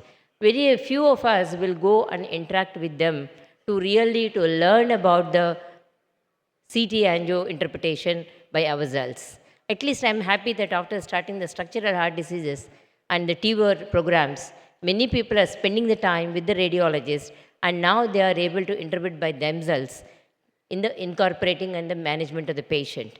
Patient selection, indications and the limitations has to be taught as a basic thing to the student and then the intervention and the clinical management component will come. The teaching and the training activities, the case presentation, journal clubs and seminars once in a week is required. Grand round presentation once in a week. Faculty lectures. This was not there in many of the programs I have seen it. Many of the time it happens that the students are asked to present it, but never the teacher was giving a classes to them. Even though till the 12th class, we are tuned only with the teachers taking the classes. After the MBBS onwards and MD onwards, we are the students are presenting and we are then asked the questions.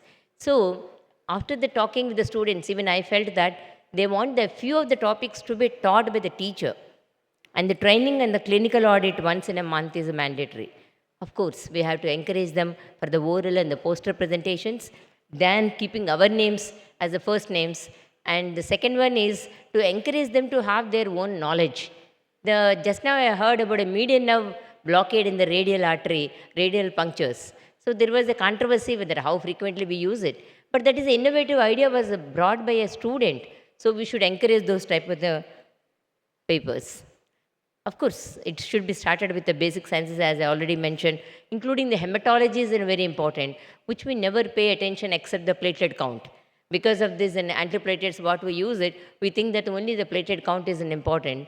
But for all the pharmacology, what we use it, hematology understanding is very, very important. Of course, this pharmacology and imaging, which I already covered the previously, and indications, that is most important, electrocardiac catheterization and urgent catheterization when to be done, and how to put in mechanical support devices, and when this patient to be sent for the surgical revascularization. After then all these classes in the main conferences, we think that everything can be done by an intervention. That is true, everything can be done and you should learn how to do it also. But for the indications are the same. You have to think whether if it is a surgical is going to be better than the intervention or the medical. And then the teaching time, we have to tell the guidelines only. Procedural techniques, like from the vascular access to the stent restenosis mechanisms has to be described to them. And intervention techniques from the diagnostic therapeutics, even including the septal ablations, everything has to be taught to them and they should be then involved in the procedures. And the patient selection for the catheter-based interventions, as I already mentioned, is very important. A risk versus benefit assessment, that has to be told. All these scores has come to tell about the risk versus benefits. So once a patient comes for the TAVI, all the Euro score, everything has to be calculated by the student, and he should know that really the patient has to go for the TAVI or not. Because the consultant has decided that yes, he has to undergo, he need not to be. So he has to go to the outer way to use all the risk scores and decide himself that whether it is requires or herself, whether it is to go for the risk versus benefit. And of course, for the strategies, the percutaneous intervention, my experience I will tell, in my intervention days, we are posted only in the cath lab. So we are not concerned about the pre or post procedure ones. So, but what I think as a whole assessment of the student will be much better than individual only cath lab training. Through pre-procedural approach to the coronary anatomy technology, difficulties with the patient vascular anatomy, importance of the informed consent. Nowadays, of course, everyone is very much aware of it. With the audio-visual, it is important. Family members in meetings, problems with the combined and diagnostic interventional procedures has to be done by the trainee also. it's not suffices only the consultant says about it. Of course, in the cath lab technology, we had to be extensively, we should get, in my training time, somehow the catheters are not there. They used to get it to show to us. These are the catheters are used like this. Even cardiac output was calculated only in the CT OTs. But our training person, our guide brought and he did it how to do the thermodilution method. That is the first time and the last time in my life I have seen it. So the things are not there. You have to get it and demonstrate to them how to do it. Of course, all these things are for the list sake. I quoted it. Way too weak. Concentrating. In the lab management, pharmacotherapy is very much important. In the US, what happens is that usually they have the stick-on protocols. So whenever a complication occurs, immediately they go to the stick-on the paper, they will read what to be done and they do it.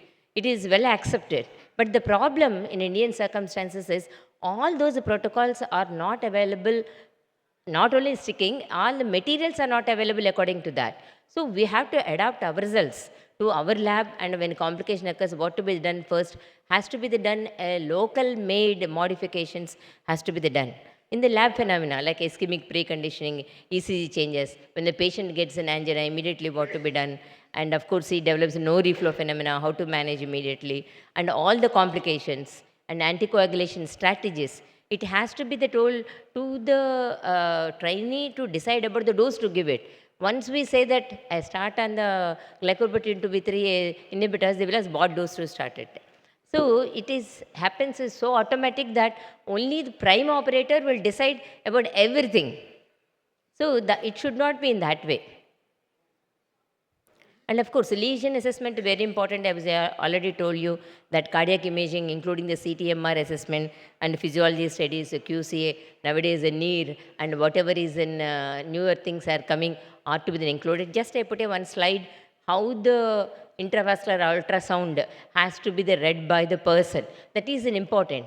We usually, once it is run is done by the prime operator, he will try to see that what is the type of the fibrofatty lesion or what is the type of the lesion, is there any the complications I'm anticipating, that's what he sees it. But he should know about everything about the instrument. What is the instrument, what is using it, and how to do the performance of it, and the imaging protocols he should be knowing it, and there should be a standard protocol to report to all the cardiac imaging.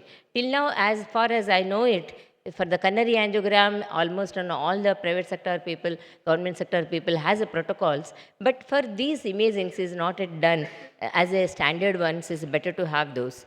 So post-procedural management, they have to be actively involved in anticoagulation management, sheath pulling, device closures, peripheral vascular diseases. Other areas which are not given an importance is in the biostatistics, research methodology, and the clinical epidemiology. Of course, ethics, which no one teaches, but it requires to be taught. Medical legal aspects, which are becoming very, very important day by day as we are facing more of the problems, and the health policy issues as they may be applicable to the discipline. From the I took the few of the opinions of the students and the seniors, is that what are the modifications they wanted in the present curriculum of the DNB or the follow-up in some other institutions. The first thing the student told me is it should be congenial and cordial working environment. They are insisting that we are working under high pressure, and our knowledge of under the high pressure to learn is coming down. Unbiased and dedicated teachers. They feel that, yes, some other students are given a more chance than this. Reasonably good honorarium. So sorry to say that we started a program, but without honorarium at all. So they say that there are 30 plus. We have to think about that, and their family support with a good honorarium is required. And duration, according to the DNB and other areas, is 2 years. They wanted for the 1 year, and hybrid cath lab, whenever it is not there, better to send to the area where it is there for the shorter duration. Of course, these basics in the cath lab, all these what they told, we are already incorporated in our previous slides. And the structural, they wanted the basics of the structural interventions, especially about the TAVI and all of the things. From the seniors teachers, I asked a few of them, they wanted in 3 levels. the training program should be the first level, should be like anatomy, physiology, pharmacology, basics, arterial access, echo. Nowadays, echo is done by then some other person, but the training person knows about then how to interpret then, especially during intervention, that is very important. In the level 2 coronary intervention, structural, and in the level 3 complex with the all other imaging procedures. So I thank all the students, all the teachers, especially to the Dr. Kavita, Dr. Rajneesh Jain, Dr. Rajaram Mantri, Dr. Krishnan Raju sir, and Satish Rao, who gave extensive study with other people and gave the feedbacks to me. Thank you all. Thank you, Dr. Jason. Please join us on the dais. I know we are running very late. There are two very important sessions that are coming up. I can allow only one or two comments from the audience. If anybody wants to make a comment on any of the topics, that is very important topics that has been discussed. Maybe apparently slightly, let's say, lots less captivating, but those are the very important topics that has been discussed. Yes, Dr. Chabra. Yeah, if you allow me, sir. Our cardiology curriculum, which is there for students, focuses so much when we ask in the exams on the clinical findings. However, the way we are moving, intervention is occupying their mind so much that they feel that they hardly utilize it. So how do we break this, because we hardly find that inclination to learn to depth those clinical findings. That's why the last slide I said that senior people said that it should be 3 level. So in the first level itself, they wanted to inculcate that idea of doing the clinical examination, assessment by themselves, and the investigations like the echo, CT, MRA has to be interpreted by the students itself. Then the second level, he will come for the intervention learning of the simple procedures. Then third, he go for the complex. Do you think we need to change our system of examination, ma'am? I think training is better than examination. Thank you. Thank you, Dr. Shiva. I think passing examination is only one aim of the study. But after you pass, every day is an examination. Thank you, sir. Very well. Second thing is, most of the people who come for training for DNB, DM, I'm not sure at other places, they are not able to examine the cardiovascular system clinically, thoroughly. They have forgotten the art of examination and they just want to enter the cath lab and then start doing the procedures. This is the state of affairs. So the first thing is, you can never be a good specialist unless you are a good general physician. You have to have a good, thorough understanding. And my recommendation is, for that matter, is after you pass out MD, you work for 2 years in any area in general medicine before you join the DM cardio. That's the only way. Because people are not able to recognize diabetic ketoacidosis. People are not able to recognize lung infections. They're not able to diagnose clinically pneumothorax. What kind of training are we? So everybody wants to do a procedure. So basically, you need to be a good general physician. And in our country, at least, the emphasis should be more on clinical rather than intervention. Yeah. You really need to be a good clinical cardiologist. Otherwise, you will be doing lots of mistakes. What these candidates are coming for and waiting for is they want to be technicians. They are not interested in science. They are not making decisions. They are just writing like clerks. They are not challenging the consultants. They are not challenging the diagnosis. So what kind of passive treatment is this? This learning is a two-way process. Unless the candidate is inquisitive, interested, doing all these things, then only we can move forward. Thank you, Professor Dayasagar. It's a great words of wisdom and learning from a great teacher. I think let us all, have some thinking about what was in the past which we were doing. With these words, it was excellent topics, nicely presented by very senior peoples. Lot of revelations have happened in us regarding our practice, not the intervention as a procedure such, how you should be behaving in the cath lab, what we should expect to be there as protection, infection prevention, and a lot of things. And thanks for arranging this program for the organizers. Thank you very much.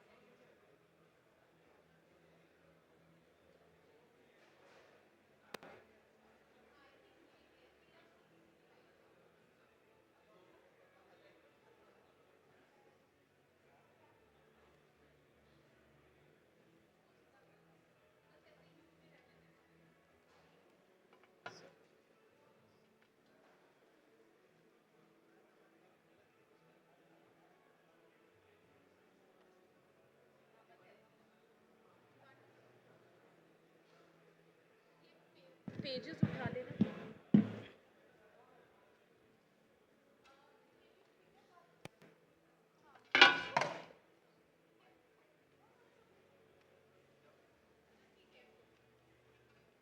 I need.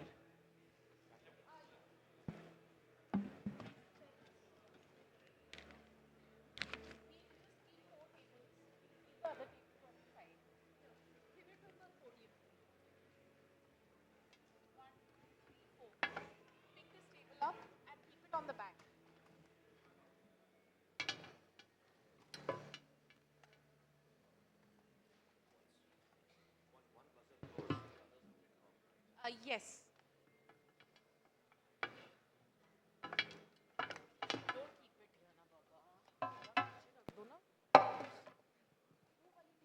जो सामने वाली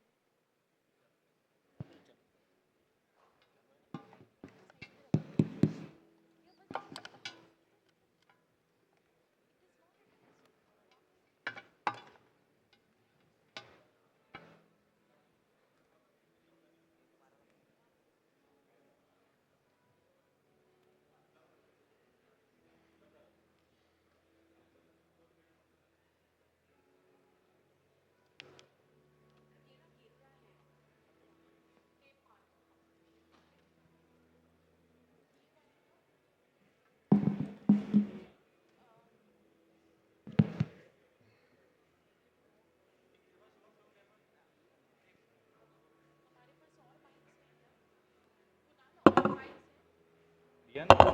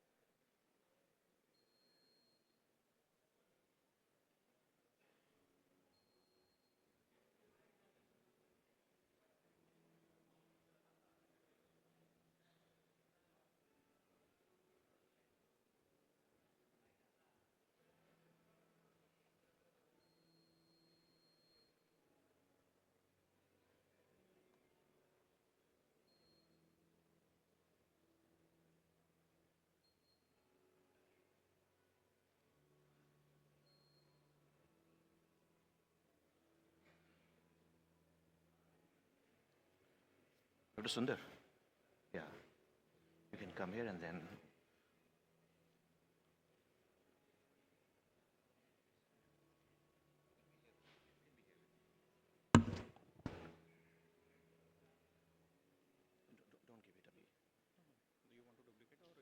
No, no duplicate right now. I just want to check. Can I give audio of this?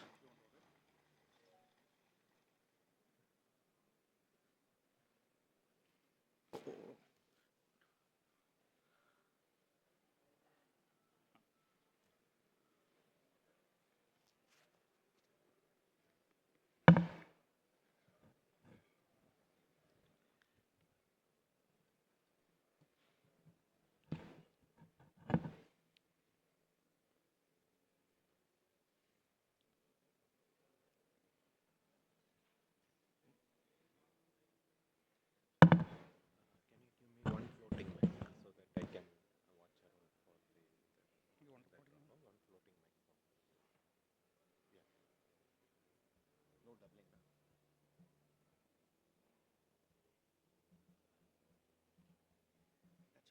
Audio. Laptop audio.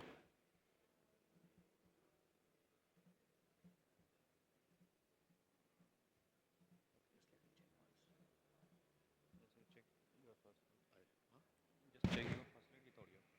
Or any audio. It's not doubling now.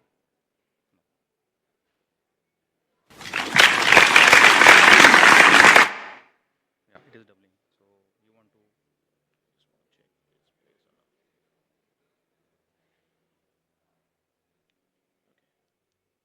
Okay, we are so good. you want to present a view on smaller one? No, no, I'll do it myself. Okay. I'll do it myself. So you want to what mic?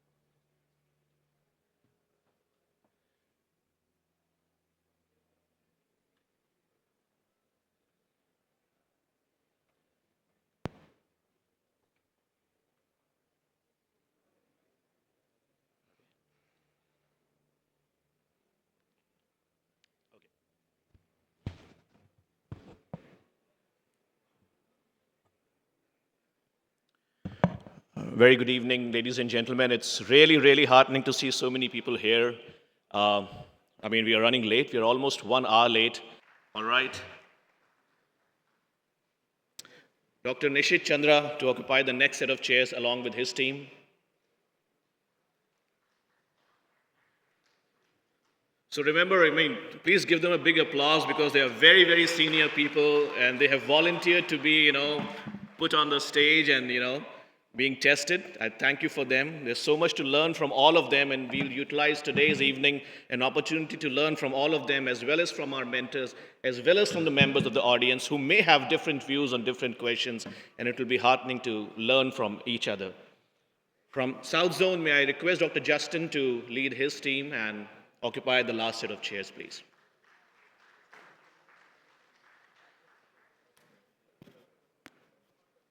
Dr. Justin Paul? Yeah. We had 3 members from South Zone who volunteered and who promised. Just questions. If you answer wrong, minus full points, and you do not have an option to pass. Of course, if it's an incorrect answer, it will pass to the team next to you, next to you, next to you, and then you will have an option to pass because you actively did not choose them. So if you answer correctly, you get full points. If you answer negatively, wrong, you get minus point. But the next team will have an option to pass, and in that case, they will get 0 marks. Okay? So that's how the questions would be passed. If no one answers, then of course we have our esteemed mentors and the audience. We would like the questions to go to the audience and see how they perform. And of course, please give clear answers. Don't beat around the bush. And in case of any controversies, non-clear answers, whether points need to be given or not given, we have set of very senior expert members sitting there. Dr. Anil Dhal is there, Dr. Dhiman Kali is there, Dr. Pratap Kumar, Dr. Sandeep Bansal, and their point of view would be taken. And of course, the quiz master's decision is final, as they say. I will have an option of giving you extra marks, deleting extra marks, whatever my whims and fancies dictate. Okay? So there would be some surprise fun elements in between, where the questions that you will not know will suddenly prop up and they will carry twice the number of marks, and we will take those surprise questions as they come. Okay? Because that will give you, towards the end of the time, to redeem all your sins, and someone who's very low down the ladder can suddenly come very high in the last few questions. So good luck to you all. So can we test the buzzers, please, first? Reset the buzzers. Reset the buzzers. So I'm going to ask you a dummy question, and whosoever, it's a dummy question, no marks for you. Wait. After, reset the buzzers, please. Okay. So dummy question is there, and let's see if the buzzers are functioning fine. That's your dummy question. Oh, so who pressed the buzzer? No, because if someone else is pressed, your buzzer is blocked. So who pressed it first? Team 2 pressed. So you will be telling us about who pressed the buzzer first. Okay. So we'll take the help of Promax guys to tell us who pressed the buzzers first. And it's time to start the show. Yeah, please give them a microphone here. Okay, you will tell me who pressed the buzzer first. So we have, yeah? Presses the buzzer will get the chance to answer, whosoever answer correctly. So team from East, choose your category and choose your difficulty level. So coronary, 400. Coronary, 400. Let's see what we got for you. It's open. The buzzer is open for everyone. Okay.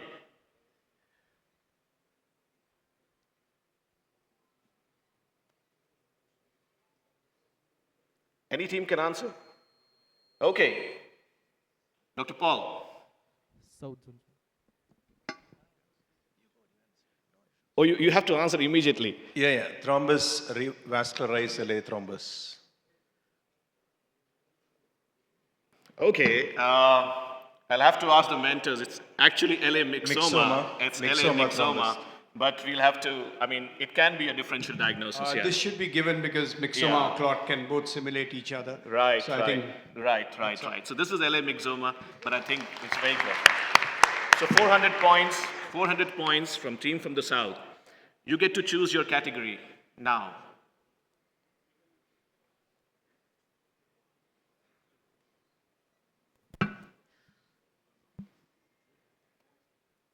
History 600. History 600. Okay.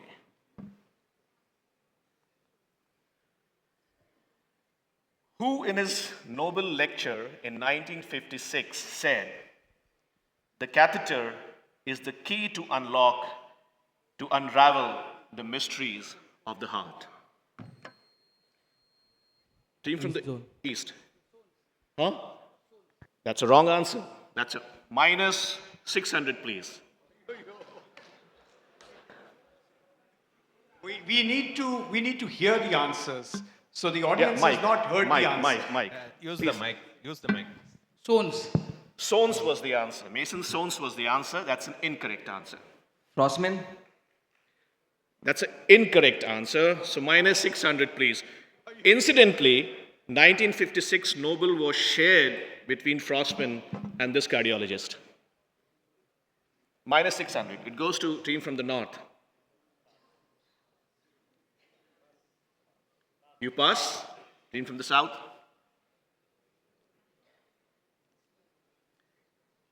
So Frostman shared his Nobel Prize in 1956 with the name of the gentleman here. See, the questions are graded in difficulty level, so it's not going to be Frostman, of course. I have a hint for the audience, but I will not give it to you because that would be unfair. You pass? Team from the south, you pass? Sones and Frostman answers have been given. Please speak in the mic because I think everyone, all of you, please, keep your mics in your hand so that the audience can hear your responses.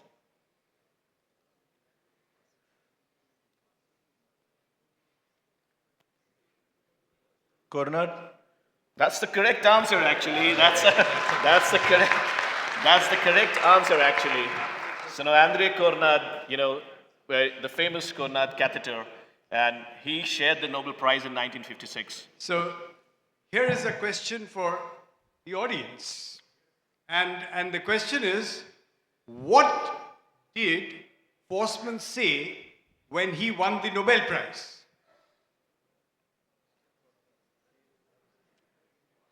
He actually said, "I must be the least intelligent person to ever win the Nobel Prize."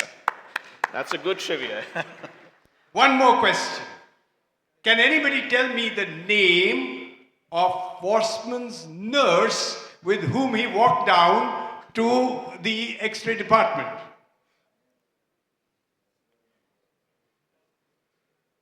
All right, he was trying to romance Nurse Ditson and ask her out for dinner, and unfortunately or fortunately, whatever happened, happened. God bless. My job is at the threat, so but thank you so much, sir, for all these interesting things. So we have two minus 600s here. Okay? Have you noted the scores? Okay. Okay, so we started off with team A. Now, team from the west will get an answer, choice to make a choice. No, they already made their choice. Nobody got this answer right. Now you get to make a choice. No, you got to pick your choice, difficulty level and your question. That question is over. Please speak in mic, everyone, please. I request you, because the audience would like to hear what you are saying. Congenital, and difficulty level is 400. Congenital, 400.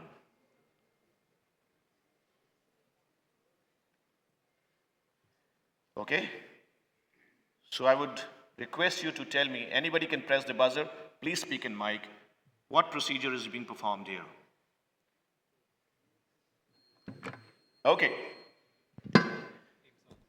So, We only, right? You. Team South. AP window device closure. Awesome. AP window device, and can you tell us the device? Can you tell us the device? Of course, it's the ASD device is being used. It was great. So it was a 400 question. 400. It was a 400, so plus 400, and you get to choose your next. That's a good one. Team from South, please pick up your category. You got to pick. Miscellaneous. What? Score. It's a gamble. You are at a casino 400. table. Miscellaneous 400. Rishi, you have skipped us. We have not. No. If a team answers correctly, they get to choose. If no one answers, then it will come to you. Yeah. So miscellaneous 400 was the choice, correct?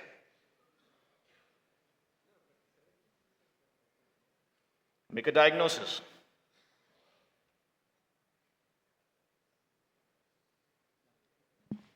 There is still. Dr. Nishit, yeah? Hematoma. Incorrect answer. It goes to team from the south. South. Please answer correctly. Minus 400. I think we'll have to pass quickly because this is damn too simple. Yes. You get to choose. Dr. Pankaj is ready to answer in the wings. You'll have to answer quickly. It's a pretty straight short thing. It's a simple thing. I think I'll have to make it pass. It's a plaque rupture. It's a plaque rupture. It's a classic plaque rupture. You see in the still images, you see a plaque, you see a large, all the contents have evacuated. There is a big rent in that plaque, and it's a plaque rupture. That's the correct answer. Plus 400 from team from the west, minus 400 from team from the north. Okay, so the west get to choose now. Yes, you get to choose. Make a choice, please. Coronary is 200. Coronary 200. Oh, someone is playing safe, huh? What is being attempted here? These are all cases across 10 years, some interesting stuff being done. Who pressed? You pressed, you have to answer. Stent retrieval through snaring. Come again? Snaring. No, snaring is everyone can see. Tell me the Stent retrieval through snaring. Incorrect answer. You have to answer. Answer correctly. It's a broken wire. It's snaring. Of course. Where do you see the stent being retrieved? It's a broken wire that's being retrieved. And the good question would be, what caused that wire to break? That's the quiz. That's the question for the masters. What caused this wire to break? After him. You see there is an angulated bend at the wire that was being pulled back in a stent, and then one end of that angulated wire caught onto the stent, and it got broken by, and we are trying to retrieve it by a snare. So we have plus 200 for which team? Who answered? North team. North. Plus 200 for North. So we are 5 questions down, that is 1/4 down, and I would like to have the scores, please. Scores.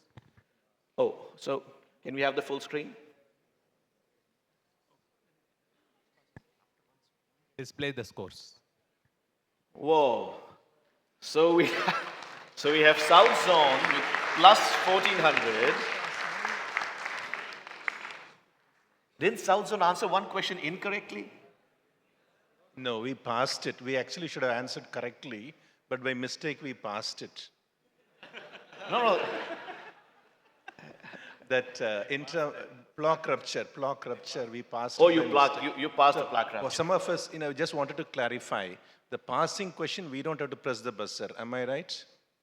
For the passing question.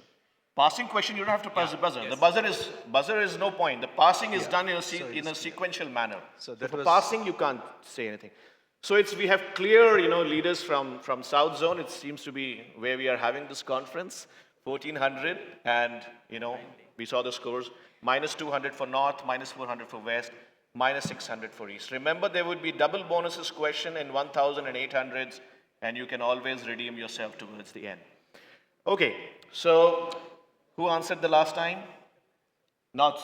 You get to pick. Coronary, 600. Coronary, 600. Let's see. That's an interesting one. Let's see who picks it up.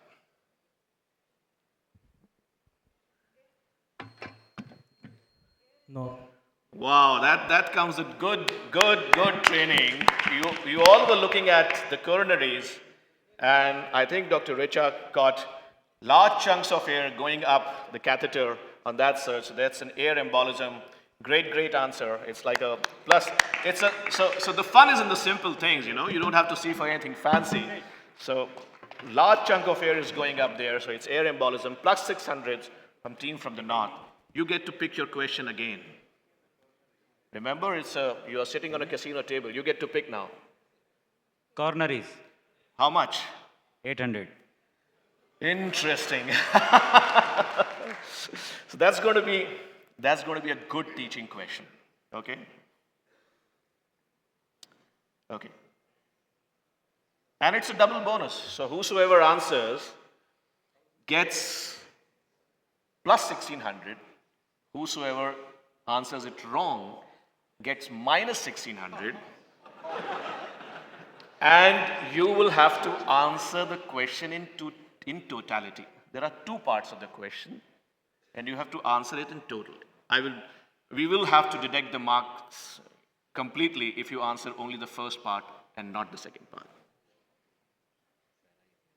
You have to tell the procedure on which artery, and you have to tell its course.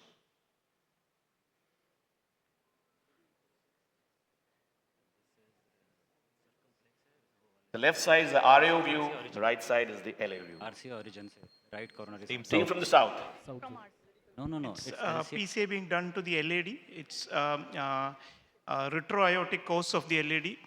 Incorrect answer. Anomalous origin. Anomalous Incorrect answer. Right You have to, obst- incorrect right- answer. I can't allow you to continue.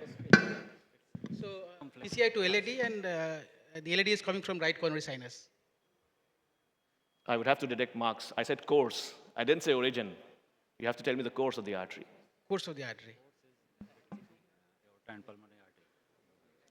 I'll have to deduct marks, or I can go neutral here. We'll have to move to you.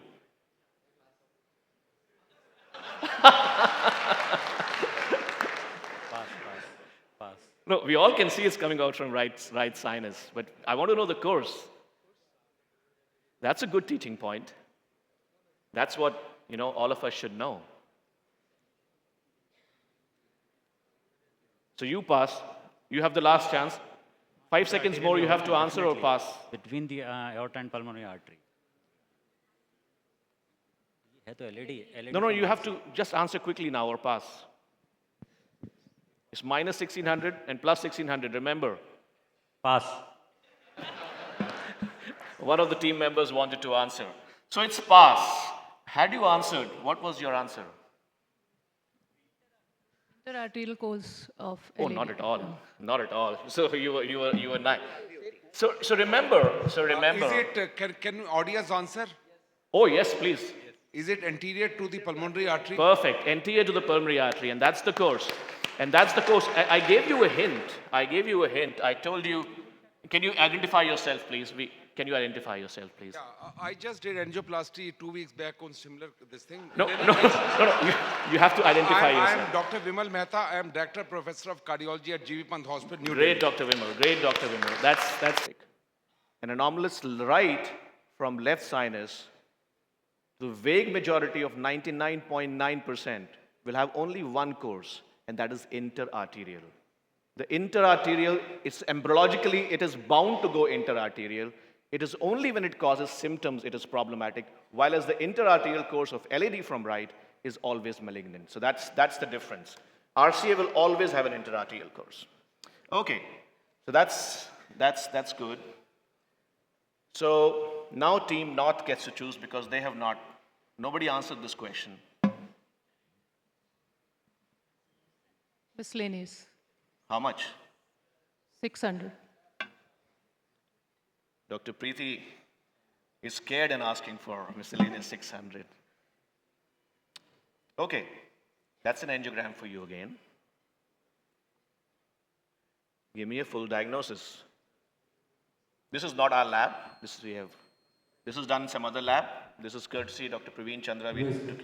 Who answered?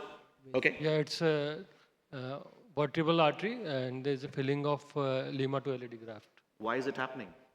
Uh, You have to give the pathological anatomy. Why is it happening? Is it normal to Because happen? there's a circle of Willis. Subclavian steel. Nobody can answer. No, I'll have to deduct marks. Give me the basic pathology. What's abnormal here? Subclavian artery total occlusion is there. Subclavian artery total occlusion on the left side, and then, it's a coronary steel phenomena which is happening. Great. So you get plus 600 points. Okay, that's great. So remember how lucky this person is to getting his Lima filled through the cerebral circulation.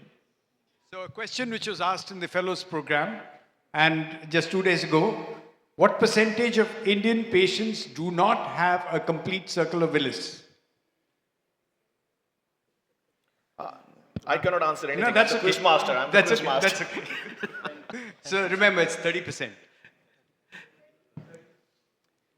Okay, so you get to choose now. Team from the West gets to choose. 800 level. Congenital 800. Congenital 800. That's a bold move.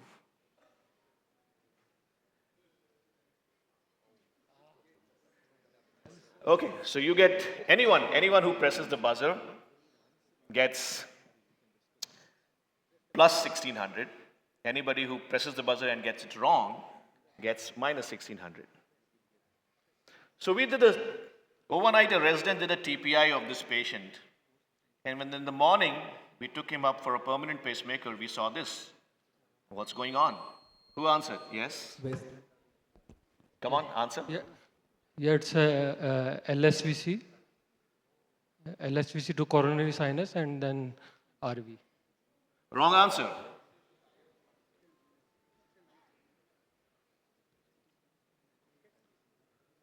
Give me a complete answer. No.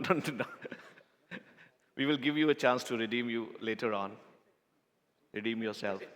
No, you have to pass now. North team, you have to pass. North team passes. It goes to South. North team passes. It goes to South. Wait. Yes, please, you have just... Pass. You have to answer right now or I'll pass. No, you have to answer right now. Switch on the mic, please. We want to know.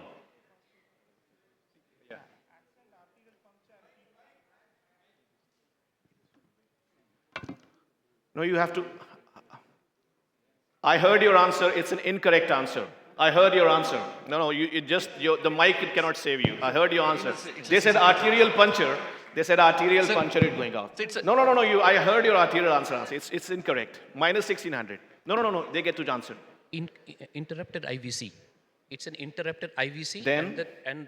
it is through the azygos vein and coming back to the ventricle. How is it coming back? It is coming via the SVC, proximal part of the SVC, so the right atrium into the right ventricle. Proximal part of? Proximal part of the SVC-RA junction, azygos draining into the SVC-RA junction and then coming back. You see the course of the TPI? You see the course of this TPI on this side? Yeah, it's coming back through the coronary sinus and traveling through the tricuspid valve into the RV. Interrupted IVC. Interrupted IVC is correct. They said azygous, it's hemiazygous. And first they said right SVC, it's a persistent of left SVC. But coronary sinus, they said right. So what should we do? Full marks? 1600 or 800? 800. So it's definitely hemiazygous and persistent LSVC. Yes. Those are two things which you did not get right. So 50% marks should be given. So team from East will get plus 800, not plus 1600. Okay.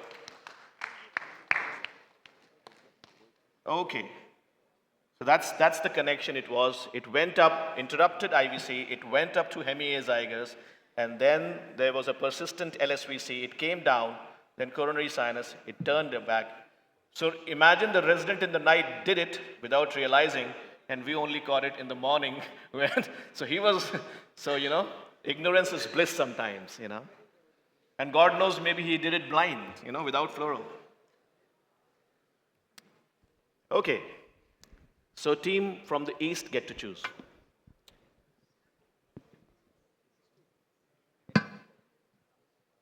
Coronary 200.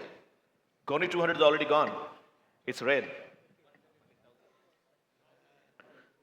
So miscellaneous 800. Miscellaneous 600 also gone. You see, red ones are gone. Blue 800. ones. Miscellaneous 800. Miscellaneous 800. Interesting. Okay, so you will have to give a complete diagnosis because there would be elements of diagnosis, and complete diagnosis was always hell. Still image.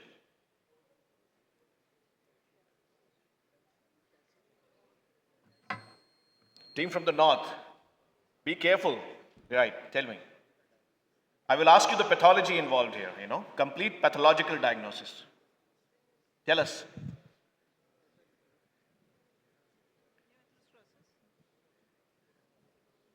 Sir, it is neoatherosclerosis showing lipid attenuation and neocalcinosis. That star mark is that neocalcinosis. Great answer. It's a neoatherosclerosis. It's an ISR, but the pathology is neoatherosclerosis. Dr. Nishit, can you tell us various features of neoatherosclerosis just for the audience? So basically, this is a case for stent failure. The patient, after a stent, came back with the ISR. Now, according to the Grossman classification, there are 5 different types of ISR. Type 1 is mechanical, which is the commonest. But in this case, it is not mechanical because the stent is fully expanded. And here we are seeing different light intensities. So this is basically a neoatherosclerosis. We can see a fibrous plaque, we can see the lipidic plaque, and we can see a calcium where the star marks. So they basically is a type 2 Grossman classification of ISR. So great. So this thing is not neointimal hyperplasia. It has calcification, it has neovascularization, it has lipid plaques. So this is clearly neoatherosclerosis, cause for stent failure. That's a good answer. Plus 800 from team from the north. Can we have the points again, please? Can we have the points?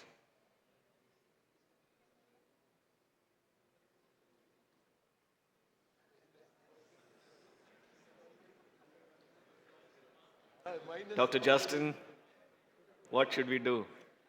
What should we do? This almost looks like the India-South Africa final in the T20 World Cup. So, anyhow, but remember, most of the heavy questions with heavy marks are still left, and that's the beauty. That's the beauty, right? Okay. So let's go to our next question. Who answered correctly this time? Who was so team from North gets to pick their question. All the 1000s are left, remember?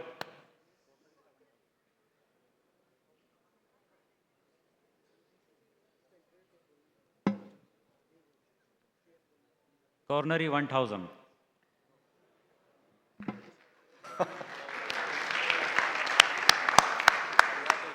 Even I don't remember what the question is. Let's see what it was. Okay, this is interesting. Oh, okay, you pressed? Okay, you pressed, so you'll have to answer. It's a trigger warning I'm giving you. I wanted to give you a trigger warning, but you answer first. Yeah, This is scared of right coronary artery, spontaneous coronary artery dissection. It's an incorrect answer. It's an incorrect answer, but since you did not answer that, it's a spoilers alert I'm giving you. It is not a recanalized thrombus, and I will, I should have actually waited. We will give it 0 actually. We will reset the buzzers. Reset the buzzers, please. This is the first image. Please hold on. Please hold on. There's a second slide to it. See the second slide. I'm giving it spoilers alert to all of you. 0 marks here, no deductions here, because there is one more slide left. And it is not a recanalized thrombus, just I'm telling you. What's this?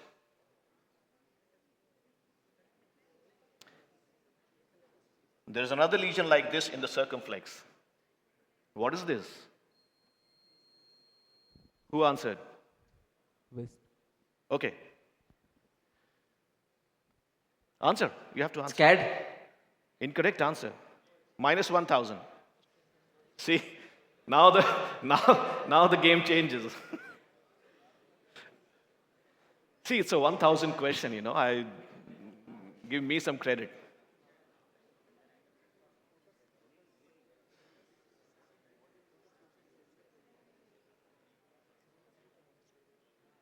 You have to either answer or pass. Pass. Team Pass, from the pass. south. Team from south.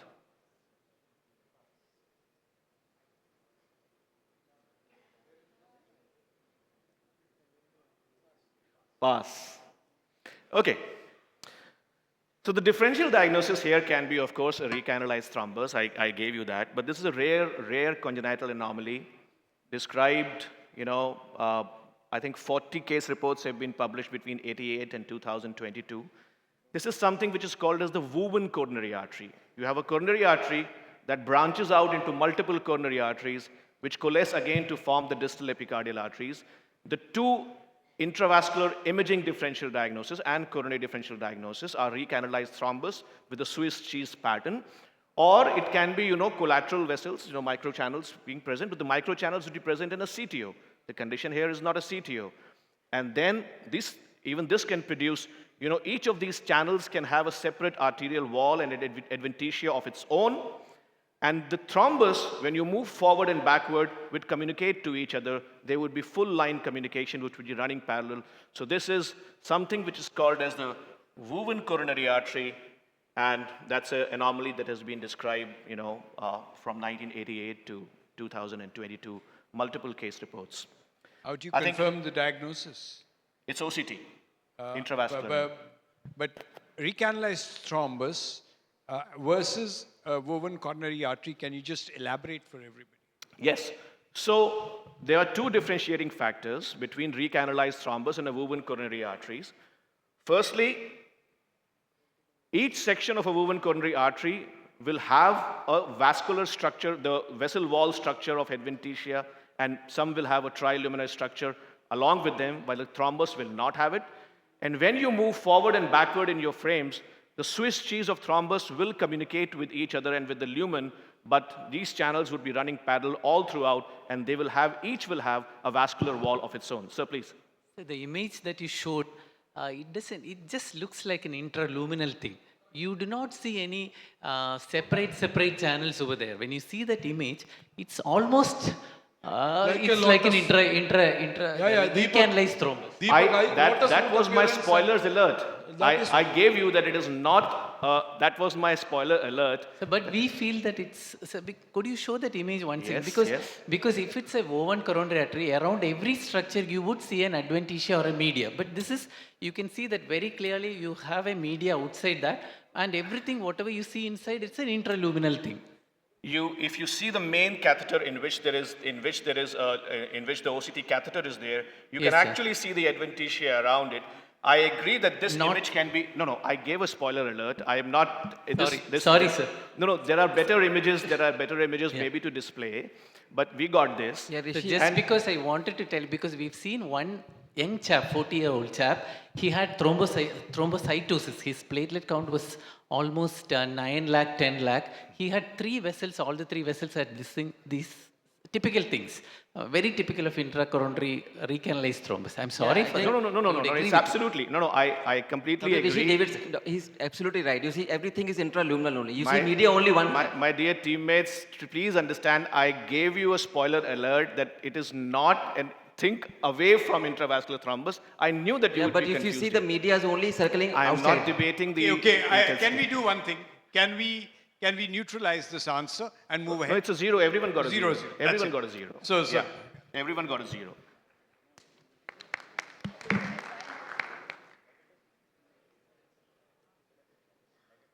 Huh? No.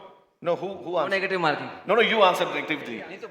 No, no, you didn't answer thrombus. What did you answer? You answer SCAD. It's not SCAD. But since it's for not thrombus, the second It's not SCAD. It's not It is SCAD. not SCAD. It is not SCAD. You get minus 1,000. Minus 1,000. It is. At one point of time, Dr. SCAD should be given minus 1,000. Minus 1,000. Minus 1,000. Minus 1,000 for team from the West. Come on, at one point of time you were debating intravascular thrombosis and you were answering SCAD. That's not fair. Okay, so I think we have concluded the circle. So team from the East can pick up a choice.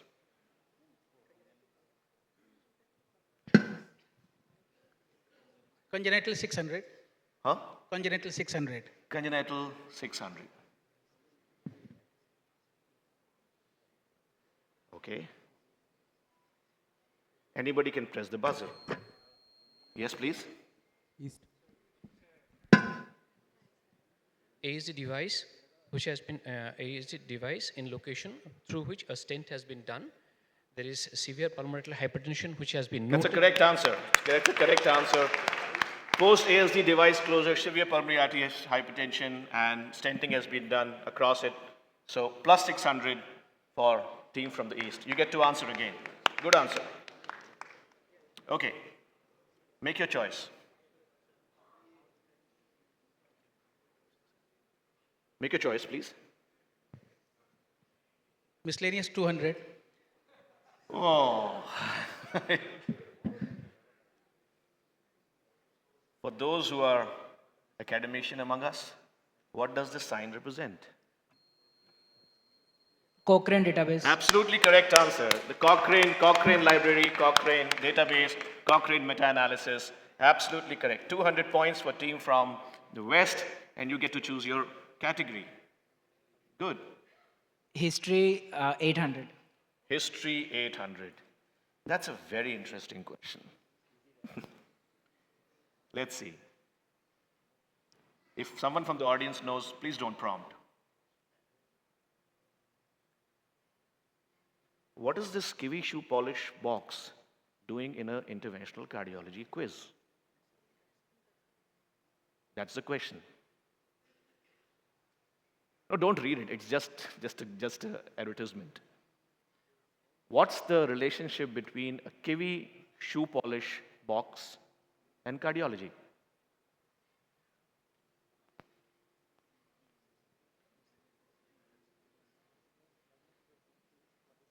We need to have some interesting trivias to discuss also. And it's a very interesting story. It's a very interesting story.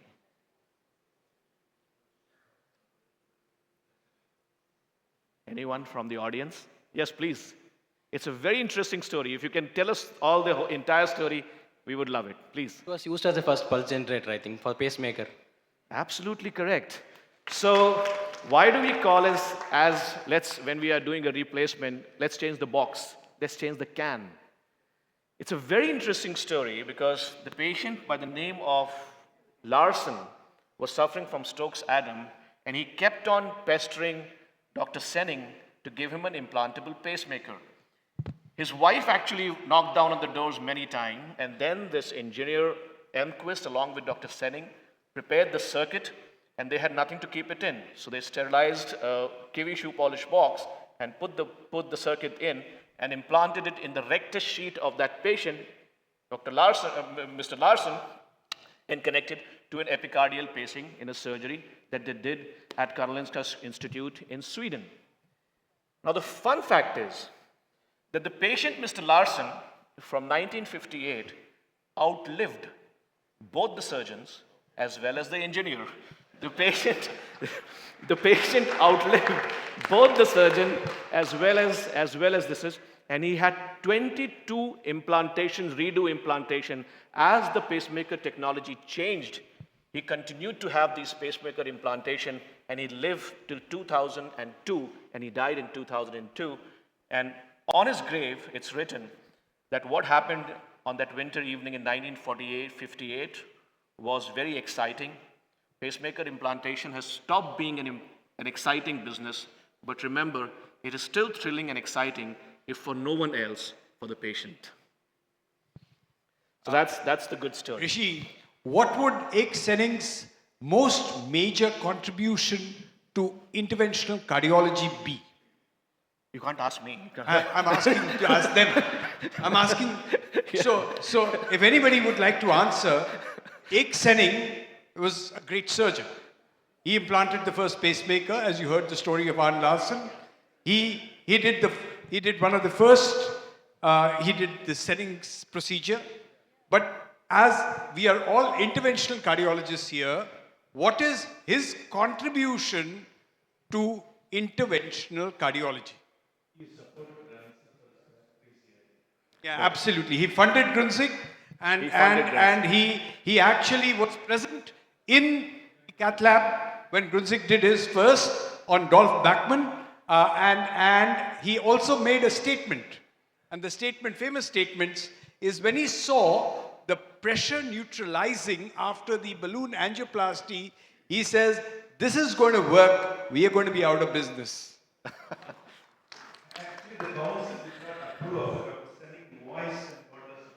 That's correct. That's correct. So another trivia is that they were so not excited about this procedure that the engineer or the surgeon never patented pacemaker technology because they thought that it will not work. It was patented much later in US by a different set of people working in Massachusetts. So that's another thing, that you should patent whatever you discover. Interesting. Now we are left with 6 more questions, and we'll have scores after one question. I think team from the West need to choose. Yeah. History 400. History 400. Interesting. So, okay.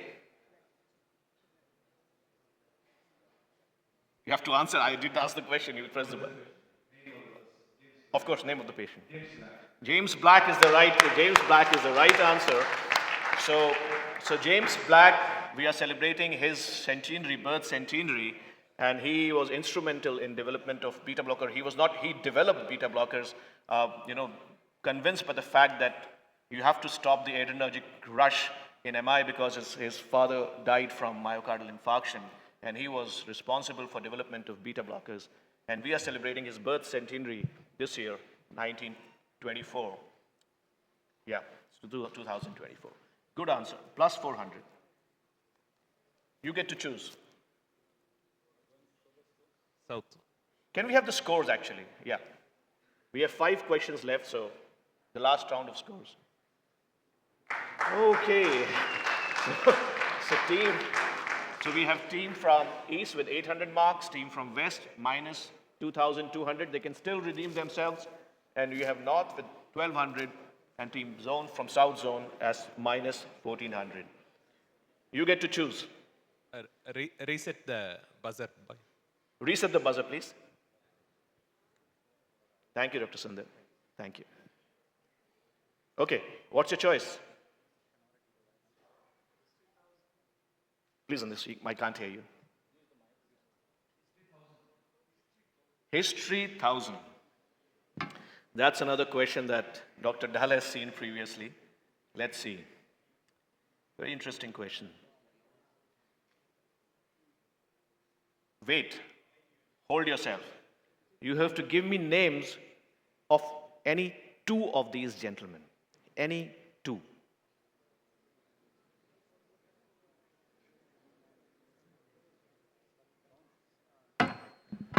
Okay. Andreas Grunzig and Bernie Meyer. Wrong answer. Wrong answer. Wrong answer.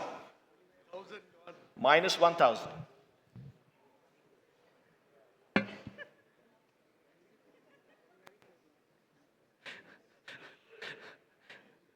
It's a 1,000 question, Anyone? So where was the first angioplasty on a human being? And how was it done? Yeah. When was in which city and who performed? Zurich. That's a wrong answer. It was not in Europe. It was not in Europe. The catheter was being pulled from the LV, And to take the iotogram, RCA was No, that's shot. made No, its no, own story. No, that's Wrong story. Where and who performed the first coronary angioplasty on a human being? No, You should call it balloon angioplasty. Balloon angioplasty. Balloon it angioplasty. was Sorry. Charles' daughter. No, I'm wrong. I said stenting. Sorry. Balloon angioplasty being performed.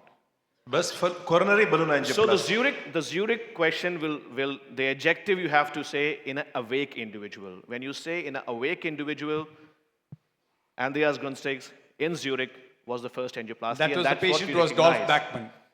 But you have to go back. The first was done by Andreas Grunsteig and one of these guys in Stanford University in a patient who was about to undergo, in a series of patients actually, who was about to undergo coronary artery bypass surgery. It was warmed up. intraoperative. Intraoperative. They did it. That was Stanford University, along with one of these guys. So, Anyone from the audience? no, I will not answer, but I'll give you some more trivia about it. Yeah. But it's okay. So, okay, no one answers, sir. We like to hear this So whole Richard story. Myler and Elias Hanna were the two people who were in Stanford who actually worked along with Andreas Grunzig and the surgical team. And the first angioplasty was done in March of 77, May of 77. Sorry. Yeah. So Richard Myler, Elias Hanna, and Simon Sturzer Simon Sturzer was actually along with them, but Richard Myler and Andreas Grunzig shared a very good personal equation. So Andreas always kept this photograph with him on his table. I think I have given half the correct answer. No, the question was not Grunzig. So, okay. So let me take the writers, the authors, the quiz masters privilege and give you a 400 marks question. Okay? About, no, I'm not giving them marks. I'm asking you another question. Another question. Apart from this Vespa scooter, what was the other automobile associated with Andreas Grunzig? Airplane. Automobile, Okay. something that walks on road. Aeroplane, yes, he died, and in fact, actually in a plane crash. He used to. No negatives here. Sir? No. He was very fond of fast cars. He was very fond of driving. So, which is the great fast car that we all aspire to have? Ferrari. He had a pink Cadillac, and that's he's known for a pink Cadillac in Emory University, Atlanta. Yeah. Okay. So, I think this question has been answered. no, they get minus. North Zone gets minus 1,000. Everyone else gets 0. And the name of the patient, of course, you all know, is Dolph Bachmann. Okay. Now we have 4 questions left. Team from North they get to choose actually, and they have cut themselves high up in the thigh. Miscellaneous 1,000. Miscellaneous 1,000. Again, a very fundamental and a very interesting question.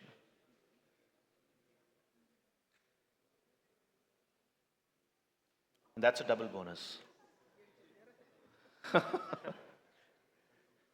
Go back to your DM days. That's a double bonus. It's a very simple question, but it's a double bonus because it's a teaching point. Interpret this pullback pressure trace. It's minus 1,000, minus 2,000, plus 2,000. Yes? You have to answer immediately now.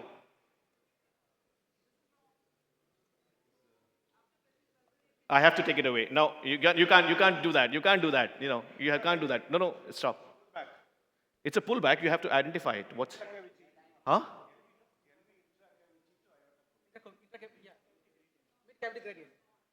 No. You answered. It's minus 1,000. Now you. No, you answered. You answered. You answered. Okay, minus 1,000. It comes to you now. Please don't speak out of turn and please speak in mic. Please pick up your mics. Pass. Pass. These are fundamental DM teaching questions. You see, you always brush your. We'll come back to you. We'll come back to you. It's fine. Okay, pass again. North zone. North zone. It's pass. Team from the south, you want to redeem yourself, although the marks are already minus 2,000 there. In mic, please. I can't hear you. Change the mic, please. Ventricularized angiogram, pull back.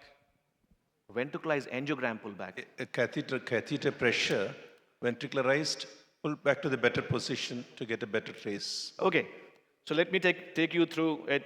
Which team wants to get? These have been. What's the LV pressure? No. Let's. Dr. Preeti, what's the LV pressure? Systolic. 60, 70. What's the LV and diastolic pressure? It is IABP. What is the patient of? It's an IABP. Perfect answer. That's an IABP. That's an IABP. You have a systolic head that matches your LV pressure. We said IABP. Huh? We said IABP before that. We said IABP. I didn't hear. No. Is it? Actually, the correct answer would have been diastolic augmentation. Diastolic. But we didn't hear IABP. We were looking for it. Oh, I'm sorry. We don't have IABP. No, but you had a problem with the mic. So we could not hear the mumbles that were happening from there. No, even before that, I didn't hear IABP I didn't hear. at all. No one. I was trying to listen. Yes. I mean, we'll have to believe them. But if they say they've said, we'll have to believe. So it's a 0 marks then. It's a 0 marks. No negative 2,000.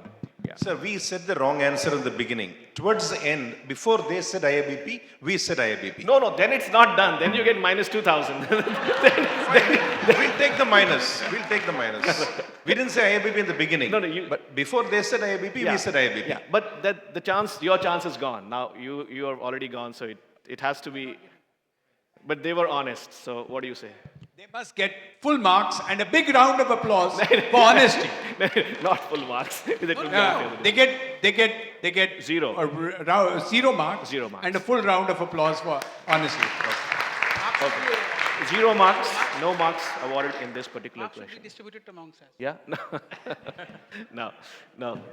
That's a pretty interesting trace. Why would an aorta be higher than LV, And the diastolic augmentation is there. You should be a little more faster because one. Okay. We have 3 more questions left, please. Quick, because team from the south zone will pick up the question. Let's go through these 3 questions fast. I'm sure we are 55 minutes into our quiz. Team south. Huh? Congenital 1,000. Congenital 1,000. Okay. So for everyone.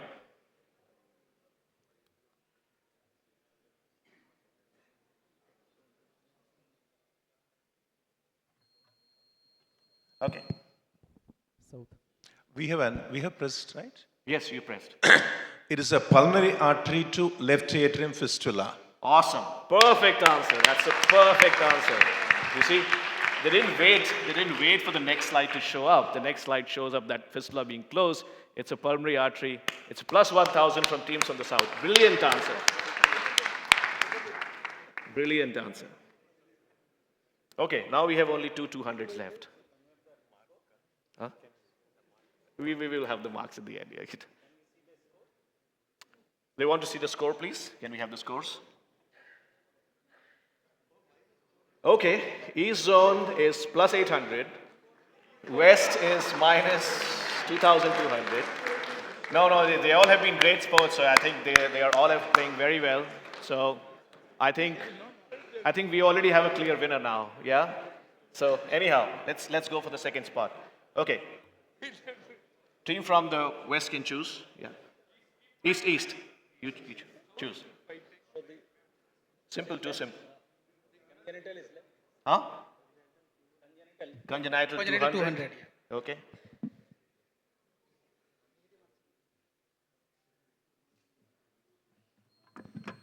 Yes. Team from the south, please. Is a stenting in the RVOT?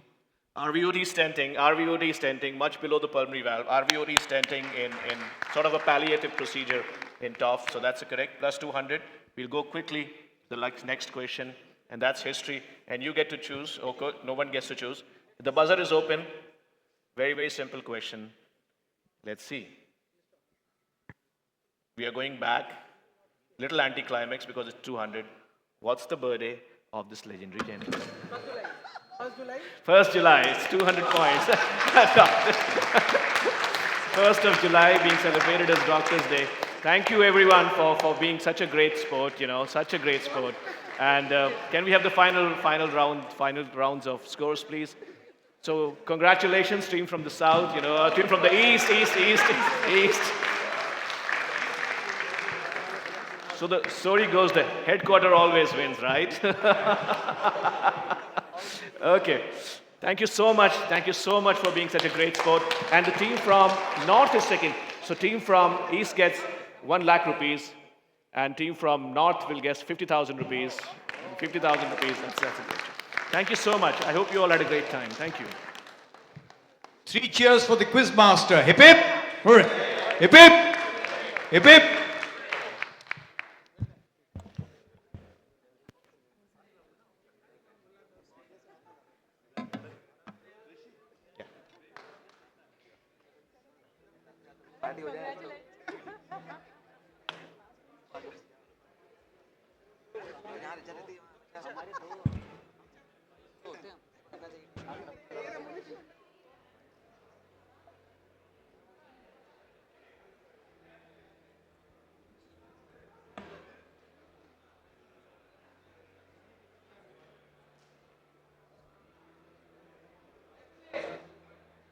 Hello.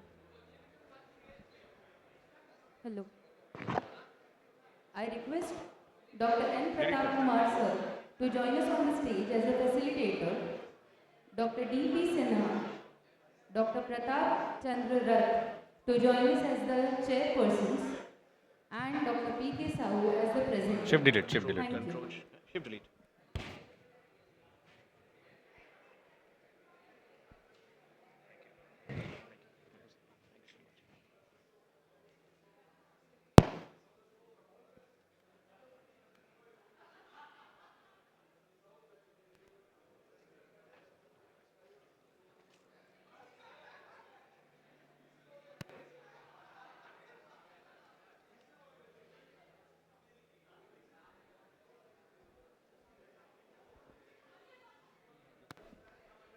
Hello. Hello. Hello. Sir, I request you to turn on the mic.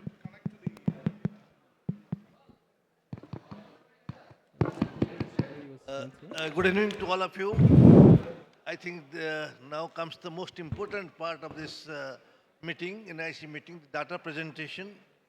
And data presentation will be done by Dr. P.K. Sahu in Zoom platform from Bhubaneswar because he was not able to attend the meeting because his mother passed away. And Dr. Pratap Kumar will be the facilitator. So please take it up. Dr. Sahu, can you just connect to Dr. Sahu, please?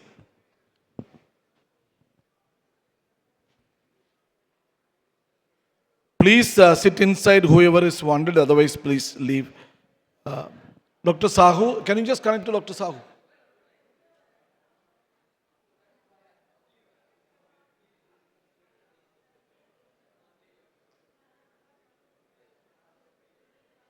It was actually a tremendous effort by Sahu. We could collect 1,200 cath labs data. He will be presenting it online because of the sudden demise of his mother.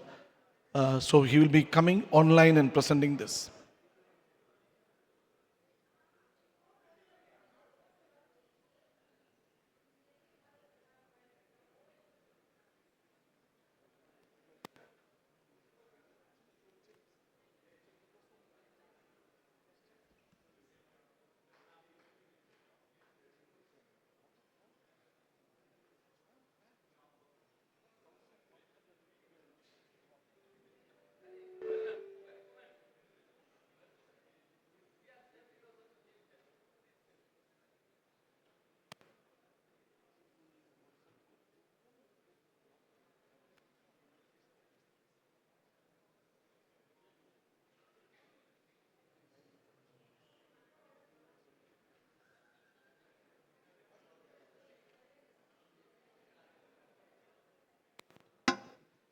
Sahu, are you ready?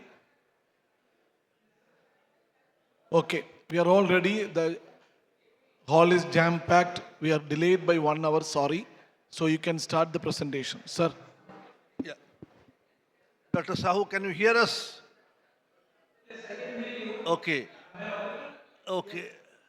I think you can, we are not able to see your picture. Can you just make less noise here, please? Less noise, please. Dr. Sahu, thank you for all your efforts. Scientific program was fantastic. All were packed. It was very highly appreciated. Madam, please, madam, Now, please. I think you have put a lot of effort to collect the data. I believe almost 90% of the cath lab data you have collected, and that's a great effort. And we're just trying to get your picture so that you can start.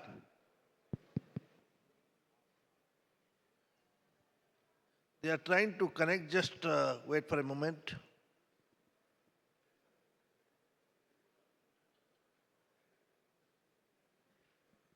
Hall should be please silent, please.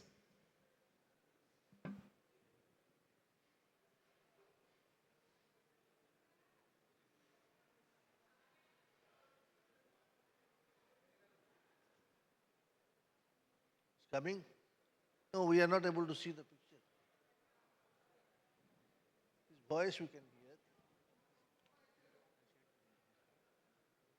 No, show him. Yeah. Okay.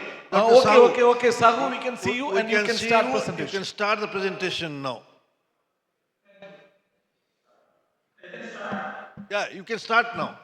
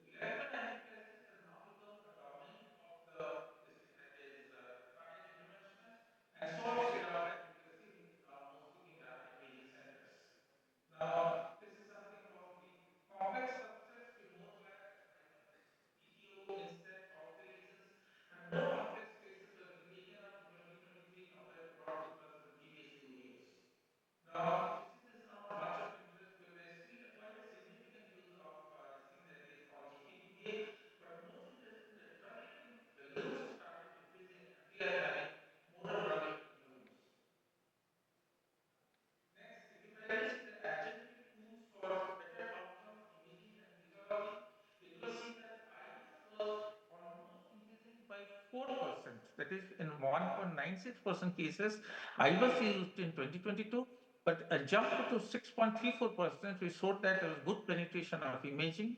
OCT was almost doubled, but physiology was not significantly increased. Imaging was definitely, the anatomical evaluation was definitely more as we have moved from 2022 to 2023. And as we see, for LMC imaging, IVUS was used more.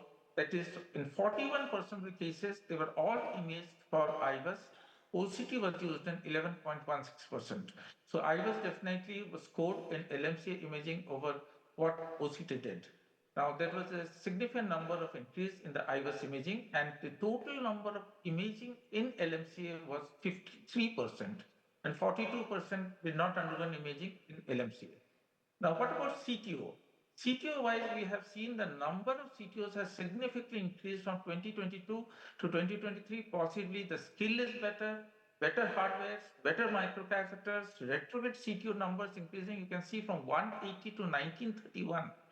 Approach, the number of wires have increased, microcatheters, more total procedures where imaging is done has also increased. This is a very interesting finding that more operators are wanting to do CTO. The CTO management is much better, and definitely many of the centers have started. You can see from 13054 to 24,000. Very huge numbers of CTOs are being done. If you see calcium management, this has also changed in 2023. It was seen that the all cutting balloons, OPN, IVL, laser, rotablation, whatever you choose, the debulking methods all have increased.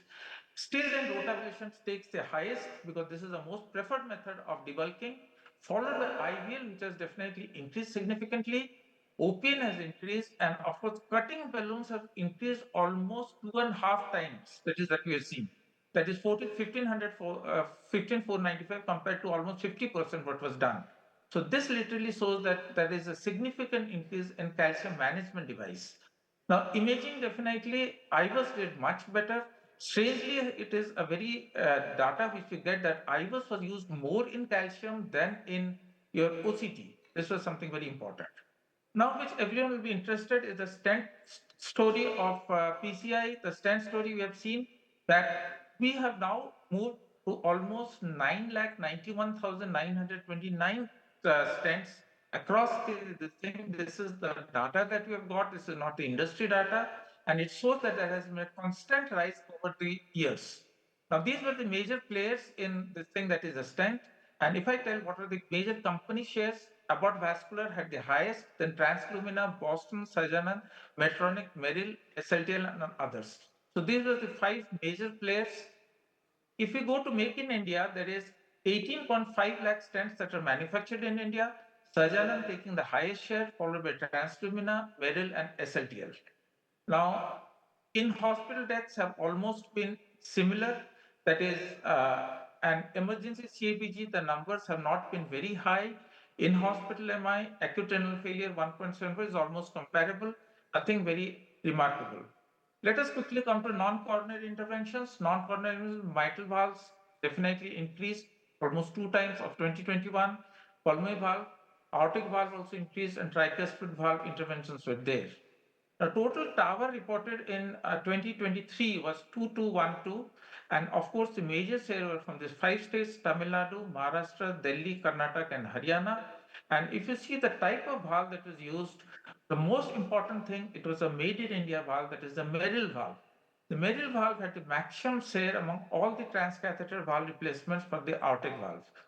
Next, we go to the device closures. The device closures have significantly increased. In fact, in 2023, we had almost 1.5 times the increase in device closures that has been done. Next, alcohol septal ablation also increased. Left atrial appendage occlusion in 93 cases were done, which is almost nearing every year we are having almost a significant increase. Now, peripheral interventions have also increased from, you can see compare the figures, you can see whether it's aortic coarctation, it's Tacai issue, it's arteriosclerosis, it's percutaneous aneurysms, or it's pulmonary artery dilatation. Next, peripheral interventions have increased also so far as it below knee or above knee or catheter-directed thrombectomy have also picked up well across the centers. Now, venous peripheral interventions done by cardiologists have also increased. There are many cardiologists who are doing DVT, and this thing, EVLT or dialysis accesses, pulmonembolism intervention, and IVC filters. Something very interesting, why IVC filters have been implanted, although I don't know the numbers have shown that they are increasing. Now, most importantly here, you see there is a major chunk of the endovascular intervention done by radiologists, but we are seeing the number of interventions also rising by cardiologists. So it is a tussle between the radiologists and the cardiologists so far as endovascular interventions are concerned. Now, balloon atrial septostomy, AVPD, water dilatation, pulmonary valve perforation, performance, or PDA stenting have all increased. So have been the closure device, pediatric interventions have significantly increased in number. And also all these in children, pediatric interventions are increased. Next, so far as pacemaker device is concerned, almost it has become double to what was in 2021. Dual chambers are also increased. CRTP has increased. CRTD has increased. Lead extraction, there's something very interesting. As we pass by, the lead extraction is more, has been shown, and laser extractions are picking up in some good centers. Now, this is what we see, that excepting for CRTP, which showed a decrease, the other values did show an increase. Now, this growth was definitely significant because of the Ayushman Bharat and the other government schemes, but more people could get dual chamber pacemakers, and hardly, it was almost single chamber pacemakers was almost same. Now, what are the key takeaways from this NIC register 2023? Number one, the participation increased by 31%. The PCI concentration, Penn states performed almost 75% of the PCI procedures. Leading states in Maharashtra, Tamil Nadu, and Kerala, they were the cath lab installations for the maximum, and they did the maximum cases. Imaging rose in IVUS from 1.96 to 6.34%, OCT from 1.34 to 2.13%. Growth in tower was significant, almost to more than 2,000 cases. Policy impact was that there was an increased use of Ayushman Bharat. This highlights the role of policy in making advanced cardiac care more accessible and affordable. So these are what are the take-home messages that we get from the NIC registry data analysis in 2023. Now, what are the challenges? As we know, every year we have a challenge. The reliable data is not required. For example, is not there. For example, while analyzing, I saw that there are almost 4.5% of the centers have reported they're using ticlopidin.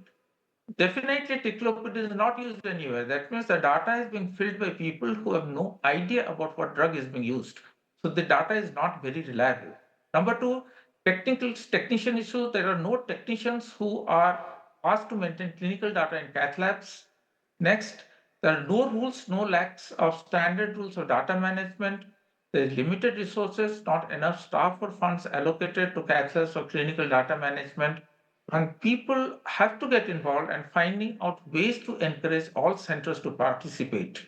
With great difficulty, we could get almost 75% of the data. That means 25% data is still lacking. And they are really the interior labs or the peripheral labs. And sad to say, many big centers have also not shared the data. And I wanted to highlight or wanted to name those centers, in fact, but not be very palatable. Ensuring data is managed in the same format in all centers is very important. So what are my suggestions? In fact, there should be zonal coordinators. There should be salaried persons on behalf of CSI who can coordinate for better data collection. We can have 5 zonal coordinators who can do the things. Next, monthly upgradation of data is necessary. And as our President, Dr. Rath, and our Secretary, Dr. Sinha, had suggested, possibly an app will help, but it has to be very user friendly. And we're working on an app, and we don't know what will be the outcome because whatever was shown to us, but it was a very complicated app. Next, the chief technician of each lab has to be involved in data collection. These have to be included and their names have to be flashed because they are the main source who collect the data. Next is that many states have the state interventional councils. Now, the data should be collected by the state interventional councils and they should be provided to the National Interventional Council. NIC is to have regular training modules for online teachings for policing the skills of the fresh DMDNP on zonal basis and hands-on training courses for young interventions at high volume centers so that the quality of work and the training also does improve. So this is all that I have to say, but finally I'd like to congratulate 2 centers. The first center was Sunrise Hospital to submit the data, and the most complete data was supplied by the Even Mehta Institute of Cardiology and Research Center in Ahmedabad. So congratulations to these centers because the most complete data is being maintained by Even Mehta from Ahmedabad. So my sincere thanks to all the interventional cardiologists who have participated actively, all cath lab technicians and industry partners in data collection, Mr. Saket Singh, your JVS, for collecting and compiling the data. I have had various sessions with Mr. Saket where I was not happy with his data, but I had to go on correcting it many times. Mrs. Aditya Agarwal of CASA Eventos, who are making personal calls, sending mails, and bothering all with WhatsApp messages to somehow collect all the data. And of course, the past chairperson of CIC, Dr. Pratap Kumar, all his inputs and guidance to me in helping the data collection. Thank you very much for a patient hearing. Now we can go for the discussion. Thank you, Dr. Sahu, for the excellent presentation. And I must congratulate you for collecting data for almost 75% of the cath lab. Your data's number of PCI in India, according to your data, has cost around more than 6 lakhs. But I think if you take the others to 25% data, you have not got it, then it must be more than 10 lakhs. So soon we'll be the number 3 in the world. I think we'll overtake Europe. We'll be next to USA. Next to USA. Sir, I'm not able to hear you. Sir, I'm not able to hear you. Yeah, so that is not far off. And we must thank you all your efforts and all your friends who have contributed in helping you getting your points are well taken. For the effective data collection, we have to involve the chief technician and take the help of State Interventional Council. Now I pass on the mic to Dr. Sinha to give his comment. Thank you, Dr. Sahu, for an excellent data collection and presentation and beautiful slides, in spite of your very busy schedule. And in the last few days, I know you have been going through a sort of family problem and emotional crisis. Even in these hours, you have managed to present such a beautiful presentation. I must congratulate you for an excellent work done. Thank you, Dr. Sahu. Actually, it was Sahu, the slides were excellent, and actually you compiled the data in a different way. I think that is 72% of the cath lab data collection is unbelievable, even though you and me know that there are a lot of fallacies in the data which we analyze properly. When we look into the raw data, we can see. And as you mentioned, JVS is not the ideal way to, the ideal agency to collect the data. And as you suggested, I think we have to talk with the central CSI to have 5 or 6 coordinators to help us to collect the data minimum 3 months before or every 3 monthly or state interventional councils. That will be one way to get the better quality data that we should clearly think it over. When you are actually okay, we can discuss everybody and then do it. And we should actually a big thanks to PK Sahu, despite he's having a lot of emotional problems, presented a wonderful data to have a real insight into the interventional community. Thank you, PK Sahu. We will conclude the session and thank you, Sahu. So far the meeting was going very well. We will be concluding by another half a day. Thank you, Sahu. Okay, thank you.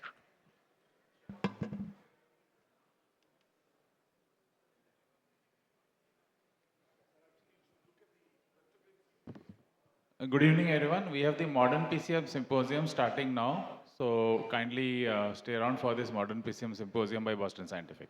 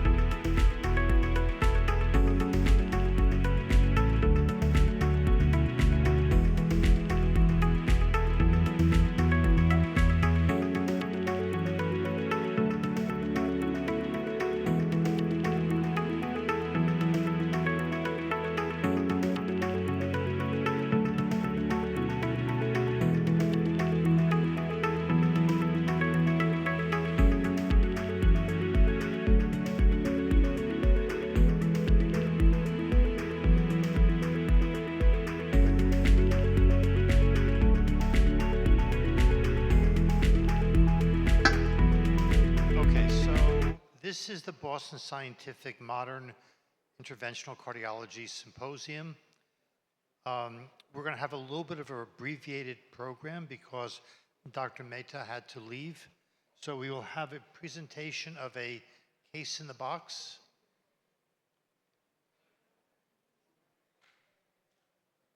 HD guided optimization of left main PCI with purpose-built stents by Dr. Shuvanan Ray. And then we'll have a short panel discussion.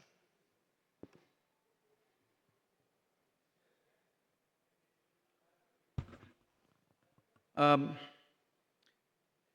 evening, my dear friends and colleagues, and my respected chairpersons.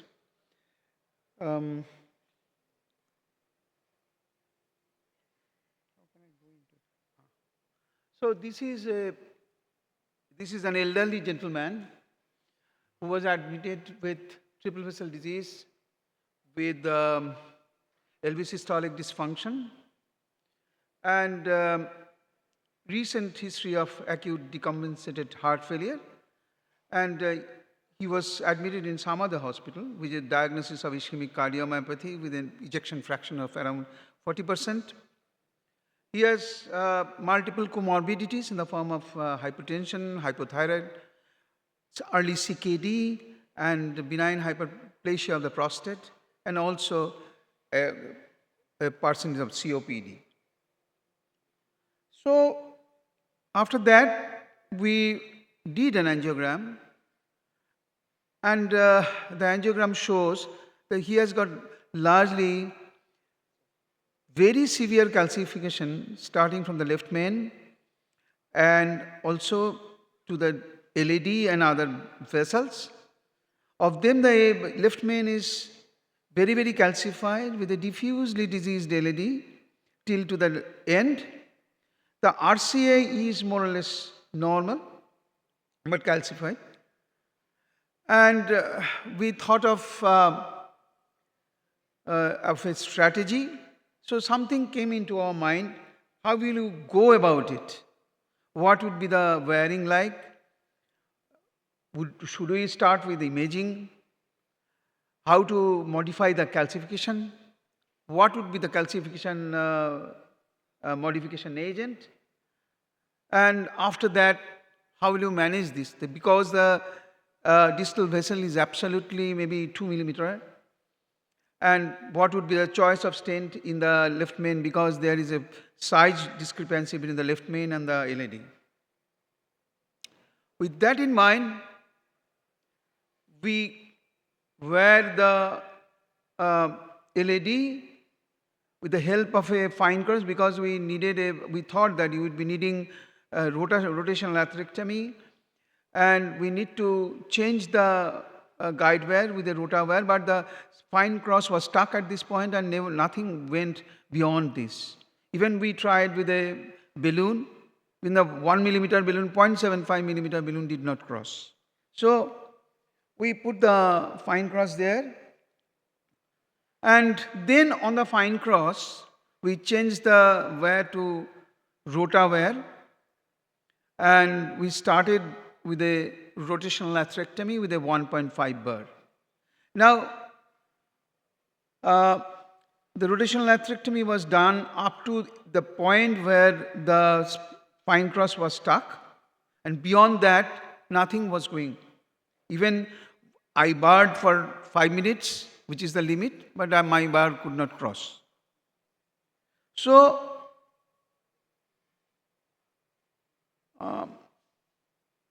after that, I had no other choice, but I downsized the bar to 1.25. And after barring for a few seconds, it crossed. And I had this type of lesion preparation with rota. Then we went for an IVUS. So the IVUS image post-rotational atherectomy shows that the distal vessel is really small. It may be a negative remodeling, I don't know. but there is 360-degree calcium with some good cut around from the rotational atherectomy. So we thought that we would be dilating with the balloon first, and I dilated the distal arteries with a low pressure balloon, NC balloon, and after that we had a good balloon dilatation in the distal part. So my intention was to put a drug-coated balloon there, as because the arteries are very small and around 2 millimeter. So I put a DEB, drug-coated balloon agent, 2 into 30 millimeter from mid to distal LAD at 6 atmosphere for 1 minute.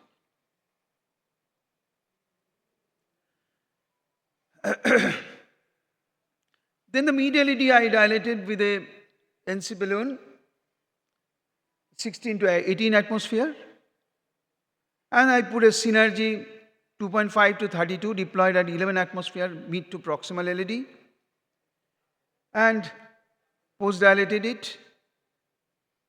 Now I further dilated the LAD and the LMCA with NC balloon 3 into 12 at very high pressure, and then I thought of using a stent which is designed for expansion without having distortion, and it has got a high radial strength, and also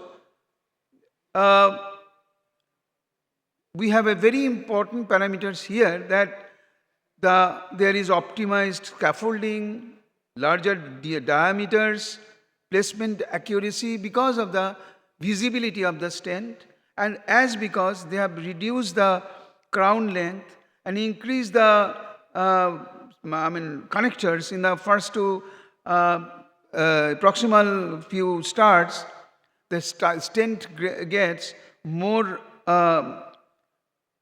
stable, and particularly after the post-pot and everything, when the guide catheter comes in and out, it is more stable and there is less elongation or distortion of the stent. And also, with shortening of the crown length, the side branch opening is more oval, more circular than oval, which was present in the initial part of the synergy stent. Now, this is the stent. So, I used a Megatron 3.5 to 24 from the ostial left main to overlapping the synergy stent, and we did a pot at 4.5 with emerge 4.5 into 8, and ultimately we post dilated the segments down and did an imaging, and the IVUS imaging post stenting shows good areas, well apposition, and also in the distally where there is no stent, it is around 3.94 millimeters. I think it is okay. And so this is the left main is 15 and the ostial LED is 8.38. We have achieved the results. So this is the final result after stenting. So my final tips and takeaways are, in calcified vessels, and we need to have strategies, plan A, B and C, because not all plan will be successful in all cases. We thought of rotablating the whole thing with a 1.5 bar, but it did not happen. We needed to downsize the bar. Proper selection of the device is extremely important. And in LMCA stenting, proper plaque modification, selection of the stent and proper achievement of the MSA is the clue for better survival. DEB are the new device and might be very helpful in long diffuse stenosis, even calcified vessels after good plaque modification. And I think there lies the future in our countries, in subcontinent, because we have a lot of diffuse disease in our system, subcontinent. Thank you for patient hearing.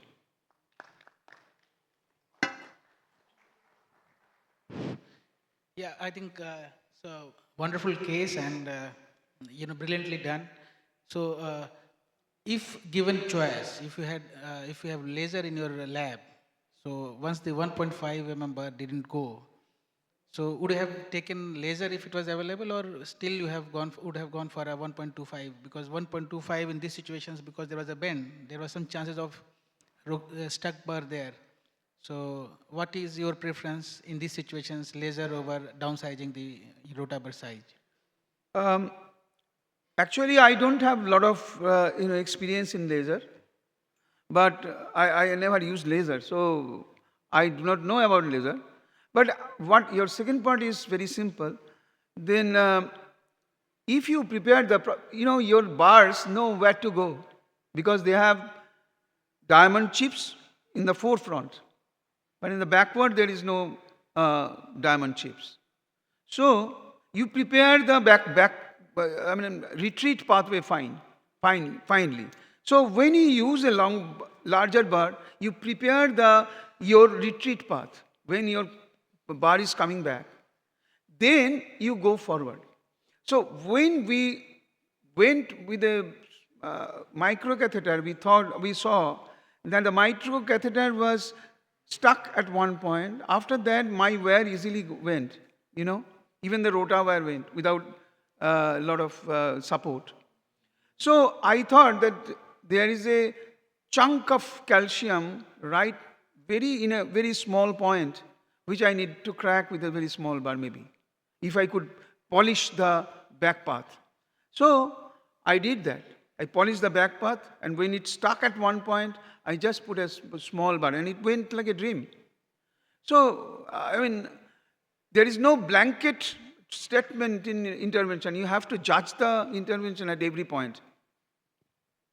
I think just because somebody brought up the laser, the indication for laser is not rota uncrossable, it's balloon uncrossable. So here we have a rota uncrossable where the laser won't work because it's heavy calcium. Laser is not an indication for heavily calcified arteries. So I wouldn't say the laser will help in this situation. But one of the things I tend to do sometimes is I put a guidezilla, get the guide or the guide extension catheter up to the mid zone and then try the 1.5, increasing the burst speed a little bit more. 160 you're doing, I would have just gone a little 182. Just when you're burring, sometimes it works. But as you rightly said, there's no blanket rules for all these things. If you're safe enough, you can just downgrade to 1.25 and go, or I would have just tried one more of it with a guide extension catheter to give a support, just 3 or 5 millimeter proximal to the tight lesion where we have, and then done it as well. Just give one try before I switch over to another rotor link plus or rotor bar. Now, the point is the patient had a very severe left main disease. The left main is around 4.5, and I used a 1.5 bar only to polish. So I thought that using anything like a guide extension would have choked the left main. That is the fear I had. If it would have been a right coronary, I would have gone with that. No, that's fine. What I liked about the case is that it was kind of matter of fact. Step by step, this worked, this didn't work, and then you had a great result at the end. It was almost as if it was routine. It came across as a very simple, straightforward routine using modern technology that's available. The second thing I liked about the case is the use of the Megatron, because I think that we have been too confident that the stents designed by the engineers for flexibility and tortuosity also will have the radial strength of a left main that's calcified. The one thing I will disagree with my colleague, laser could have worked in this situation. The way the laser works is by causing fracture of the calcium, particularly if you lase in a contrast field lumen. So the laser fiber or laser catheter is against the calcium. You have a contrast filled lumen you activate the laser and it creates microbubbles that fracture the calcium. And sometimes the leading edge of the calcium, the leading surface of the calcium, is the toughest. And once you open that up, you can either approach it with a small balloon, or sometimes, quite frankly, even then with rotational atherectomy. But very nice case. Thank you, sir. Excellent case. Thank you. As I said, we're having a very truncated symposium, so thank you very much for your participation.